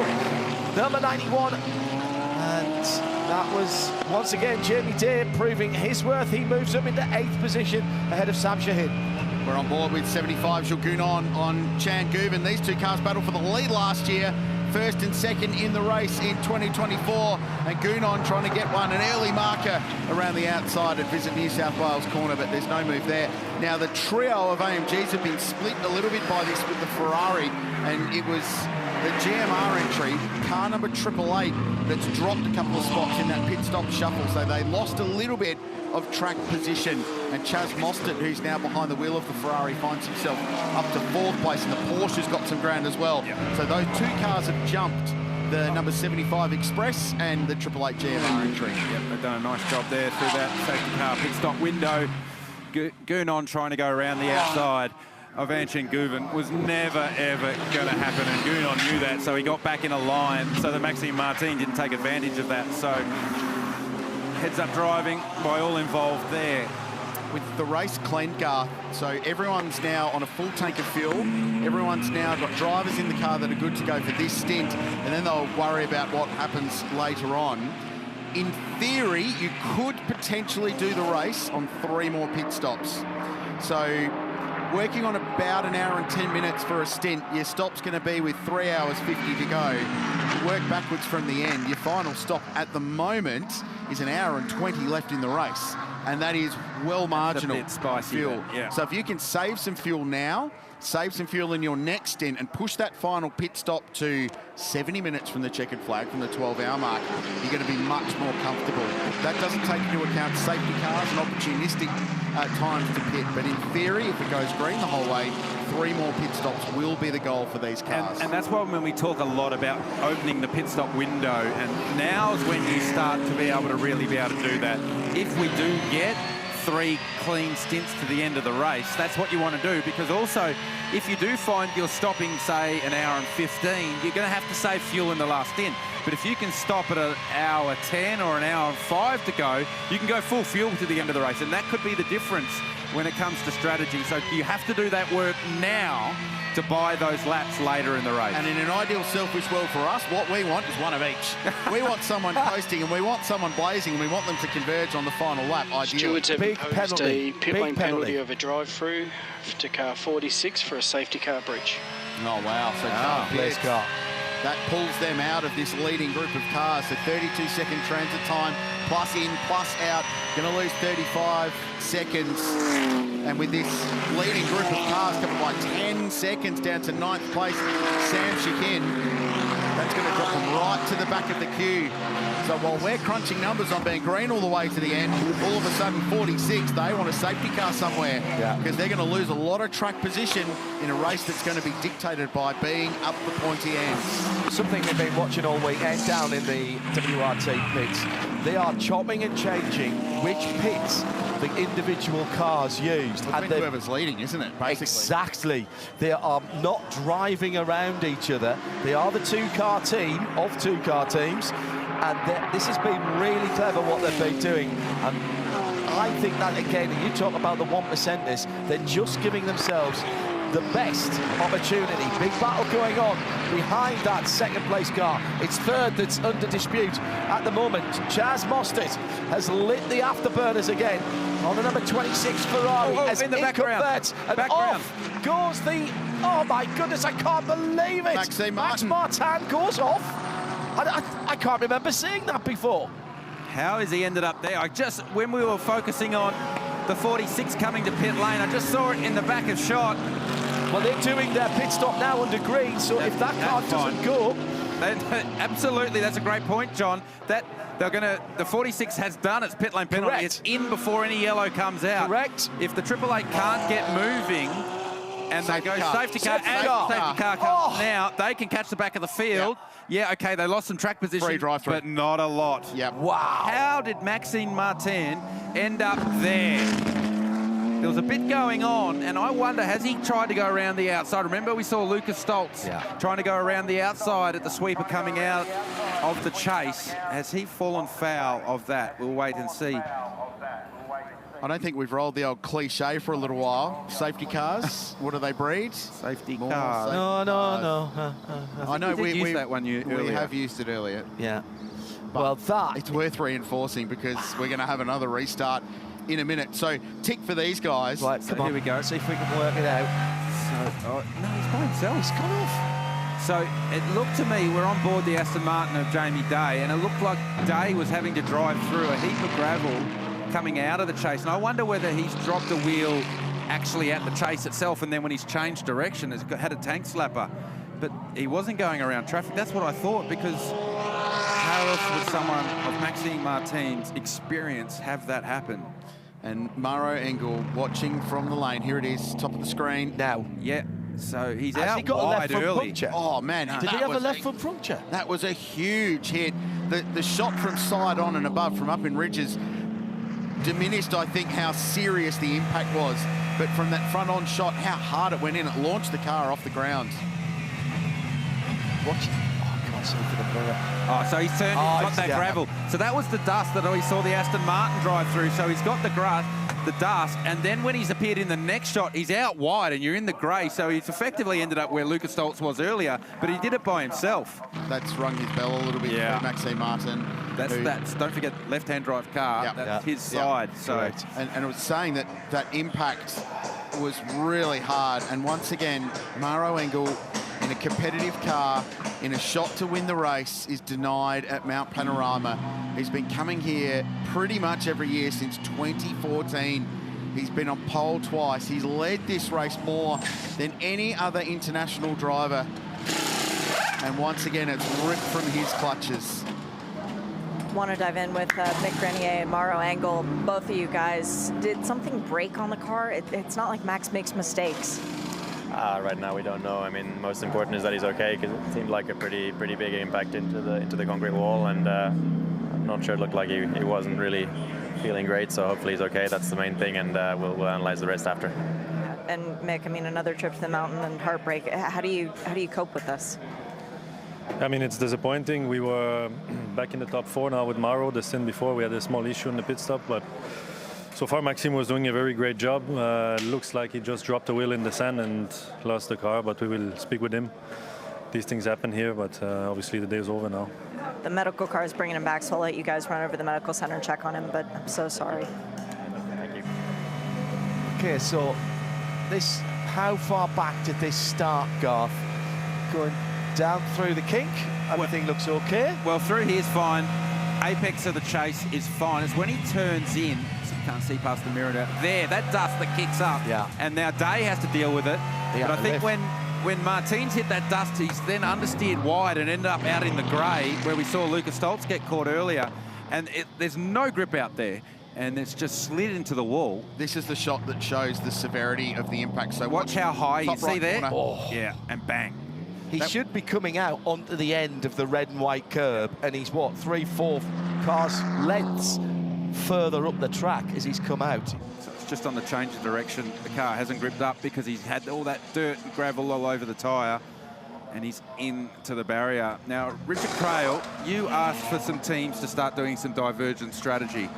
Your power in this race has no bounds because the car that's won 2 of the last 3 races must have you on radio, and they are in the lane. Well, if anyone was going to do it, it would be these guys, wouldn't it? Because they're the kings of inventing ways to win this. So this is the 46 car. Remember, they got the penalty. Yellow flag is out. And there's the GT4 McLaren. And then the 46 car. And we're being told that it's passing under yellow. We don't have the vision. But the flag, when the flags went out, the 24 car was in front of the 46. Right. And at the next timing loop, it was the opposite way around. And it doesn't matter if it's a class car or an outright car, you are not allowed to pass under safety car conditions. So that car back in pit lane, they're topping off. It's only been a lap and a bit of green flag, but topping off the 46. So there's another car doing something slightly different.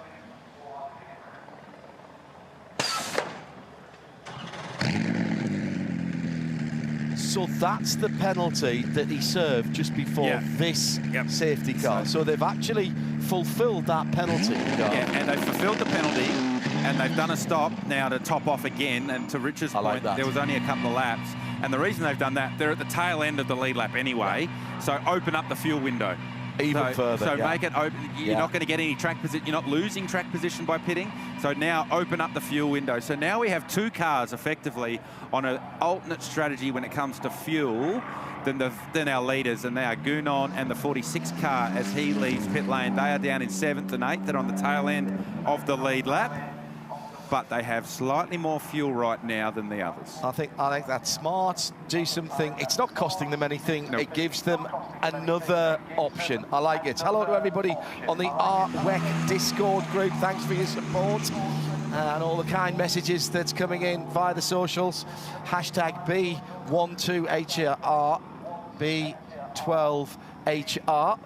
And there's a very passionate group of people on that RWEC Discord group who've been following the opening stanzas and salvos of the endurance racing season over the last 3 weekends before this one. And we'll be back with them and the FIA WEC in a scant few weeks' time with the prologue in Qatar and then the first round of the FIA WEC, including some of these drivers. The WRT team will be taking their teams out. Yasser Shaheen making his WEC debut for BMW, having done a cracking job in his first run in the race, a race condition. So yellow flag comes out now. There's the McLaren, and right now that's fine. So now we're further down the road, past that point that we picked up earlier from out of the car. See the yellow flags. Fellow flags are already well out, and then now he's gone by. Valentino. So Shea caught up with Valentino after that stint. He was happy that he didn't make a mistake, but we caught one. He'll not be up about that, I tell you. But you know what? It's cost them nothing, really. Well, luckily, it has cost them a little bit of track position, yeah. But that's it. You know, in Valentino's defence, they don't have safety bikes in MotoGP. They do have yellow flags, though. That's true. Having also in his defence, he's got a much wider aperture to look through when he's on his motorcycle than he's in with a race car helmet. It's always much smaller on a car helmet than it is on a motorcycle. So in behind the safety car, BMW M safety car, and this will close the field back up again. The recovery continues. Again, our hard-working recovery and medical teams deserve our thanks and appreciation today.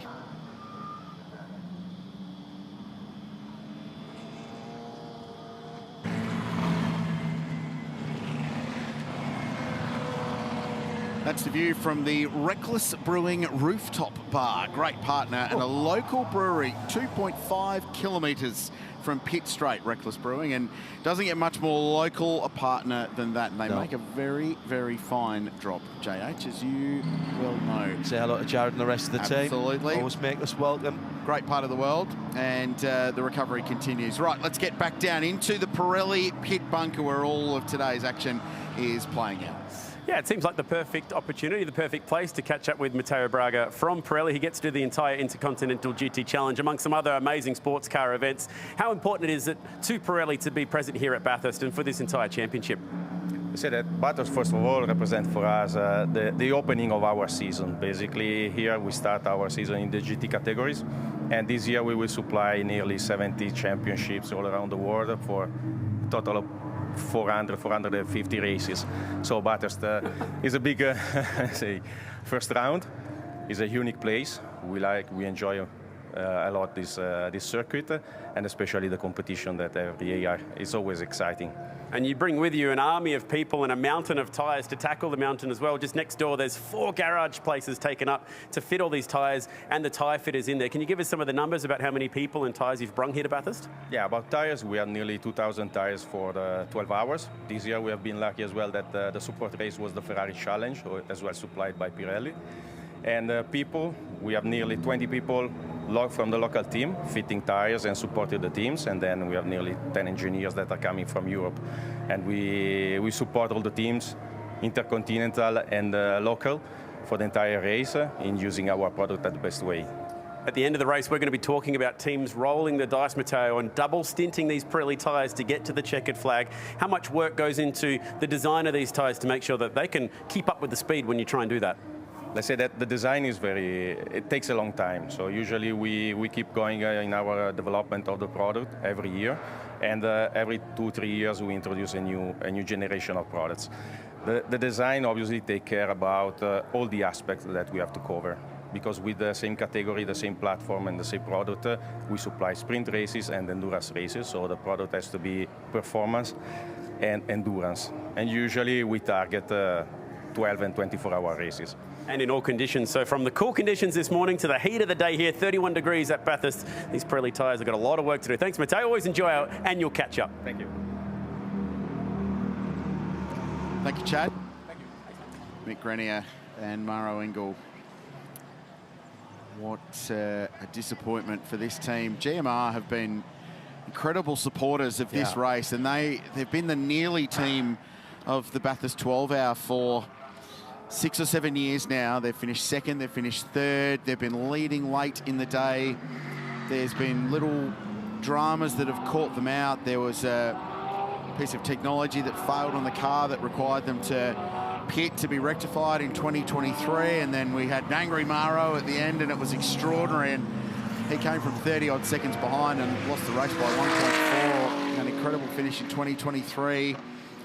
They've had everything here, and they're on the podium in 2020, but had a post-race penalty late, which dropped them to 6th, but that could have been another top 3 finish. One day it'll all click, because they've never had a slow race car at Mount Panorama. And one day, I'm sure, for both them and for Maro Engel, the stars will align and they'll have success at Mount Panorama, but not to be this year. Yeah, still on the lead lap, the now Charles Vetz driven BMW number 46 in 8th position. And Charles just hustling here a little bit, because race control's now thinking restart, and they've started to advertise what cars are going to be eligible for that. So the field will need to pack themselves up and close all the margins and get themselves ready for a race restart in a couple of laps. As you can see at the top of the picture under the spares box bridge, the chase has been cleared of the Mercedes-AMG. Still scored in 13th place, remarkably, on account of having completed 170 laps, but they'll tumble down the order and they will be a DNF today. 4 cars out, and that is the 4th car. Craill seat.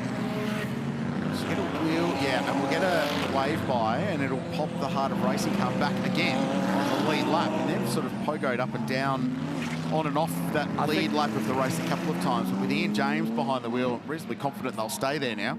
I think they're already on the back end of the lead lap, Yeah, actually. you're right. Yep. So that'll bring, I think it'll bring Grant Denyer back into the lead lap in 10th position. Yeah, he's on 172 laps.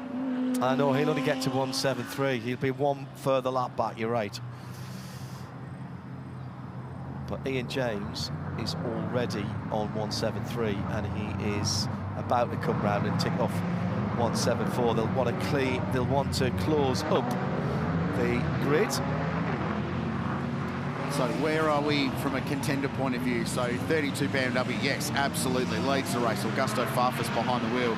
Craft Bamboo Racing, another Nearly team that's been coming here since 2015 when they rolled into town with some Aston Martins and nearly won on debut. And they've tried since then, best finish of second in the 2022 race.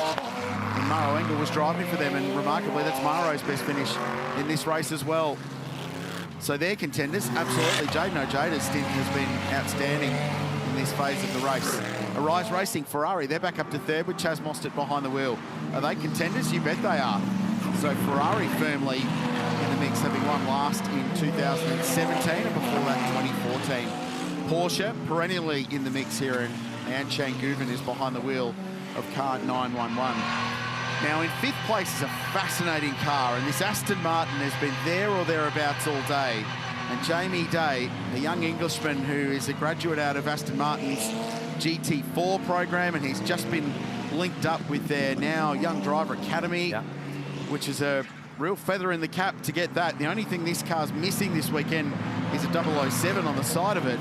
They're fifth outright. Now they're leading their class in the silver class battle.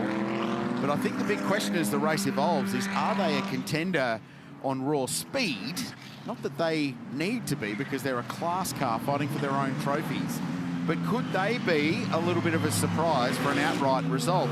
And then car 91 in sixth place. For me, this is the biggest wild card of them all.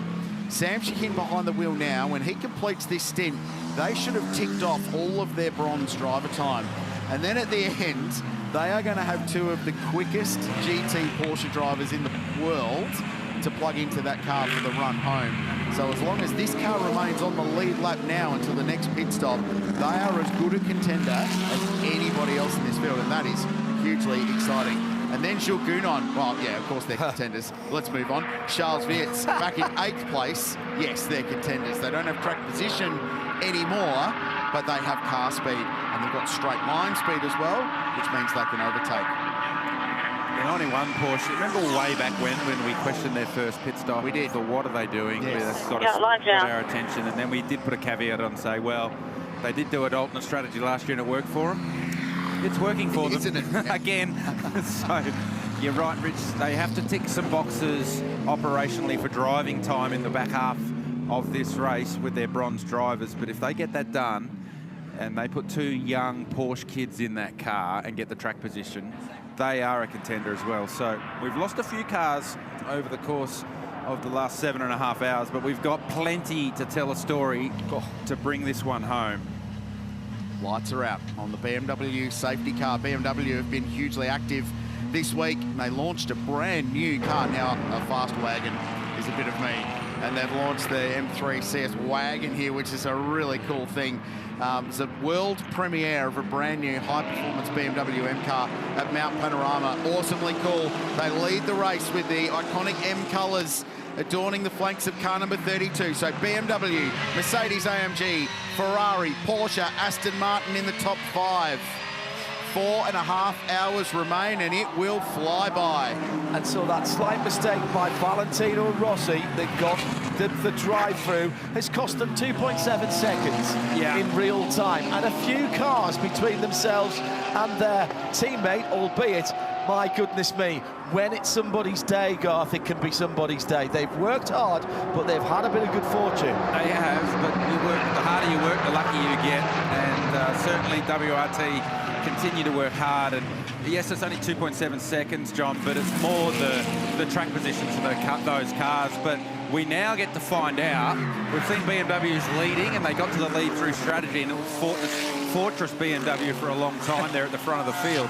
But now we get to see if they can pass cars. And we've been saying all day how strong they get off Forest Elbow, how strong they get off Hell Corner. Now as he ranges up to the rear of the Gounon AMG Mercedes, does Charles Wirtz, cannot pass cars in a straight line. Remember that car splashed after everybody else had been in. They took the pain of the extra 80-second stop because they knew that they were going to end up exactly where they have done, which is in 7th position. We've now got, let me see, 9 cars on the lead lap because Sam Shaheen did come around to get the lap back. Grant Denyer in 10th is 1 lap off the lead, as is Brad Schumacher. The question for mine around car 46 is I think they'd like a little bit more fuel saving. Yeah, so I wonder if agree. this stint from Charles Wirtz is just a little conservative. Just stay in touch with this leading group of cars. They're not going to separate much. They're all pretty closely matched on raw car speed at the moment. So if they drop 10 or 15 seconds back in this current run as they race their way towards the next pit stop, I think they'll be in good shape. The whole target now is to get from here to the checkered flag on 3 more pit stops. But the job is to make that last pit stop as close to the final hour of the race as you can. So as Garth said earlier, you can go full rich and burn to the flag. A 15-second time penalty to car 93. Failure to comply with the waybind procedure. Over to... That's Grant Denyer in the Wall Racing Lamborghini Huracan. So 15 seconds, so that will be taken at their next stop. Currently in 10th is Grant Denyer. That'll be the next car if there is another This SC. is the position in the Mountain Straight Gounon. He's not saving fuel right now, so he gets around Jamie Day, who's done a mega job this weekend in that Aston Martin by Valente Rosso. First time ever at Mount Panorama, he did a 5-1 in his first session. It's not bad. Absolutely. Not bad. There's an argument here about balancing hopes and dreams for an outright result versus getting to the finish and making sure you win your class for that Aston Martin team. That's a good point. I don't think they have quite the outright pace. If you look at their best lap, it's a 2:03.7.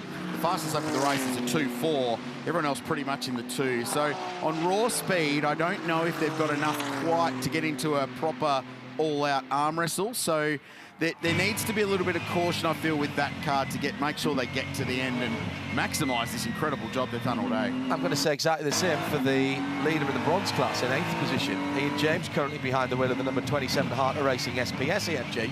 I haven't seen Zach Robichon's name next to that car very much. I've seen Ross Gunn in there, and I wonder how much more Ian's got to do to fulfil that driver requirement and then turn that, at that point, that car again, yes, it's leading bronze by a lap at the moment. That can change very quickly, but at that point it becomes a pro car effectively with those 2 guys to the end. The other thing I was thinking when you were talking about number 46 with Charles Wirtz in that WRT car, I presume, Garth, that they want this to go green now for the full length of this stint because they'll go a little bit further Yeah, well, than everyone else. That's where we've been talking about. You need those 2 or 3 stints to open the pit windows to get that advantage in the last stint. So that's why they came and splashed at the end of that safety car just to top the tank off. Now, as the 46 BMW ranges back up on the rear bar of the Aston Martin of Jamie Day, they make their way up Mountain Straight. Superbarn AMG Mercedes looks like to be back on track. Here comes Wirtz up the inside. Jamie Day doesn't fight it. And they've done a really nice job at Valente Rosso of just lurking around behind the leaders, behind the superstars, just hanging around at the back, using the safety cars to close back up onto the tail of them, not going a lap down. Day made that small mistake early in the day where he clipped the wall just up the road from here, leaving going out of here and just clipped the outside barrier at BP Ultimate there. But other than that, they've had a really good day to this point and done a very nice job as a team. It's just been pointed out to me by our team down in the Pirelli pit bunker, the last pit stop time for this car. So remember, they're aiming at 80 seconds from pit in to pit out. 80.10. No, too close. John, you asked about the Heart of Racing Mercedes, the SPS performance car. Zach Robichon, helmeted, sitting in the back of the garage, staring at the screens, waiting to take over. Ian James is effectively done with his driving duties today. He has done a lot, and it will be Zach and Ross Gunn to take this car to the checkered flag. Now, remember last year when they were running in the Pro-Am class with Alex Riberas in place of Zach Robichon, they nearly won the race in their category. They lost it on a technical penalty because Ross was weaving behind the safety car when he shouldn't have been. He owned up to that. He held up his hand straight away, and one of the first things he said this week was they studied the rule book, all the drivers. Let's see if maybe they can put right what went wrong a year ago. That rule has changed for this year. That wouldn't have been penalised now. I'm sure that's absolutely no consolation to Ross Good and the rest of the team. In second place at the moment, Jaden Ojeda has company, and it's in the shape of Chaz Mostert and Ayachan Guvin and Jill Gounon coming as well. It is all tightening up again at the front of the field. 4.5 hours to go. Do not go anywhere, because this has been a barn burner. Every single lap that we've had of green, there's been something going on the track, and this is again for a major position, Garth. This is for second spot, and to try and stop Augusto Farfus easing away at his own pace. Jaden Ojeda had to really play a bit of chess with Chaz Mostert as they came out of the chase and getting around the two lap GT4 cars. Had to position the car really well to not allow Chaz to take that opportunity to get by, and did a really nice job of it too, did Ojeda, but that's allowed Augusta Farfus 2.5 seconds up the road in the BMW, and that car has sort of been the hare a little bit for the majority of the race. They've taken off up the road, whereas everyone else has been fuel saving. Even its teammate, the 46, when they were line astern, they were saving a lot of fuel. So just curious, Rich, how that'll play out with those, you know, potentially 3 more stops left in this one.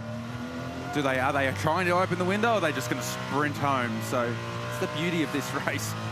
We don't know, the opposition don't know what each other's up to. You're effectively playing chess at 200+ kilometres an hour, and you're trying to have a bit of poker about you as well, and not give it away. Yeah, wearing the dark glasses. That's you're not seeing the fear in the eyes of the other teams and not giving anything away. Shea is very, very good at walking down a pit lane in the closing stages of a race and staring at people until she gets something from their disposition, as it were, about who's close on fuel and who isn't. But the good news is, Garth, that they've had full stint green flag running, so they do have the data to be able to back time it through to where we are right now. I wondered earlier with the 2 BMWs, with the 32 car, particularly with Sheldon van der Linde at the wheel, when he was hammered down and going, and Rossi was saving fuel, that WRT were trying to do a bit of testing and understanding the difference between full fuel attack and full fuel save, and seeing what the difference was.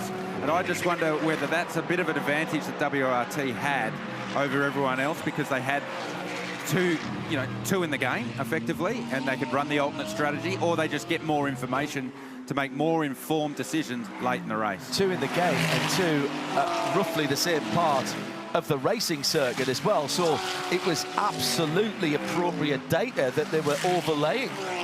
Good point. So Farfus continues to push at the front of the field, opening that gap out 2.5 seconds on board here with Chaz Mostert, and Jaden Ojeda's got up the road a little bit here too. Yeah, he's just eked out a bit of a lead there. Actually, Ojeda just in the first sector on this lap alone put 3/10 on Chaz. Chaz traditionally incredibly strong across the top of the mountain. Doesn't matter what he drives, he finds the limit of it and then goes just beyond. So Ojeda and Mostert the same across the top of the mountain on that last lap. So certainly has not the same performance from the Ferrari that we saw in the very cool conditions at the start of the day when Chaz just passed everyone and took off up the road. And he did forecast that when we interviewed him on the grid. He said the car's going to be fast early, there's lots of downforce, it's nice and cool for the engine, and it's going to be harder for us when the sun comes out and it gets hotter. And certainly that's what it looks to be for the Ferrari. Yeah. Well, except when Chaz is behind the wheel. Nobody's told Chaz that, have they? He just keeps wringing the neck of everything that he drives. And peak ambient temperature today, the top forecast will tell you 31 degrees. Yeah. It's scheduled about 4 o'clock this afternoon. Yeah. So right at the business end of proceedings could be when this car might be hurting the most in terms of raw speed. We've just been crunching some numbers with our team in the Pirelli pit bunker and just working on this strategy, and we've been talking for the last hour about trying to get to the end on 3 stops, and they're in that window now, and they're in it comfortably to get there now with the final stop floating around the 1 hour to go mark. So they're all playing themselves in here, and there are still 10 contenders for this race.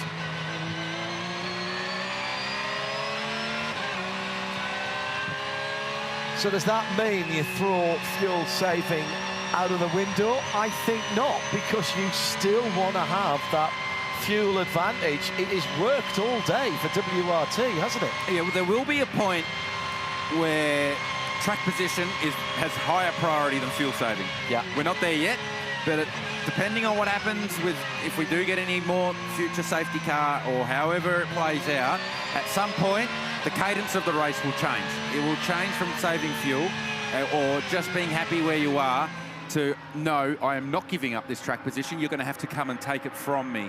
So we're not there yet, but that certainly will happen at some point. So has Chaz Mostert then made a mistake, or is he now trying to extend that fuel window that we've been talking about? Ooh, sideways at the top of the mountain for Augusto Farfus, a man who left his home in South America in his mid-teens and set off on his own to carve himself a motorsport career. Didn't quite go the way he had anticipated it. Had a great karting career. Started his single-seaters and then was left with nothing through no fault of his own. And got an opportunity in touring cars. Wasn't sure whether to take it, did take it. And under some pressure, and some people saying, what have you taken? Talking to me in a long-form interview back end of last year, and he said, I had people saying, why are you driving taxis now? When he went to touring cars. And he was firmly of the opinion, Garth, that being in a race car and racing something was better than not. And that is absolutely paid off for him. Well, at some points in your professional career as a race car driver, you have to figure out where's the next paycheck coming from, and how can I sustain that for as long as possible. And for Augusto Farfus, who was heavily involved with the World Touring Car Championship for BMW, now with their sports car program, has found a home at BMW, and it's very much worked for him now. But when you're a young kid coming up, you might not have been thinking about that. Yeah, 4 hours and 20 minutes to go, Crillsy. We've got penalties being soaked up for the Superbarn Farmer Market car, and that's now getting some service with brand new Pirellis going on there. Does this fit with your calculations? Yeah, not so much for hard racing. They're slightly out of sync in their pit stop strategy, so they're probably stopped behind. What it will mean is their final stop will come very late, potentially, in the race.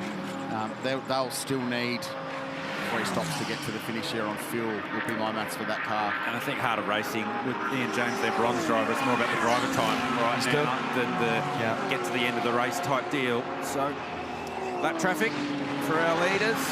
Augusto Farfus already through the KTM and the Lamborghini. Jayden Ojeda next as he ranges up on the back of the Lamborghini Huracan.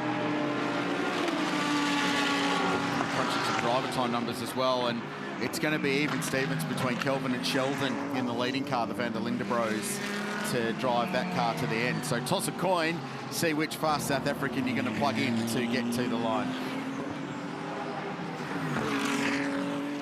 I'm Matt Moran. And I'm Edwina Bartholomew. And we're going to show you Bathurst beyond the mountain. From local beer That's bloody good.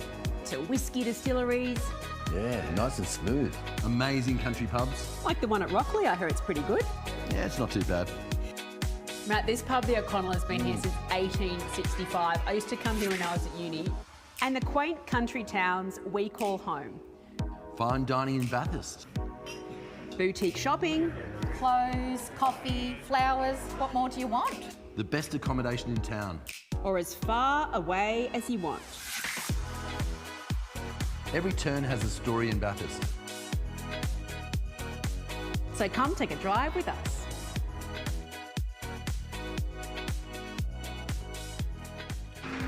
4 hours and 18 minutes remaining in an utterly compelling Meguiar's Bathurst 12-hour, where pretty much every result remains on the table today.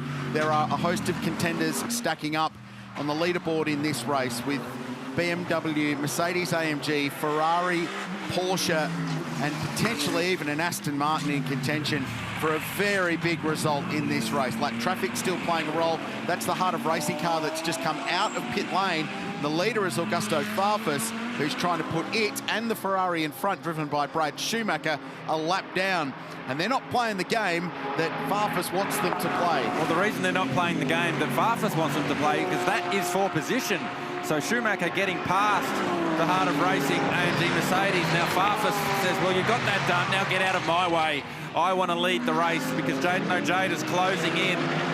So now Ojada's the next on the Heart of Racing Mercedes. He gets it done. Surprise, a bit easier for him. Same brand of car. Yeah, now he ranges onto the back of Farfus because he couldn't get Schumacher into the final corner. And look who's another 2 cars further back. The other Ferrari, the other half of that prancing horse duo, gets past Zach Robichon and heads up the road. That, by the way, means that... Oh no, they're still leading in bronze. They are still leading in bronze, and they've got a lap on the number 9 Audi. Yep, the hallmark Audi. Dean Fiore at the wheel of that one. So we have these little flash points, haven't we, through the race, where the leaders come up on lap traffic. Now Farfus has cleared the number 36 Arise Racing Ferrari, and it's up to Ojeda to get the job done, and he didn't get it done into the cutting. Brad's doing a really good solid here for Chaz Mostert. Certainly is. A little bit of team play, intentional or otherwise. And buying into this, Schumacher at the turning point, and Ojada's going to have a sneaky little look at the metal grade. It's so rare you do that, but he squeezes by, and Schumacher bails and lets his teammate by in the Porsche as well. Oh, Matty Campbell, or is it Guven? It's Guven. He's run wide and nearly done a Jaden Ojeda from what we saw earlier today. Now Schumacher and Rubicon going side by side over the skyline. We saw that earlier today, and that didn't end well. And here comes Gounon in the back, who's been very quiet in this stint. I think that car's on max fuel save right at the minute. Yeah, but the other thing that sort of circles with me around 75 is ominous, because they're just hovering. Not literally, obviously. And you can never, ever rule out that car at this place, especially when this guy's driving it. The other one I wanted to talk about, and again, and we've touched on this all weekend long, about how Porsche's attacked by stealth here, and it was just pointed out to be by message by some interested parties that the shape of the 911's race, the Porsche's race, has some flashbacks to the 2019 race, where they didn't have track position for a lot of the day there. They stuck new tyres on it at the final pit stop versus an Aston Martin that was out on its feet, and M. Campbell went forward and won the race. And there's some similarities in the way that the race is played out for Absolute Racing today in that car, with the full intent that Matt will drive that car to the finish. So they're sitting in 4th place. I still have worries that perhaps it's not the fastest car in raw speed from a Porsche point of view, but who knows what could happen, and maybe engineer a tyre advantage towards the end. It's happened before, it can happen again. Into the lane comes Volante Rosso. That seems early to me for Jamie Day. And he coasts to a halt. Just the other thing about the Porsches, if your prediction of hottest temperatures and hottest track temperatures comes true and it all gets a bit greasy, wouldn't you want Garth to be in a car that's got a lot of weight over the rear wheels? Porsches like slippery conditions generally. Oh, it depends on the car balance, or how you've set the car for as the track trends over the day. Generally, the track rubbers in more and more. You pick up more rear grip regardless as the day goes on. So early in the day, we've seen cars that had a lot of turn and they were a little bit nervous in the rear, and they tend to settle down as the track rubbers in. So Volante Rosso have done what they needed to do to service the number 14 Aston Martin. And they will be on their way shortly. Yeah, this doesn't add up with the numbers that we've got for when they needed to stop, but I wonder if they're working to some driver time requirements potentially. And they're pretty safe from a silver class position right now. The next car in class is Grant Denyer aboard the number 93 Lamborghini Huracan, and they are a lap and a bit behind this car. The challenge from here is that they'll need to stop with about 25 minutes to go to put fuel in the car to get to the end without running out of juice, assuming a green flag run. Some pretty smart heads in that garage though, Valente Rosso. So Chris Papadopoulos, who's part of the ownership group there with Josh Hunt, was on Kimi Raikkonen's Formula 1 car for a little period and had some success. So knows a thing or two about engineering race cars. Romy Mayer engineering in that garage as well, who has seen a lot of success at this racetrack in the past for her previous workplace at Triple Eight Race Engineering. So we've been wrong before. Actually, we're wrong most of the time, really. Yeah. So just put an asterisk next to the 14 and they'll pop up somewhere. Absolutely. In the snakes of ladders game that is the Bathurst 12 hour. Frankly, I've got an asterisk pretty much against everyone at the moment. The numbers that we're crunching at the moment is that the BMW is very much in the window to do this and get to that final pit stop and then be able to blaze. The other one that's a bit out of sequence, remember, is 75. So they're going to stop later than the other cars around them. So they'll go further into the race, shortens that final stint, means you can nail that 80 seconds final pit stop. You'll have a lighter fuel load potentially at the end as well. And you'll be able to dictate when you take that final stop. And that could also play a role with fresher tyres as well in what's an inevitable shootout at the end. That's what is so entertaining about this race, is all the various permutations with absolutely no idea how it's all going to play out. And you can make all the predictions in the world. Yeah. One safety car changes it completely. Yeah, exactly. And if it comes a lap earlier and a lap later than you like, it disadvantages you and advantages your opposition. So you can have all the strategy in the world. It can go sideways in a heartbeat. Following up that story about the 6th place Charles Verts-driven BMW for WRT, that's 12.5 seconds back from its teammate, with obviously 5 cars between it and its teammate. It's been that far behind, nearly. It was, I think, 8 or 10 seconds behind when it was in 2nd place. So again, just going back to that, they've got a little bit of a fuel advantage towards the end of this stint, coming up in a wee while. So they are not out of it just because they're dropped further back down the road. And behind them, the best of the Pro-Am cars, Sam Shaheen in the beautiful Shell livery. As just squint a bit as it comes down through the kink. Yeah, I can see a 962 in that. All right, Lauren Heinrichs, the last time we talked to you, you had practiced here, you were in love with the track, but now you've been a part of the race. What do you think about the Bathurst 12 hour? I mean, it's such an iconic race, to be honest. Now I had the chance to do already 2 proper full stints in the race, get the experience, you know, not only 5 laps and pits like in the practice. So that was really cool. It's a different kind of animal when you need to be 1 hour in the car and staying focused, but I really like it. Our car feels amazing, especially over the top of the mountain. I'd be lying if I said everything goes to plan right now, but we're on it. We have a quick car, we have good drivers, and let's see how it plays out at the end. You're in street clothes right now. They're keeping you fresh for the end of this one, or are you done?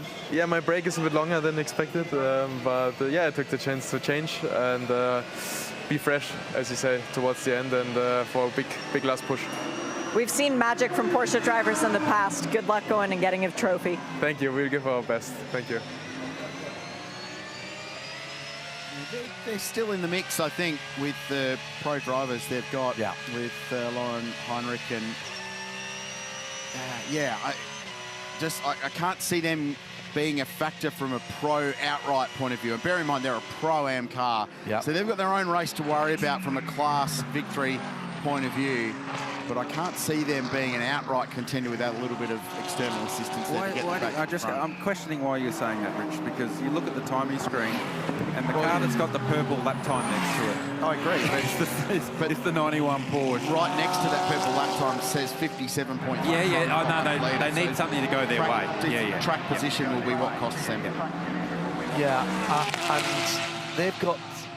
they've got Sam Shaheen in there at the moment, a picture of concentration in the car. he says this is his big year and a lot of learning for him to do. His brother had a cracking year last year, Yasser, and what he's got to think about now is the gap between himself and Brad Schumacher in the number 36 out, the number 36 Ferrari. And although Brad Schumacher's not on the lead overall lap, he's still on the same lap as Sam Shaheen. But Sam, I'm just looking at their lap times, they're quite similar. If Sam can keep up his pace, that's the car that he's actually competing against right now. That's his job, to not lose anything on Brad Schumacher. In the lead of the Pro-Am class. So Shaheen currently leading that one in 7th. Brad Schumacher in the number 36 Arise Racing Ferrari down in 10th. So Farfus still leads from Ojeda, Mostert in the Ferrari 3rd, Guven in the Porsche 4th, and then it's 6 odd seconds back to Jules Gounon.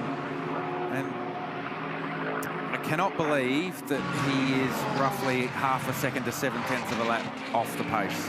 They are up to something, without a doubt. And so what that is we don't know just yet. But I wouldn't mind betting it's fuel saving for something. And we need the race to continue to play out to understand what that is. I always say at times like this, I use an athletics analogy, Garth, which is if you think of the 4x400 metres relay, you run quite a lot of that in your lanes to start with. And it's quite difficult as a commentator to work out where everyone is because the stagger hasn't unwound. And the stagger hasn't unwound here yet. No, it hasn't. There's still a lot of that to play out, and we can get a little understanding of that from the Pirelli pit bunker where we find Chad Neylon. Yeah, I'm not going to go through the field when it comes to strategies on this one. I just want to focus on car 32 and what you've been talking about. So we've been tracking it up to this point and where they were looking, and you were talking about, Rich, about you've got both the Van der Linde brothers to finish it. So just to highlight the point about that fuel economy that they have, do you like my artwork? Very good. That's about as good as I'm going to be able to do. No arts major for me. Our extremely experienced graphics team in the corner are just shaking their head like, what do you pay us for? Anyway, this is what it's looking like right now. We believe that the BMWs can do 1 hour and 20 stints. Pretty much the rest of the field's only got 1 hour and 15-minute stints. Is that the difference between 3 stops from here to the checkered flag or 4 stops between here and the checkered flag? For BMW, it looks a little bit like this. At the moment, they're going deep with Farfus. He'll get out of that car. That's stop number 1. Stop number 2, you'll put in one of the Van der Lindes. Again, toss a coin as to which one. They're both pretty good. And that'll take you across to the 12-hour mark. Hour 8, 9, 10, 11, 12. That last stop will be about 1 hour and 20 from the finish. So that's about 10 hours 40 into the race, and then the other Van der Linde will get in to do the end of the race. So just picture that. If that's what 3 stops for the BMW looks like under green flag conditions, safety cars will change everything. But at the moment, looking pretty tops for the leading BMW in this race. I'll tell you another thing that they have in the BMW garage that was working on their strategies, an Australian in Ken Douglas, who works for WRT whenever they come to Australia for the Bathurst 12-hour, and also flies to the other side of the world and does all the big endurance races for them from a strategy point of view. And he's been a long time, very clever engineer in a lot of Australian pit lanes and garages over the years, and worked extensively. Ojeda, we saw that car do that on lap 1 at the start of the race, and it nearly caught Ojeda out as well as he dropped a wheel as he turned in to turn 1. Luckily, he caught that up, and it didn't cost him too much, but it would have got the heart rate up just a little bit for the young lad from Penrith, western suburbs of Sydney. But yes, Ken Douglas, very, very clever operator when it comes to strategy. Here's a replay of Ojeda down into turn 1. You see, as he just drifts out to turn into the first corner, just drifts too far and drops the outside wheels in the grass. And I feel like this weekend, guys, it's the most I've ever seen of all the drivers to do that, particularly at turn 1. It's easy to get caught out every now and then, but I've seen it continually all the way through the weekend. Even, you know, you expect that maybe practice 1, practice 2, but as everyone adjusts, they find where they need to put the car. And here we are halfway through the race and it's still going on. that speak to just trying to wring every last inch out of it and open that corner up a little bit and save the tyres and all the good stuff we've been talking about? It's about making sure you maximise the exit of turn 1 for the run up the hill, up Mountain Straight. So Jada's spent more than enough time in a left-hand drive AMG Mercedes, so it's not about track position for him. It's just about absolutely maximising the track width. Coming down to another race hour completed. This is rattling through. Time ticking away. And at the start, when we opened the show, Rich was talking about how many minutes and seconds. And all of a sudden, we're staring 4 hours to go in the race. Sitting here in a very comfortable position, but Brendan Leach, I'd imagine you'd be a lot more comfortable behind the wheel of the Lamborghini. Are they saving you for the end? Yeah, I think we're going to have a bit of a go soon. The car's going really well. Grant is driving the best I've ever seen.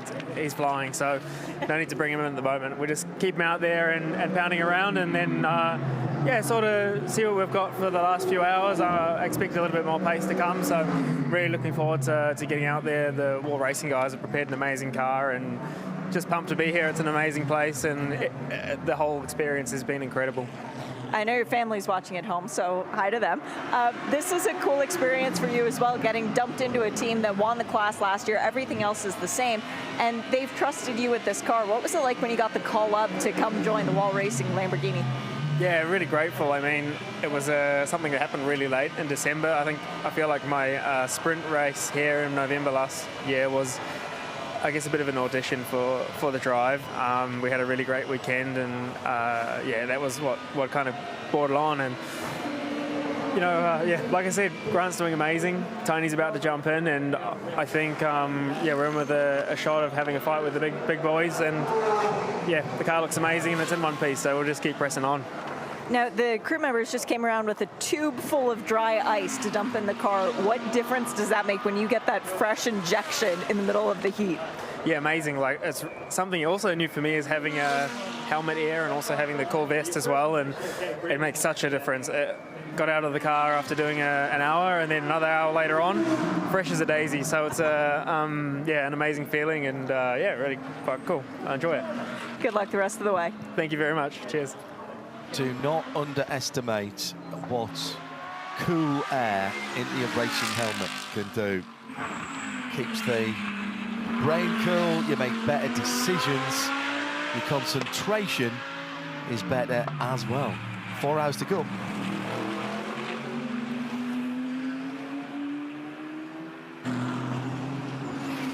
Right, gentlemen, we are into the last third of the race, and you kind of feel, well, I feel that it's sort of been building to this. All endurance races have that point where you go, right, this is it, this is all going to kick off, and we're not far away from it now, Garth, because we're coming around again to a crucial situation, particularly for the WRT cars, where we're getting into the anti-penultimate pit stop.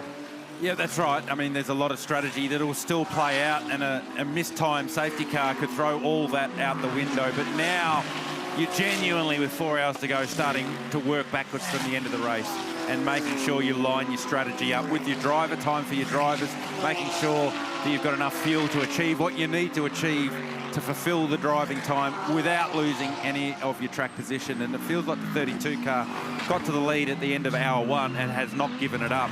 And I'm pretty sure we'll probably find a stat for that, but they have led a large portion of this one. So they've had track position all day.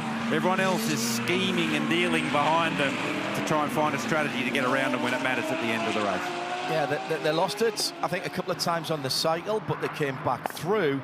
And then there was that key point when they did their pit stop, when the safety car came out and stayed at the front. And that, to me, that changed slightly the rhythm of the race. Don't know if that was the turning point, but certainly for me, when you see somebody being able to make a pit stop and not give up the lead, and they've done it a couple of times now, when they're on, I know it was only slightly 3-4 laps, the differential, But when you see them do that, that's when you think, hello, this is starting to look like a bit of a pattern. That's for sure. So Bathurst now coming up on the number 9 Hallmark Audi. Dean Fiore at the wheel of that one. Fiore down in 12th, currently second in class in the bronze class. So there's your top 4. They're all heading up the Mount line astern. Farfus, Ojeda, Mostert and Guven. Jules Gounon in 5th for the 75 Express team, but he's some 9 odd seconds behind Guven in the 911 Porsche. So I'm fascinated by what they're up to. And I can't wait for that to play out. They're definitely not lacking speed. They're up to something. So with 4 hours to go, top 4 absolutely contenders. I'm not stressed about 75. There's enough time for that to work itself out, and it's the same story with 46. So they're only 16 seconds off the lead. They'll make that up. I'm not concerned about that. 91 Porsche, Sam Shahin still behind the wheel. They're going to need some help to be an outright contender. Now they're fighting for a class win, and if they win that, they'll still get a first place trophy.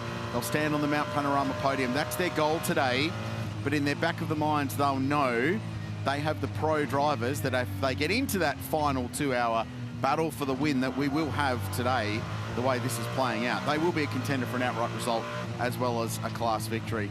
So they're in the mix, and then the Aston Martin now, the last car on the lead lap of the race with 3 hours and 57 to go.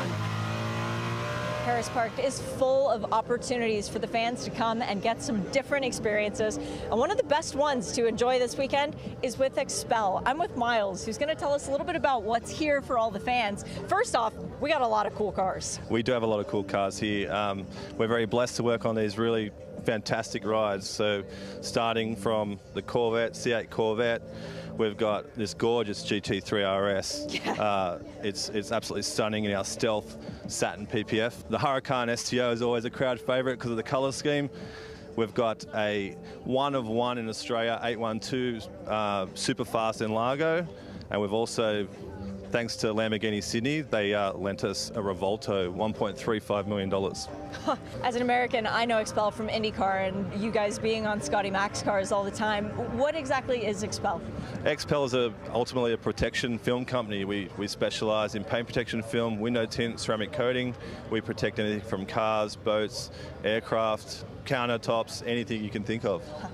And I noticed there's a Scotty Mac lid and some protective glass. What's the deal with that? Yeah, Scotty was kind enough to sign one of his race helmets for us. So this weekend, if people come and scan the QR code, fill in their details, we're going to give that away to one lucky person. All right, these cars that are sitting here, I know that the Porsche is roped off. We can remove the ropes, right? You got the keys, we can go take it for a hot lap? We can definitely take it for a hot lap. Excellent. She was selling that hard, in fairness. I've only ever bought one brand new car in my life 3 years ago, and I paid the money to have the Expel Fusion Plus put on it, front to back, nose to tail. You've seen it, and that was the film with the ceramic built on top of it. And living in the UK, every time it rains, it looks like I've been out and washed it. It really is incredible stuff, and big supporters of racing. Just remember, Scotty helmet, that would look terrific in the office. I don't think I'm eligible, unfortunately, but that's a very cool thing. So this is the Arise Racing GT Ferrari, brand new race team, founded at the start of last year. An offshoot, if you like, of Arise Racing, which has been based at Wanneroo Raceway for a long time over there in Perth, and they set up a GT program, 2 Ferrari 296s. It's the first time in Australia we've seen these cars. This is their Bathurst 12-hour debut. The final round of GT World Challenge Australia, the domestic GT Championship. By the way, first round of that kicking off in April at the Phillip Island Grand Prix circuit. Another pretty good GT racetrack. Yeah, debut last year, and the final round was here at Mount Panorama. So they had a really strong weekend, really good information gathering session for this race. They knew they'd be targeting, and there are the 4 leading cars all locked together. And the last couple of laps, so Davis has taken a little bit of time out of Augusto Farfus. So that Mercedes continues to nibble away at the back of the BMW. But right now, last time by, 2:04.4 for the leader, 2:04.4 for Ojeda, 4:1 for Mostert Guven with a 3:9. So the 4th car in the queue of all these leaders, the quickest of them at the moment. but there's still definitely some saving going on. They're trying to push this stint back as long as they possibly can. They want to delay the final pit stop deep into the 8th hour of the race. Probably 8 hours and 20 minutes, 8 hours and 30 if they can, to shorten the amount of time they spend in going through pit lane at the end of the race. So that's what they're doing at the moment. They're just holding their position, and circulating around and playing the phony war before all-out battle plays out. Down through the twisty, tight part of the circuit into the BMW M elbow, and then on to the world-famous Conrad Straight. The leader, Augusto Farfus, continues to hold on to a lead, but it's coming down, and the top 4 are coming back together. 1.6 seconds between the top 4. This is GT3 racing at its absolute zenith, and this is the 2025 Meguiar's Bathurst 12 hours at its absolute top. How good is this with 3 hours and 50 to go? Today, there has been some really good overtaking as well, and we've got a few nominees for our Elf Oils Slick Pass of the day, and this was one of them. This was Chaz Mostert in the opening stages in the pre-dawn at Mount Panorama, and got in the tow of the Craft Bamboo racing car. These two cars still running line of stand, by the way, some 8 hours later, and that was the pass at the chase through the kink at 270 kilometres an hour, and that was the race lead at the time. So we're going to show you a few more of those as we get to the end of the race, and we might have a little discussion down the road about what was the best Elf Oil Slick Pass of the day when we get to the checkered flag. Who knows? The history of this race, the Elf Oil Slick Pass of the day could come on the final lap. Yeah, that's right. We don't want to do that segment too early. We might have to wait till the end of the race. Because it could happen on the last lap. So we've seen plenty of excitement in the dying minutes of this race over the journey. This is incredible. This has gone like the Gunon-Engel battle from a couple of years ago when they were going lap for lap. It's got that feel about it, but there's 4 of them now. And we've got different manufacturers. Like just that shot when they exited Reed Park and they all danced the car up to the concrete wall, it just looks, they are on it. Traffic, again, traffic coming now. And it's the Aston Martin that is ahead of them at the moment. The GT3 Aston Martin, albeit, so it's not a slow car, probably doesn't make it any easier for Augusto Farfus. So he's been concentrating, but now he's planning. Now he's looking at the back of that car and thinking, right, where am I going to catch him? Where am I going to be able to go through? Is he going to help me? Is he not? Looks like that car's a bit grip limited on the back of that Gulf Racing Aston there as it came out of the chase. And this is danger time for Augusto Farfus.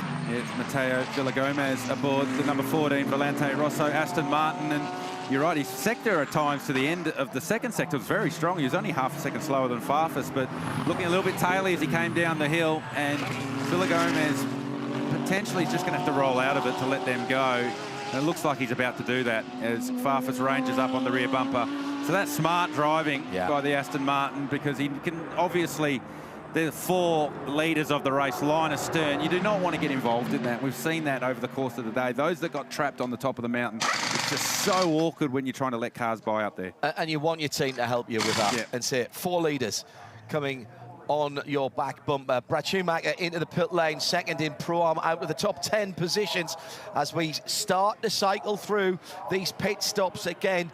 The thing to watch out for, we're going to trail this ahead, is remember the Charles Verts, who is down in 6th position at the moment in the number 46, the mostly white BMW with the M stripes on. He's got a teensy-weensy little more fuel on board. He will want this to stay green and go long and let everybody else in front of him pit. So as this car gets in the L4 pit lane, they're marginal to go to the end on 3 stops, I would say. So this is the pit entry for Brad Schumacher. Just bowls a small wide as he makes his way through the chicane. Could have been much worse. Could have been out the other side and blazing back down and having to do... He was just in the light rough there, not in the heavy rough. So that's okay. He Play out there with an iron, don't even a pitching wedge for that. So Jackson Evans climbing aboard the number 36 Arise Racing Ferrari. We haven't seen Jackson much at all today, have we? Since this morning, I think. I think he's got some heavy lifting. His shoulders will be sore by the end of this one. Still splitting his time in supercars with GT racing around the world, so picking some of the bigger GT races that he gets to do. Still linked up with the Phantom Global Porsche team that he raced here with 12 months ago. Will be in the SCT Logistics Commodore for Brad Jones Racing in the Repco Supercars Championship, which kicks off in a couple of weeks' time. And having got that learning year out of the way now, I think he'll be much more relaxed and comfortable going into year 2 in the supercar. Jackson, who came out of Porsche Craill Cup Australia and Sprint Challenge Racing. All right, Chad, we've been working our way through some good stuff today in the Pirelli pit bunker. Strategies are playing out. What else is playing out? Well, it's been too long since we've thrown in a couple of nominations for our greatest GT3 era driver here at the 12 Hour. To take you back to the beginning, it was Shea who got us started with Mauro Engel. Sad that we won't see Mauro get that win today. We threw Craill nomination in. He picked a Porsche driver, standard. And we are ready to continue on with it. We had John go to Lounsey. Unfortunately, it's not been Lounsey's day. Geez, we may be cursing these guys so far. Hopefully, Maddie's going to be all right. Garth, those are the stats. Who's your pick? Well, Chad, I've got my research here. I just want to put that on the table. And my driver has won the Daytona 24-hour in GT. He's won the Spa 24-hour in GT. That's not here. He's won the Bathurst 12-hour 2 of the last 3 times that he's competed. He's won the 12-hour at Bathurst in 2 different manufacturers. His name's Jules Gounon. I'm currently holding a microphone. I'm about to drop it. Oh, that Bentley was gorgeous, wasn't it? What a win that was. Getting through the puncture, standing on the roof. What did he say? We had to bring the thunder this weekend. That was such a fan-popular car. And it pains me to say it, but this is a pretty good selection from Garth Craill. It pains me to agree with you, Chadley, but I do.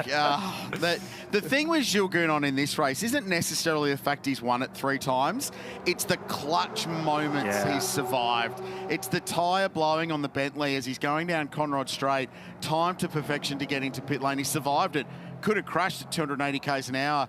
It's 2022 fending off Mauro Engel at the end of that race. Oh, I feel like I'm arguing for it, but I find myself not to. I did all the research. It's all here. But thanks for talking up my nomination. Look, that's for me the reason that I chose Jules Gounon. It's not because he's won the race. It's because I didn't pick it. Excuse me, Richard. You're being played out now. We're going to it's how he won it. I'll continue to walk. I've seen the Oscars. You talk through the music. Jules Gounon is the man. Thank you, Matt. Trying to talk through the music. I'll keep mine nice and concise because that's what good television presenters do, Gar. I never said I was a good one, Chad. Christopher Mees, I want to take you back to the year 2011 and 2012. And he was the original GOAT here. He's really where it all started in the first GT3 era cars. We had him arrive for the Audi. He was the first of the big factory names to come here. And he was up against Lounsey, the modern day king of the mountain. He had to make his mark stick, so he won those first 2 straight away. We never saw him back on the podium. He did go sub 2 minutes in the Bathurst Challenge here in an Audi, which was essentially an unofficial test day for Audi here at Bathurst as well. We don't see him in the Audi Brown anymore because unfortunately... hang on. Point of order here. What? That was not a homologated car. More to point of order. Do you know who went sub 2 minutes first, Chad Neylon? It wasn't Mees? No, it was this guy. He did a 59 first, and then Mees went out afterwards. Kept that quiet. Yeah, well, German very manufacturer. A German manufacturer was more happy with the German driver getting the record. I get it. It's a good nom, though, Chad, and your point, it helped launch Meesy's career big time internationally. It was the big race that he won to kick off his junior career and projected him now where he's a factory Ford driver. Who knows? Maybe we get him back here in a Mustang in the future. Now he's a factory Ford driver. I mean, I've been teammate with Chris Mees many times for this race. He loves Australia. And as soon as the 888 announcement with Ford would have taken place, I know who would have made the first phone call. It would have been Chris Mees ringing Jamie Whincup saying, when you bring a Mustang GT3 to Bathurst, I will drive that car. and that would be a good pick too. Yeah, Mees and Triple Eight, what a combo that would be here at Mount Panorama. I think that's a pretty cool choice to throw in the mix. There's some big names, Van Gisbergen and Mostert, a couple that come to mind to not make it in there. But between the second and last pit stops, it's our job. We're going to get Shea back here in the Craill pit bunker. Somehow, we have to rank these 5 live on air. Probably going to end up in quite the bust-up, is my guess. Yeah.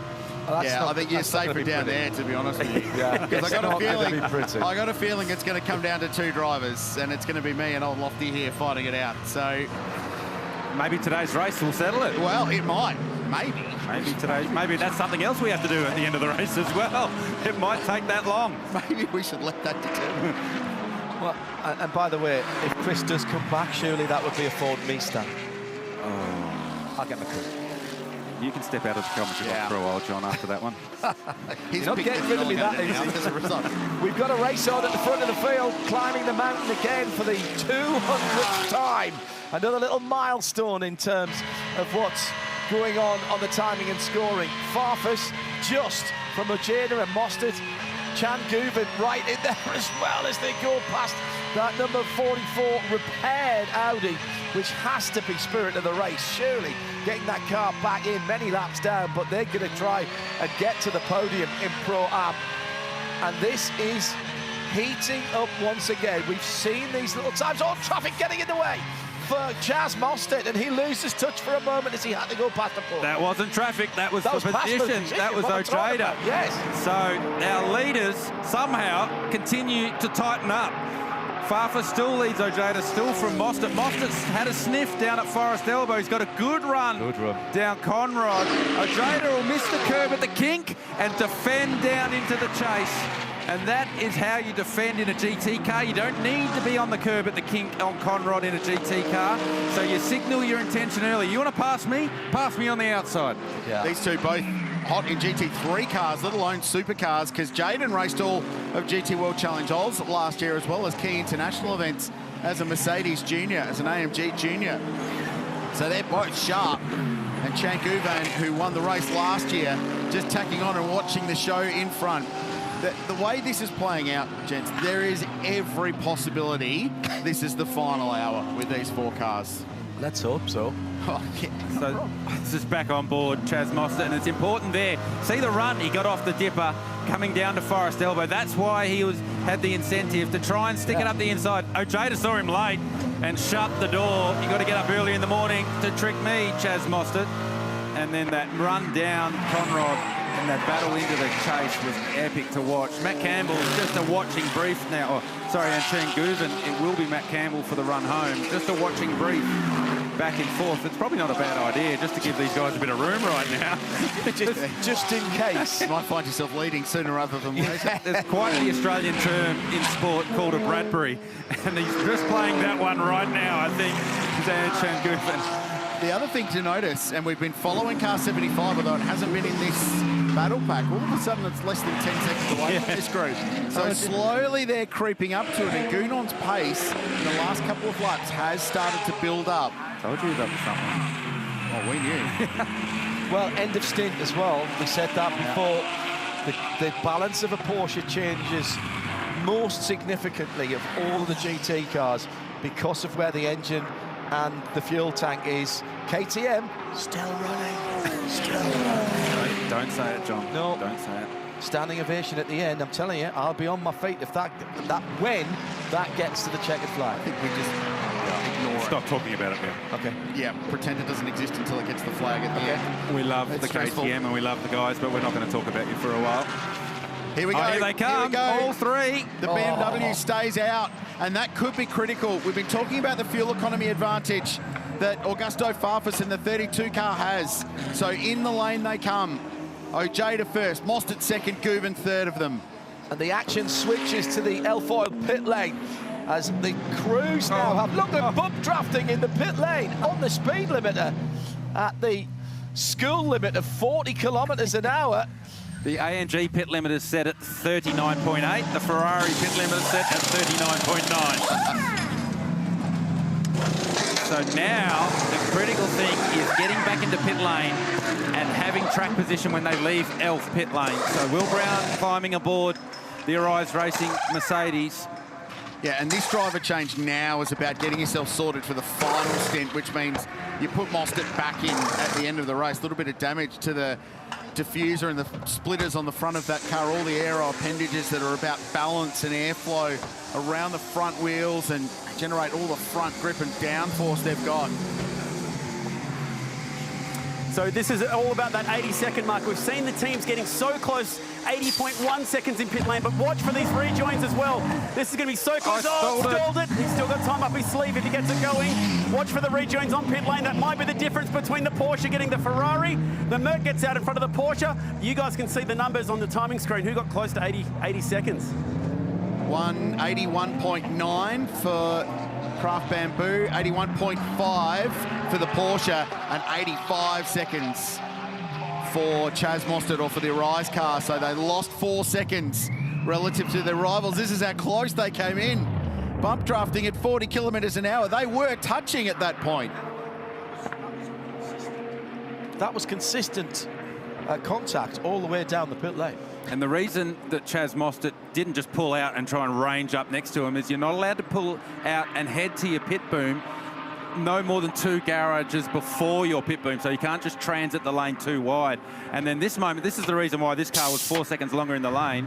When Will Brown went to go, he didn't have the launch set properly, and you could see there he was flicking buttons as he went, and then he had to reboot the car and go, and that's cost him some time. Farfus goes around again, so an extra lap, another lap. This is that 2 or 3 extra laps they've got. And why is that important? Well, it pushes their final stop later into the race. It makes their final stint quicker. They'll be able to push harder on better tyres and on a lighter fuel load at the end of the race. Also going past is Jules Gounon, who's on a similar strategy now, and the 46 BMW, which is only 14 seconds away from the lead with Charles Weird behind the wheel. And he's going to lead the, I think he's going to lead the race because he will go longer than those 2 cars ahead, so they will get back to the lead before they pit. But a pit stop still coming for the top 3. Yeah, but Gounon and Weird stopped on the same lap under that last safety car, which started this stint. Yep. So Farfus, we think, will be the next one to the lane. And then Gounon and Wirtz will have probably a lap more fuel. And that's the reason they did that. They wanted to go to the back of the lead lap runners, lose some track position, but gain some pit stop window. And this is where you start to see the benefit of opening up those windows. Yep. If this remains green, the BMW and this AMG Mercedes are in the best spot to give themselves the most flexibility for that last stop with 70-odd minutes to go. Joey Tayson says, what is it about the BMW that makes it more efficient? Well, it's up to now, it's been the drivers and the strategy, hasn't it, Carl? They've been doing exactly what's been asked of them. Yeah, it's also part of the balance of performance, the fuel tank size and how they drive the car, the lambda that they run, the boost that they run. That's all part of the equalisation of each of the manufacturers. So ultimately, they do roughly the same lap time. It's how they achieve it in different ways. They have their different strengths and weaknesses. So here we go. We think the leader is about to hit the lane. So car 32, Augusto Farfus, this will be his final drive in the car. He's done. And the brothers Van der Linde, younger brother Sheldon, older brother Kelvin, back together. I was talking to some of the international journos and they were trying to work out what the last race they did together was. I think it was an ADAC GT Masters race in Germany, racing together in an Audi when Sheldon was still an Audi driver, and they won. Is the theory we came to, that the last race they started together, they won. So it's a Van der Linde getting in this car, and that's the Kelvin spec one. Yep, that will get aboard now. Well then, that means Sheldon finishes the race. The Sheldon spec one finishes. So spoilt for choice, really. That wouldn't really matter either way, which he did. But given Sheldon Van der Linde has more experience with this car, given he's been a BMW factory driver for longer than his brother, who started his BMW journey this year, that makes sense to me. No doubt they'll argue about it in the future, no doubt, as Kelvin gets more experience with race car. But Kelvin on his way. Now Gounon continued on. He now leads the race in the 75 Express AMG Mercedes from Charles Wirtz in the team WRT BMW. I'm really interested now to see if Wirtz can go longer than Gounon. Because they did fuel on the same lap. That's a really good point, John. History would suggest that it will. The BMW will do at least another lap. Let's watch the rejoin. This is important because car 77 has been out for a couple of laps, so it's got hot Pirelli tyres and a hot Maxi Goats fired up, ready to go. But the BMW has slid in comfortably in front. And the reason for that, partly at least, is their pit stop was 80.3 seconds. It's too tight. So 0.3 of a second, yeah, but it's repeatable. They've done it all day, so there's no risk involved there. It's not tight, John, because of the way that the readout on the dash works. Right. You can get it to within 1/10 of a second. So if you're more than 1/2 second over 80 seconds, you've done a bad job. And that's why in the pits, in practice, all the teams time this, they calibrate it. The drivers understand how to use the timers in the car to maximise it. And a lot of the time, I talked earlier about the countdown timer when you leave your pit box to get to pit exit. A lot of the time, you'll leave in the red zone, which means you've got to lose some time in the 40Ks. So a lot of the time, you'll just get into the lane, go a little bit slower, get the light green on the dash, then you can turn the pit limiter off, and you're as close as you need to be to 80 seconds.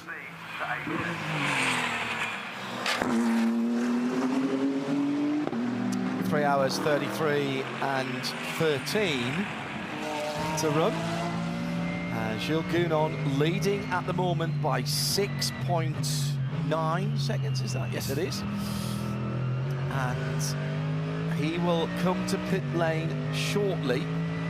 And in that L-foil pit lane, his 75 Express team, who are right at pit out, will service the car and send him. The interest here centres on how many more laps Chalvet can do in second place. He's charging the hybrid on these laps. Like, it's seriously that much fuel saving going on right now. Very good. Turn the regen up to 11. It is the regeneration. If this car had regeneration, it'd be at 100% because he is rolling everywhere at the moment. So we said that he wasn't slow, he hadn't lost pace. He has saved a heap of fuel in this stint. And it's him and Luca to the end of this race now. Well, and it will be Gounon at the finish. Yes. Yeah. Lucas Stoltz is suited and booted and ready to go.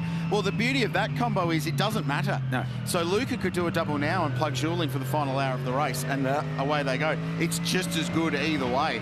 That's what's given them this flexibility. So the only thing they need to be a little bit careful is the maximum overall driving time. Yeah. So they just need to manage that, because when you have that pro bronze in the outright class, you just have to manage your two pros to make sure they don't exceed the total driving time for the entirety of the 12 hours. Meanwhile, in fifth position, the Alessio Picariello and Will Brown battle is rejoined. That's 911 Porsche from 26 Ferrari. Seems like we've seen a bit of this during the day as well. As they charge down towards the BMW M-Power elbow.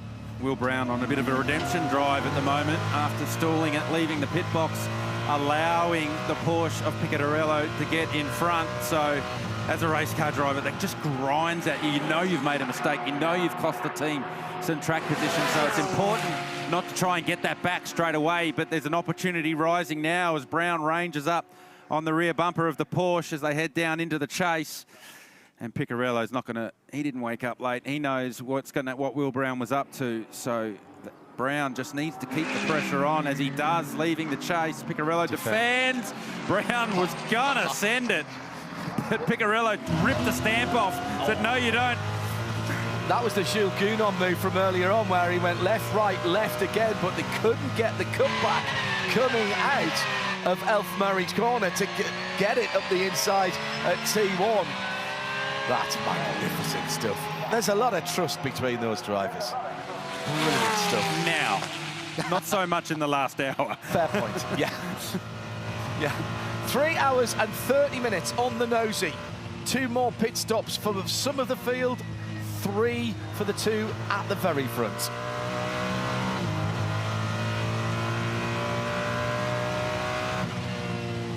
Racing towards the next set of stops. A group of the leaders have pitted. A group are going a little bit longer. So there were two strategies unfolding in this race. Jules Gounon leads, needs a pit stop and stops now. Car 75 is in the lane. We're watching a battle between Alessio Picariello in the 911 Porsche versus Will Brown in the Ferrari 296 GT3. They're fighting over 5th and 6th place. It'll be net 2nd and 3rd potentially. Ooh.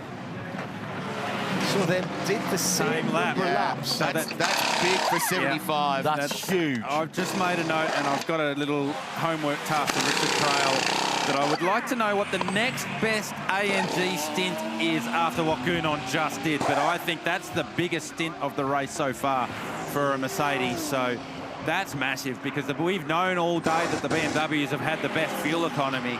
But Gounon's just matched them and kept track position over the 46 while he did it. So that was an exceptional stint for Jules Gounon. As they bolt Lucas Stoltz into the car, four brand new Pirelli tyres, a tank load of fuel, and they'll send him on his way. Yeah, that could be among the defining stints of the race in a weird way. We talk about that in Gounon in the past for driving amazingly and so quickly and relentlessly, but that one was going as slowly as you possibly could while still being competitive. This is important. This is important. So don't forget, he was well behind these two cars. It was 9 odd seconds behind those cars halfway through that stint. Yep. That gap's closed. That gap has absolutely closed. The 46, again, repeatability, 80.2 seconds for pit stop time. And Valentino Rossi plugged back into that car. I don't think it matters whether it's Valentino Rossi, Augusto Farfus, or Charles Vett. No, doesn't matter. Rossi's been more than the match all weekend for any of the BMW drivers. So I reckon it's for driver time. I reckon he'll double someone to the end potentially in car 46. Well, my point just being that that's a full pro car and Valentino's been given the opportunity to go back. That's how his journey has progressed in the last 3 times here on the mountain. So Picariello now coming up on lap traffic as they make their way to McPhillamy, and Picariello sneaks through. Will Brown had to abort. He was thinking about going through as well. And wisely, Will Brown backed out of that one, went back a gear, waited, and then made the move up to the skyline. Well, now this battle, just a little bit of a sting taken out of the Porsche versus Ferrari battle. We can continue our journey through some of the airfoil slick passes of the day. Remember this, it feels like an age ago how lap traffic was playing a role, and there was a hesitation, a lift from 75, and the Craft Bamboo car threaded the eye of the needle and snuck through, and so too did Maro Engel for GMR. And the Technicolor Dream car worked its way past, and 2 in 1. Lucas Doles dropped 2 spots, and Jaden O'Jada gained a couple. So that was our next edition of the Elf Oils Slick Pass. And just to answer Garth's question, have we seen any other Mercedes run as long as that 34-lap stint? The answer is yes. Car 77 did it on their 4th stint today. And car 888 laid down a 34-lap stint with Grenier in the car, and that was their 6th stint of the day. Were they all green? That was, I think maybe that one was for the 888 car. Yeah. Unsure about the 77 when they ran that one in their 4th stint. Thanks, Chad. Welcome, Garth. Team's on it. Oh, I asked Richard to do it, but no, we true to form over the course of the weekend, we had to go down to pit lane to get the answer. This is a team effort. The old adage, Rich, is it work as a team and do it your way? Do it my way. Yeah. You all do exactly as I say. There's always an Italian job quote for everything. Just remember, this is a team effort, which means you all do exactly as I say. The L4 pit lane team as slick as ever with the information. Oh, you nearly worked on that for that one as well, John. So Maxi Götz behind the wheel, started the race in car 77, vastly experienced German who's on his 7th visit to Mount Panorama and has a trio of podium finishes to his credit here, so a really good strike rate. And this Craft Bamboo racing team, which was an amalgamation of 2 racing teams, incidentally, when they were formed, Craft Racing and Bamboo Racing, came together. Daryl O'Young, one of the partners involved in this business, a racing car driver in his own right. Hong Kong Canadian ancestry. Tidy little steerer as well. Very steerer. Won this race with Chris Mees. Yeah. As an Audi driver. Yeah, and then early days of the GT3 era. Yeah, and then set up the team as Will Brown's got to this battle pack again with the Porsche. What about a pass at the chase? Is there any option there in the Scuderia Auto Art chase? No. And Picarello is making this very, very hard. It's for third and fourth position. There's still 3 hours and 20 minutes to go in this, but it feels like a little bit of an audition for what we're going to have in the closing stages of this race. In the middle of the corner there. He really stood him up in the middle of the corner. Well, that lane change was that late for Picarello. He really should have used his indicator. So Will Brown just trying to position Picarello's Porsche to get him out of position at the bottom end of the track here. So the run out of Forest Elbow down into the chase. He's trying to get the Porsche to defend more heavily so then he can create a switch over tight pass coming out of the final corner. And it's too far back to get the job done here. So now it's all about staying as close as he can to the Porsche across the top of the mountain and have another crack when they come down Conrod next time. All right, Jules Gagnon, we were looking at your stint, and we reckon it's tied with the longest stint that we've seen from a Mercedes so far this race. Fuel save was the goal? Yeah, luckily I came from Daytona where we fuel save all race long, so it was pretty easy to do, but it's annoying when you're in Bathurst, you want to push, and now we have to fuel save. We are trying to save a stop for the end. I think the 46 is doing the same as us. But it looks like the BMW are able to save much more fuel than us. The 32 is fuel saving 2 laps like us, but they are still in the lead. So we try our best, we gamble, and sometimes the mountain will reward us, so let's see. Yeah, you've done this long enough. You know how this race works. Just got to stay calm through the first, effectively, 11 hours. How difficult is it to pace yourself? Yeah, it is difficult. You need to push. We had a few contacts at the beginning of the race, which blocked some air vent in the car, so it's quite hot in the car. It will be difficult at the end of the day. But when you train at home hard, it's for those moments. It's a privilege to be fighting for a win here. So I hope we will be in that fight, and then we just send it. If it's hot in the car, then I don't know how you look so cool. Good job out there so far. Good luck the rest of the way. Thank you. Such a lovely bloke out the car, but you don't want them in your rear view mirror.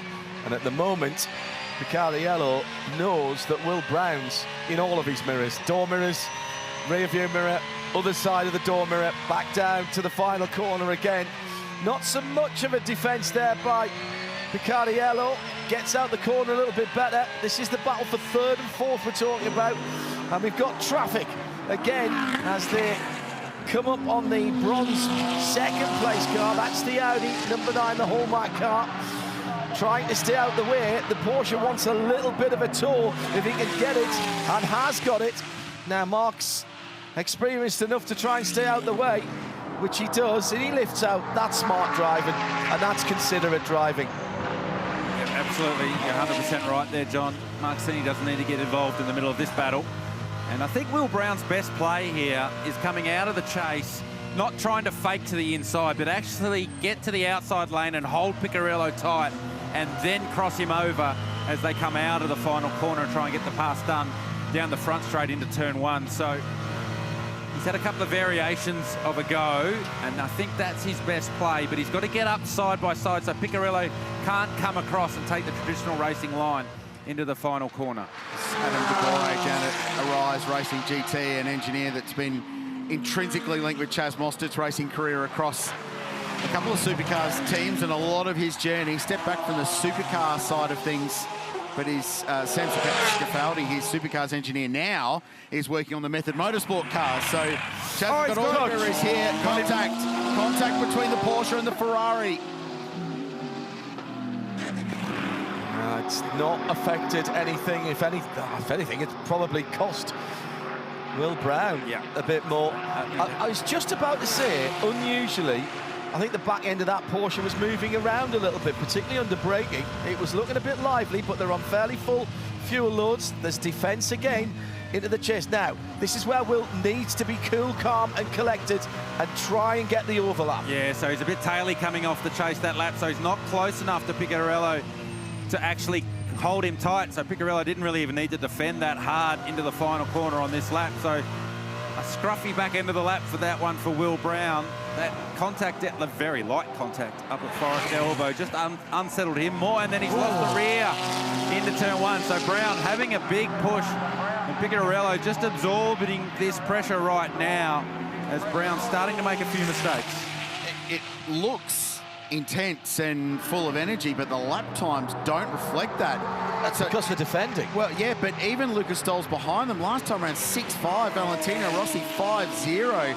I wonder whether Stoltz got that lap traffic with Marcini potentially. Potentially. Well, let's see what they're like the next time by. How hard was this hit up at the BMW elbow? Yeah. Just got him just before the turn in. Yeah. Actually helped rotate the Porsche nicely. Yeah. I still think there's a genuine concern about those cars that we were just talking about on that alternate fuel strategy that are running a little bit longer, that are in a better shape, and that's 46 and 75, in particular 75. Jules didn't sound too confident. No. But I think they're in a reasonable position. But like Jules said, track position is going to be king. He said, well, the 32 car can go 2 laps longer like we can, but they're in the lead of the race. They're 20 seconds to the good. So the lead car, the number 32 for WRT BMW, the cars Crill's talking about, the 75 in 5th position is the 75 Express, the metallic bronze coloured car, with at the moment Lucas Stoltz behind the wheel and Valentino Rossi plugged back in to the 2nd of the WRT cars in 6th position, and that's the number 46, the white, lighter coloured car of the two from the Belgian team. Porsche howl through the Pirelli speed cam down there at the chase.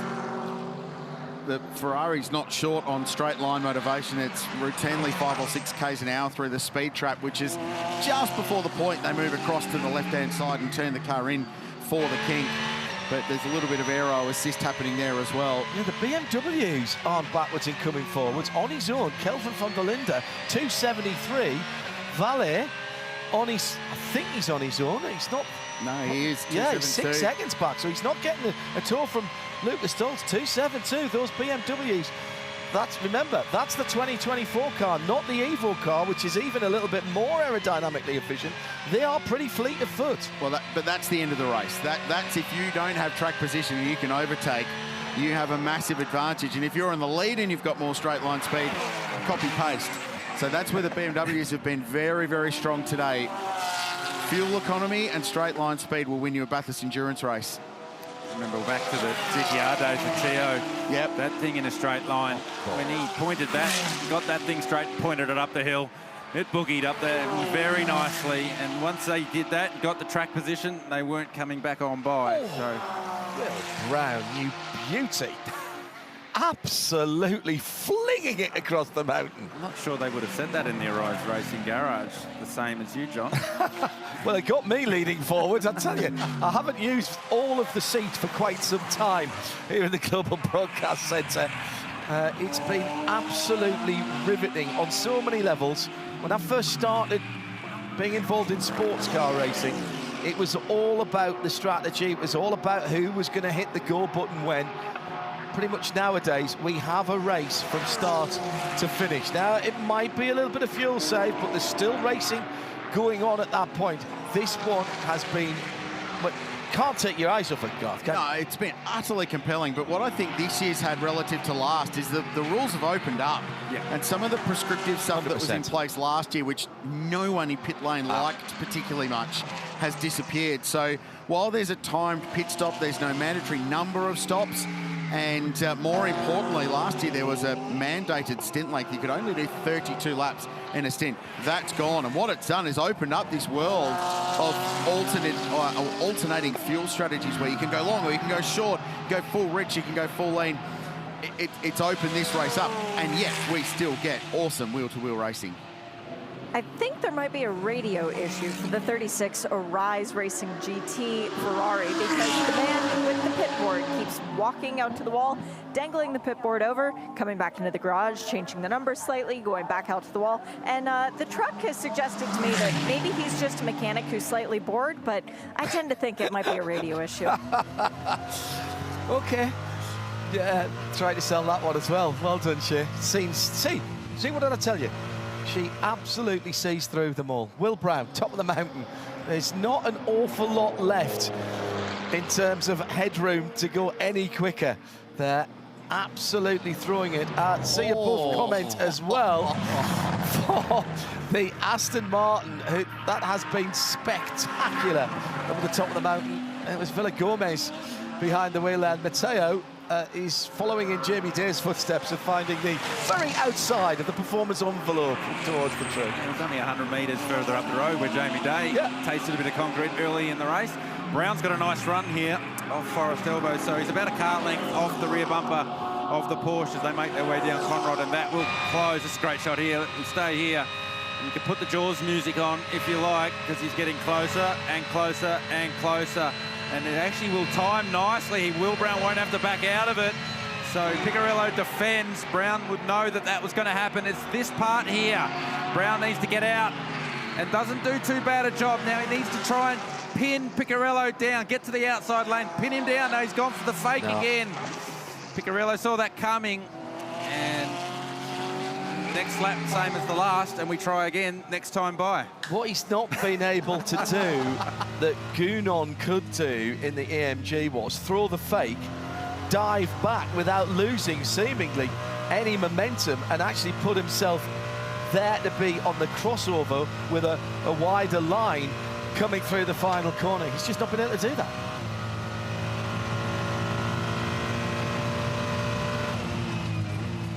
Transmos's a unit, isn't it? Oh, yeah, totally. What I love almost more than anything about this race is that we know Will Brown is an unbelievably good racing car driver.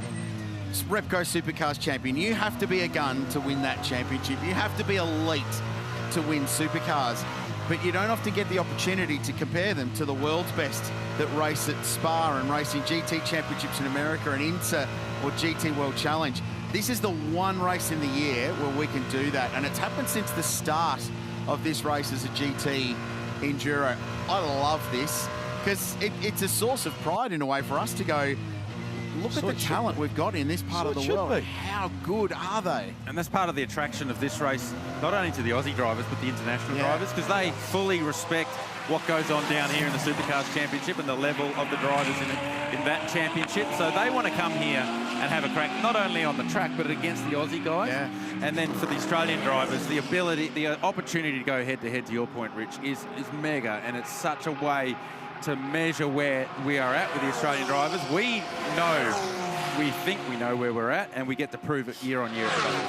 And we've always known that the best in the Supercars Championship down through the years can go door to door with anybody. But has the change in the Supercar technical regulations that has brought the cars more towards a GT3 alike type of thing, has that made a difference? Oh, if anything, the more recent generation of cars probably gone further away from a GT3 car from a downforce perspective. Right. Less downforce in the supercar now, but doesn't change the intensity of the race. No, absolutely. And I think that's where the supercar drivers get better year on year, is just the intensity of supercars somehow gets more and more intense every year. And then you plug them in a car with grip, with traction control, with ABS, and you can drive it so much harder that the intensity level's great, but you just go faster while you do it. And the other new tactic, by the way, from Will Brown. Started flashing the headlights 2 laps ago. That'll work. The other thing about it is it works the other way, is that we get a chance to see guys like Kevin Estra come and drive for Grove Racing like he did, which is great. I pay all the money in the world to see Jules Gounon in a supercar in October. That would be worth the price of admission alone to the great race. Surely something. He's got a very busy calendar. He's got a very busy calendar, but it's not through lack of trying, I can tell you. Yeah, is he not busy at Petit Le Mans? And WEC. And everything else. Pro races. Yeah, the Alpine driver announcement comes on Wednesday, actually. Now, a moment or two ago, Vale Rossi. Well, this time the 24 car does get out the way. Tony Levitt. Actually, Tony's done a really good job. Anthony Levitt in that car of making sure he hasn't been in the way. There was almost enough room for GT's dossier on his goat nomination there between that car and the wall. Heaps of room there. We priced a mirror for a Ferrari earlier in the weekend after Chaz Mostert scraped one down the concrete. Just a lazy €1,700.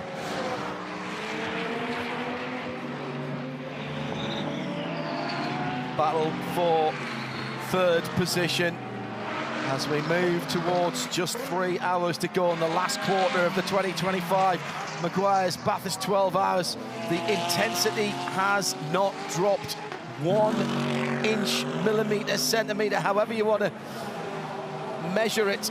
We are still turned right up to 11. And Alessio Picariello in the black and gold number 911 Ben Motorsport machine, heading up the mountain, the Absolute Racing car, excuse me. At the front of the field, Kelvin van der Linde with a relatively comfortable 7-second lead, has been hitting his fuel numbers that have been communicated to him, and that BMW, it's got the holy trinity. It's consistent, it's fast in a straight line, and it's efficient. They have really nailed it for that car. And this, remember, is the pre-Evo car. Maxi Coates chasing in second, then the gap back to the battle for third, Craill, with Will Brown keeping the pressure on Picariello. This has been an incredible couple of stints from these two guys. All 4 cars remain contenders, but so too Lucas Stoll's 75. He's now only 5 seconds behind this battle pack, so he's catching them up. And remember, he's on a slightly different fuel strategy as well, so he's going to push longer into the race. The prediction from a next pit stop point of view, so they're Van der Linde 13 laps into this stint now. Now, he can go another 20 laps based on what they've done in fuel economy with this car. So somewhere around 2 hours and 15 minutes to go in the race. You can see 3 hours and 7 to go at this point in time. That's when we expect the stop from the leader. So that is well within the window from there to get home on 1 pit stop, which is exactly what they're looking for. The difference between 32 and, say, 75, Sun Energy 1, is that Sun Energy 1 is going to be another 5 or 10 minutes down the road. Yeah. Right. So their final stop could be within the final hour of the race. Again, flexibility in that final stint is key. Don't forget, dear viewer and listener, as soon as you put the fuel hose on, it's an 80-second pit in to pick out stop. So there's no splash and go here. If you need fuel, you might have been saving, thinking, excellent, I only need 3/4 of a tank. I only need half a tank. You're not going to get that advantage. And yeah, that's the reason they're saving fuel, and because of the 80-second rule, is it's not that your fuel time is going to be less, so you can spend less time standing still in pit lane. It's so you can open that pit window up late at the race. And should one of the cars be forced to come in right at the threshold of a tank capacity and have to save some fuel in the last stint, if you can go deeper into that time period, into the last stint, you go full fuel, maximum attack, and then you start putting pressure on the car that's saving fuel. Well, and while putting less fuel in won't save you time because it's 80 seconds, will affect the performance of the car. Makes the car lighter. Fuel in, so your car might be a bit lighter in that final stint. So you go lighter race car against someone who's on a full tank, and you put new tyres on, you're going to be in a better position than those around you. So they're all the variables. And Will is about to have a big launch here, but traffic's playing a role. Nicely done. That held Picariello up there, but it's also brought Will Brown onto the rear wing of the Porsche for the rundown Conrod. And we've seen that the Ferrari's very, very strong in the toe of the Porsche. I thought that Picariello was off the gas early when they came down the Forest Elbow and it was traffic. Here comes Brown. Will he get there? Wow. Can he get there to the kink? Yes, he can. Does Picariello let him have it? No, he doesn't. Oh, man, he comes right up to the width of the side of the Ferrari. Gives him exactly 1 Ferrari width on the outside. And they battle on to the final corner. Great call, Garth. Well done. That was awesome racing and really good awareness between the two of them and racing respect between two great racing drivers through the fastest corner in Aussie motorsport. And now we go again. Where's the send? Does it come here at turn 1? No, Picariello blocks, but that's going to open Will Brown's exit for the run-up Mountain Straight. That was nice driving by Picariello. going through turn one, just stood him up in the middle. You could hear clearly that he didn't pick the throttle up straight away. Really nice driving all the way around from the chase, and now they go side by side again. This is going to get tasty. Little bit of side aero effect for Brown. Can he go all the way around? No. The Porsche continues to grimly hang on, but right now they are at the point they're burning lap time. Correct. They're not saving fuel particularly, but they're giving track position away to the two cars in front, the 32 BMW and the 77 car. And while that was going on, I was looking at the timing monitor because I don't want to see overtakes in the cutting. It's terrifying. Better send that memo to Will Brown. Yeah, well, I don't think he cares. Arise Racing might, though. I think, suboptimal in terms of the lines of these cars, which is costing them lap time. Brilliant respect here. This is what we want to see. This is side-by-side racing at the fastest corner in Australian motorsport, and I have to get it in as well. It's in my contract. And then again, going up to visit New South Wales Griffith. Possibly the slightest of touch there, but that's not deliberate. That's the car's been pulled together aerodynamically. That's gamesmanship, John. Absolutely gamesmanship. They might have touched, but they literally rubbed a bit of vinyl wrap, and that was all. So great exchange between Picarello and Brown. I would have liked to have nominated all that for a Elf Oil slick pass, but there was no pass involved, so we can't. That was... Is there an Elf Oils attempted pass? Or an Elf Oils exchange, maybe? I like that. That's nothing like on the flash again. Great exchange. Here comes Will. That Ferrari is pretty good on the brakes, but Picarello is picking his lines very carefully.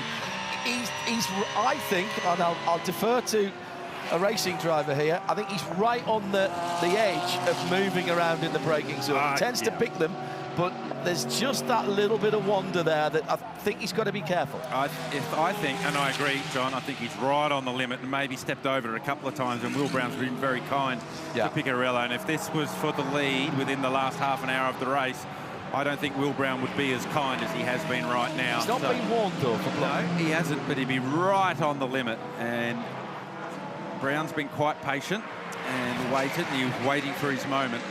And he's trying to create a moment. That's the name of the game right now for Will Brown. Kelvin Fontelinda still leads by just under 4 seconds. There's 11.5 seconds back to Maxi Coates in the number 77 Craft Bamboo. And then this battle, and that's another 15 seconds further back. Matty Campbell, which is harder, Alessio defending from the Ferrari or sitting here watching your car? A bit of both, to be fair. I mean, obviously he's working pretty hard in the car. It's nice and hot out there. So, yeah, for sure he's got his work cut out with him. The Ferrari's pretty quick at the moment, just behind. So, yeah, for sure it's not easy. Do you think you have a car that can win?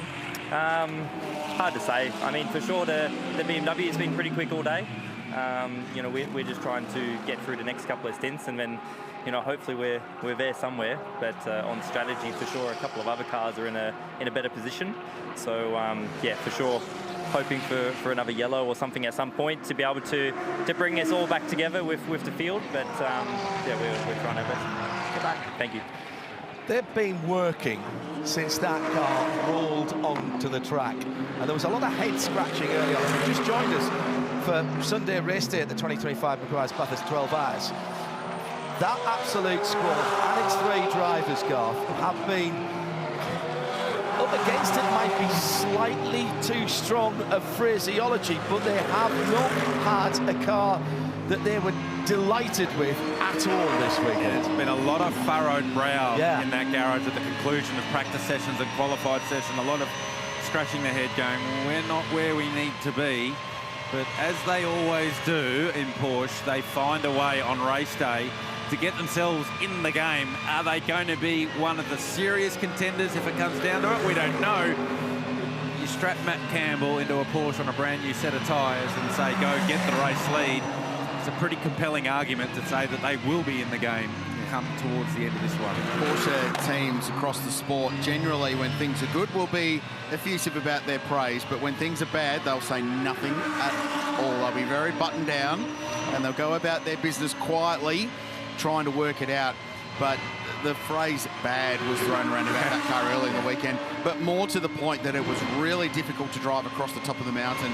The car started the weekend really taily. The rear end was trying to overtake the front, so lots of oversteer, and they've been working hard on that all weekend long. And it's clearly a much, much better thing now over a race distance as opposed to one lap pace, which ultimately what this weekend is all about. And qualifying is incredible here, and we love it to bits, but it's now that's the money for today. So it's better. We're not going to know if it's a good thing in an arm wrestle for the lead of the race, but what we have learned in the last half an hour or so is that it's going to be very, very, very difficult to pass one way or another with this 31-year-old from Belgium who has put on a great show defending off from the great young star from Toowoomba, who is a superstar of our sport in this part of the world. Whatever results these two cars get, these are the defining stints, aren't they, right now, in terms of how high up the field that they can get. We love to see this. There's just been no let-off at all here. Yeah, right, I agree completely. Right up to the point when someone does something magical in the final hour, which we've seen before. Don't forget Will Brown having to work pretty hard right here because he stalled the car and lost that track position from Picciarello at the start of this stint. So Brown trying to find a bit of redemption for his team also. Just thinking about strategy, guys, and how this is all tracking towards the end of the race, and also keeping one eye on Will Brown down at turn 2. Now, Crazy, have you been given a number or starting to think about a number as to where you think this race is going to finish? I don't mean 5:45 plus a lap. I'm talking about how many laps we're going to get in here today. That was going to be my obvious answer for you, Chad. Yes. Well, they're going at, it's somewhere around 290 based on the current race pace and a long green flag run at this point. Because the number I'm hearing up and down pit lane is 308 laps. Yeah, okay. So what's happened here is the pace has gone so dramatically up, and we haven't had a safety car for a while, that if we stay green, we're going to expect to see anywhere between 306 and 308 laps. Now, there could be a few teams hoping that I've just cursed it, because I don't think there's a few teams here that will get close enough to getting 308 laps. Now, let's assume for a second here that the BMWs, okay, what, you reckon they can get 35 laps? Maybe? Yes. Yeah, they can. With some big, not flat out, no, with some big fuel saving. I think, though, it's time. It's that hour and 20 that's key. Absolutely. But that hour and 20, if you work backwards to a lap, that's lap 272. So just think for a second, as we just watch these guys going down the straight line. One Porsche going to be good to the other one, or Will Brown's going to be very close in this fight now. Does this give him the chance he needs at the chase? He really wants to make sure he gets clear of the other Porsche in this fight as well, and he doesn't. So it throws a slight curveball in the way of Will Brown. And now he should get down the inside and just clear the second of the Porsches, or does he? Yes, and not making it any easier. I'll continue with my point for a second here, guys. At 35 lap stints, car 32, the race-leading car, gets to lap 307. So if we go to 308, they could be a lap short. Their teammate is 3 laps to the good because of their later pit stop. Remember that last time that they came in after the penalty and just decided to fill up? That's been the game changer for them at the moment. Car 75 on fuel at 34 lap stints, because we haven't seen them get more than 34 today, gets them exactly to lap 308.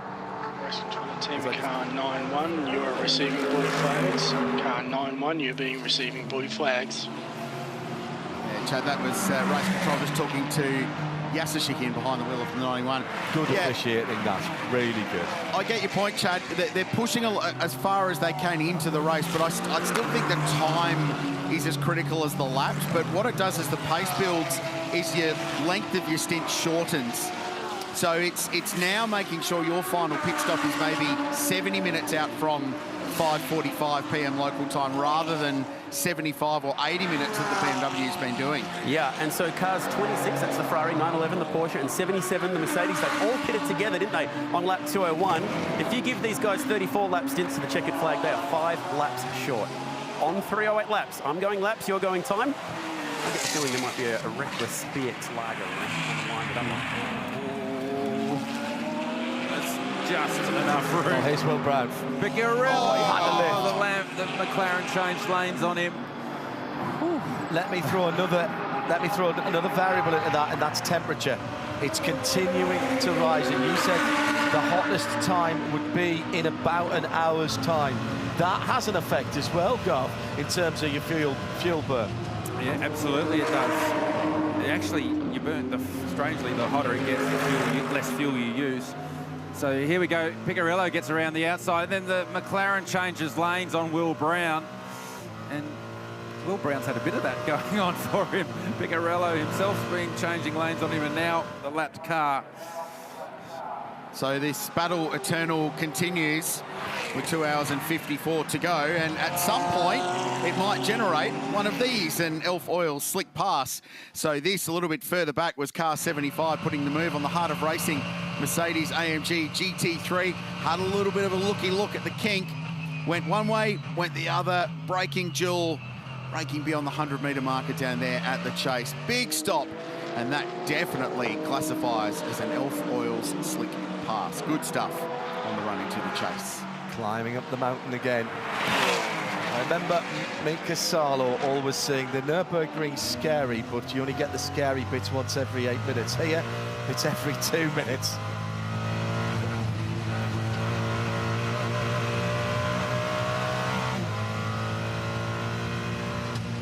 Will Brown, he's like a dog with a bone on this battle. He's just taken 2/10 out of Picarello again as he tries to close to the rear bumper of the Porsche after being held up from the previous lap with some lap traffic. It's not being able to close at will, Garth, but that Ferrari right now is clearly a very, very good platform, and he can get to the back, but he hasn't got the performance advantage to actually, we've seen maybe half an opportunity for him to get through. Yeah, it's only down the bottom of the track that he can create that opportunity. So I think the Ferrari's quicker than the Porsche at the moment. Will just can't find a way through, and Picarello is doing a nice job of holding Brown behind him for track position. Valentino Rossi now coming up on Yasser Shaheen to put him a lap down. And he's already been warned about the blue flag, so hopefully the team, and it is part of the team's responsibility as well, Garth, isn't it, to say, come on, you've had your blue flags, we've been warned about it in the past. Yeah, and I've been a teammate with Yasser, and he will brake as late as anyone, so it makes it harder for the outright cars to be able to lap him, because that's how he makes his lap speed, by braking nice and late. So I dare say that same call may come out from James Taylor at Motorsport Australia Race Control, just reminding the 91, you are about to go a lap down. And the team really need to get on the front foot here so that Race Control doesn't have to do that. So you're just not in the bad boy books with Race Control in case you need something later in the race. By the way, if you notice the Lumirank system on the top right of the windscreen, Yasser's car showing his position as 011 in green, that tells you that here is in the Pro-Am class. The white numbers are for the pros. You'll see the orange numbers for the bronze class, blue numbers for the silver. So just another way to help multi-class racing be a little clearer if you're trackside or watching and around the world. Talk about watching around the world. Just got a text message from Shane Van Gisbergen, who's tuning in. He's just finished third in his heat race at Bowman Gray Stadium in the opening round of NASCAR. So should be actually paying attention to his day job rather than watching this race. As I speak, he's texting me now. So go to bed, Shane. Why do I feel like a short track is right up his alley? Sort of up his alley. Yeah. A lot of money spent on that facility over the last few years to get it back up to quality, and being repaid by the NASCAR organisation by putting the Clash there. It was very cool to see he and Scotty Mack share a race car at the Daytona 24-hour last week. It's something that I think a lot of people have been looking forward to a long time, and a fair amount of culture clash permitted that from happening in this part of the world. Yeah, and the young teammate, Connor Zilic, who's alongside him, he is a superstar in the making, I'll tell you that now. Came up from some of the IMSA series, including the Mazda MX-5, and he held his own mightily in that Trackhouse Corvette.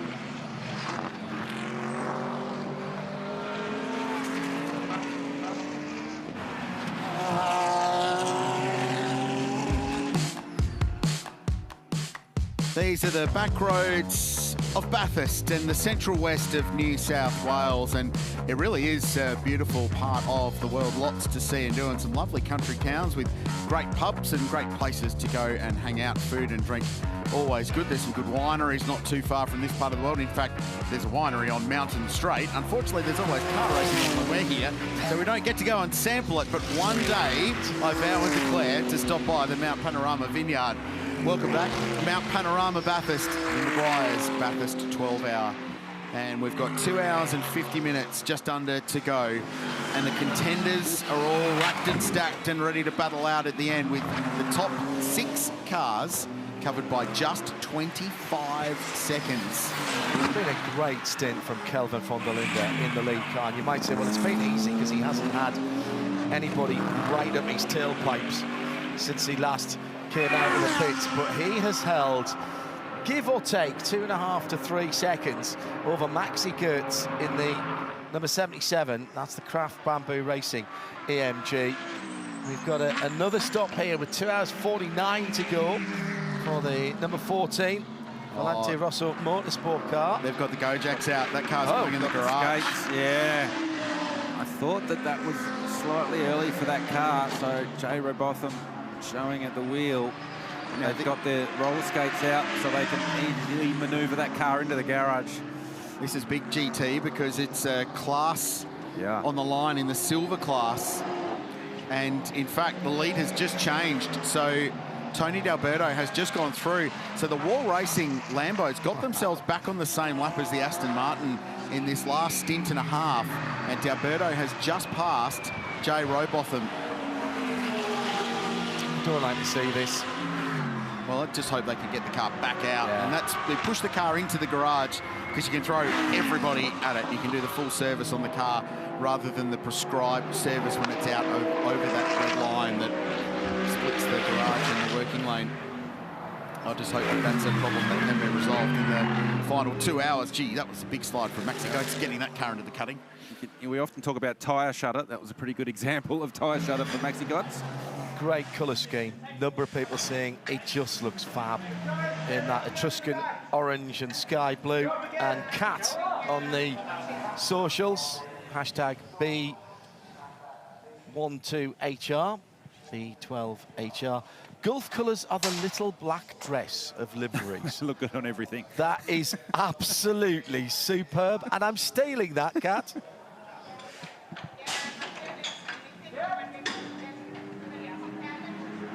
A clutch issue for the Aston Martin, unfortunately. The driver out of the car, that's Jalen Robotham. Doesn't sound like it's going to be a quick fix, but the team will continue to thrash at it. And of course, this elevates the Wall Racing Lamborghini to the lead of the silver class. But this car has been massively in contention all day, and it's really heartbreaking for the second youngest team to ever run a GT3 car at the Mount. Story, and they really just crept up on it all weekend long and really workmanlike performance throughout it. I spoke to Josh Hunt, he's one of the co-owners down there, former racer, and they were really proud of the team they've pulled together, and sent a message earlier in the day saying it was Mateo Villagomez's first race in a GT3 car, the young man from Ecuador, and he's been really good. And I think it's fair to say, and Aston Martin signed him as part of their academy for a reason, clearly, but Jamie Day, he is the GT star of the future. Oh, Picarello! He's off! He's finally blinked, and it was without pressure from Will Brown. We heard the tyre shutter in the background, so it's the track temperature coming up now to the point where it's starting to affect car balance. We heard a Mercedes of Maxi Goetz up at the cutting on the previous lap have a big tyre shutter, and I just heard in the effect mics Picarello, as he went through the final corner, have a tyre shutter himself. Boulder wide. Will Brown, thank you very much. He'd been working his backside off of what feels like hours, and ultimately it was given to him by a mistake by the Porsche. Got to get his head back in the game here, Picarello. Don't try and get it all back in the next couple of corners. Now he's also got to think about what's going on behind him, coming down to Elfoy Burries here. Yeah, so just tried to carry the apex speed. Got what we call over-rotation, where the front stuck, but the rear couldn't go with it. That was the tyre shutter that we heard in the effects mics So watch him as he turns in. That's all okay. Just tries to carry too much apex speed. The rear gets away from him, and that carries him out wide. Will Brown, thank you very much.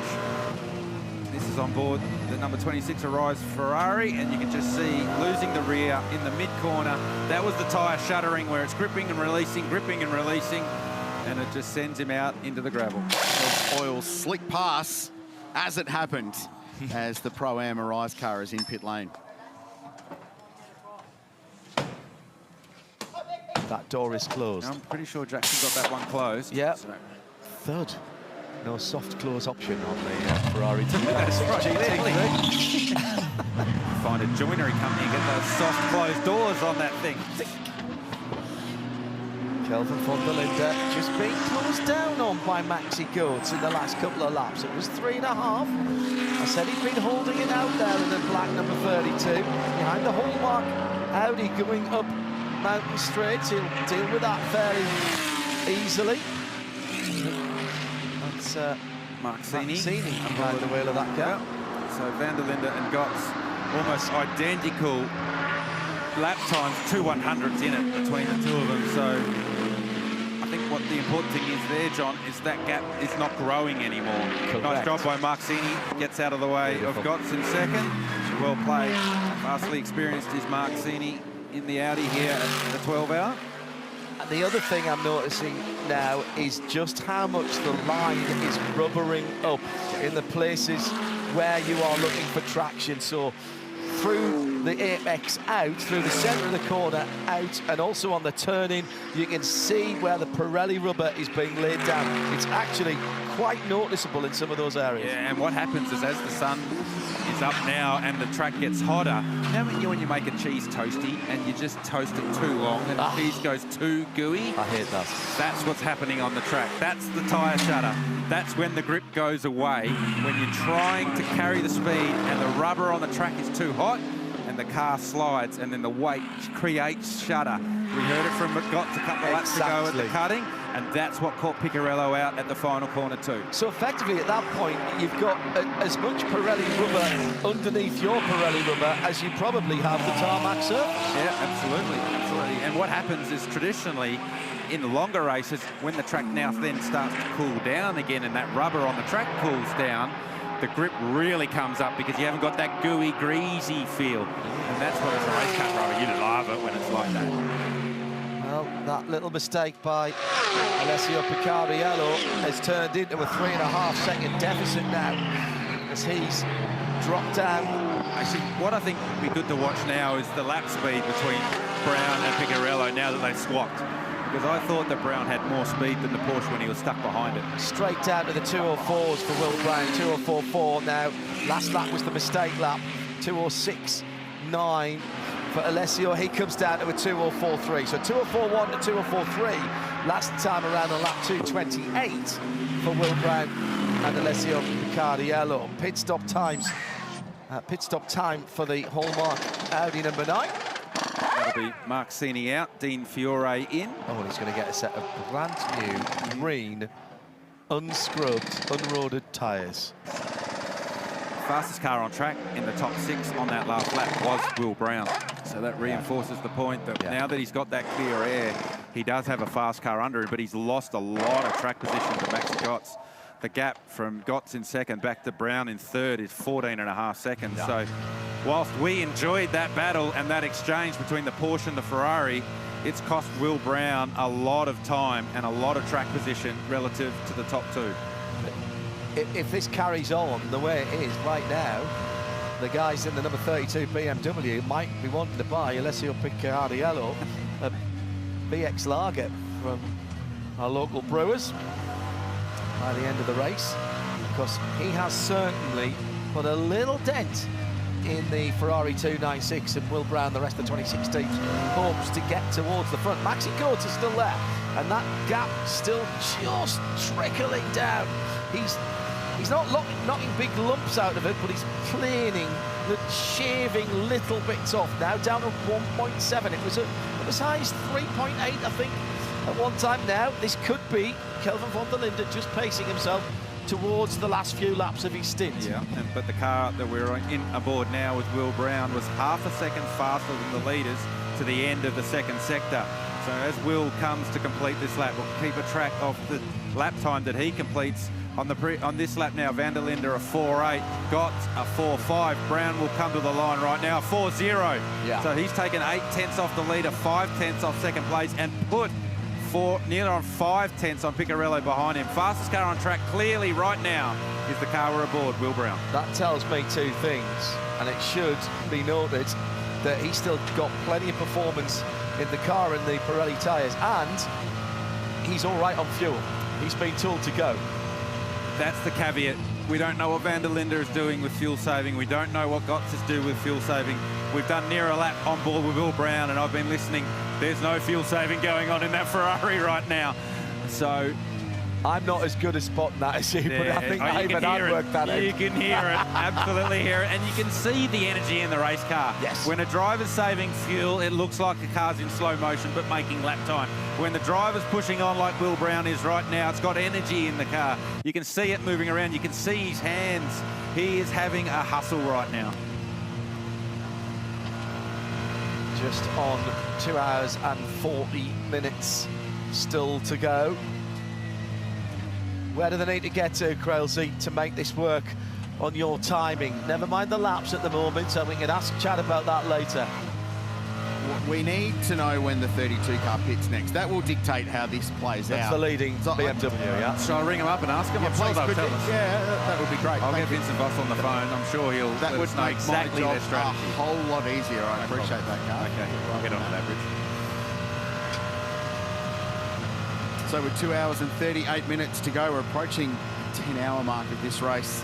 Where's it gone? It's incredible, isn't it? We say that every year, but we're continually surprised. I don't know why. As we take a look back at how this has played out in the early dawn of Mount Panorama, and it was Le Mans legend Jackie Ickx who waved the field away this morning at 5:45 a.m. We still take a step back from the monitor with what occurred on the run-up to Turn 1 and Turn 2 at the start of the race. Craig Lowndes, an early non-finisher. So too, this massive incident for Ryan Sorensen in the McLaren Artura GT4. Huge impact, and it impacted the day for Guy of Valmont Racing as well in the 44 car. They were managed to resume though, and this was just enormous.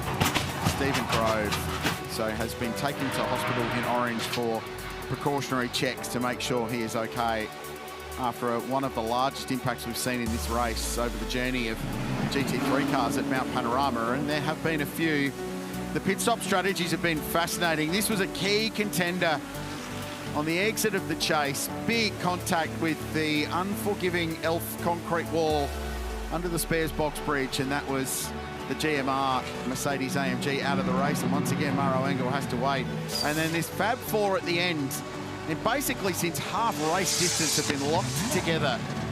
One each from BMW, Mercedes-AMG, Ferrari and Porsche. They're fighting this one out right to the very end of the Meguiar's Bathurst 12-hour. Still leading, Kelvin van der Linde, and he's just been able to ease away again from Maxi Goetz. Got the hurry up maybe from the WRT team. 2.2 seconds the gap now.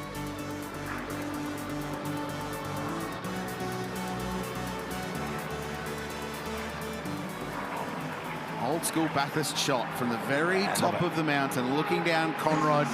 Grew up watching shots like that back in the day. There's a very famous tracking shot from a couple of cars that you guys actually checked out in the museum from 1997, from up right at the top of the mountain, tracking them on their last lap. 1997 Ford 1-2. 77. 77. Yeah. And 84. The 1-2 for Holden that extinguished the memories for GM fans of that 77 1-2. Yeah, that was real payoff, wasn't it? Because that was the last year of those Group 2 touring car regulations, and Holden invested in a brand new car that they knew would be obsolete at the end of that season. Racing cars. It was very cool earlier in the week that Jackie Ickx, the more legend, who's here this weekend, reunited with the 77 car, but also the trophy that he had not seen since they were delivered it that day. Oh, wow. On the podium. Last time he saw it would have been on the podium. In October 1977. Correct. That's awesome. traffic for the leader, Van der Linde, as he makes his way up across the top of the mountain, coming up on the back of the KTM. So he's got around that car. David Crantham at the wheel of the KTM. I know we said we wouldn't talk about it, but it's in the race. So we'll leave it alone now. Just wishing that car on. We're not talking about it if you think we're ignoring it. No, we're not. We just don't want to give it the commentator's curse. Just picked up his pace a little bit over the last few laps, Kelvin van der Linde. He's doing high 204s now, doing low 204s, even when there's traffic involved in a lap around here.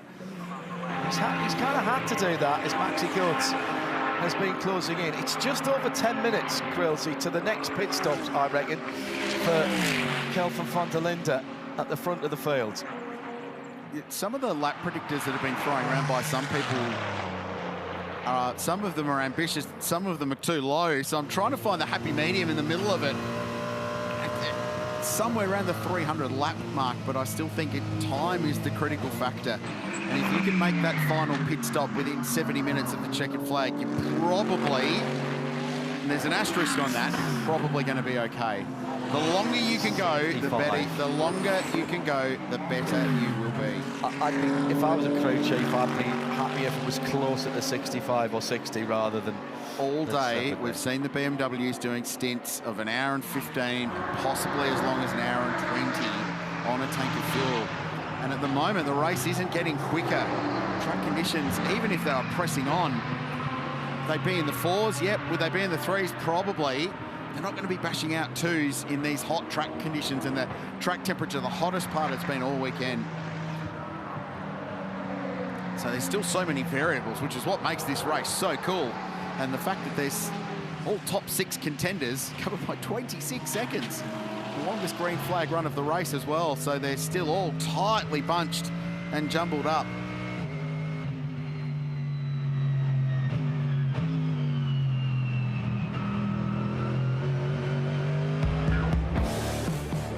There's more to the Meguiar's Bathurst 12-hour than just a long-distance car race. There's a car show as well.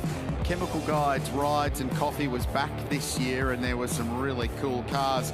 Almost 100 gathered on Mount Panorama. And for the first time, some of them rocked up on Friday just because they wanted to be here earlier and enjoy it. And as part of the display, they got to get a sneaky little lap behind the pace car of Mount Panorama too, in front of the crowds and all of the GT teams here on the mountain. Chemical Guys, Rides and Coffee, such a cool park. Cars and coffee shows are great, so why not mix one in with Australia's international endurance races. Some cool rigs down in Harris Park earlier in the weekend. 2 hours and 30 odd minutes to go in this one. 26 seconds covering the top 6 cars.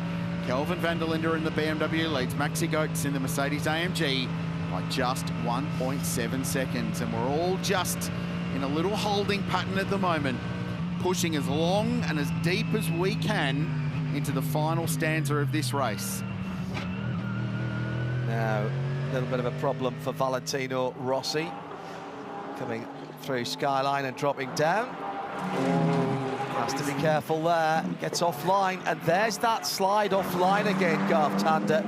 As soon as you're out of the accepted racing line, you're struggling for grip both ends. You can't pass there. We saw that Kelvin van der Linde one year tried to do that. So stops. Leaders in, Brown and Picciarello, same lap. They pitted on the same lap last time. Here they are this time. 4th and 5th coming in then. Picciarello had closed up a little bit there, coming into pit lane. I think he must have had a really good pit entry. Don't forget these two were battling and battling hard for the entirety of this stint. They did not save any fuel at any stage. So be curious to see what that's cost them, the penalty of racing hard. They need 2 stops to get home from here. I don't think you do it on one from this point of the race. Damage on the right front of the Ferrari on the dive planes as well. It looks like a little shark's had a bite out of one of those. 1 hour, 7 minutes this car has been on track for this stint. I think that's like a Porsche-sized exhaust. Do you think? Will Brown got into the back of Alessio Picciarello. Oh, that was at the shark. Power elbow, wasn't it? Yeah. Oh, here we go. Daniel Serra, he goes. That's fine. So Will Brown emerges in front as predicted. tell you the times. Remember, 80 seconds, pit in to pit out. There's pit out. And 81 exactly for the Ferrari and 80.7 seconds for Absolute Racing. So pretty close to maximising their pit stop time there. So 2 hours and 30 minutes to go. An hour and 5 on a tank of fuel. That means they're going to pit with an hour and 25 minutes to go. You are not making it to the end of the race on that without any help. Totally. So now look further up the field. Rossi's gone through, of course, because he's not stopped. So don't forget, Rossi and Stoltz, a stop ago, or 2 stops ago, were 2 laps off sequence. Correct. So that's where you get the cumulative effect of opening up the pit window more and more and more. Gotts in from second. So +1 lap for Gotts over the Ferrari and the Porsche. We knew that the BMWs were going to go longer because they have all day. So Van der Linde continues on. But let's just remind ourselves that those 2 WRT M4s did not stop on the same lap. It will be the leader that comes in first. The question will be, has Valle managed to stay close enough to go up into the lead, and how many more laps can he, and possibly Lucas Stoltz ahead of him, how many more could they do? Yeah, well, don't forget, Stoltz and Rossi, the 75 car and the 46 car, 2 stops ago stopped on the same lap. Correct. The last stop, they stopped on the same lap because Gounon saved a heap of fuel. Correct. And I've been listening to Stoltz just in the background in the audio mics, and he's been saving fuel too. You almost hear the Mercedes almost whistle when they're off throttle. You can hear them whistling in the background. So I'd be curious to see what Stoltz has been managed to do in this stint. As far as the 2 BMWs are concerned, the 32 will be coming in soon, and it looks like they are potentially going to do a driver change over to Sheldon Van der Linde, who will be taking it to the checkered flag. They have sticker Pirelli tires out on the lane, ready for that car. This is lap 31 of Kelvin's stint, so it would make sense if he comes in the next time. They got 32 laps out of the stint. Meanwhile, Rossi on track is on lap 28, so he should be able to go a minimum of 3 laps further than when we see the sister car come into the lane. Right, 3 laps further. Okay. Great info, Shea. Thank you. I told you she was good at staring at people. So this could yet be won down on the Alfoil pit lane. This is what they've been trying to do all day, is get 2, 3, 4 stints in a row where you can open up the pit windows, and now we're finally starting to see the different fuel-saving strategies play out, and that's why you need these longer stints for that to work. Stoltz goes by again. We'd expect he will go by a couple more times yet. It's the Van der Linde car that leads, that we expect to come to the lane next. I reckon right now it's between BMW and this car. Based on the way this is all playing out, the fact that they extracted those extra couple of laps out of car 75 has just given them a little bit more leeway. But they are going to be right on the edge of everybody running out of juice at the end if they try and get it home on one. So on that lap, at the end of Mountain Straight, Lucas Stoltz lifted at the 200-metre board, and traditionally you do not brake until the 70-metre board. So he's in full fuel-save mode right now. The 44 Valmont Audi back on track with Sergio Perez aboard. Just having Lucas Auer come around here. On board here, Van Chan-Guven, making his way down Conrad, 911 Porsche, currently in 6th. He's on it still, now lifts. He's got a bit deeper, but not as far as he could. Don't forget this car is stopped, so it's full of fuel. Good point. So Perez gets out of the way, because they're many laps down after that unfortunate contact with the McLaren. But it's run faultlessly since it's come out, and they've rebuilt that car. Kudos to the whole of the 44 team, Craill. The way I see it, these 2 cars especially, so those were 2 of the first to pit. They've got 2 options. Uber fuel save. Is that an app now? Uber fuel save? You can dial that up on your phone, which is really hard, or accept the fact you're going to have to do this in 2 stops. No, I think what you need to do is you need to keep saving fuel because if you get a safety car, you need to be on the track for as many laps as you can to try and catch that safety car. So there's no point blazing yet. No. You've got to save. You've got to keep saving. Too early to commit to going flat out to the finish right now. next up, see where you are, see what's happened between now and an hour or so's time. So Van der Linde's gone around again. 2:04.9 for Van der Linde. 2:04.9 for Stoltz, and we know he is fuel saving because we went on board to hear it. Here's Rossi, he's in third, getting around the Valentino GT4 AMG with Daniel Bilski at the wheel, and very slight contact. This is the 33rd lap for Kelvin van der Linde. There's an Elvis festival not far from here in Parks every year, and I feel like Mark Griffith could take that Mercedes-AMG there because it's had more hits than... That was crowbarred in, Craill. Workshop that in my brain for a few laps. Yeah, well, clearly, because I wondered where you're going with that one. Yeah, so did I. It took a while to unfold. I committed to it early. Don't know if I stuck the landing. Yeah, well, it worked. Thank you. Bronze class leader, remains heart of racing. Exactly, Robichon doing good stuff. Yeah. So they're 7th outright. Pro-Am leader after a really topsy-turvy day, in fact, between the Ferrari and the Porsche. So Alessio Rivera behind the wheel now, and it should be he and Jackson Evans to bring that car home. So they've got some guns to bring 36 home. They're in 8th outright, leading Pro-Am. They're a lap in front of the Shea Porsche. And then the silver class leader, they're all aligned astern, actually, the class leader, Brendan Leach aboard the Lamborghini. And that team going for back-to-back wins in class at Mount Panorama.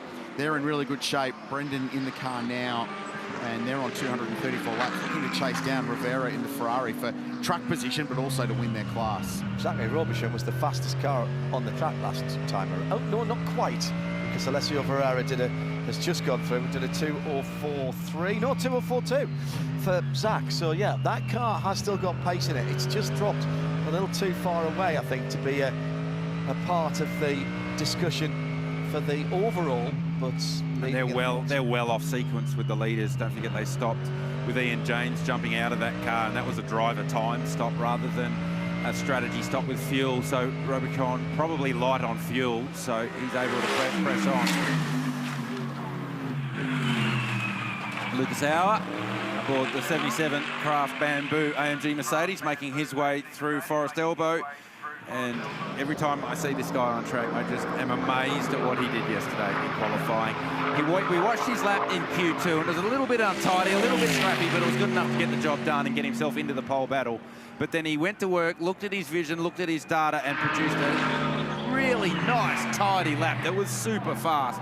And that's real tradesman race car driver stuff, when you just go and tidy up the rough edges and deliver a really strong lap. And I love the revival, Rich, of the Hulk livery on this car, the green and the black that we've seen on other manufacturers as well, but it works on the AMG too. Well, when Craft Bamboo came here for the first time with a pair of Aston Martins, they were Hulks in every sense of the word, because they were involved in one of the great finishes in that race. Stefan Mucker was involved in 2015, close to the end. He had a little run-in with David Bradley this weekend. By the way, it was good to bump into Brad in the paddock. Sam Brabham here as well, incidentally, doing some coaching in Ferrari Challenge Australasia.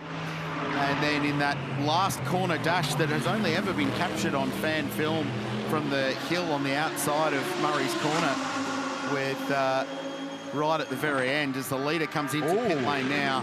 So with 2 hours and 21 minutes to go, based on an hour and 10 stint perhaps with a BMW to the line, they're going to be right on marginal to do this race on one more stop, Chad. Yep. Bingo, Rich, and that is exactly what they're working towards right now. They've got some fresh Pirellis laid out, and they're going to get one of the Van der Lindes out. Out comes Kelvin, in gets Sheldon, and these boys, the brothers, working in unison. Fuel going in, tyres getting done. No rush with the 80 seconds, but they've got to get it done. But the impressive thing here is that is 35 laps, showing off their advantage that they've got over everyone. Doesn't matter if you're working to laps or time right now. I think they're good to get to the finish on this one last stop, but that is absolutely beautifully executed from BMW to get them just to that window.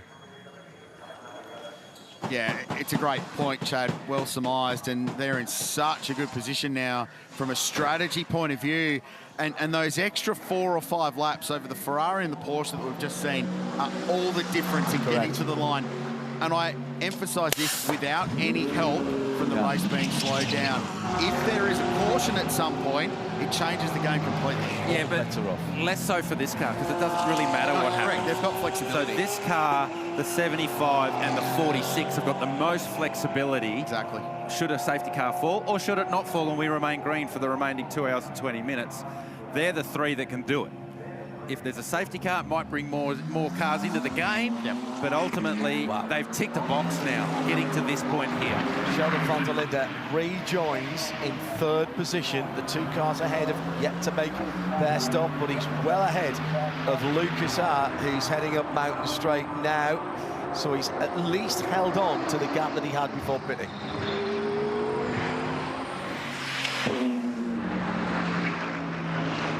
The difference is he's a bunch of laps to the good on fuel, so certainly not going to be a cruise. Well, it will be a cruise at this point. It's not going to be. Let's have a listen. Oh, yeah. Oh, I lifted it massive. That's supercar spec fuel saving, where you lift at the king. And you don't do that in a GT car unless you're on max fuel save. So pit stop time for Sheldon van der Linde. What was it gone? Has it come up yet? He's gone through the first second. Been and gone, so it's gone through the first sector. No, it was 80 seconds. They nailed it again. Yeah. It is nailing it all day. So it's copy and paste for WRT all day. So Stoltz went through, and we heard the fuel saving on that lap. He did a 2:03.89. So that is